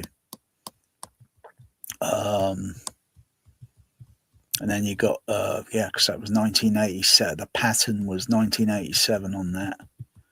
And then you got the earlier THX, the very early ones, which were DBX chassis, but with still the same THX crossover cards design, only they'd gone through a minor modification over the years. and it had a different card frame. It didn't have it didn't have all the rest that went with it at the time until they made the 3417, which was done by a company in Washington DC, I think. Forgot what the name is. Electronics, something electronics, and they made the monitor, and then for the THX crossover cards to go into it. And then a French company, I think around the early 2000s or late 90s or early 2000, they made the THX D 1138, which is the same numbers to the THX 1138, but the THX 3417, that's the female in the movie. That's the female, or Lure, L-U, Lure, something. That's the female. And I've got the male up on the rack. Yeah, Robert Duvall. Yeah.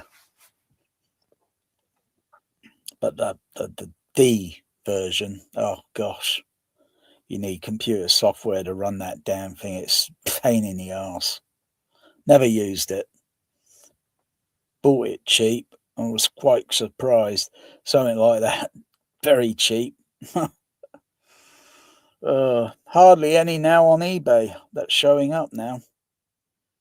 Occasionally a D130, a D1138 will show up once in a pale blue moon. 3417s, they're like the on the endangered species list. They hardly show up now, but they are by far, I think, the best. It's like, if it did all that good, exceptional quality on those Star Trek movies, the Empire Leicester Square, I can't knock it.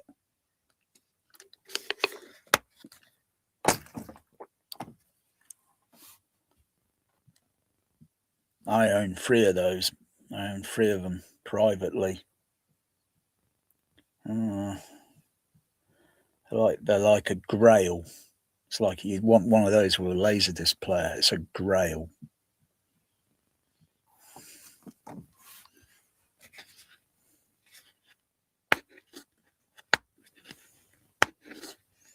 I might take one of the THX badges off of one of the other ones and put a little bit of blue tack and just stick it there. Because it does look cool, that badge, made of metal, not like when they made the digital version and they used a plastic badge. What the fuck? Plastic? Come on.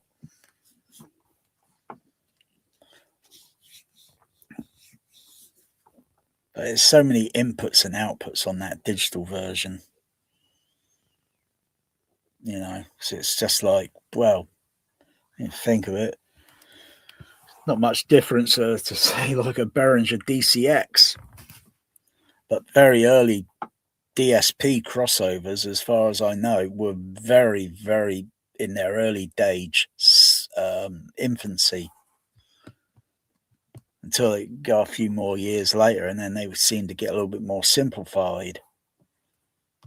And yeah, someone's bumping the prices up ridiculously on some of them. You think, fucking hell, why is a 2-channel input version this bloody expensive?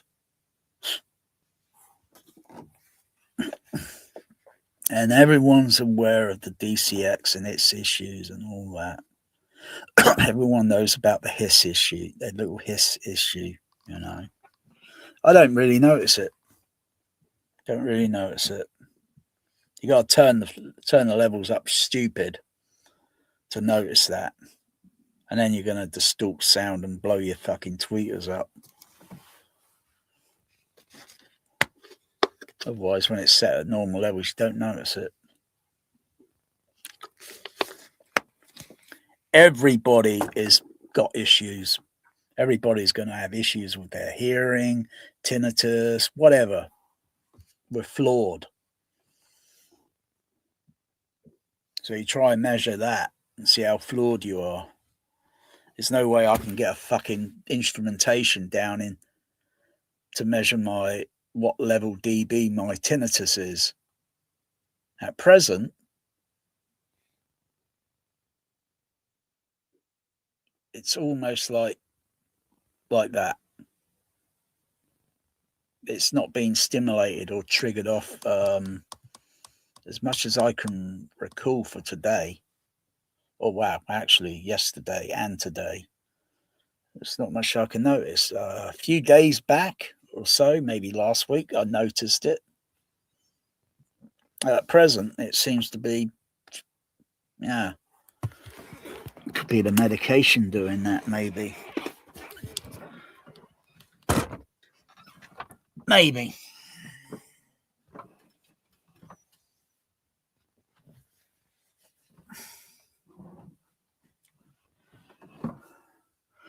But I've had that motherfucking tinnitus since 1979 because of fucking Sensor Round.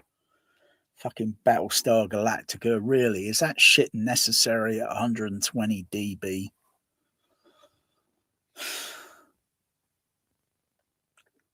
Then you, the only time you notice it when you're young and you don't understand a lot is when you're in bed at night. It's quiet, and you hear this. You think, what the bloody hell? Where the heck's that coming from? Ooh, I'm getting excited. I don't know what the heck it is. You know. And then another 10 years later, oh yeah, it's starting to really fucking get to me now. I asked the doctor, sounds like what you're describing to me sounds like tinnitus. What the bloody hell's that? Explanation. Okay. Right. I'll just have to deal with it. Yeah. It's not as worse as having a toothache. You know, if you've got a toothache and you got the thing to put in there to numb it, you know, or whatever. If you get into a sleep pattern mode and not get awakened or such, then you don't notice it. You simply don't notice. Unless, of course, yeah, it depends on what sort of issue. Fucking hell, that issue I had when I went in the hospital a few years ago. Was it 2020, 23 or 24?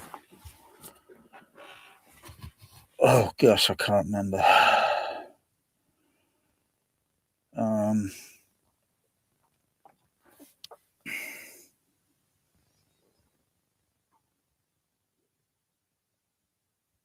Yeah, I can't remember. I think it was for the same thing, the heart fibrillation, and something else going on. And fucking hell, I didn't get. Yeah, that's it. Yeah, because I had oh gosh, I had fluid.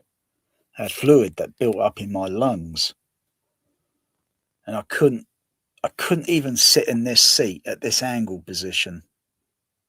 You know, and the seats only go back at a certain angle. And I couldn't even sit in the seat at this angle. I had to go totally vertical. I didn't get fucking sleep for at least 2 months. I didn't get a fucking single 8 hours sleep. And I couldn't figure out what the fuck was going on until the situation got to a point where call the ambulance, get it round, get down there, because something's not right. Something's wrong. And yeah, when they checked it, checked x-ray, that I had fluid. There's my lungs, I got fluid in the bloody lungs. And I had to take these pills to urinate it, to siphon the fluid down into my penis, big erection, and piss it out my system. And that took fucking months just to piss all that out. And then I was like, I could sit back in a seat and I was thinking, I could lay down on the bed and get a fucking 8 hours sleep. Oh. It also affected my respiration, my breathing. Damn, I didn't even know what the fuck was. And my walking, fucking hell, was normal walking speed should be like that. I'm going like this. What the fuck? I've seen snails go faster than that. I don't know what I thought. Couldn't be having a heart attack or anything like that. I'm not feeling chest pain. Didn't even know what the fuck it was. I don't know what was going on. Oh.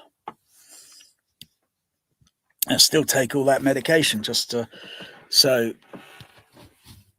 kind of, I have looked at my legs the last few days. I don't know, just checking. I'm not sure if this looks puffy. Unless I measure it with a piece of string. Maybe I'm just, But otherwise, when I looked at the lower part of the ankle, that was completely puffy. I think it was. Can't remember what leg it was now. Can't remember if it was a left or my right. But one was a bit more inflamed, puffy, whereas the other was a little bit, like that. And the other one, I think, the doctors, the MD, may I have a look at your legs? Oh, kinky. Yeah. And then I took note of it when he noticed. I thought, oh gosh, I never noticed that. Never noticed. I know myself more than myself, and I never noticed it. Yeah. It took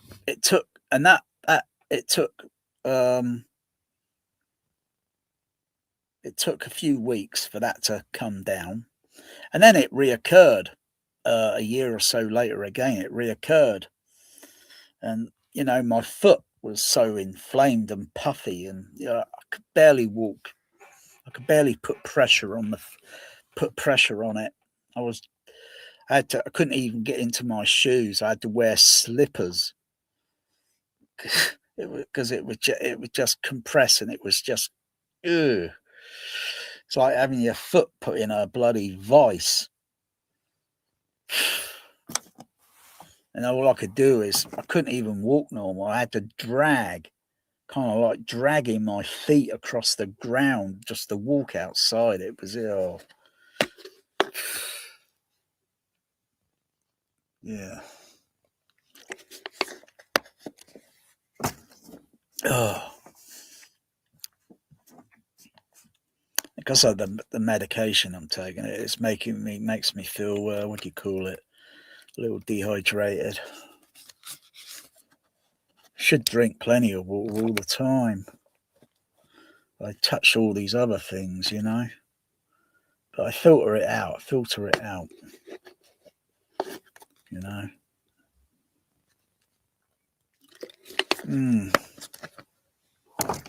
Still tempted to adjust that, but I'll probably put it in another decimal setting, and it's not,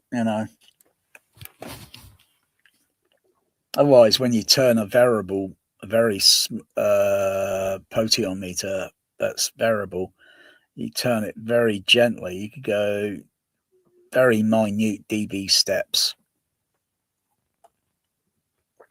Well, like I say, I think this guy with the, that guy I was watching his video with his trinnov CI. Yeah. It's very simple to set the levels. It's explained in Dolby manuals. I mean, it's not hard. It's simple. It's not rocket science. There's no conspiracy. You set the dial at 7 or 0 dB, and then you adjust the gain levels. You got to use not the AVR's pink noise, because that's usually narrow band pink noise. You got to use wideband pink noise. Most people with home theaters have probably got it all set up completely inaccurate. And if you're going to run those stupid little home theater speakers, then good luck.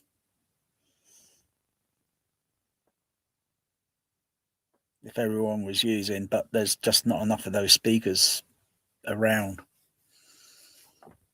They're either in storage or got broken, destroyed, ended up on a tip. So you got to buy things that are brand new, and you got to pay the premium. Oh gosh! Otherwise, you can get them second hand, or you can get them like that price. Oh yeah.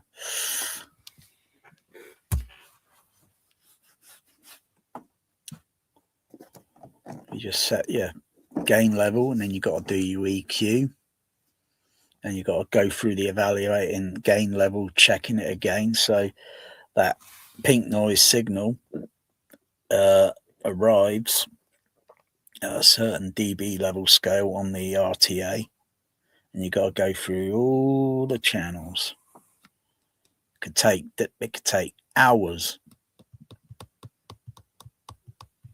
and you got to double check and then think, I think I may have the microphone in the wrong position. It's like, say, you move a microphone this way, that way, and that frequency response on the RTA is going to go up and bloody down, and you wouldn't even know what to bloody EQ. You're left there scratching your head thinking, should I touch that or should I leave it alone? But when you put a microphone close enough to a speaker, it's not going to pick up any other interference in the room, even though theoretically that sound could be rebounding back to that microphone. But it's pretty close. And so you see the frequency response and you think, well, it's a little bit, bloody hell, it's all over the bloody show.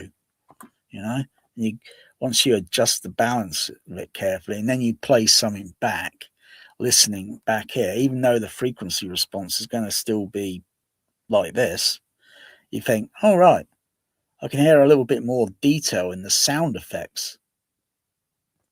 And if I put it back the other way, it's like I'm hearing a little bit less. I still hear maybe one part of a sound effect, but I'm not hearing the rest of the sound effects because they might be at different frequency bands. And those bands have got to be smoothed. So you perceive those frequencies. Otherwise, they just go completely over your head, especially high frequencies where that gives localization and transparency.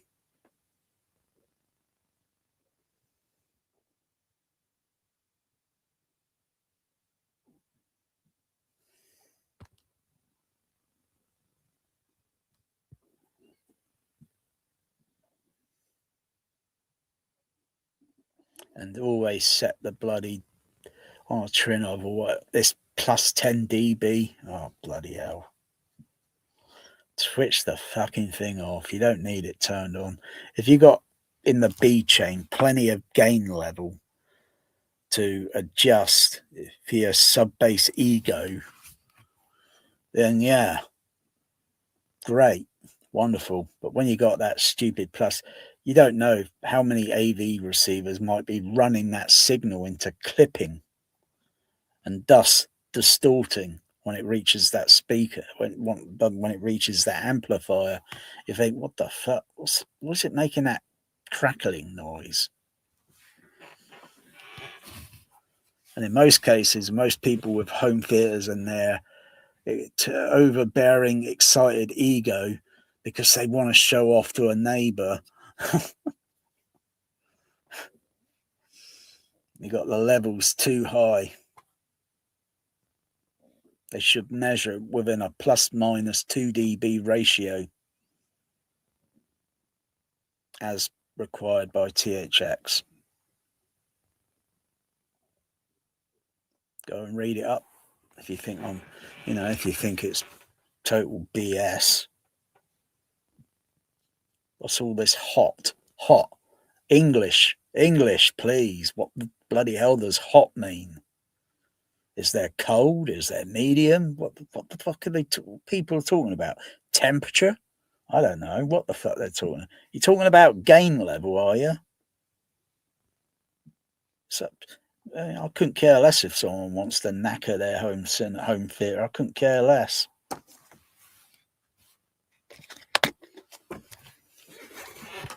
And all AVRs are a load of rubbish. They got no bloody VU meters on them, so you got no bloody way of telling how close the input signal is close to clipping. Because believe me, there are some mixers, and they will get within, just a shy, within the 1 dB, you know, that's too close. Too close. It's got to be a little bit lower than that. So you've got plenty of headroom still.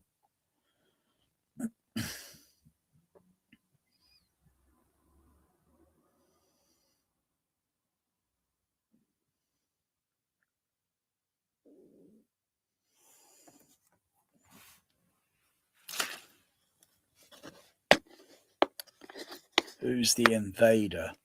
The invader.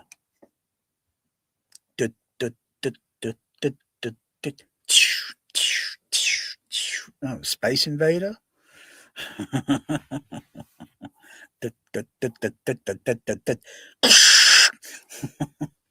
Game over. You never win on Space Invaders. It's a fucking pointless game. Oh, dear. Other than that, you get your fingers feel knackered afterwards. Oh dear, but wow, you can play that game today. You can play the shit out of it. You don't have to no longer put 25 pence in to play the damn game. 25 pence.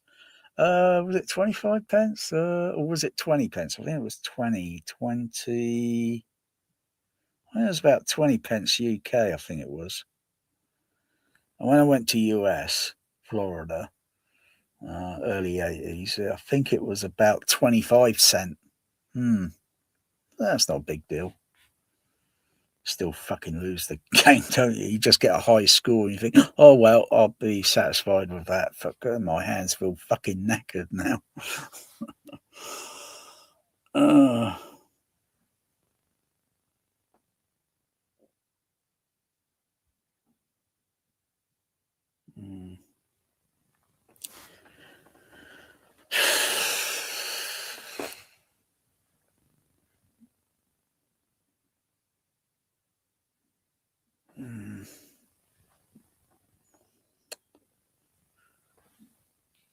Damn, this is going to be my new Doc Brown hairstyle. ISO things heavy with sub bass in the future. Is there a problem with the FQ? Oh my goodness.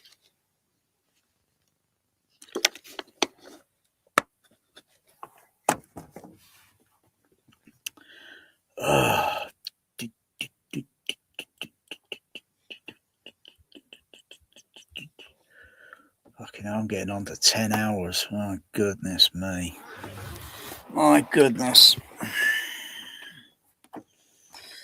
You know, these seats don't recline back like those boring home theatre seats. You know? If you go, you might as well, when you buy those, bloody hell, how much are they? You might as well put some bedding on that bloody seat and sleep on it. Mind you, you're going to have a neck. You're going to feel fucking cranky after a few months sleeping on those damn things. Or you might as well not have home theatre seats and just put your bed in your home theatre room. Well, yeah, there you go. I recommend one of the hospital beds where it can do all these maneuvers on the, because damn, they are cool. I would like to get a second-hand used hospital bed in my room. But, you know, look at the size of the whole thing. They're a little bit, you know, this and that. So, yeah. Plus they are fucking heavy. So that'd be getting some people to bring one of those and put it in. But, oh, yeah, the things that, oh, wow, cool. Put some memory foam on it, some memory foam. Oh, yeah, sorted. I think I'd, but they are a little bit narrow. I don't want to roll off and fall off the fucking bed at night, for fuck's sakes. Otherwise, I'll end up in hospital. But they are cool, yeah.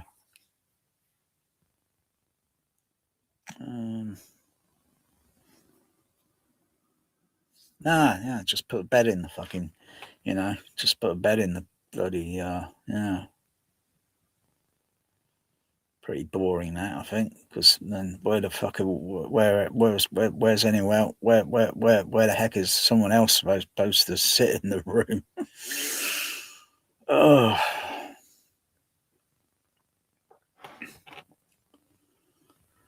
These rocker seats, they only go back so many degrees. I do like those Empire seats. They went back just a few extra degree. Just a few extra, and they weren't as high as that. They were about shoulder level height, so they only go up to shoulder level height. And the actual upholstery in that was a lot more spongy, comfortable. Best cinema seat I've ever sat in. Where did all those 1,330 seats fucking end up going to? Fucking, what's it now? 14 years?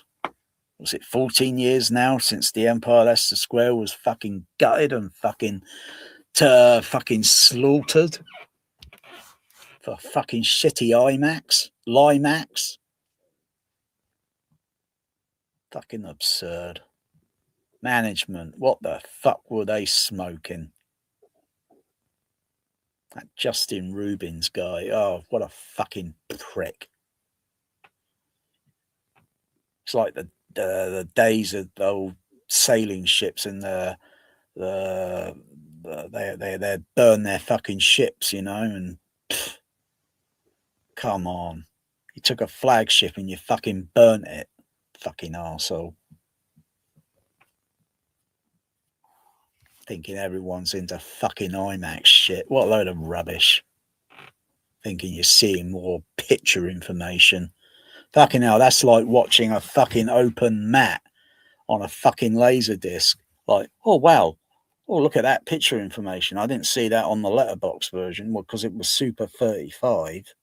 You know, that's what Limax reminds me of. It's like looking at a Super 35, and then they go to an open mat where they show more information in the picture. Fucking bullshit. You pay more to see bullshit.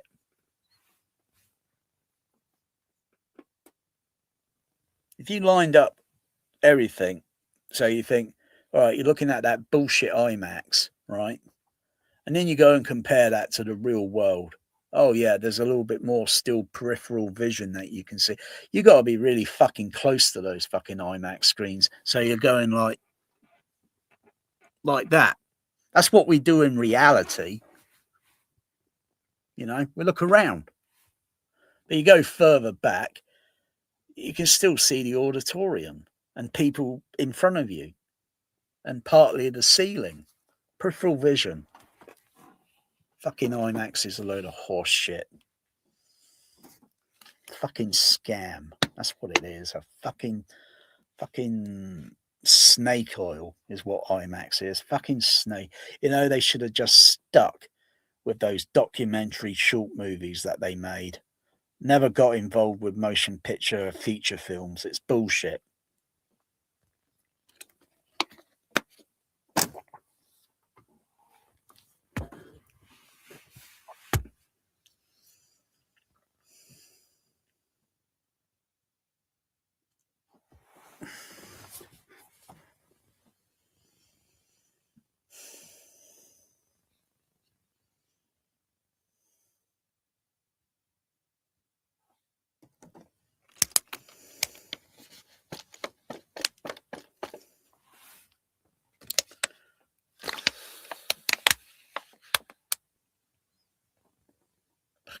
I got the central heating on now. It's the equipment rack. May is only just creeping up now. Still gets a little bit cold now and then through April. May is just a short few weeks away. And the temperatures are going to start going up a little bit more. And by the time it's June, fucking hell, it's going to be like... It's going to get unbearable. And I'm not going to be much in this room during the summer. It's just too unbearable sometimes, the heat in there. I've got to turn the air conditioning on all the fucking time.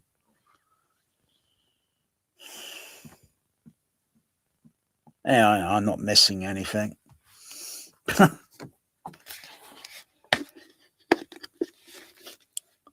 You know, let me look at what shit is playing rubbish at woke shit at the BH2. Fucking hell. What shit they got going on down there? I bet it's a load of rubbish that I wouldn't even be interested. Even if it was fucking Arnold Schwarzenegger in fucking Predator, I wouldn't be fucking interested in it. Not if it's a fucking cinema DCI piece of rubbish. Gosh, I miss the days of projection. I really do. Sometimes I hate it, what I used to do, but I fucking do miss it in some way. Fuck,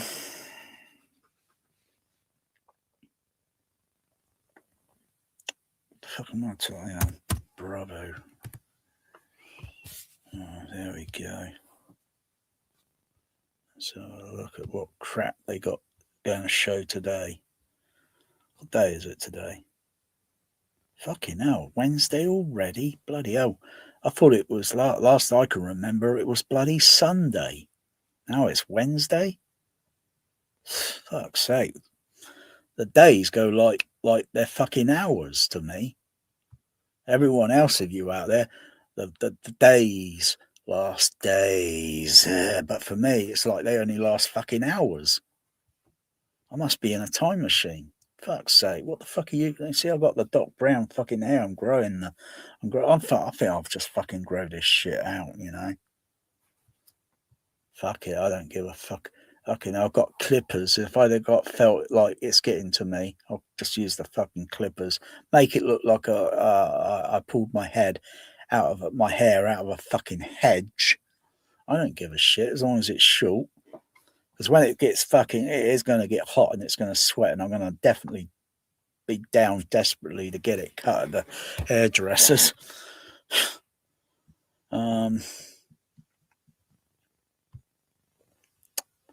Where's the fucking what's it? I do swear a lot because I'm really pissed off with the world, with social society. I'm pissed off with social society. I'm pissed off with home theatre. I'm pissed off with all the audio. I'm pissed off with all the bullshit and fucking bullshit, fucking lies. God. I tell you, they didn't have much of this fucking snake oil shit going around when it was on the fucking CB radio years ago. Honestly. My CB radio's got more fucking channel capability than the fucking Trinnov. It's got over 360 fucking channels.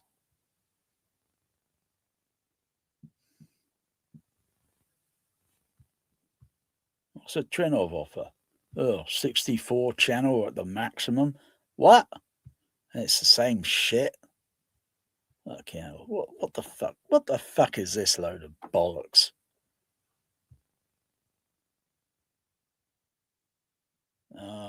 Bored with mummy movies. What the fuck is this shit? What the fuck? Big screen family want what? What the fuck? Yeah, that cinema is starting to look fucking rugged now. Fuck's sakes. It's over. It's just a little over. I think is it 10 years? La-di-da. Hang on. When did the close? I think it was 2017 or 2018 they closed the other cinemas down in Westover. Fuck. Whoa. You know? It's like, what the fuck have I done lately? So scroll through. Oh god damn! Well, I don't think we need to see a pedophile fucking movie. Thank you very much. You know, I got Michael Jackson's Bad on LP record, but I've not even played it on my Technics. Not interested. I don't know why I bought it. Not interested. What's this load of rubbish? Galaxy movie? Fucking hell. Fuck's sakes. Screen 3.6. Blah, blah, blah. Oh, Project Mary Sue. Oh, come on. Haven't we got over the bloody Star Wars Mary Sue shit? Now we got Hail Mary Sue. I'm not interested. I can't stand that actor. Every time he's in a sci-fi or some, it looks crap. Woke, thumbs down. Blade Runner, thumbs down. First Man, thumbs down. Was he in the movie Driven or Driver or whatever? I don't even watch that Blu-ray anymore. I sense the deafening screen. Yeah. Take your earplugs when you go to this fucking screen 10. Fuck's sakes. They still play that bloody shitty Dolby Atmos Unfold. Fucking hell. Just near deafening it is.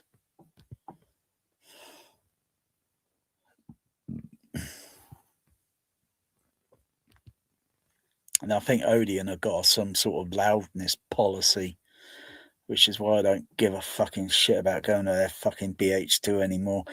Cinemas, I swear, going back decades, many decades back, were a little bit more realistic level. But, dear. It was comfortable levels when it was UCI, fuck's sakes. Levels, go there today, fucking hell, what the fuck have they done to it? And you get sound leakage bleeding through the fucking wall. Oh my goodness! Another. I've not even watched this movie here. What do you call it? Emily. Oh, I've got it on DVD. I haven't played that DVD in 10 years, or over 10 years. What's all this other crap? This shit looks like it needs to be on television. Where's this? Screen 8. Oh, fucking hell. Romeo and Juliet. I don't know why I bought the Laserdisc, really. I don't think I got it on DVD. I think I just brought the, maybe I do. I can't remember, but I've got it on AC3 theatrical mix, you know. I not played that in what?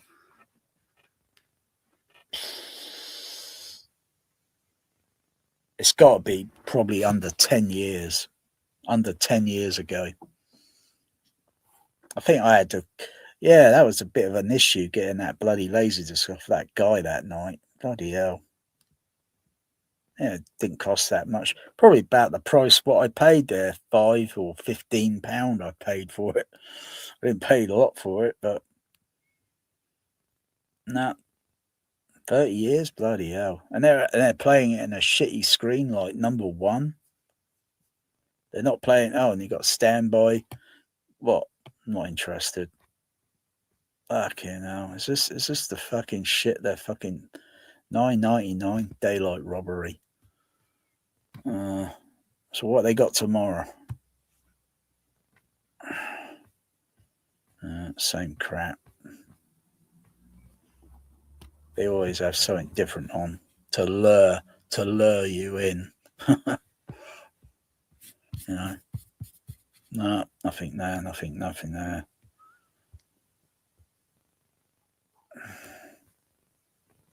Oh gosh. Looks like hang on. Did they move that?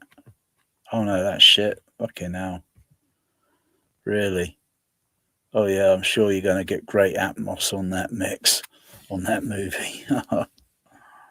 Oh fuck, they got this, The Mummy. What the fuck? What is it with all these fucking mummy? Oh, it's fucking 18. 18. Oh gosh, you had that shitty, crappy Tom Cruise in a Mummy. What was that? A fucking 15 certificate? And it looked kind of a little sick at times, you know. I saw that shit on, and I got bored of it on streaming. I turned the fucking thing off. Look, what's this? A car, fucking 4K. Nah, no thanks. Dub, sub. What the fuck? You know, even if they got Indiana Jones crap, not interested.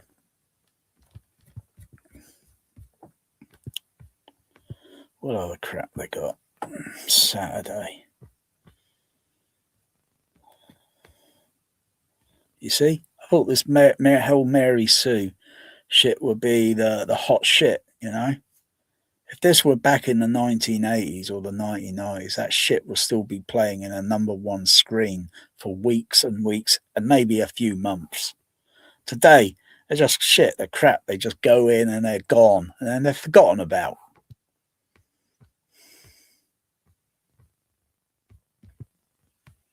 Not in tread. No, Bridget, no, you're not my type. And close your legs and put some bloody clothes on your bloody self. You look like a tramp.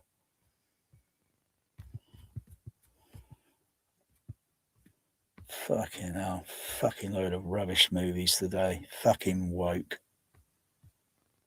The funny thing about woke is you never heard that word ever fucking mentioned back in the 1990s, not even the 1980s. You never heard that word once.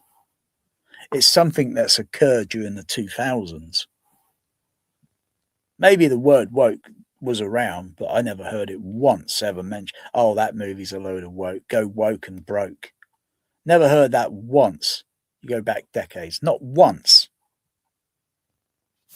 But today it is woke. It is honestly woke.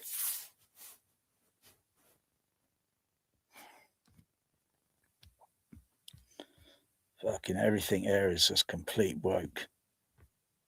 What the fuck's this? Fucking Lost World Jurassic Park. Lost World.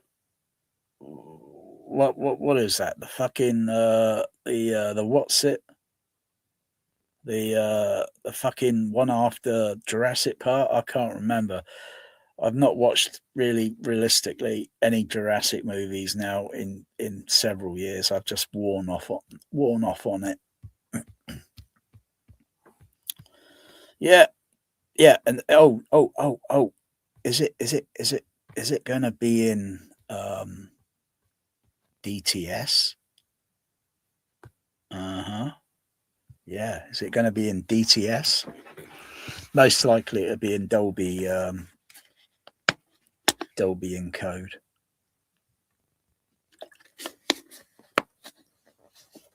That's all it is it's the same mix, whatever, and it's just encoded to deliver a format. If they could do the same for 70mm back in the day, which they could have delivered it on on spools that go onto a machine. Yeah, it just makes the cost more bloody expensive, doesn't it? 70mm prints were fucking expensive. Magnetic tracks, 16 grand. Fucking hell. So, but they don't do mags anymore. Probably, I don't know what the price is now, you know, with digital code on it, and then it reads with a disc. It's probably economically cheaper, but it's not the same thing. It's not the same, like, say, the experience. It's not the same quality of some say the soundtrack sounds kind of warmish. It's just got a certain texture to the reproduction sound. Do miss that quality, because it was damn. When it's handled well, it sounds fucking stellar. Fucking hell. But yeah, you can't trust all this shit today. And especially when rumors go around that sometimes they're using a near field mix in the cinema. They're not using a theatrical mix on some of the older movies, and they're using a, yeah. When you hear that rumor, it turns you off. At least it turns me off, because I don't want to listen to that shit. I think the day of real cinematic presentation is long gone. It's been dead for almost 27 years now. Thank you, fuck you, George Lucas, for pushing your fucking Star Wars shit with that digital projection shit. Fuck you very much. But either way, it's inevitable. Something was going to change, innit? It's not cinema. What it once was. You're not going to hear the same signature. You know, if it was fucking Predator, fucking shit in a fucking cinema. Is it in Dolby SR? Or that's if they got SR prints or A-type prints. But is it going to be in SR? Huh? You can't trust it.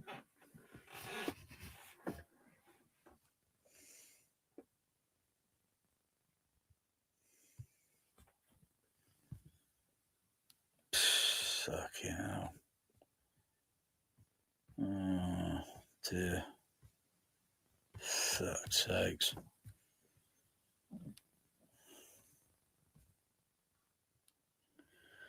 Ugh. It's amazing what they got booked. But there's not a fucking single thing there I would care to be. I would even lure me down to watch anything. Not if it was fucking Star Wars. Yeah, don't keep your hopes up high for fucking Star Wars when that comes out. Oh yeah, if they release the Technicolor version and all this bullshit, and I wouldn't keep your hopes up high. I'd keep your expectation extremely low. Because they might convert it and fucking near field mix the fucking shit out of it. Tampering around with the fucking thing. I don't like things that get tampered with. And you know.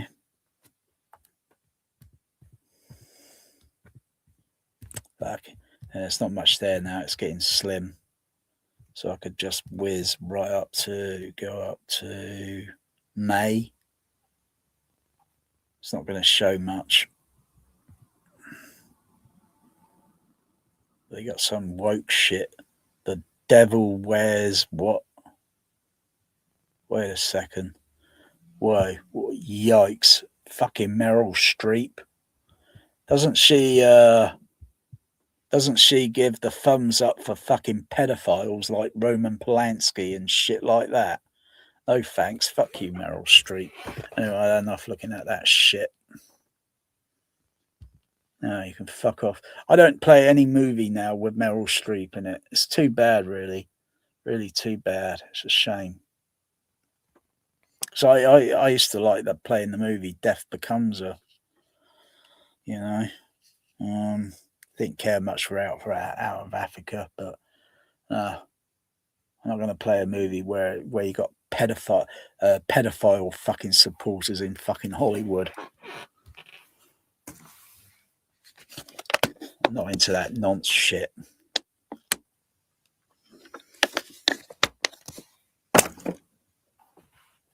Bloody doing standing ovation and all that, and fucking Harrison Ford. Oh, fuck him.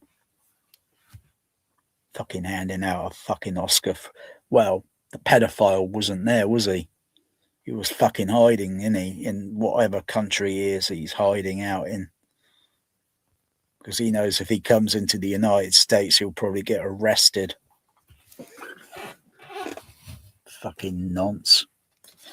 I don't care for any of his shitty movies. I got a few of his shitty movies, but I didn't even know. And that was going back years. And I didn't even know that guy was a fucking nonce. And when I found out, I thought, oh, fuck. He makes some good quality stuff. But, oh, no, he's a nonce. I'm not interested.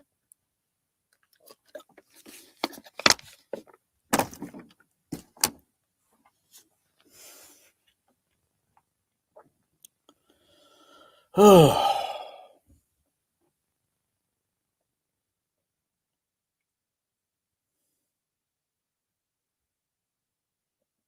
You gotta be really political about movies and all this fucking shit. We all know it's shady.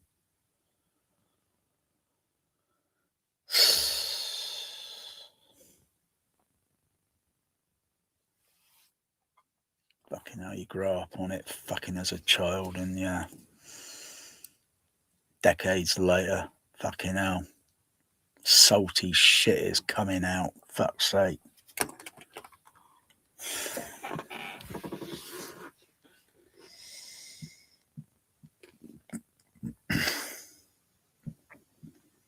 Yeah, but that's the sort of thing that's been going on for centuries, millenniums.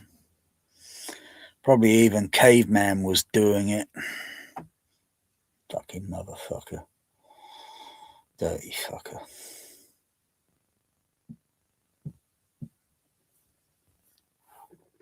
Animals, they probably do the same sort of shit, but we don't seem to maybe notice it. You know, you might see some animals doing some, I don't know, unusual, something unusual. And you think, well, yeah. I mean, is my cat Bear a pedophile? I mean, the way he was fucking around with my cat Magic, I mean, seriously, he was trying to hump him. They're two male cats. What the fuck's wrong with him? No wonder my cat Magic ended up getting depressed and losing weight, and then I lose him because I got a cat that's the spawn of Satan. Oh, he's mellowed now. It's weird. It's weird. My cat Bear has not even tried or not even attempted to hump Melanie. Bear's fixed. Bear and Magic were fixed, but he tried humping him. Huh? Until that sort of nonsense stopped, and I had to get him off. Bloody hell. But he's not tried it once on Melanie. I get Melanie first day, Bear comes off of the kitchen counter and comes onto the fucking bed in nearly half a year or so.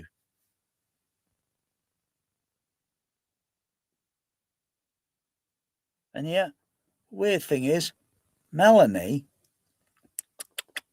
she's sucking on Bear's tits. And I've got to think, this is so fucked up. But I know what's going on because she's still a kitten. And she thinks Bear is a surrogate. So she's only going on instinct when she sucks on milk. And I had to keep reminding her, I was hey, look, he's a male. He hasn't got any milk in his tits, for crying out loud. She just ignores and but she feels like, it's she doesn't do that now. She doesn't do that. And she didn't try humping him or anything, try to mount. But no, Bear not once tried to mount her. I thought maybe he, noticing the instinct of a female cat, his first reaction would be to, but no.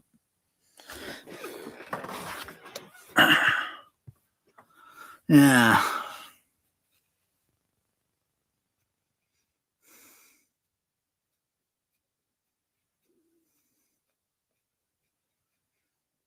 Did this movie win a special award for its visual effect achievement?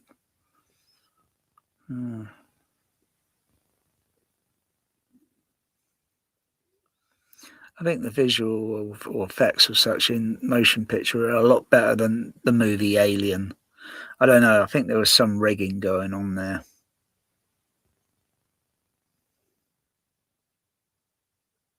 I mean, you don't see much of the fucking alien in the fucking movie, for crying out loud. But, you know, some of all the, you know, the work were pretty, yeah, technical. But,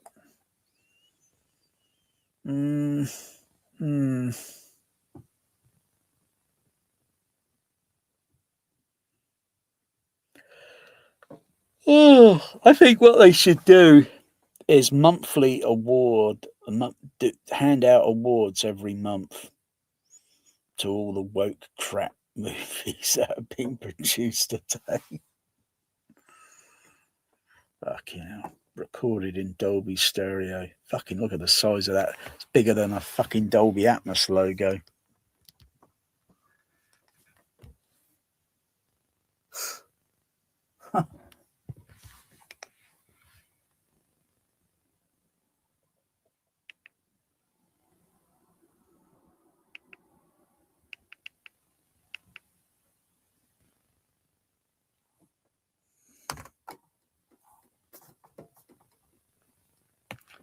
Ten 10 hours. I need to get some fucking sleep, but it's coming up to 3 o'clock soon. And that only means it's going to be coming up to 4 o'clock, 5. At the very least, I'll probably take my medication a little bit early because it's almost getting on for 24 hour. And I'll get some sleep during the day. I'm retired. I'm retired.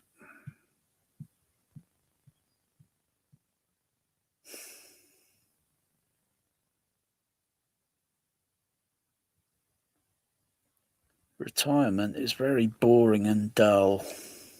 I don't give a shit. The outside social society, the way things are.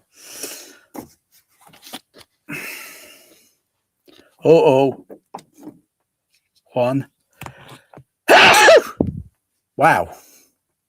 Oh, that one was sponsored by 100 dB.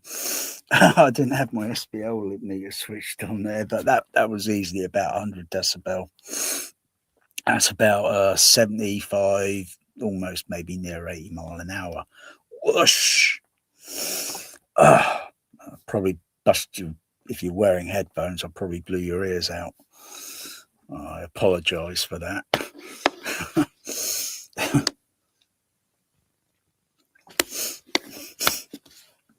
Oh, can't really see it. I know it's in there. Need a laser. To see it. Little dust moving around. Oh. See, that's the thing. Doesn't anyone get paranoid? Right, you know, you've got dust that's floating around a room and you put a drink, okay, on a table or on a seat or something. I mean, you know full well there's dust going around. And that dust is going to be settling on your drink and you're going to be drinking your drink with little particles of dust. Or even when you do that, you're probably going to suck in a little bit of dust. Doesn't that make anyone feel insecure? You know? Unless, of course, you're Howard Hughes. That guy was, he was very nervous about things like that. I can understand that. I can sympathise with that.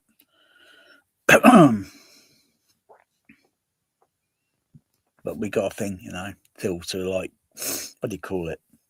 Like fly paper or something. So it sticks in and we can blow it out our nose and all that. Certain things. Certain things. I don't want to go into the other details. Fucking hell.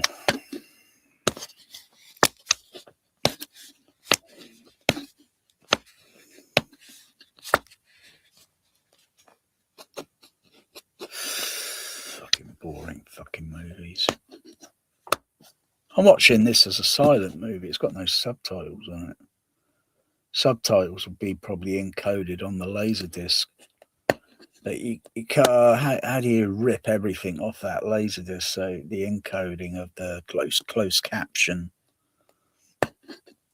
So you put it onto what's it? Because I find the closed caption sometimes to have a little bit more detail in the text of what's being said or whatever else is going on. And I find the subtitles to be like they're missing a few details.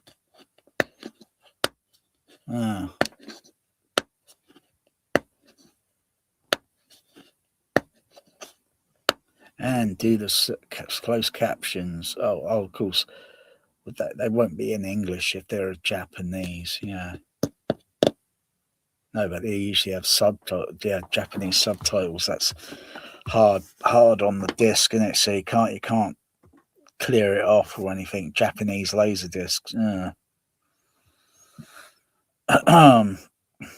Spoken English, but Japanese subtitles. I think they should have encoded it into closed caption so you can turn it on.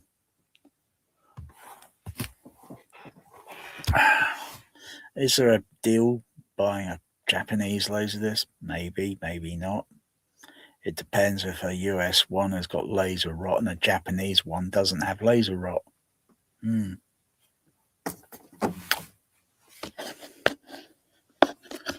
Otherwise, you can go through several US ones and, well, until you find one that's, whoa, this doesn't have any laser rot, you know? And it's very unlikely it will ever get laser rot. Otherwise, it would have had laser rot day one when it left the manufacturer.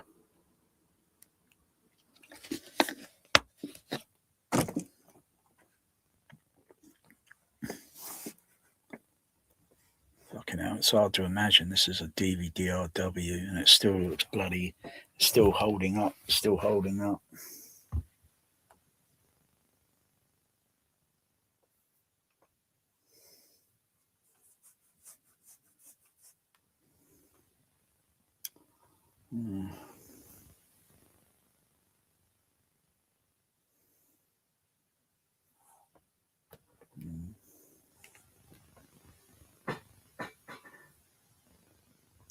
Oh,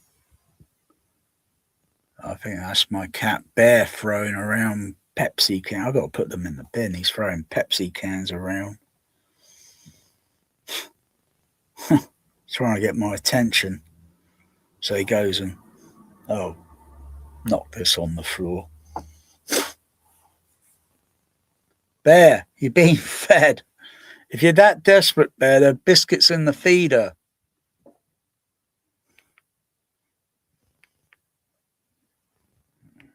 Nah, I want service.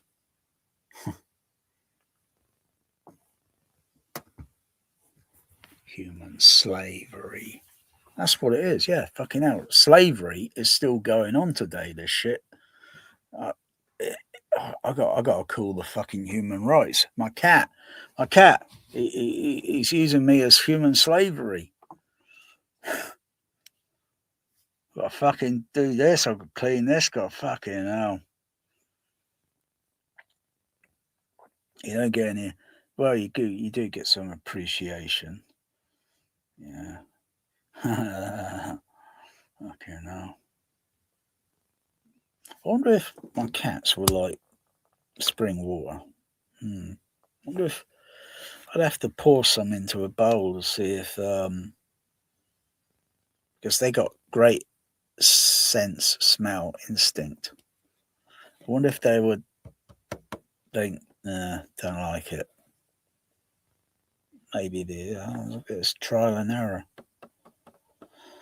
Yeah. I've still not tested this water with a TDS reader. I've still not tested it. See what it registers on the TDS reading. It's pretty okay. It's pretty okay. You know, it's fucking Captain Kirk. Captain Kirkland.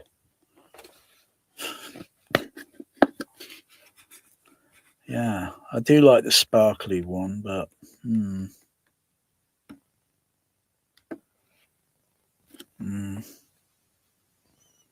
I got used to this. Tap water out the tap. Yeah, it's got a bit of a taste to it. Bit of a. I don't want to talk about it.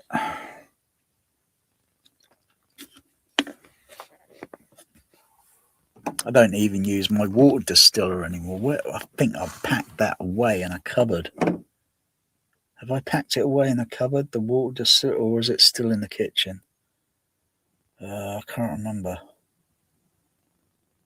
I can't remember if I packed it in the cupboard. Oh, I don't use it anymore. Gosh. Someone tried to convince me the tap water was like, ugh. And that put me off. But I've been drinking it for decades before.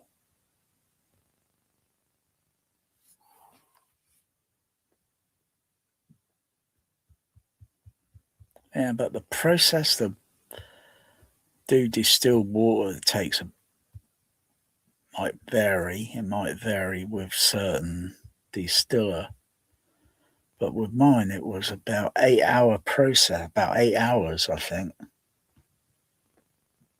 And you get, so it goes through the filtration and, you get little drip, drip, drip going into the container. And then you can't really drink. Well, you can drink it straight after, make a cup of tea with it because it's warm. But you wouldn't want to drink it as it is warm, as it is because it's like, oh, what the fuck? You could mix. Oh yeah, you could mix something with it, and then you think, oh yeah, that's okay. Because otherwise, you've got to put it in the fridge and let it cool down, and that takes how many hours? 7 hours. Oh crikey! I had to get 2 containers. Well, actually, I had and I could get a free container as well. And so when one is almost getting finished, one is still in the fridge, and when one is almost getting, I do some more, and so it switches over. It goes like that, and I got nice chilled water. But now I just take water, put it in the tap, in the jug, pop it in the fridge, let it cool, let it chill. Because when it gets into summertime, you got to run your tap just a few extra moments until you get the cooler water going through, because otherwise all the pipes under the ground, everything's warming up. And we know in winter time they get really bitter cold. Oh gosh, cold enough so that you couldn't wash your hands with cold water. You could do it quickly, but not too long. Otherwise that water temperature gets down. Oh damn, bitter cold.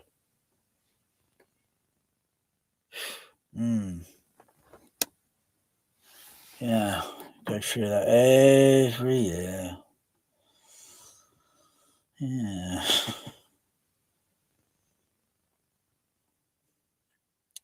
Fucking water.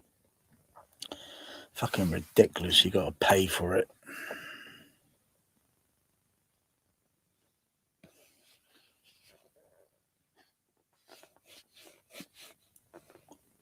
Those that set up their own water farm. But then you just got to wait for rain, haven't you? You got to have all the equipment to do filtration and such, check pH levels and so forth, and so it's not going to give you put you in hospital with pumping your tummy out with but animals, when it comes out, I've actually stuck my tongue out when it was raining once. Yeah, it tastes good. Nothing wrong with it. You know? Get oh god, yeah, I've got some funnels. So if I wanted to say, like, take this bottle, put it on a stick or something, stick it out the window with a funnel on it, so the funnel is wide, so it could capture as many raindrops. Otherwise, raindrops going into that small, fucking hell. You're only going to get a little bit of, you know, you got to wait for a, say, like a shower or something. Or maybe it's going to rain maybe for 6 or 7 maybe hours or so, and you get that filling up, then you drink it. Yeah.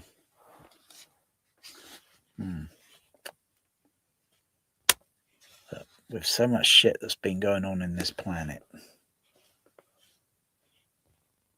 social society,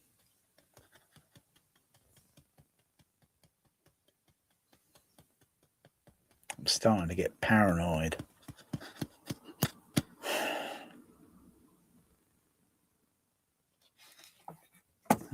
Google it, I suppose.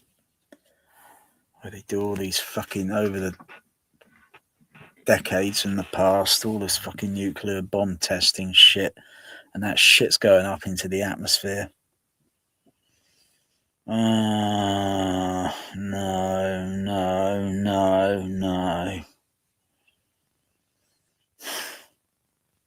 It's no wonder they got fucking mutant fucking turtles on fucking beaches. Not that I've seen any. I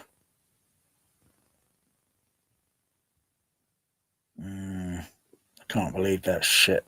Can't believe how idiotic fucking human beings can be sometimes. How fucking stupid, dangerous fucking idiotic people.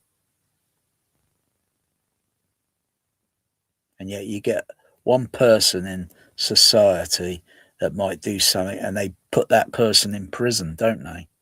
But these other fucking maniacs, no, they let them fucking run around loose. Motherfuckers. What fucking absurd fucking cunt wants to detonate fucking nuclear bombs under the fucking ocean? You know how much fucking marine life you're gonna fucking kill, you arseholes? You fucking arsehole Americans.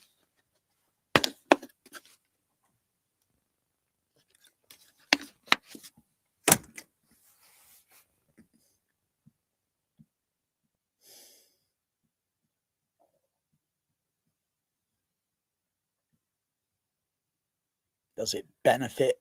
No, fucking hell, they killed a fucking shitload of fucking marine life. Fucking selfishness, that is. Selfishness.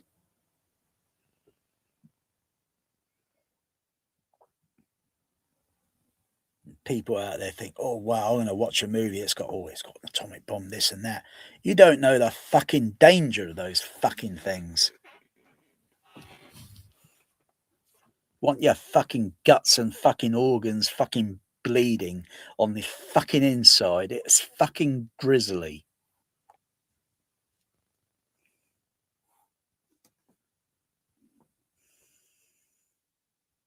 Can't believe how fucking stupid these fucking arseholes are on this planet.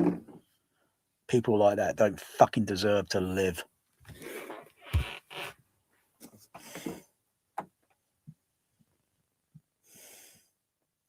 Because you think, where the fuck's it got it? Where the fuck has it got us? Well, not me. Where the fuck's it got them? Have they developed vast propulsion system to travel the solar system and come back to Earth within, say, a few weeks rather than several years? Or maybe decades? You'd be a fucking old man, I'll tell you that. Anyone in their fucking 30s, by the time you fucking travel, bush out that way and then travel back, you might not even make it. You might not even survive. You'd be fucking well fucking old. It's a big solar system. There's not much planets to fucking visit, really. Pointless. Mars, pointless. All the other planets, pointless.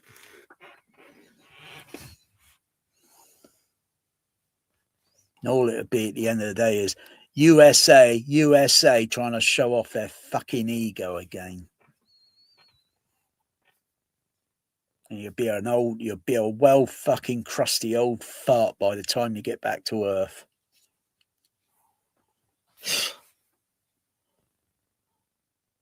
Took the Voyager probes nearly almost 25, almost 30 years just to get onto the little sliver of the edge of this solar system. And there's still a whole lot fucking more that you got to travel through until they're literally like, boom, right on the, and that's going to take hundreds and hundreds and hundreds and hundreds and hundreds and hundreds and hundreds of years. And they're only going 34,000 mile an hour and 39,000 mile an hour. So you got to match a speed that's going a lot faster.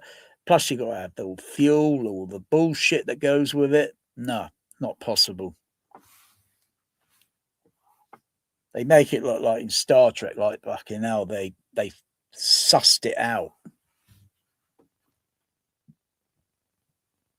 There's no Enterprise. There's no USS Enterprise in the 21st century. That just won't happen. It's fantasy. It gives you a hope to sort of like, well, but you think, no, I don't think so. Not unless money is also eliminated, because that's the vision of Gene Roddenberry. Money won't fucking exist in a few hundred years. It'll be abolished. Money only divides people. It divides. That's all it does. Doesn't get you anywhere. You only use money to pay for legal things or illegal, and that is it. Or start dirty fucking wars.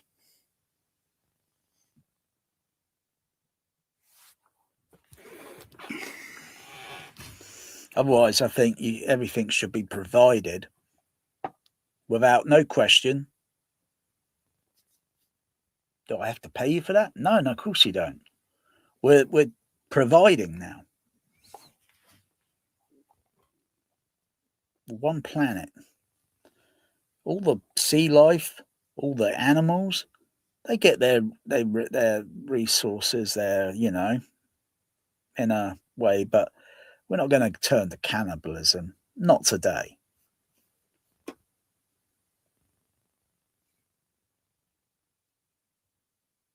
No.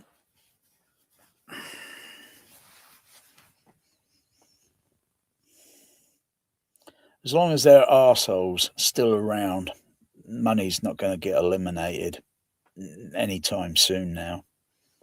Sad, really. Because don't forget what we got up here that took evolution for that to evolve. Then thus we then had language. And thus, when we had language, that changed everything. A lot of you YouTubers don't have the fucking IQ to even understand that. You need to watch some of the fucking Carl Sagan shit and not that fucking other dipstick. What's his, Neil Tyson or whatever? That fucking dipstick. Fucking hell. I don't even listen to that fucking guy. And what's his fucking IQ? Mine is just 5 points shy of Carl Sagan and only 5 points higher than Einstein. But so what? So fucking what? What's the big deal?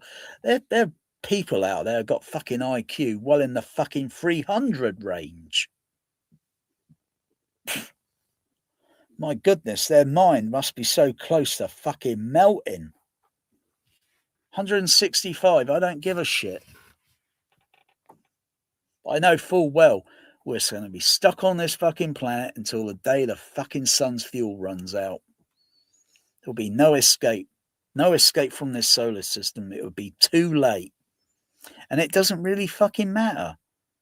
Our lifespan is too short. We would never survive. It's inevitable. Every life on this planet is doomed for extinction. 6.5 billion years. That's the time now. 6.5. That might seem like a shitload of time, but we're only using up borrowed time. We're wasting it, sat on our asses.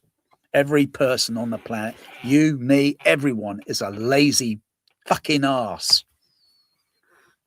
NASA, that bullshit moon shit last week or whatever. Lazy bullshit. You think they're going to be building moon bases on there in the next 10 years or so? Bollocks.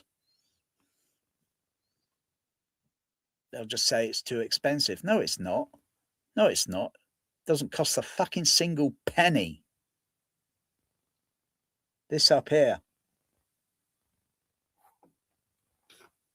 Money does not make the world fucking go round. That's fucking horse shit. The mind. 250,000 year fucking advanced human developed mind. Without which I wouldn't be talking on this fucking computer right now. Pure and simple.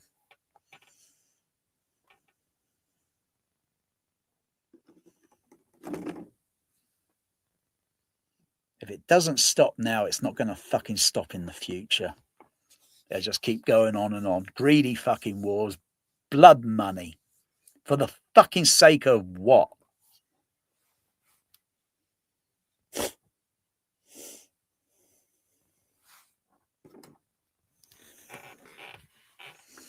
This is why I find people like YouTube and no fucking Youth Man and all that fucking other characters. Bloody hell, they're fucking bored the tits off of me.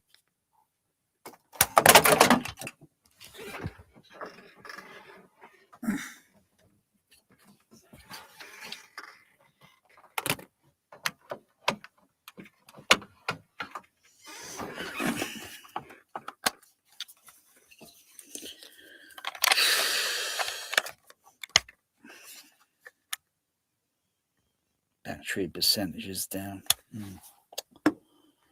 I think I've got about 6 more batteries. Yeah, you got to have good battery supply on it, otherwise you get a few dB inaccuracy.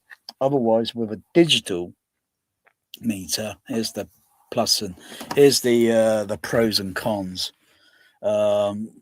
Digital meter is just digital circuitry, so there's not much moving parts. Whereas this has got a needle, so on a coil and that, so it's a moving part. But even when you leave it, it's switched on, maybe in that mode, or even if it's switched on in, well, whatever mode, it's still drawing voltage. But the digital ones, they've got a little circuit on it, a little circuit, so it turns itself off automatically. But looking at a needle, it's probably a little bit more accurate than looking at a digital one where the numbers are gradually randomly changing. 3 digits, aren't there? Usually I think they're 3 digits. So you got a decimal there, and I find it frustrating. I find the meter okay just to check what the noise level is in the room. Typically it's about 30 dB. That's like a room within a room within a room, without necessarily spending $1.3 million in Texas just so Youth Man can go around and, oh wow, this is the best home theater I've ever been in all my life. Oh yeah. So what? When we we go into a deep sleep, we're probably in a room within a room within a room within a room within a room. We just don't even notice the noise around us. Unless you come out of that sleep mode and then you become aware of it. Yeah, so what the fuck? How do we measure the signal noise on the fucking hell? It must be really bonkers, really bonkers low. And if you lay on a pillar, and if you put earplugs in your earplugs, lay very comfortably down on a pillar, you could just about hear the pulse in your ears. Doesn't make that sound, actually. It's a lot lower in level, but you can hear the pulse in your ears. You can hear it. Yeah, sometimes they, just check your by there, or you can't put your fingers in your ears because your hands are going to slightly rustle and you make a noise. Yeah, sometimes you put earplugs in and you can hear your pulse. But you got to be in a quiet space to hear it. Otherwise, if it's too noisy in the background, you won't notice it. I don't even know if my heart rate's gone back to normal rhythm, because I don't have to look at my ECG monitor. I only have to listen to it. If it's going boop boop boop boop boop boop boop boop, I would be absolutely over the moon. But if it's still going boop boop boop boop boop boop boop boop boop boop boop boop boop boop boop, if it's still going like that, I know I'm still in heart fibrillation stasis. 2 thumbs down. Not feeling happy at the beach at all.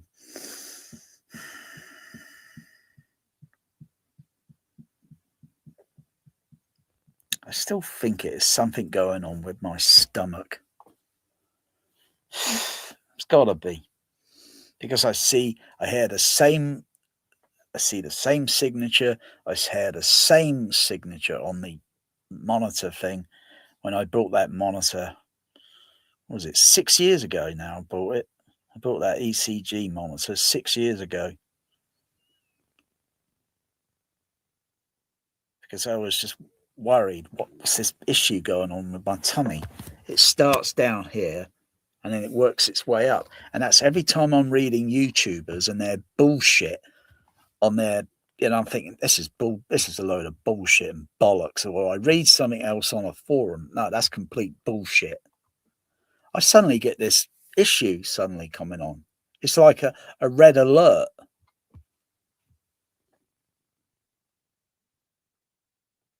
I think what's happened, it's now in permanent stasis mode, where MDs, they think it's heart fibrillation. Maybe it is, maybe it isn't, but it has the same signature. I wasn't having a heart attack at the time. I just get blood, what do you call it? I just get fucking fluid building up in my lungs. I think it's something to do with the stomach. And that fucking arseholes in this country, the fucking NHS. I asked how many fucking times, more than 5 times, to have it looked at. Doctors just fucking ignore it. Their bullshit waiting list. What a load of fucking bollocks that is. I've checked out, I've done the research. It's at least less than a 30-minute procedure to do it, to put that thing down your throat. So they give you a sedation and then they stick the thing just to examine, just to make sure, because if they're doing an ultra scan, a sonic scan where they just put jelly on there and then rub the thing around, that might not be conclusive enough. So you got to go down. And that only takes fucking 30 minutes, for fuck's sakes. It's like, must I do it my fucking self? You've heard that fucking saying. We've all heard that saying. Must I do it my fucking self? Well, I got to go out there and buy the fucking instrumentation. That equipment would cost a shitload. just so I can fucking, I do the research so I know what to be looking for when I do it. And, well, sustaining myself, and I wouldn't be able to do it. If you panic or fuck it, you end up in the fucking hospital. Fucking pisses me off how fucking lazy ass these people are today. They got this technology and they're fucking lazy ass. It's probably most likely I need a surgical procedure and then the fucking issue's cleared up. But if you leave it, it'd probably be not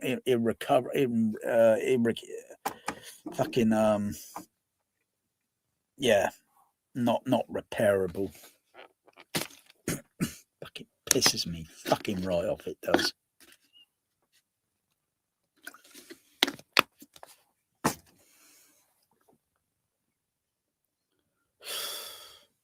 It's when I press on my stomach.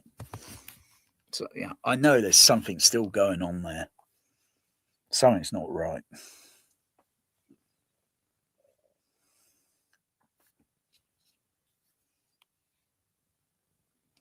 Hernia. Hernia. I tried to remember what that fucking was the other day and I couldn't even bloody remember it. Hernia. At least that's what one nurse told me when I had a conversation with a nurse a few years ago. And, this was night time, so all the wards are, this is, night time, and I can't, sometimes I've had a sleep during the day and then I want to walk around a little bit in the evening, go into other wards and that, and, and then bumble in to have a conversation. Sounds like what you're describing to me sounds like hernia. I think, what's hernia? She explained. She had it herself, had a procedure, and she was golden afterwards. And they fucking ignored that for me. They have ignored my request 5 or maybe over 5 fucking times. Lazy fucking cunts they are. It's like sometimes, I feel like helping out someone on audio science review, and I think this is a newbie and I just don't want to fucking give a shit. I think they're just like trolls because the site's got a fucking bad rap with all the fucking shit on it. And it's like, nah, the trolls fucking come on, the fucking, or the spammers. Oh, for fuck's sake. It just boils your blood. I asked someone the other day.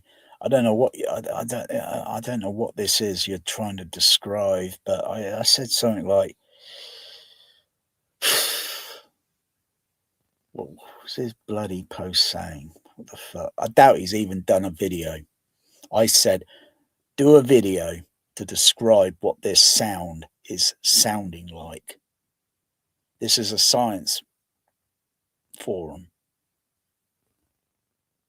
I didn't stress it any, I don't think this person would do, because he's probably one of these people that are shy, don't want to expose himself like, oh yeah, here I am on YouTube or what. But if you don't do a video, how the fuck can you say like, I think I know what that issue is? Otherwise, what was he saying? Grainy or something. What I think he was trying to describe is like a static noise that he's hearing. And it's probably most likely a capacitor issue that's probably gone faulty. It's on one of the Behringer DEQs, one of the channel outputs. It's got this kind of noise going on. If I push buttons of this or that and turn this or that, and then suddenly that noise it disappears, but then it comes back again. So it's got to be a capacitor that's gone faulty and it needs to be replaced. But you got to have someone say that might have a little bit more familiar with the electronics and a schematic diagram, and will be able to say it should be located. If it is that, it should be located in this position. You show the schematic, the component numbers, and then show a picture inside. So this is the area that you should be looking at, and maybe desolder these capacitors and then replace it with new capacitors. If the issue is gone, then you fixed it. If it's still there, then it's something else that's occurring. Otherwise, yeah, it sounds like the same issue. I don't know why Behringer don't know about this and fix those issues so it doesn't occur on their equipment. Otherwise, the DEQ is a pretty fancy device electronically.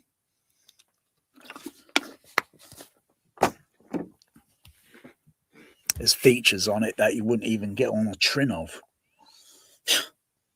like the azimuth or the stereo film tilt and so rotation and all that. Yeah, that's pretty neat. That would be handy if something like that was on a trinnov. And stereo width. I know Gene DeSella would be into that sort of thing. Oh yeah. Oh, stereo width. And you do it when you put it like that, it goes to mono. When you put it about that angle, 0.000 degree or whatever, that's normal. And then you go a little bit wider and wider and wider. But the problem there is you draw crosstalk from the right channel going into the left and the left going into the right. But it depends what sort of effect thing you want to use. It maybe connect it for the surrounds and you want to use some sort of effect, The only other thing it doesn't really have on it, though, probably not applicable, a simple mono and stereo switch on and off. Because I know some of the surrounds on 5.1 mixes, they've had a slight remix. And they stereoized it where it should be 100% mono discrete. And sometimes it sounds a little bit weirdish on Star Trek: The Wrath of Khan. The surrounds, it's like one side's got a little bit too much bass level, the other side's a little bit lower or slightly weaker. It's easy just to send the signal to mono. There's a Behringer device, easy plug-in. It's multi-channel on the inputs and then got zone outputs, and it's got a mono stereo switch on it. You've got gain level controls as well on it, but you got that mono stereo switch on it. But I was thinking, I don't know, the surrounds sound a little bit weirdish. I was thinking, I don't know what they're trying to do. It's like, maybe if I try and swap it around so that a couple of the side surround speakers get maybe the left channel, and then going a bit more to the back, the right channel, so near the corners, and then on the back wall, but yeah, it's when the Enterprise goes to warp speed, because they're trying to stereoize it and make the Enterprise go across the screen channel and then partly in the surround on one side. But no, it was format 42.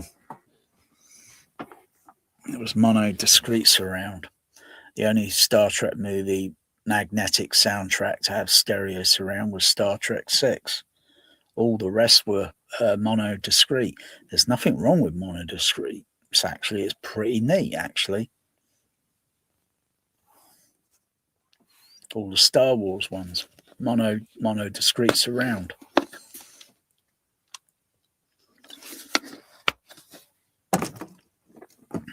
Indiana Jones, Raiders, and Temple of Doom, I think 42. Last Crusade 43, stereo surrounds.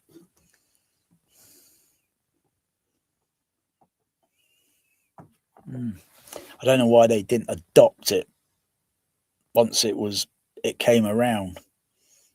Superman 78. I don't know why they adopted it and used it on every because there's only a few handful of 70mm movies that have stereo surround. Only a few handful. And most of them, probably most people would never hear those today because probably the prints are so far knackered. You're not going to hear those movies.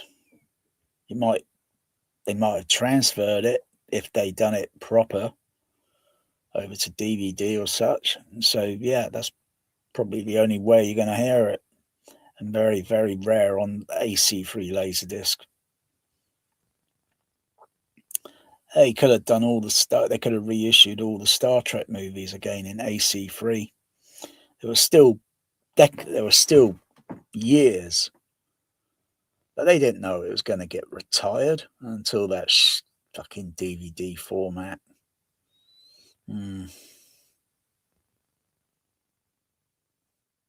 But then you get some theatrical mixes on the early DVDs, but then fucking arseholes fucking complaining it's too fucking loud. There's a thing called a volume dial, if you turn it down, you got that's encoded on the DVD, the dynamic range control. You switch that fucking thing on and it solves your problem.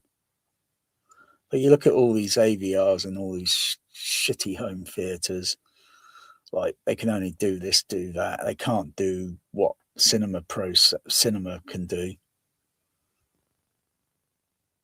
And you got all this fucking mess.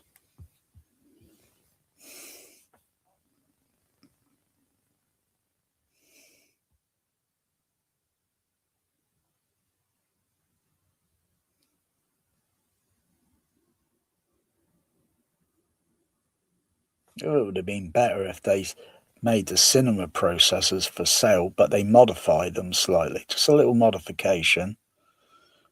But they still have the same, You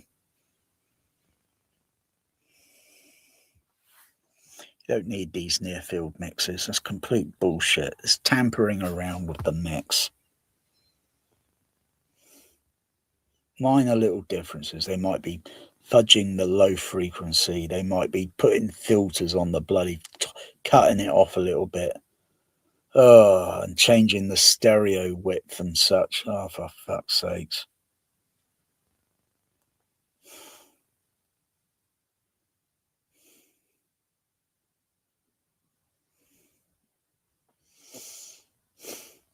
And ultimately, at the end of the day, if you're not playing it back through the typical class speakers being used, JBL, they use them on the dub stages, they use them in the cinemas, fucking hell. They all come in different sizes, mind you. And you just select the size, and when you play it, it's like, oh gosh, that dialogue level. Oh yeah, it sounds more, yeah. Right, and then you got that crappy little center channel that you used to, and then you put the audio through that versus, you think, no, I think I prefer the that's what I hear in the cinema.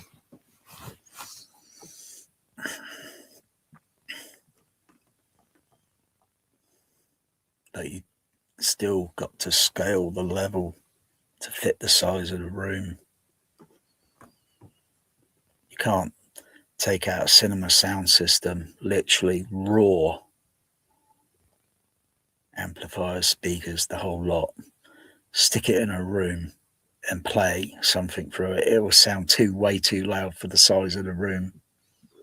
And then you'd have to scale it down. That's all. That's all. No need for near field mixing shit. You just scale it down to fit the fucking size of the room.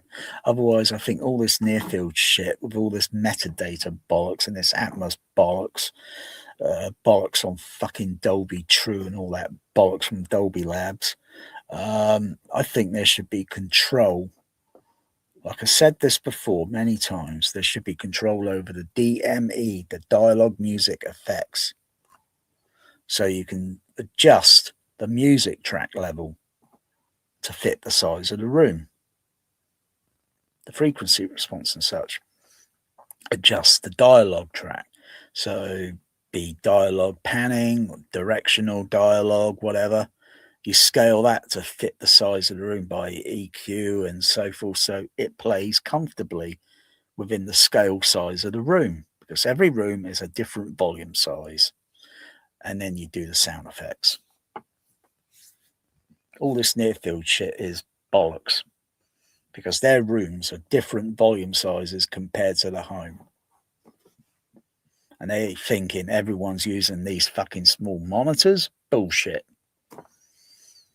Everyone's got tower speakers and that, and tower speakers are fucking load of rubbish. You got to use the same layout. And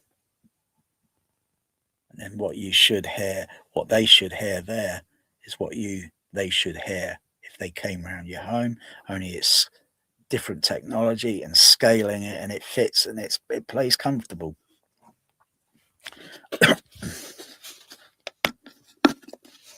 Otherwise, when you EQ, you'll be adjusting partly some of the sound effect, some of the music, some of the dialogue, all of, it's not like you're addressing it individually. I welcome something that could be adjusted individually. Because sometimes I think, fucking hell, I can't hear that sound effect very clear. What the fuck's going on? And if I put an EQ adjustment and then fucking when music plays, it's like fucking too bright.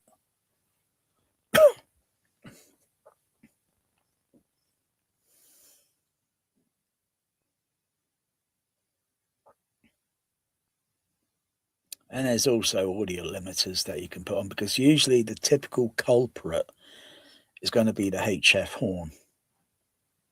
It's going to sound sensitivity-wise too, oh gosh, It's like, how many times do I have to try and manipulate the EQ frequency and then play something like Star Trek II: The Wrath of Khan, dun, dun, dun, dun, dun, dun, dun, dun, dun. And you got that horn blaring over on stage right, and then it pans or it echoes across over to stage left, or it's got a different tonality in the center because it's a discrete mix.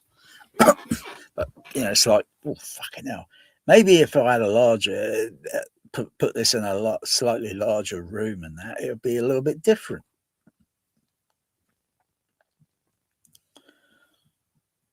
You just got to adjust it, and then make sure all the other sound effects come through clearly. Otherwise, they'll just be too faint, and it's like, bloody hell. I know there's no problem with my hearing because I could play pink noise. It's just the mix levels, might be, it's set too down, set to a, and when it's playing in a large auditorium with the speakers all set up to a certain dB range. Yeah, if you happen to be like too close to the screen, some of those HFs, because I recall some people saying, oh, fuck, it was really loud. I spoke to people on the Star Trek marathon, 89, bumped into a crowd out in the street before going in, and I bumped into them again because they were raving about the THX sound system, but they just happened to have the lousiest seat in the house, a little bit over to the left side bit too close to the screen. No, I've been up there before and found it quite pretty good, but center position. But they just found it, oh gosh, they said it was bloody loud. I think that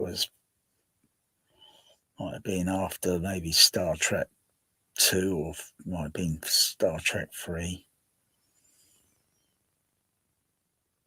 That marathon was brilliant.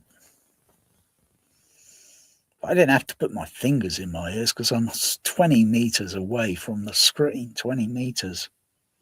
Yeah, I could feel sound effects. Foley. I can feel it. I thought, whoa, I didn't know that was on the soundtrack. Is that what I've been missing? I'm very impressed.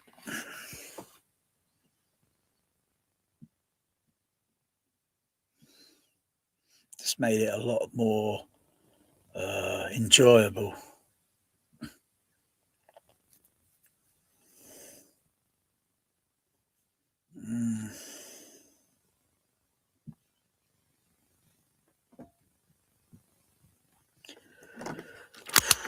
God, 11 hours.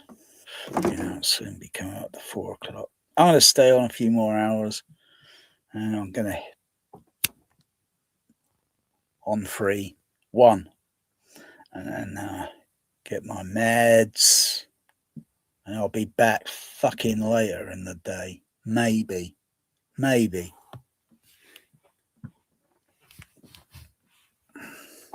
Just the same ranting shit all over again, like deja vu.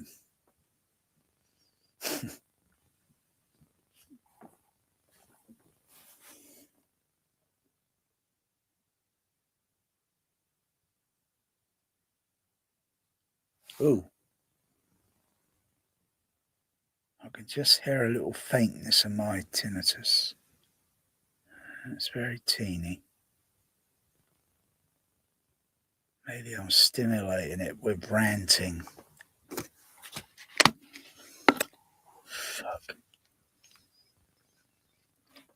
Fuck you, Universal Pictures, and your fucking Battlestar Galactica. 120 fucking dB, really?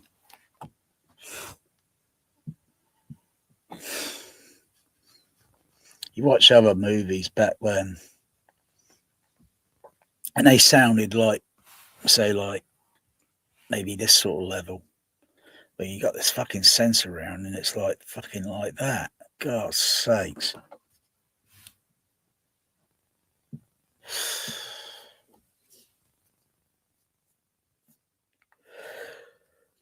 Ooh.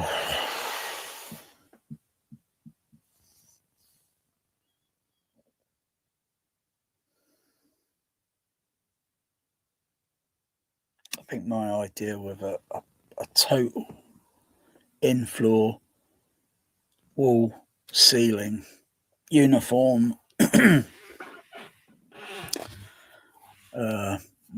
multi-array sub bass drivers with or such maybe coaxial. Yeah, you got to design it like a frame and such. So if you want to use, maybe take the shitty, crappy standard, substandard, I would call it, Dolby Atmos, and pump it through a matrix decoder Pro Logic 2X. So you got it going through height 1, height 2, height 3. They all got their own individual Pro Logic 2X decoders, and then to spread any decent stereo surround that's mixed sometimes. So it moves rather than just doing the same shit all the time. It's got a little bit of extra element surprise to that, but it's not, it's just, it's just like any other thing that's stereo, for God's sakes. But you can't link one speaker to another with a matrix decoder going this way. Just doesn't work. One person tried it, failed. The only reason it failed is because sometimes there might not be a signal going on in one of these speakers, so you're not getting any, if you do it the other way round, yeah, it works. You can't do it the other way. It's otherwise you're waiting for a mix to come along that's going to do something. And there's only a few of those that I've noticed myself. And you're only going to hear it for a couple of seconds. Yeah, really thought out well, bloody Atmos shit, Dolby Labs you made. If Dolby Labs had a bit more of a brain, they would be bloody dangerous.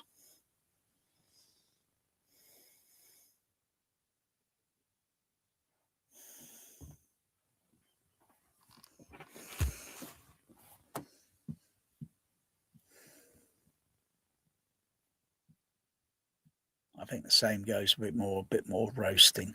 Even if the sound mixers had a bit more of a brain, they would be bloody dangerous. But some of their mixes are absolutely garbage. It is a disappointment.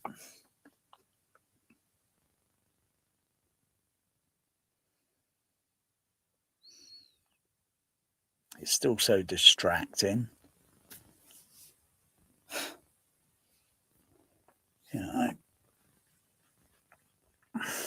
I don't really care to see these speakers in the room, but this room is so fucking small. I can't do fuck all about that.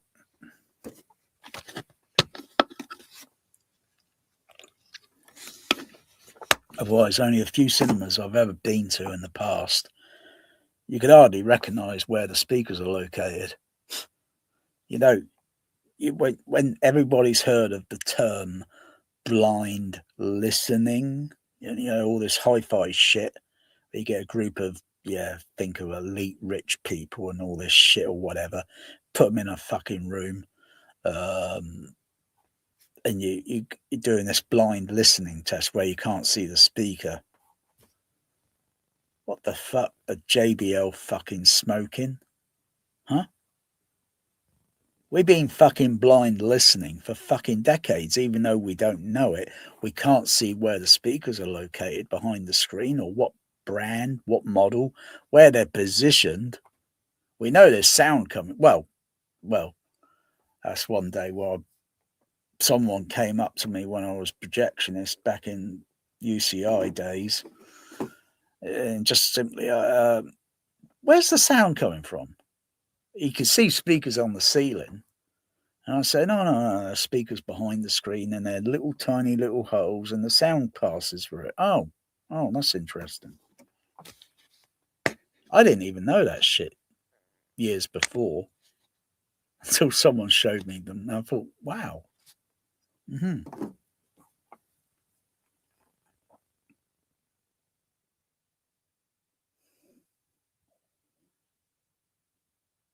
Setting speakers up behind the screen is a bit of a technical science.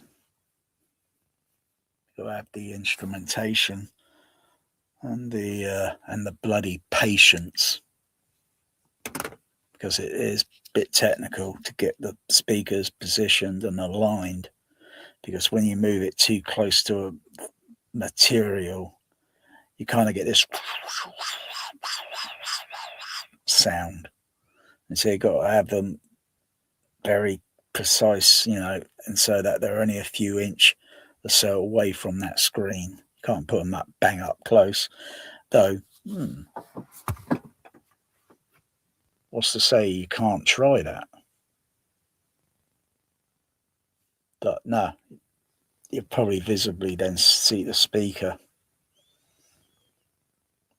all the speakers and anything behind it. It's got to be painted black. No screws that are silver or anything. Everything's got to be black, so projection light doesn't reflect. And then you see, there's something behind that screen.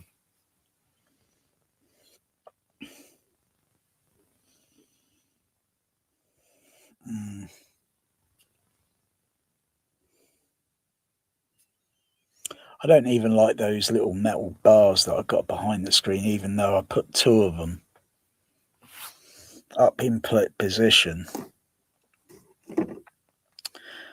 That's to support the frame, but they're just still a little bit visible. I can see them. If I squint my eyes, I don't really notice it. And if there's a certain projection light on the screen, I don't really notice it until there's a specific light level on the screen, and I just visibly just see them, you know. The bar used to go right down the middle, and that was right in front of the HF horn. I can't allow that. It's unacceptable because it was making a fudge in the EQ because the sound's going straight directly onto that metal bar, reflecting the sound back and causing a very odd frequency tone. There shouldn't be anything that's, because projection screens are all tied up. You've got little holes going all around them. And then you start putting it up and then you lacing it, tying it up tight, and then going along until it's all tight and taut so you don't see any creases. That's all you need, is just a frame and just the fabric material. And the fabric material, realistically, if you get it from a manufacturer, I think I was quoted once a very cheap price, a lot cheaper than this Stewart screen shit for home theater. That shit is highway daylight fucking robbery. Otherwise, you're just looking at. Otherwise, my projection screen, fucking hell, was only about, I think it was about £70 or something. I thought, fuck. You don't usually see them, acoustical transparent ones, at that price. Brand new in the box. Buy it now before someone else buys it. Otherwise, I'm looking at what? DIY, wooden frame, spandex, and even still with spandex, it's going to be a pain in the ass to get that material straightened so you don't see creases in it. And I don't think that would last long if I had my cat fucking trying to climb up onto that fucking bit. It would get ripped to pieces. Yeah, Stewart screens, home theater, 2 thumbs down, overrated, piece of garbage. Snake oil for home theater. There, I said it. It's simple. You know, you've got to have the balls and the spine to say it. Otherwise, yeah, Hunkrus. I think it's Hunkrus. Yeah, they quoted me for some screen material that I said I want to be at a certain size, and they said it's about like a few hundred. I thought, well, that's reasonable. You know, have the holes, you know, all the, you know, and so it's like you got to have a frame go around and then just tie it all up. That's it. Job done. Fucking bullshit. Fucking Stewart screens fucking costing over $1,000. Who they think? They must think most of the general public must be fucking dipsticks. So I suppose now a few of you watching it will probably realise, oh, well, I'm not going to touch one of their fucking screens, not at that stupid price. For that stupid fucking money, you want it to do a little bit something, huh? Take the fucking screen to bed with you, huh? Have sex with it. At that fucking price, fucking hell.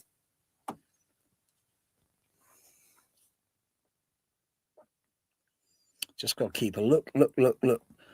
Acoustical transparent screens that are fixed, you know, sort of that. But it's you got to have a center bar. You got to have something to support. I've had to put 2 metal bars so I can support the screen, because otherwise, without it, it's going to sag. It's gonna, it's gonna be like that, and it's gonna bend down slightly. If they made the framing just a little bit better, or maybe I could look at the framing and think, yeah, that's simple. 250,000 years of developed fucking mind. Fuck yeah, I should have done this the fucking opposite way, but because it clicks in, the screen clicks in, but it's got a tendency, if it's not supported with metal support, it's going to sag, and the screen's going to crease slightly. Yeah, all I need to do realistically is put something across the top. The bottom part, no, not really. I don't think really there, because it's the weight on the top, and gravity is going to win, and it's going to push it down slightly.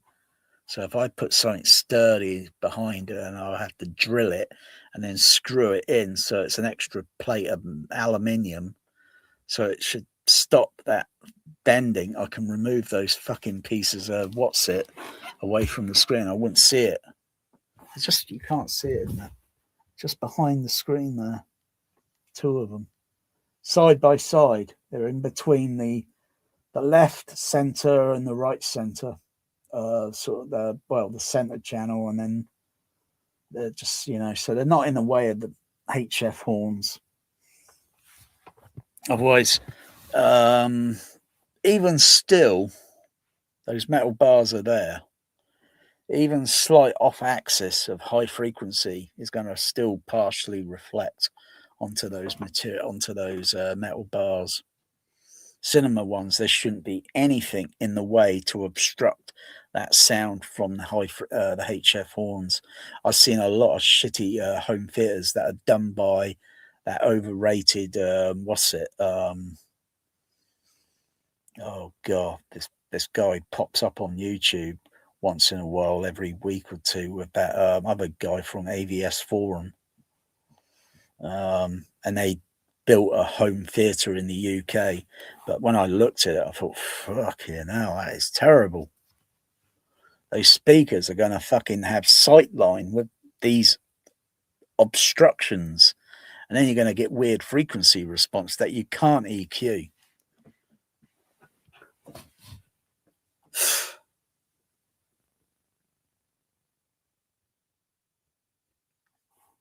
It's like having a pair of fucking fancy headphones, and you put something inside it that's going to obstruct the frequency response.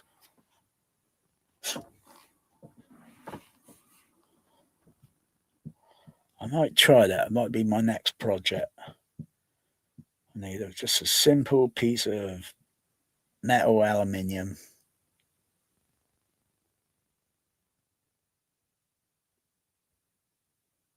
Get the screen down low enough near to the floor so I can manage it easy, and then drill some holes. I have to look where I can drill, and then screw in, and then just make that part of the middle part so it doesn't sag, and so it's up there, so it's rigid, very rigid. I can throw away those fucking, even though they're painted black. If they were silver, left as silver, because I had to spray paint the metal aluminium black, so it wouldn't reflect, but I can still visibly see. But as they appear behind the screen, they appear like they look white, but they're not. They're black. But also, like I say, they're a little bit too close to the screen. A little bit too close. I can't see the screen speakers unless I've got some light illuminating behind that screen, and then I can see visibly where the speakers are located. And the speakers are just a little bit further away from the screen. If they were bang up too close, they'll be visible.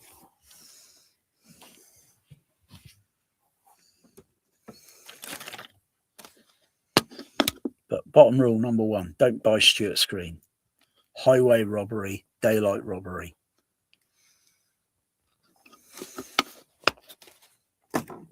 It's a lot of time.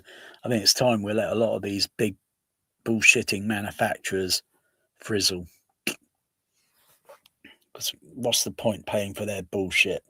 They're just in the game just so they can play snake oil with this shit and rip a lot of people off, thinking it's luxury. There is no fucking luxury in home cinema. There is home theatre. It's a myth. It doesn't exist. Otherwise, I think mine is the most luxurious, fucking supreme fucking home theatre, home cinema on the face of this planet. And that's my opinion. I know that's bullshit. I get really cringeworthy with this Australian guy. Welcome to my episode, whatever, of my luxury home theatre build. When someone says the word luxury, I just want to turn their fucking video off. Because they come off like snobs. This is not a luxury thing. Not. You never probably heard that fucking word back in the 1990s. People bragging, I got a luxury home cinema. I saw one guy's home cinema. I thought it looked pretty damn neat.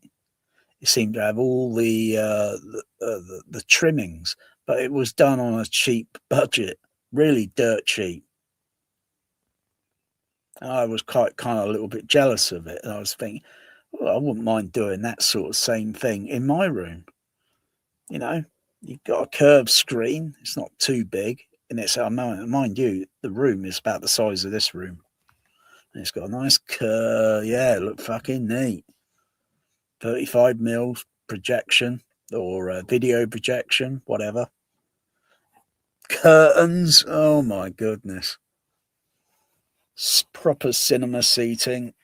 Oh, but very, very limited seating in the room, I think there was. But it looked pretty neat. Doesn't take much to do that.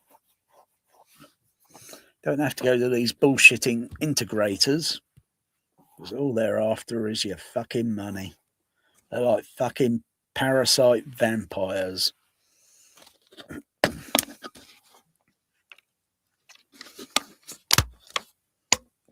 all they want to sell you is shitty Ascendo speakers. Oh my goodness. They're not even used in professional motion picture application.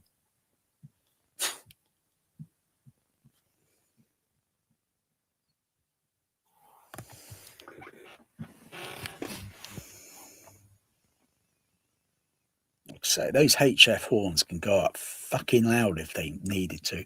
At least over 120 dB.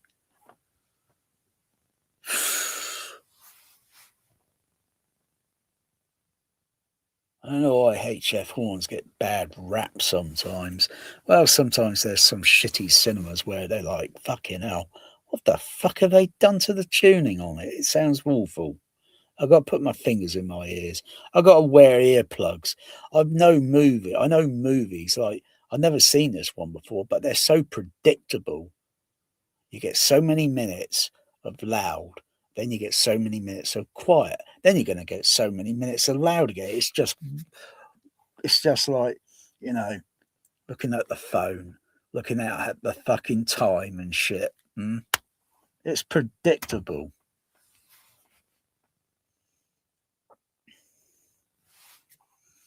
I like it loud, exciting, not loud and deafening. There is no preference. We don't hear that shit in the real world. We don't go around wearing, well, unless you're one of these people that, you know, you just don't like street traffic noise. If you listen to street traffic noise, it's in an average 90 dB. Maybe down here in the south, it's a little less. You go up London, it's a little bit louder because they got twice more the traffic on the road. They usually have maybe 3 lanes on the left, 3 lanes on the right.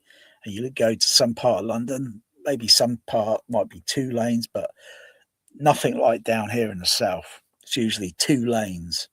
So you got less traffic noise.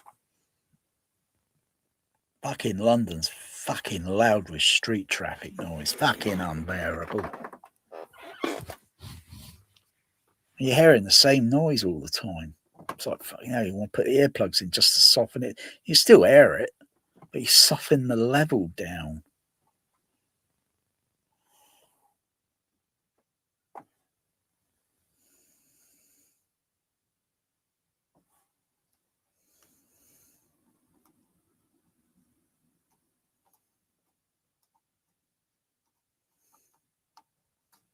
Some might think I'm a bit of a home cinema anti sort of thing.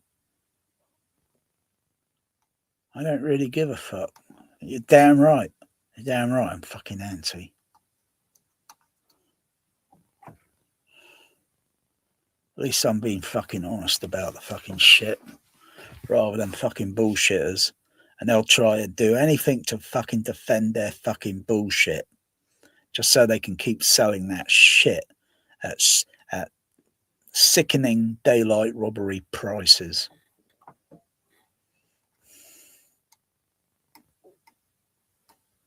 We listen to real sound, the real thing, the real McCoy. It's free. Doesn't cost a fucking penny. And you listen to how state of the fucking art it is, it's untouchable.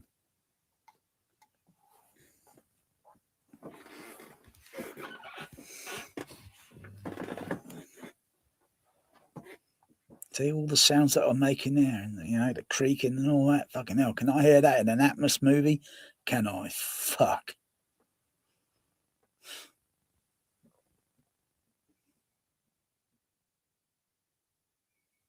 There's a lot of things that are totally missing in a soundtrack, like when people moving around.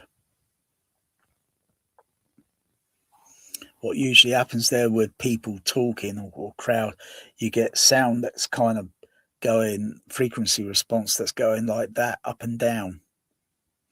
When you listen to it in movies, it's like it's staying there. It's not really changing.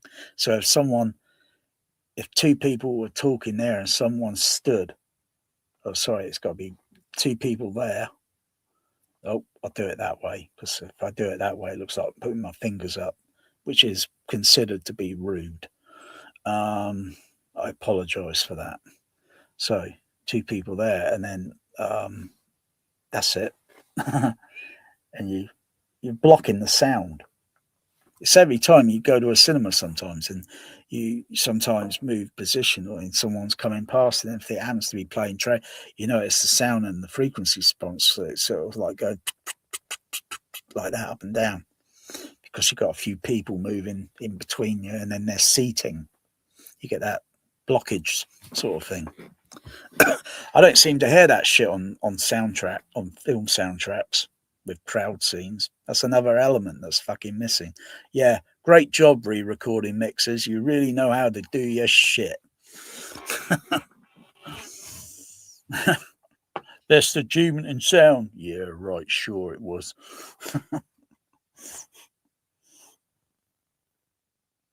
I should have been a mixer. I should have been a fucking mixer. I just can't be fucking asked. I'd rather listen to it and really give it a roasting, critical roasting. I can't stand shit movies where you got people in a car, the camera's on the outside, the exterior, and you can hear their fucking voices crystal clear through fucking glass that's that fucking thick, and it's noisy on the street level sound. Well, kind of. Well, you know, in a movie, sometimes they bring it down, but they still make it sound like bullshit. Like, I find it more plausible if it was on the interior of the vehicle, not all this. And sometimes you see it in other shit fucking movies, like fucking hell, like Bullet Train. And you got the train going on the exterior, and you know, moving, and then you got the camera coming down, and you get this fucking crystal clear fucking dialogue. What the fuck? I'd rather they done it different, so it doesn't, you know, because it fucks my mind. We don't hear that shit in the real world. It's the complete opposite.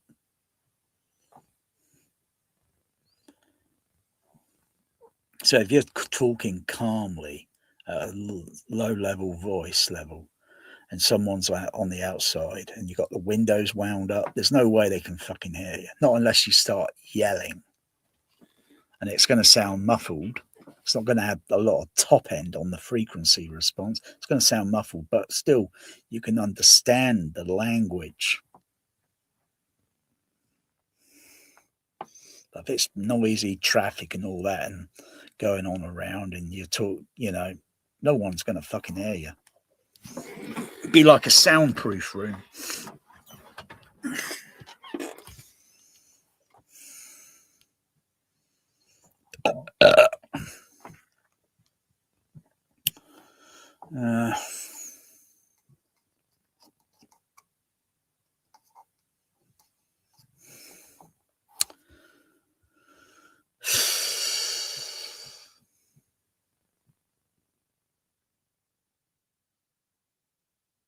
My God. Oh my God. Oh my. Lions and tigers. Oh my.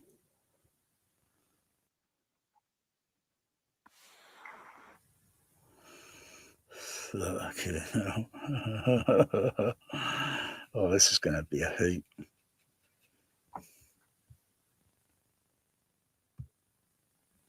There's, oh no, it could come out. Eeny, miny, miny. Eeny, meeny, miny, miny.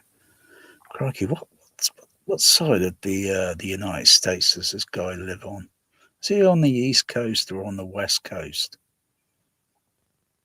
I think he's got to be on the East Coast. I think he's got to be on the East, which is 5 hours behind. That doesn't mean he's probably been editing his video for content. Fucking hell. I don't do that shit. Can't be asked. I just do it raw. Not all my fucking video is going to be fucking watchable. It's only going to go up to a certain amount of hours, and it's not going to, like I did a video, I don't know, a couple of weeks ago, it went up to about 15 hours. When I played it back, there was only about 10 hours or so, 10 hours of it. So yeah, it only goes up to a certain amount.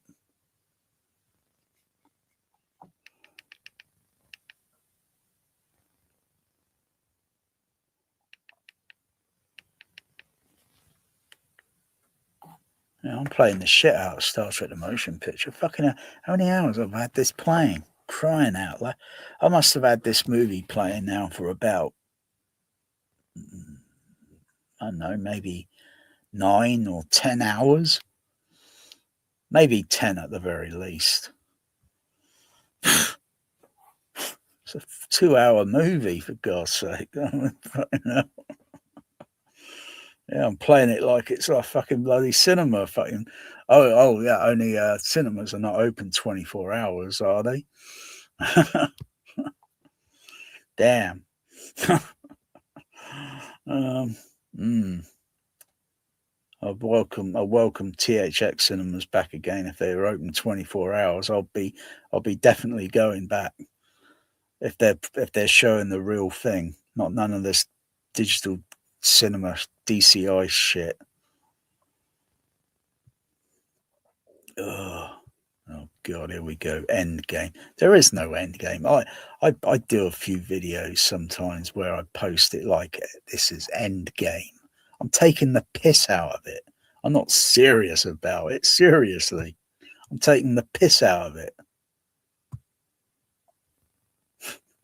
Okay, now here we go.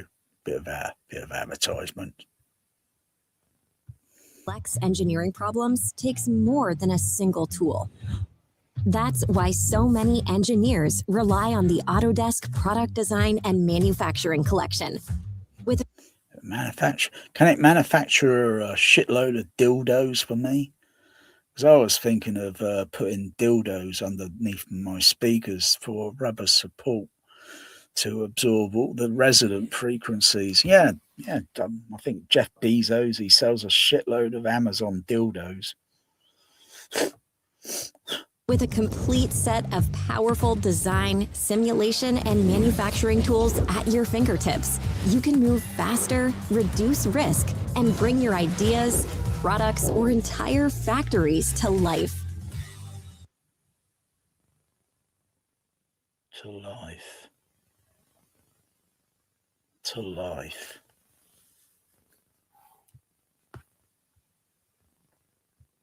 I find that hard to get my head around. It doesn't have a soul, doesn't have a consciousness. Otherwise, you're bringing your idea to solid practicality. Here it is, but it can't be life.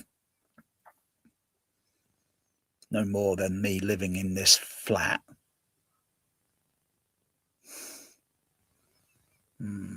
Life, yeah. Yeah, I'm still kind of curious about 3D printers and all that.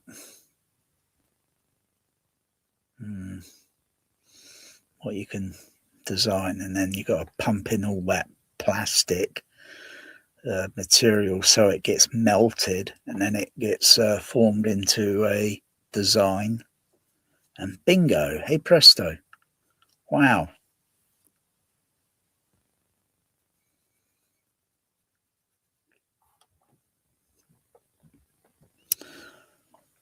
Yeah, you could design acoustical angles, which specific angles, specific degree angles, rather than buying manufactured ones that are already designed at a specific, and you ask them, say, well, do you have something that is, and they'll probably say, well, that's customized. We can do that, but it's going to cost this amount, their time and all this. Yeah, time. I was quoted for something because I wanted to have another sign done to put in the hallway, but oh gosh, I think it was asking a little bit too much, and I thought, well, I'm not buying that. I'm not paying that price. That's a little bit too much for a very simple thing. And to have some LED lighting or very micro so it looks like neon tubing, but it's not. It's not neon tubing. It's LEDs, all soldered and connected in and put into a plastic. And it looks like LED.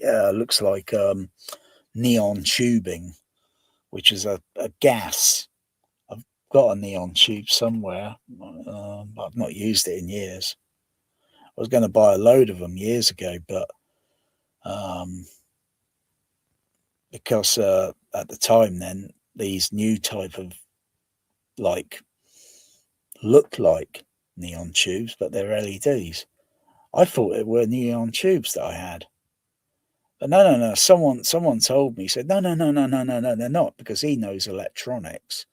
They said, look closely at it. And I looked closely at it. Oh, yeah, I can see all the little circuit. I can see all the little wires and such. Oh, yeah. But when you look at it from a distance, yeah, it looks like neon.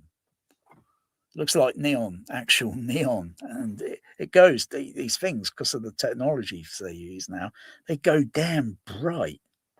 Wow. Yeah, I will be able to see that thing from across the road. It's so damn illuminated. Yeah, I like it. I'm just kind of curious on the running time of it. The pros and cons of using actual neon. Until something wears out.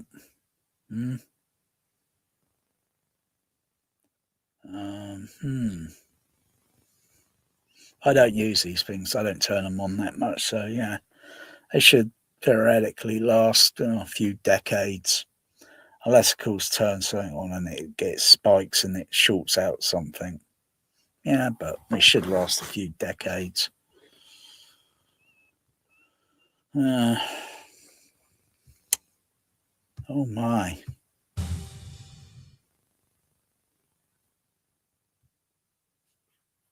What's on? I've got a couple of products that I need to review and yeah. I've got a couple of products that I need to review and edit. So I figured, why don't I take a quick little break, use... Why does this guy wear a hat indoors? Does he wear that hat when he goes to bed? Does he wear it when he goes in the shower? Put a shower cap around my hat. Don't want to get it wet. You know, you keep wearing all this shit indoors, baseball caps, hats. It's no wonder people are going bald. I had someone told me years ago, decades ago, why are you wearing a baseball bat indoors? I don't know. You'll go bald. Woo, take my hat off. Yeah, it might be a myth, you know, but because I don't know whether you're getting artificial light or natural light, but the only reason you should wear a hat when you go outdoors is that it's got a wasset there just so that it shields you from sunlight, so you don't have to keep putting your hand up like this, because it wears your arm out when you have to put it up like that, because you're shielding because of the light brightness intensity. You know, wear baseball, yeah, and it just puts a shield on it until you look up that way and you go, oh no, you do that shit again, don't you?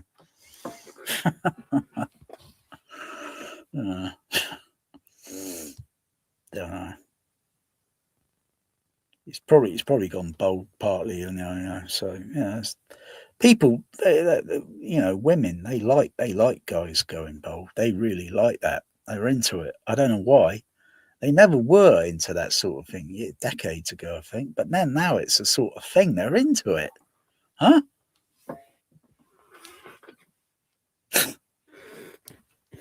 Dear, dear. Yeah, what's he reviewing, huh? Some more bullshit that you honestly don't need. Please. Use this as an excuse for me to not have... Why don't I take a quick little break, use this as an excuse for me to not have to go and sit at my desk and edit those videos. But I wanted to talk about endgame gear. Me and another YouTuber that you might know, Mr. Haterade, we were texting back and forth about something and about endgame gear. And I was thinking to myself, have I reached my end game? I can tell you here quite easily, he is not satisfied. Oh dear. Maybe he should have got some second-hand JBL speakers on eBay, second-hand price, so you don't have to pay stupid overprice for premium brand new models, you know, because you're not going to see those prices dirt cheap for at least a few years. Yeah. He's not satisfied. I'm satisfied with what I got up and running, and a few little, like, say, Han Solo special modifications I made myself. It can make 0.5 past light speed.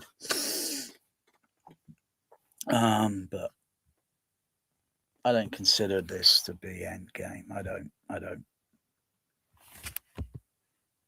So it's just a marketing tactic to make other people feel low. You know, and you got only 5.1 is a misleading thing in home cinema. It's misleading. Surround speakers are made up in an array, so you get that signature sound. I doubt he's even programmed his trinnov. so he can, when he used 5.1, he's using all the speakers around the room, and they're adjusted. The gain levels are adjusted so they're not too loud to a single speaker. That's how the trick is done. You measure the level of the center channel and then the surround and get it plus minus 2 dB. And so that you get, you get that scene. So you look over your shoulder sort of thing when you hear certain sound effects in Aliens. Well, actually, you should, on the opening of Aliens, you should be looking behind you, just on the after the 20th century intro, and then the James Horner score comes in. You should be looking, and that you hear that, ooh, and it gradually comes kind of moves forward, and then you hear the sound coming in on from the different frequency response coming in from the screen. And that's just Dolby Stereo 424 Matrix. I doubt he's got a Laserdisc player in his home. He hasn't got the prize. He's just got all this kaleidoscope rubbish. Oh, yeah. He doesn't look very happy. He looks dissatisfied there. He really does. He's got little tiny home theater speakers. Oh, God. And his room is a little bit larger than mine. What's his excuse? Did he say something about excuse at the opening? I think I must be having a Mandela effect. I think he did. Take a quick little break. Use this as an excuse for me. An excuse. Yeah, an excuse. Why don't you get some JBL, not chasing these JER or bloody Correct speakers, these little smaller watt versions. Corrects do large cinema PA ones, but you don't want to be paying that price, really, when you can go get some JBL. A 4673A will be quite suited for a home. Quite suited. 4675s, you got to make sure you got a ceiling height that's a relatively decent enough. Otherwise, those speakers won't fit in easily. You got to still try and keep the bass cabs and such like so they're at least about halfway of the height of the room. Too close to the floor, you get bass rebound and it doesn't sound right. Too high to the ceiling, same issue again, because you're going too close to a boundary. I had to get my speakers lowered down a little bit because they were just a little bit too damn high. The HF horn was almost touching the ceiling. Not that it was much of an issue, but once they were lowered down by about, I think, 8 inches. Oh, yeah, made a little difference in the tonality. But I would still like to prefer to have them lowered down just a little bit more. Not too much. But that only means I've got to turn the sub-bass speakers from that onto their side because they're about 46 inches high. And the stage or the wooden platform can only come down so much. Even though the guys, they did a nice job. It's their time, their day, you know. Just lowering it down just a little bit.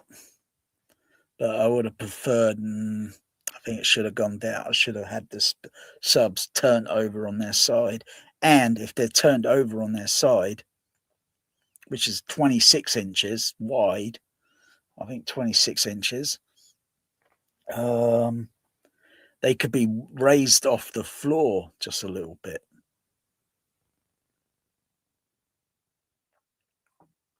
That might have improved maybe some of the sounds slightly, the feel, whatever, and that would mean all that being done just for the screen in a day. Not 2 days, not 3 days, just a single day. Because it's a simple thing. It just means that very sturdy. Maybe go with something like timber. Maybe 3B4 timber, so it's strong. That's cheap material. Build a stand so that the subs can lay on, and it'd be a little bit, the 18-inch driver would be a little bit away from the floor, whereas the 18-inch drivers, they're about only, 1, 2, 3. I think they're about 5 or 6 inches away from the floor. But you see a lot of cinema ones that way sometimes. But those auditoriums are a little larger. The seating is a bit further back, so you get that good bass response. Otherwise, you run into the same issue in the home if you're too close. The bass response might get a little bit weak at a certain sine wave frequency. As we're in a cinema, it seems like, because it's got a little bit more. It can breathe, not really, but it's got a bit more. It's not as claustrophobically compressed. It's got a little bit more vertical height and width and length, whereas a home is just bloody. Oh, you can't swing a cat around in a home. I see other people that build home theatres, and yet they still using these shitty, crappy home theatre speakers. Oh my goodness. Gigantic sub-bass speakers, because they're hanging around on AVS forum and think big, gigantic 30 whatever inch sub-bass speakers is going to be great. Most of all, that bass level should be going into the screen channel. You shouldn't be dumping it into the sub. But with that said, the rumor of Star Wars is that they had the baby boom, or the LFE, as it's known as now today, the baby boom. They dumped in the sound effects, music, and dialogue. Probably filtered the dialogue, so it's muffled, so you don't really notice. But